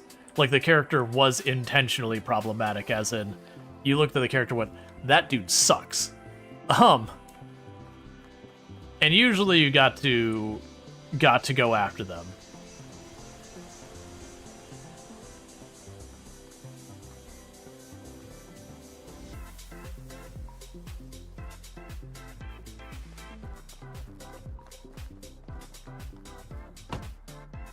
That said, a lot of your characters were pretty awful if you step back and look at what they're doing objectively.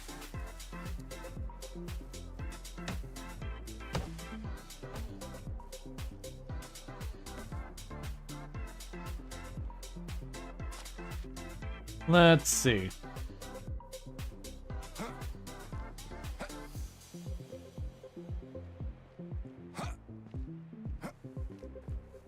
Hey, listen to the minority. Look where that's gotten games and movies. I'm not sure what you're talking about, because like I said, in the game they still had nudity and everything.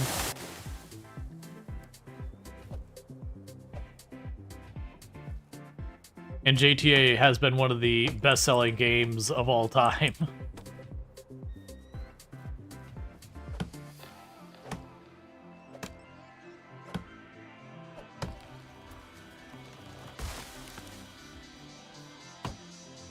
But that's always been the marketing of GTA, is to, like, push boundaries really hard. That, I can't remember, it's one of the higher-ups in the company, after GTA 3 came out. And they literally went to their entire marketing thing, is they wanted to get people as riled up as possible without getting the game pulled off the shelves. Like, it was a deliberate marketing strategy to get everyone talking about their game.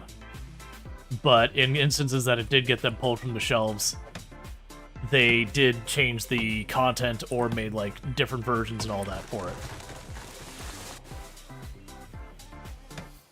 And that's actually, I've talked about it, it's one of the things that annoys me with certain genres and all that. That's, they heard that pitch and that's been their entire marketing, and that's where you get, like, every single game having cannibalism in it. Because they heard that pitch and are like, gotta make it edgy, gotta do the cannibalism. In not every game. It's stuff like Survival Crafters. It's super common and a lot. Alright, so we're going to do a new drawing, because we didn't hear back. So let's go ahead and We've got the ints. The ints, if you want yourself some Farming Simulator 25 with the Nexat DLC, just say something in chat. You're like 2 messages ago, so I know you're here. But I'll go ahead and get those keys ready for you. But just say something, just to keep the rules thing. Oh, yes, please? Sure. So it takes me just a second to grab those keys. And so I'll grab that. And grab your name. And whisper. Make sure I have the right person. Farming Simulator 25. There's that key. And the next app DLC.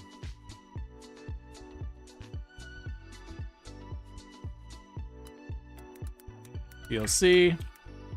And there's that key. And I'm going to scratch those out until I get verified that those worked.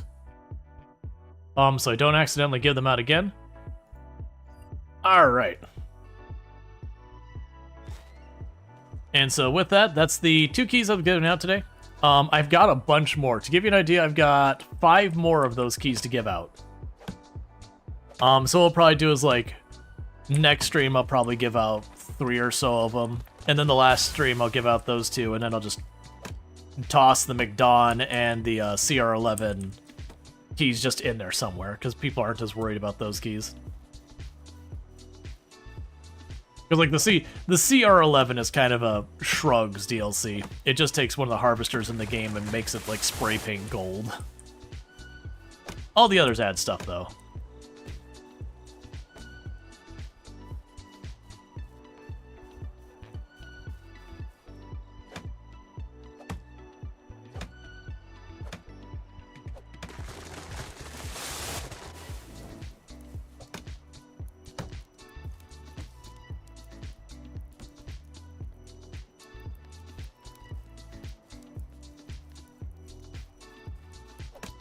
Alright. Can't you get a woodcutter work for it? Oh yeah, I have a woodcutter work for me. The issue is, your NPCs that help you out, they're okay at the job, but only okay at the job. Oh yeah, that's no problem. Like, I don't need you to verify it worked right now. Because, like, it'll be one of those things that, you know, when I'm done with the giveaway, if I haven't heard anything back, I'm just going to assume it did. I haven't had a problem with any keys so far, but I do know that has occurred to people in the past.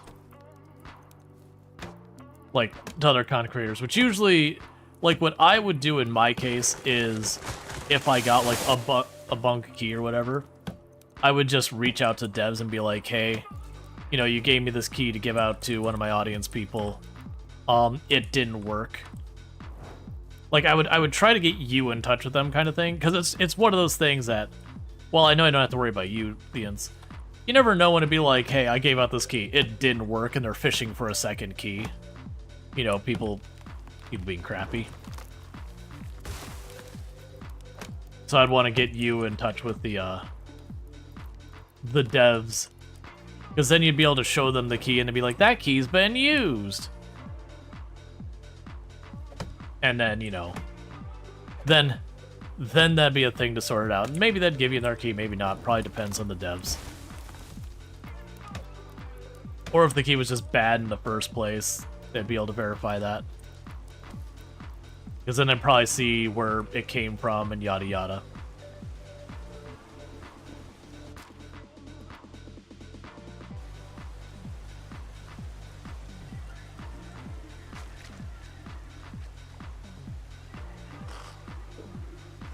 Yeah, now I've got a woodcutter. It's just, very genuinely, when you're doing a lot of work, you can absolutely blast past the ability for people to work.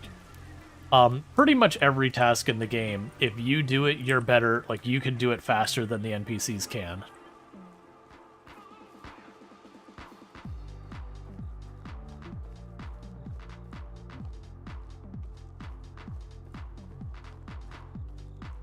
Can you stack woodcutters? Yes, but that means you need more citizens doing woodcutters. You recommend Bellrite? I've heard good things about Bellwright.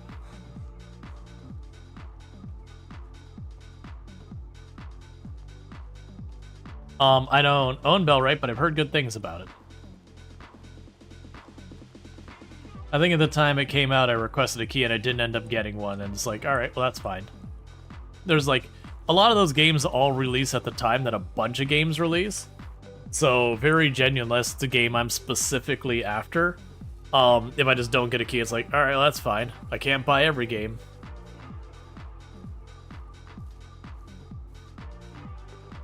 I think you should get a donkey. Yeah. Right now we're working on getting the last... We've got another house being built. We got a pig pen being built. So it'd be good to get those sorted.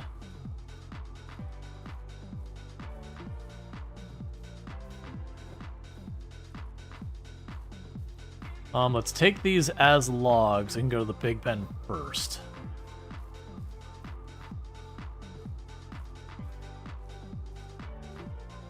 But yeah, I would definitely say from what I have heard in passing kind of thing, between Medieval Dynasty and Son Goku Dynasty, I've heard a lot more positive about Medieval than Son Goku. Bellwright, I've heard a lot of positive. To my understanding, Bellwright was almost like not quite like a Rim World in this type thing where you get attacks and all that, but that there was like more of a dynamic thing going on. Versus this definitely feels like it was leaning a lot more into you build your happy little place and you pay your taxes and everything goes fine. Like there isn't bandits attacking your place and ransacking or whatever. Versus my understanding with Son Goku is it leans very heavily into the combat, but like a lot of the other stuff isn't nearly as polished or in depth as this.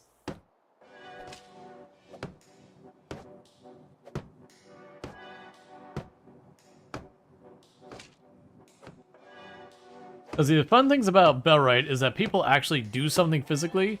You can call to arms, etc., and you are not locked to arbitrary regions when placing settlements.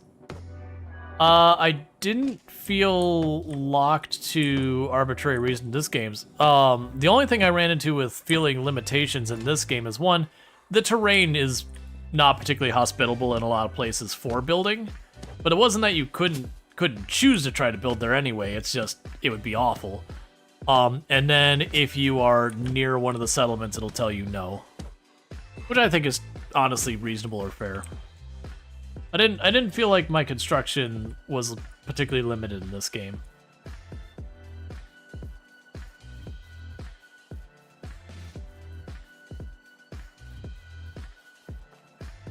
Alright, so let's go to the sawmill and get that. But I have heard that Bellwright is, again, a lot more dynamic and a lot more involved in that regard. Alright, so I'm not going to get that many planks out of this one, unfortunately. But we did get the pigsty finished. Look at pursues out, you bring the light, bring light in the world. Well, thank you.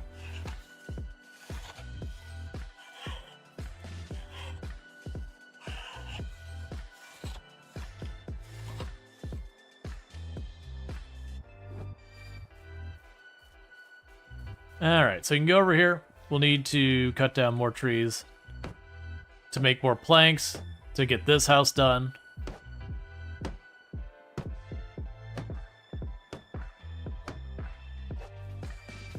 Alright.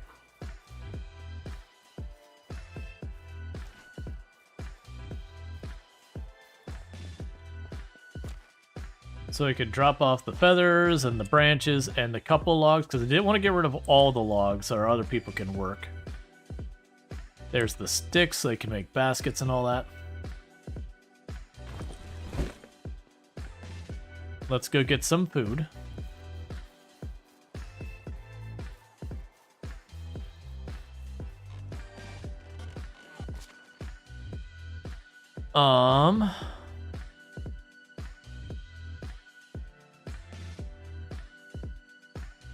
Grab a couple more dried meat.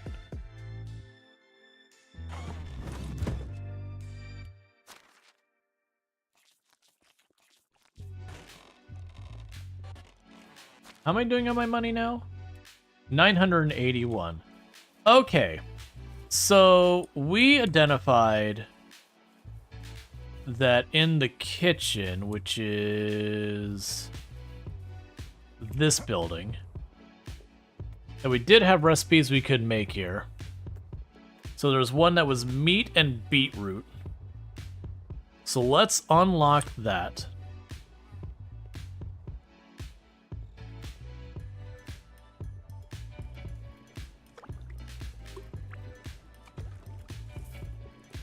And cook ourselves some meat and beetroot soup.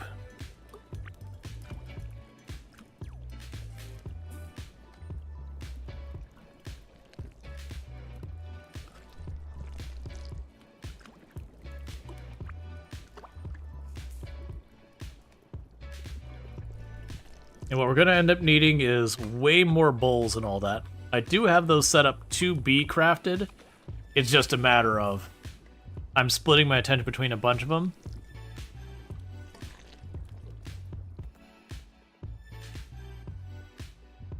Yeah, that's meat and beetroot. Right, and I'd also be able to do that one if we have more bowls as well.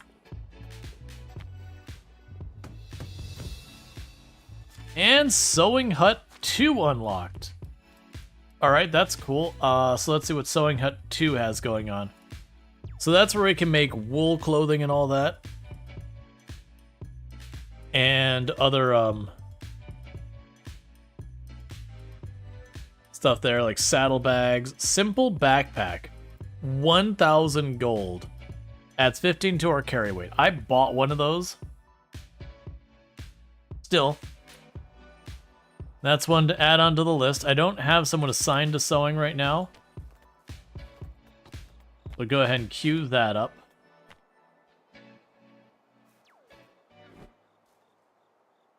Yep, so that's going to be a heck of a lot of logs. I figured that was going to be the case.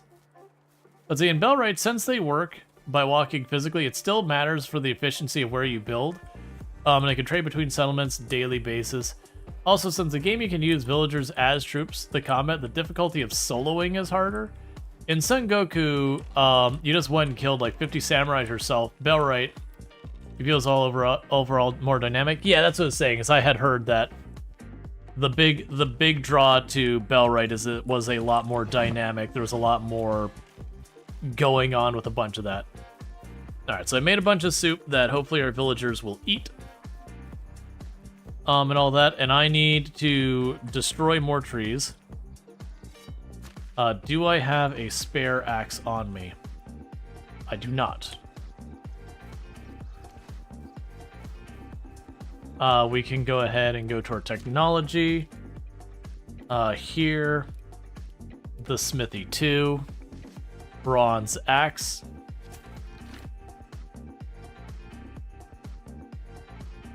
Let's not go too much farther than that, because honestly, we're probably gonna have some pretty brutal taxes this next year.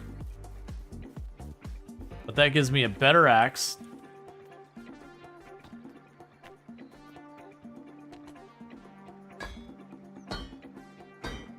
I should also try to go into the mine before it's too late for this year, or this season, and get what we can to make sure I'm keeping stuff coming in.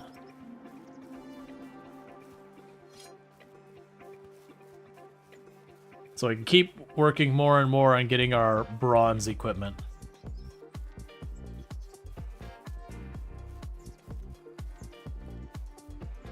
Yeah, no, definitely with Medieval Dynasty, it's not a game that has like tons of random events going on. The closest we've got is at the end of season. Sometimes it'll be like, this happened. What do you do?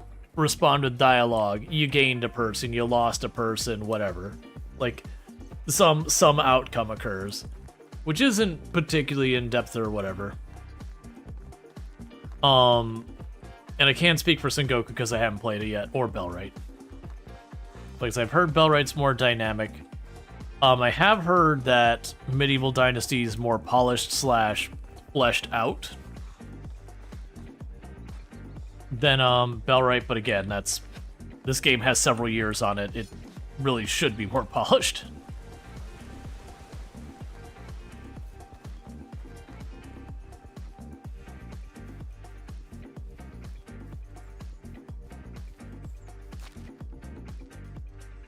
Yeah, so that side of the field goes to Bear.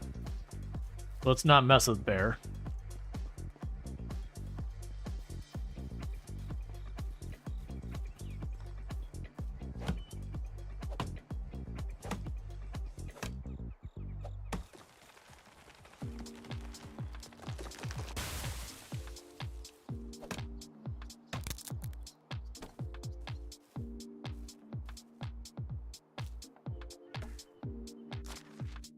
Okay, let's equip our even better axe.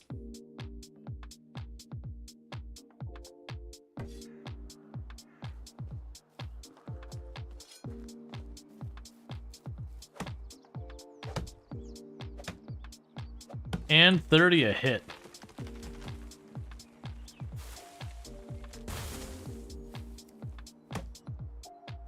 Yeah, no, I got you. You like Bellwright more. Like I said, I've heard good things about Bellwright.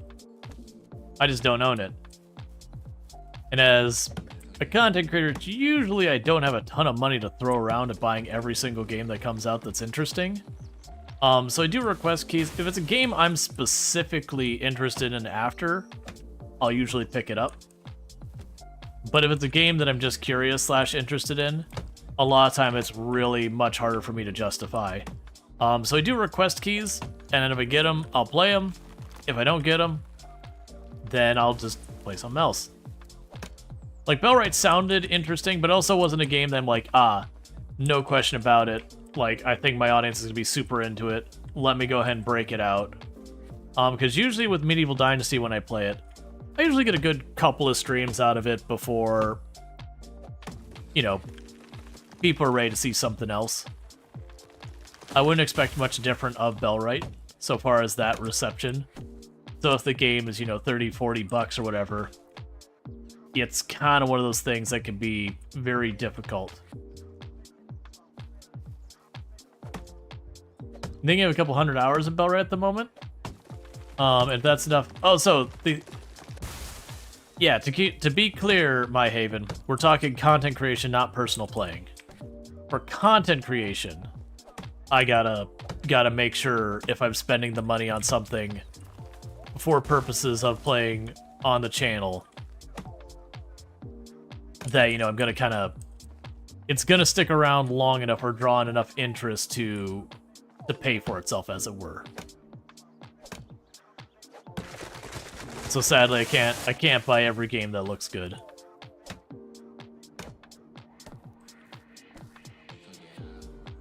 Because I'd probably enjoy it. Do I think I'd play hundreds of hours of a game like this off stream? Honestly, probably not.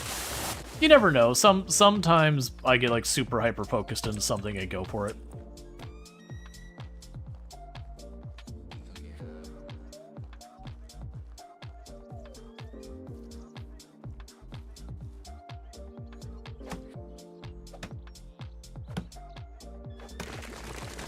Where is the Wisens territory?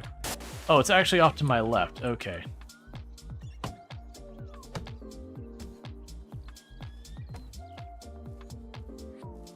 But it does mean when I want to go and kill one of those, they are right here. But it's still early access. Well, you haven't checked if there's been any updates. You think you can play it in the fall sometime? Yeah.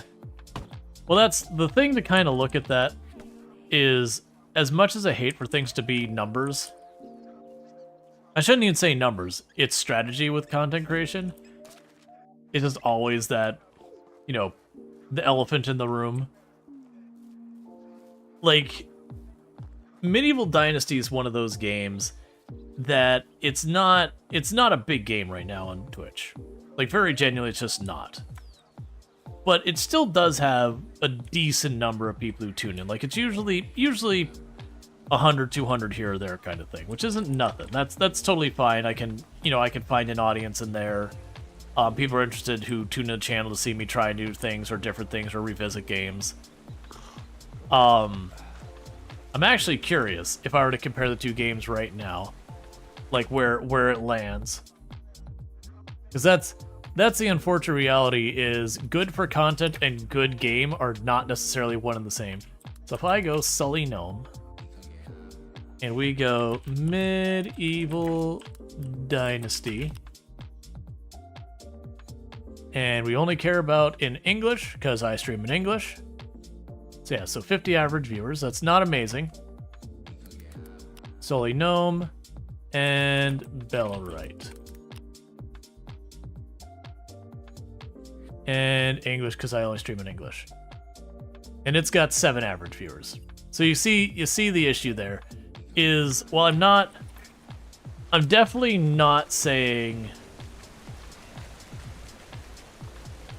like one's better than the other from the game perspective. It's just unfortunately one of those things that people aren't searching for Bellwright on Twitch. And that's an unfortunate hard pill to swallow a lot of times as a creator, that you'll have a game you really adore, but no one's looking for, so your channel just your channel's not growing, and then as people get uninterested in that game, your channel starts to shrink. Now, it doesn't mean you need to chase whatever the big thing is. It's just there's kind of like only so small you can go into for any length of time. You can do the selfish indulgence, which I do, where you're like, hey, I know this game strategically makes no sense, but I wanna. You can do that a little bit, but it's an indulgence. You gotta limit yourself on how much. Yeah, so as far as me with Bellwright looking at the numbers, honestly, unless like when we did our poll on the Discord, unless like Bellwright was blowing up the numbers there, that there was a huge amount of interest within the community, I probably would pass on it. Which again is not a reflection of how good the game is, but unfortunately that as far as public interest and all that, you know, I am at the mercy of that. Because if people don't show up, I don't get my bills paid, and if I don't pay my bills, well, I really need to make sure I get my bills paid. The classic, usually I'll make the comment, you vote with your eyeballs.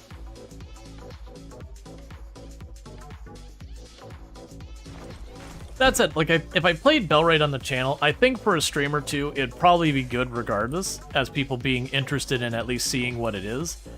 The question is after that. That's the question.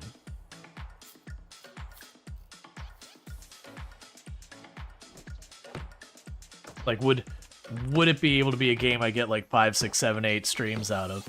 And all that math goes out the window if I'm lucky enough that, you know, the devs are like, oh, hey, we'd love to give you a key. Then there's no expense for me, so it's not... Like, if it ends up being a miss, no big deal. Like, we just have a low number stream or two, who cares? But when I put up money for it, then that's the catch. Alright. As much as I want to keep working on that building right now, I'm running out of time for this season to get the mining done there. Yeah, also as Doc is saying, there's a lot of games that are actually really well suited for YouTube content over streaming content. A lot of the challenge runs I actually enjoy doing in RimWorld are not well suited for Twitch. I don't do a lot of those on stream. Some of them I have plans to make YouTube videos, but like I wanted to do one, for example, where I was only allowed to build using bioferrite, which in practice is like the most monotonous and slow thing ever. But it's a fun, ridiculous challenge for doing on your own time.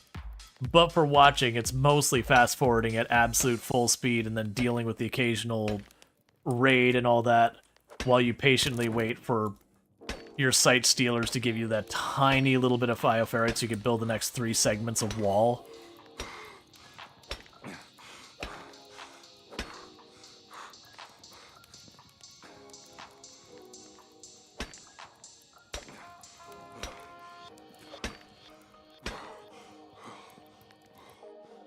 Okay. I'm just trying to keep the bronze going because I'm sure at some point, when I get a proper blacksmith, we're going to start using a lot of these materials far more rapidly. And there is a pretty hard limit on that one cave, how much I can yield out of it. I can travel around the map and get more ore in other caves and yada yada. But for just the one cave behind me, once I've mined it for the season, that's that's what I'm getting out of it for the season. How many villagers do you have? We're probably up to like 12 or something like that. Let's see. 5, 10, it looks like 11. Yep. And wifey has a Bobby.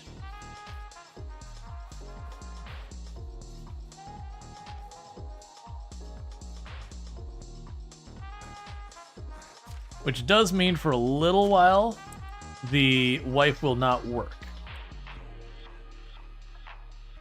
If I remember correctly, when the kid is newborn and all that, the, you know, they take care of the children.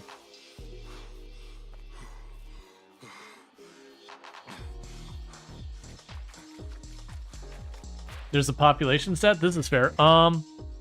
Yeah, population 12. Yeah, I'm assuming it does count us because we have 10 workers. Because right now, because our wife is pregnant, she doesn't count as a worker. And I've got a population of 12. So yeah, so we count as well as our wife with kid. For the population. That's actually one of the things that can get you in trouble in the game. If a lot of your people all are having kids at the same time, it can really cut down on your workforce.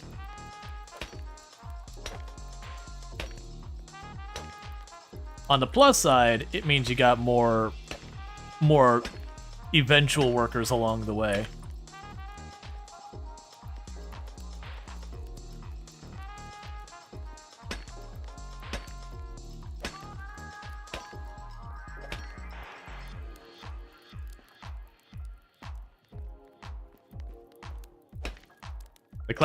The classic why do you have kids in medieval times? For thing. Just check it around. It was not annoying. You're good? First person city builder? Sort of, yeah. Nobody plays that long. Yeah, no, that's, because I think, what is it, they had to hit 18 or something like that to, that was part of the reason why I was like, I need to turn the months, or the season back down to 3. Oh, I wasn't watching my carry weight and just sent it. Oh man, we're like 10 over 2. Okay, we'll just drop some stone.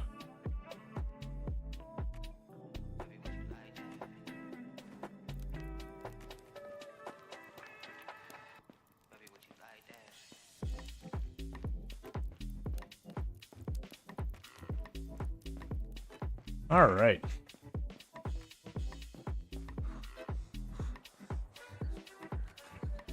But yeah, sort of first-person city builder, yeah. Like more like colony builder than city builder, but you get the idea. You sit there and you set up like the farming place. Honestly, in a lot of ways, it's like the games like Banished and all that, but you know, first person, and then the scale of the city part of it is much smaller. Because first person.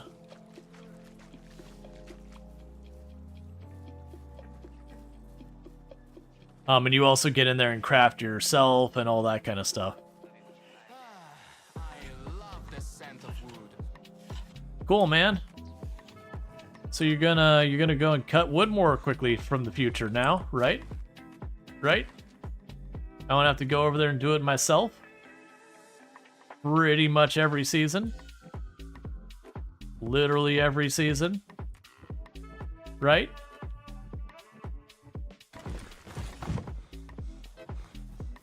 Let's get some food.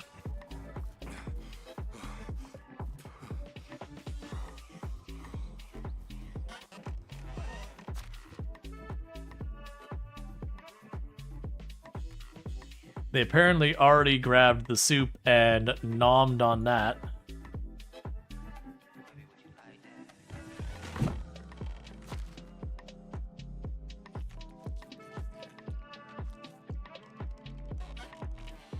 Okay.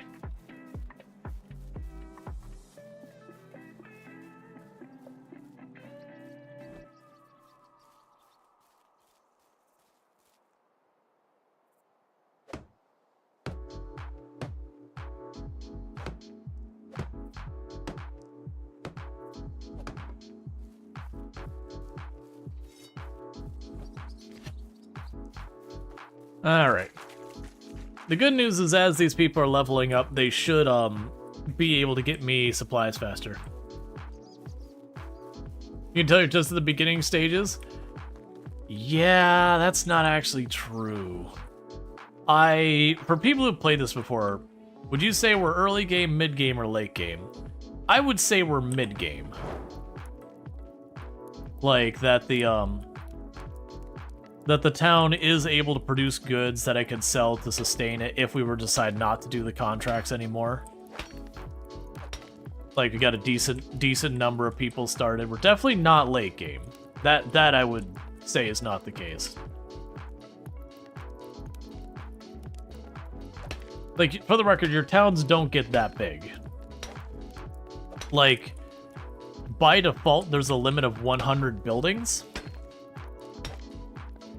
And it'll let you go to 200 buildings, but it kind of warns you being like, hey, you really want to be careful about turning up this limit. Does it tell me how many buildings I have? Yeah, so I've got 23 buildings. So in the cap of 100 buildings, I am already about the fourth of the way there from the default building cap.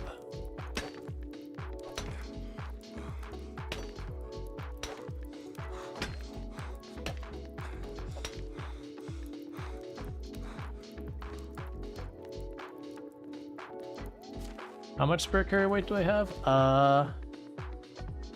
6, so I can't pick up the stone I dropped earlier. That's fine.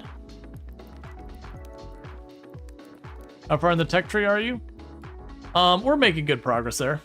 So if we look here, I've got all the way through house, but I'm missing, you know, the woodshed 2, mining, builder's hut, and that. This is the one I've been lacking the most, survival, so I'm missing the tier 2s of those buildings. We've got a decent amount to go on the farming still, and then production we're also through most of the 2s. So like like I said, I wouldn't say we're late game. Let's see. Ones play this only building. Let's see. Ones play this only one building per season, stuff like that, just to slow the game down to get more content out of it.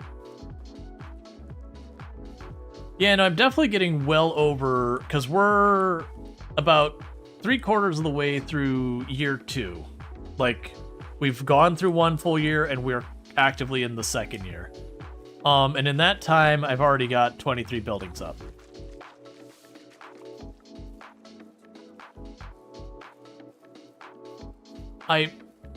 Look, Ingarda, or whatever your name is, you can romance someone in the town, it's fine. You're living with someone else. Why is everyone here being like, I'd love to settle down. I don't want to be lonely anymore. You all are bunking with other people. Like, now that other person might not be a winner for you, but I feel like you can solve this problem.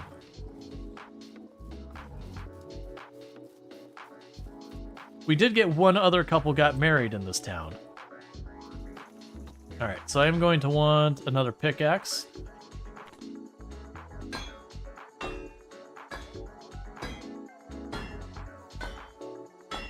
Yeah, no, there is one household that has too big of an age gap. The others are all within a year or 2. Like, if we look at our management, most of them are in the same area. It was Nidal... Actually, we might actually have 2 households with too big of an age gap. Yeah, so those 2 are the ones that are just complaining. They're almost the same. That one's under construction. I don't know it's too big, but that's 21 to 29. You 2 are within a year of each other. That's the one I'm like, they're definitely too much of a difference.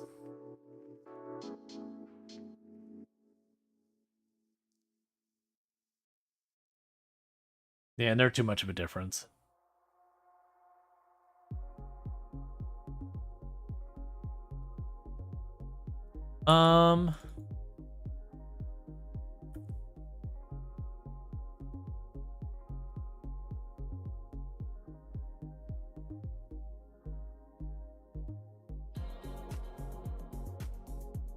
Okay, so that's 2 we could pair up.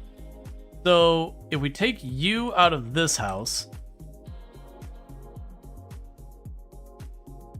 take you out of that house, and add you to this house,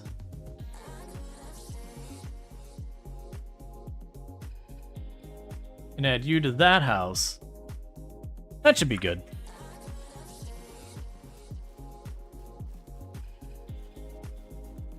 Yeah, so you still have one couple that the age gap is too much.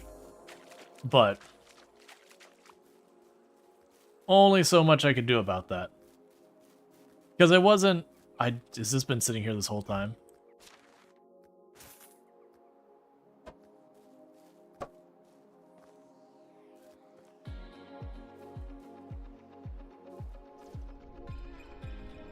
Cool.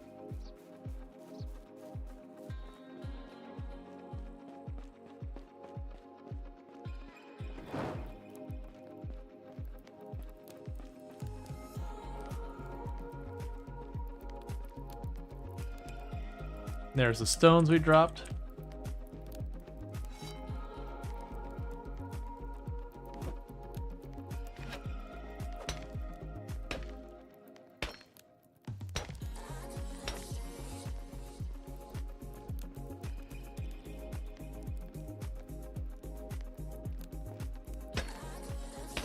Yeah, so we're trying to get all this ore for making more bronze.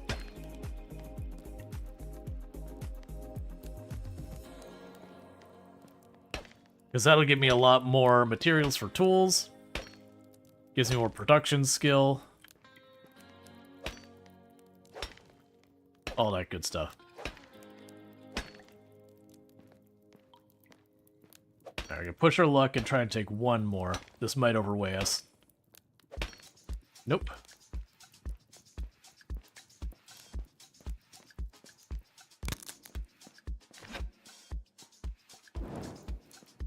Okay, I did miss one ore deposit back there. All right.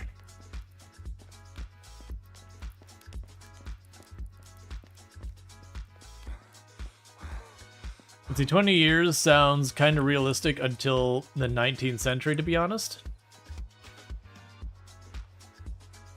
As Google says 20 years, but you noticed under 5, they get better chances? Yeah. No, it's definitely going to say, like, a lot of these... Do I have someone assigned to fishing? I didn't think I did.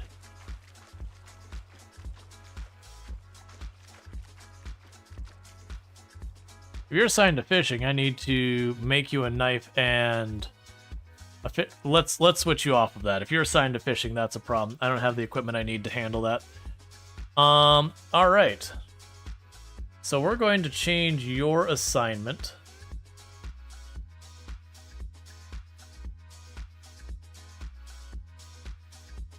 Because I don't have what I need for a fishing person, unfortunately.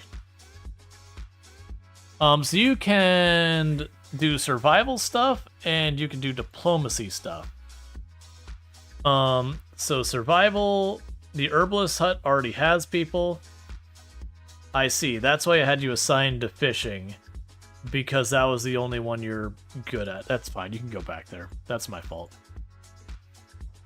But the problem is, I need linen thread to make the fishing spears. And I don't have more flax to make the thread.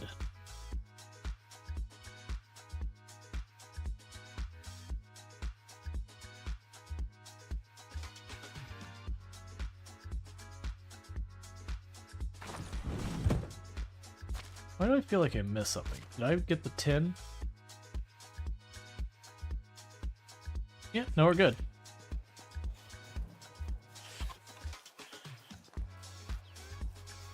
Yeah, so I'm gonna have to get her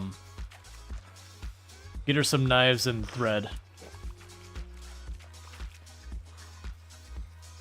And then what we'll do is we'll end up having people set to blacksmith.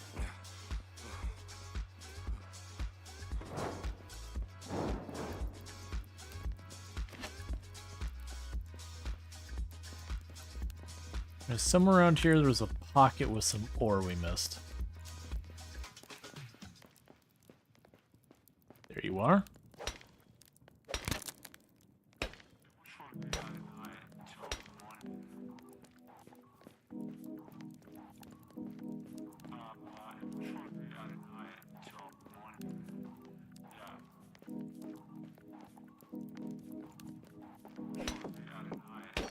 Okay, we should be just about done with this.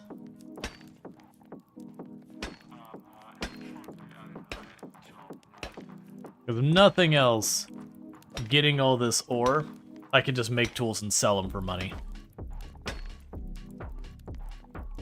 We did that, I think it was the beginning last season? I could be wrong. It's either this season or last season that we cashed in a big way on all the ore. So I still got one more trip probably after this one to clean this place fully out.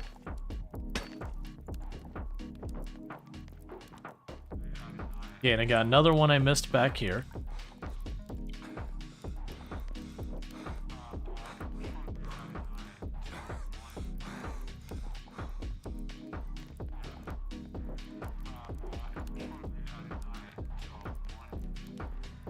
All right.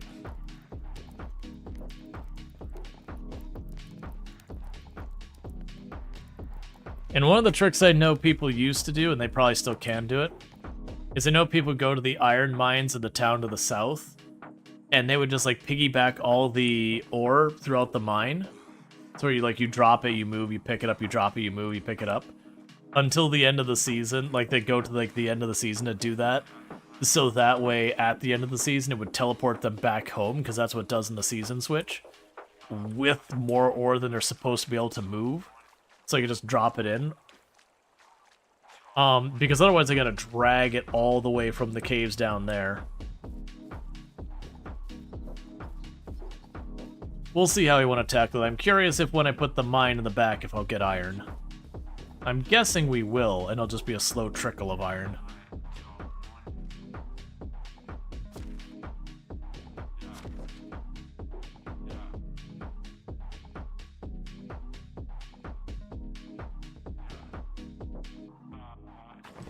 All right.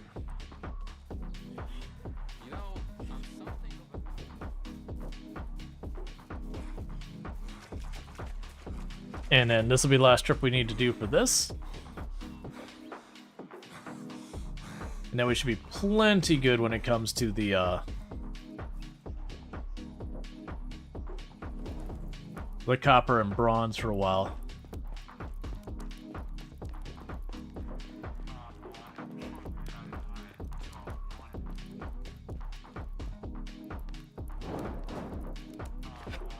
There's the tin we missed in the last pass.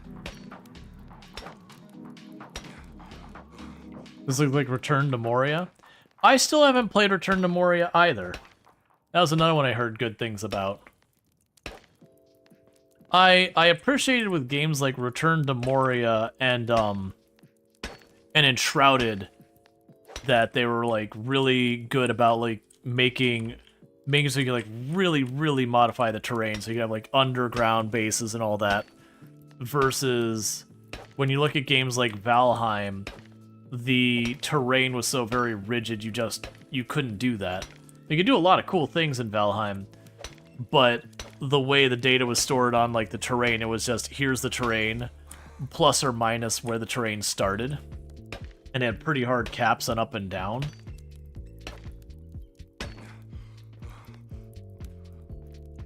Well, I guess I got one more trip.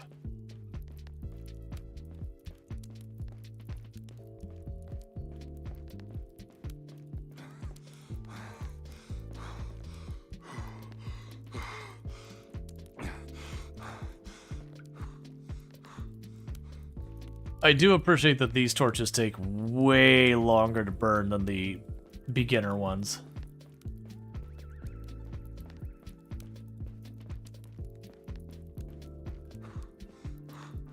So I don't need to have like 4 or 5 torches ready staged to do this. There's also apparently an achievement for getting through the entire winter with no clothes on. My assumption is you just get enough supplies that you can just basically sleep through the winter, keep a torch nearby, that kind of thing.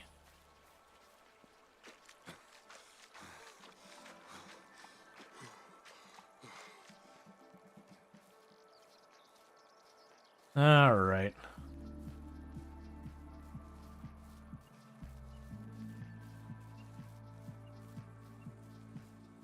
I'm a little concerned about the firewood. I have a feeling what's going to happen is we're going to hit winter.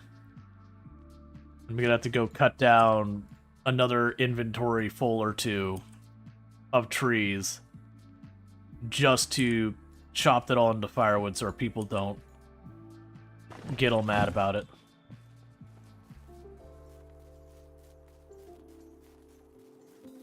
Alright, back in here.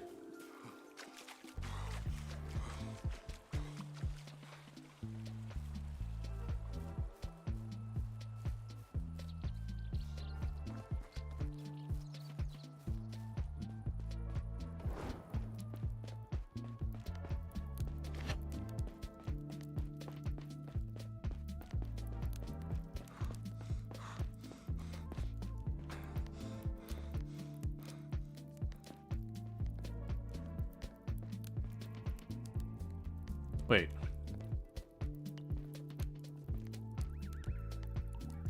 That's the back of the cave.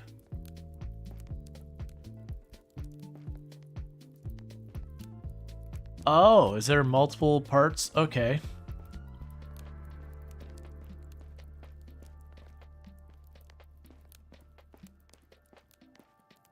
Now it's back. I have gotten myself turned around. Alright, so let's do this again.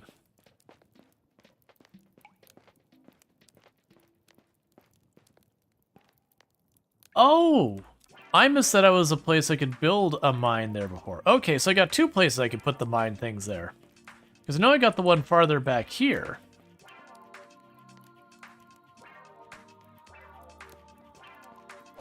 I didn't realize there was one like halfway up. So I could build two of the mining whatever things.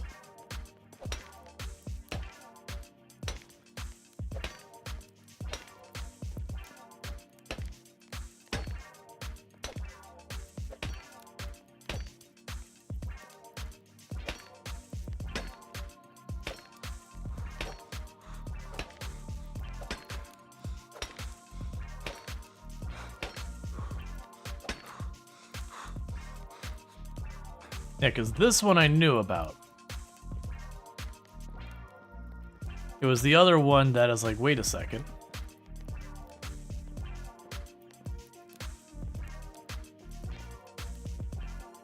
Alright, so I believe we've cleaned this all out.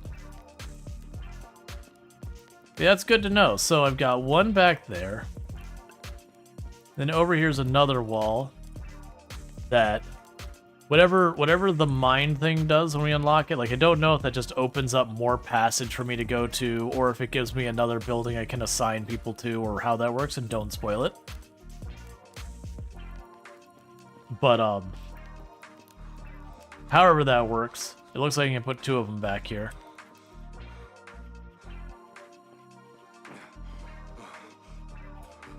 Alright. And so this is the last in-game day of this season.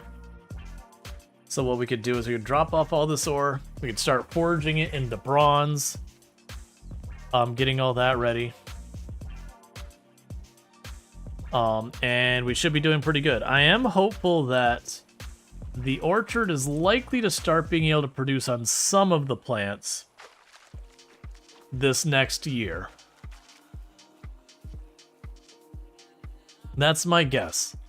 I don't know how long a lot of the plants need before they can produce.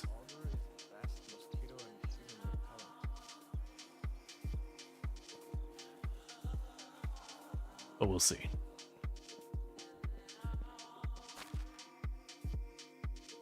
I am slowly filling up this storage as well. Eventually I'm going to have to start getting stuff out of there. Big one's going to be the stone. And realistically, a big part of that is going to be just crossing that stone door stuff.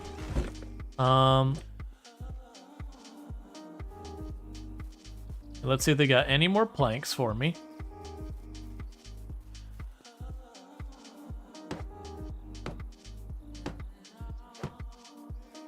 Four's not nothing. Not much.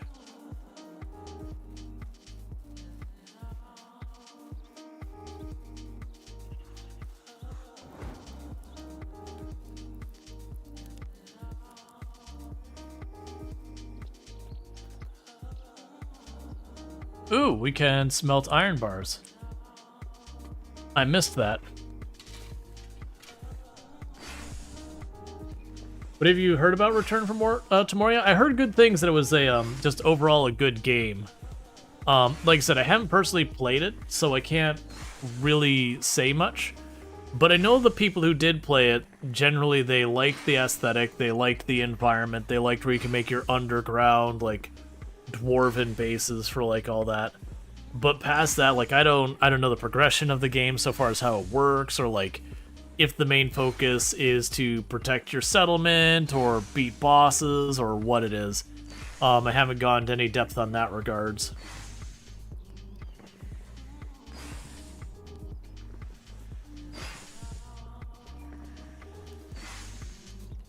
Okay.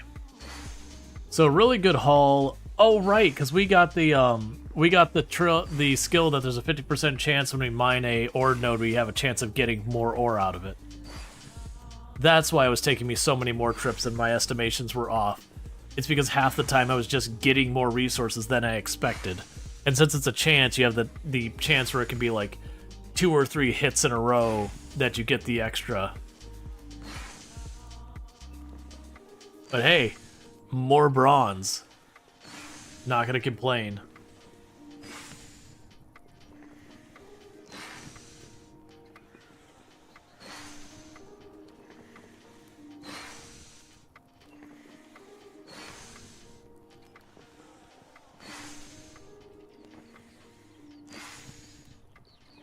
Okay.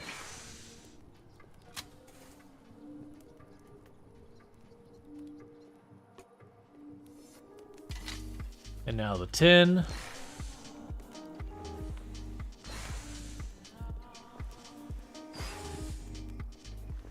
Which is slowly increasing the amount of stuff I'm carrying because we're pulling it out of storage. It's fine. We'll combine the tin and the copper to make bronze. I apparently have a little bit of iron from when we were down at the town to the south. Before last season changed.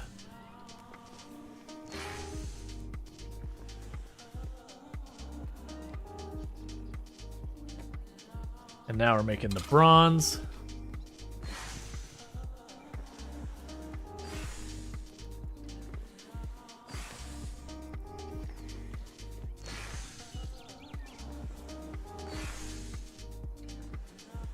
I wonder if the bronze, as far as weight compared to the copper and the tin, like the bronze bars, you know, are kind of a wash between the two, or if it's actually because it's an individual bar that the bars are like equalized, and so you like slowly reduce the weight. It looks like so far we're remaining overburdened, but they could be just that we went that far overburdened with all the tin bars.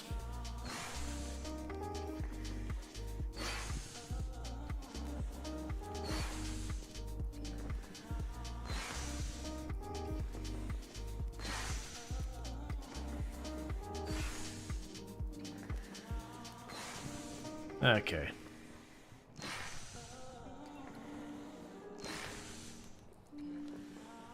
And you can have one of your villagers do this as well, but me just cranking this out in one quick go. And there's the last iron bar.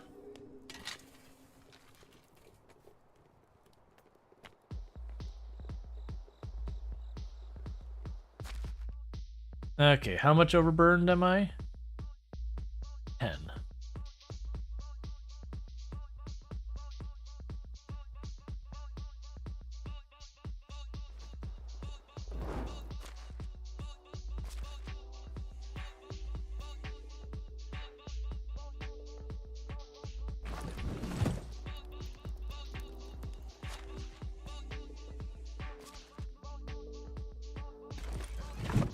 Cool.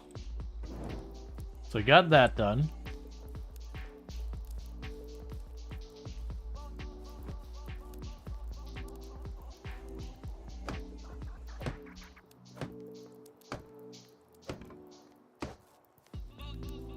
Yeah, so we need more logs, we need more planks.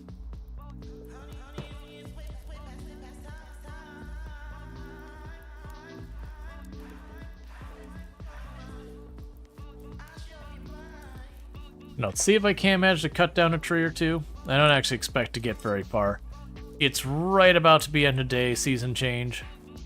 I might literally just knock down the tree and then get teleported home for the season change.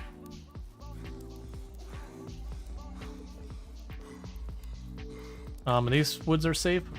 Yeah, the woods up here are relatively safe. Just making sure I'm not walking into a bear or something.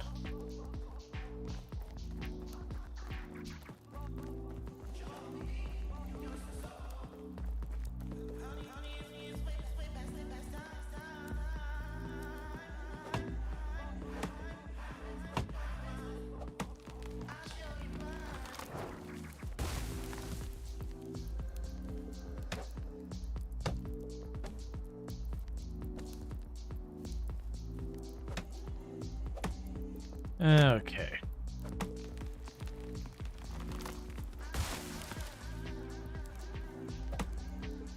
Nice things are updating. Oh, the Return to Moria is getting updated regularly? It's honestly, I've been pretty happy with how many games, even if they don't become like the big game of their genre, that, you know, from the content creator side point where like just people aren't looking for it on, you know, YouTube, Twitch, wherever. That the game still gets updated, it's still good, people are still playing it. It's one of the reasons they always try to specify the difference between content creation and good game. Because it's very, very much like a popularity thing with games on the content creation platforms. But for people who pop into the game and they just enjoy the game, there's a lot of people who play the games that they're not looking to watch it. They got like their comfort watch and then a game they play. Like, I know tons and tons of people who watch Product Zombie but don't play it.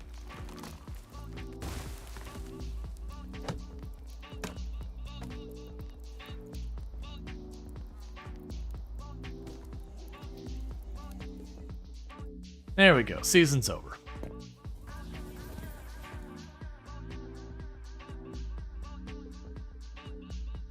Okay. Animal bursts. So we got 2 baby chickens. Neat.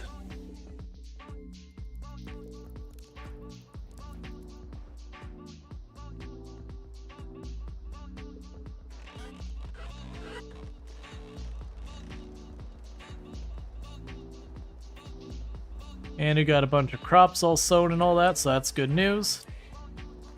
But with that said, chat, what I'm going to quickly do now is I'm going to go ahead and hit save game. And we will save on stream. Yep, so literally we went from on stream being winter 1 to winter 2. So in the course of a stream, I'm finishing an entire year when like we're on the 3-day long days or whatever. So with that said, chat, it is going to be about that time. So if you're watching over on YouTube, the stream will be going down because I don't have a host set up there, so don't forget to subscribe on that side. If you're watching over here on Twitch, just hang out for a moment. If you have enjoyed tonight's content, you're not already following the channel, don't forget to drop a follow, that way you can find your way back here in the future. What I am going to do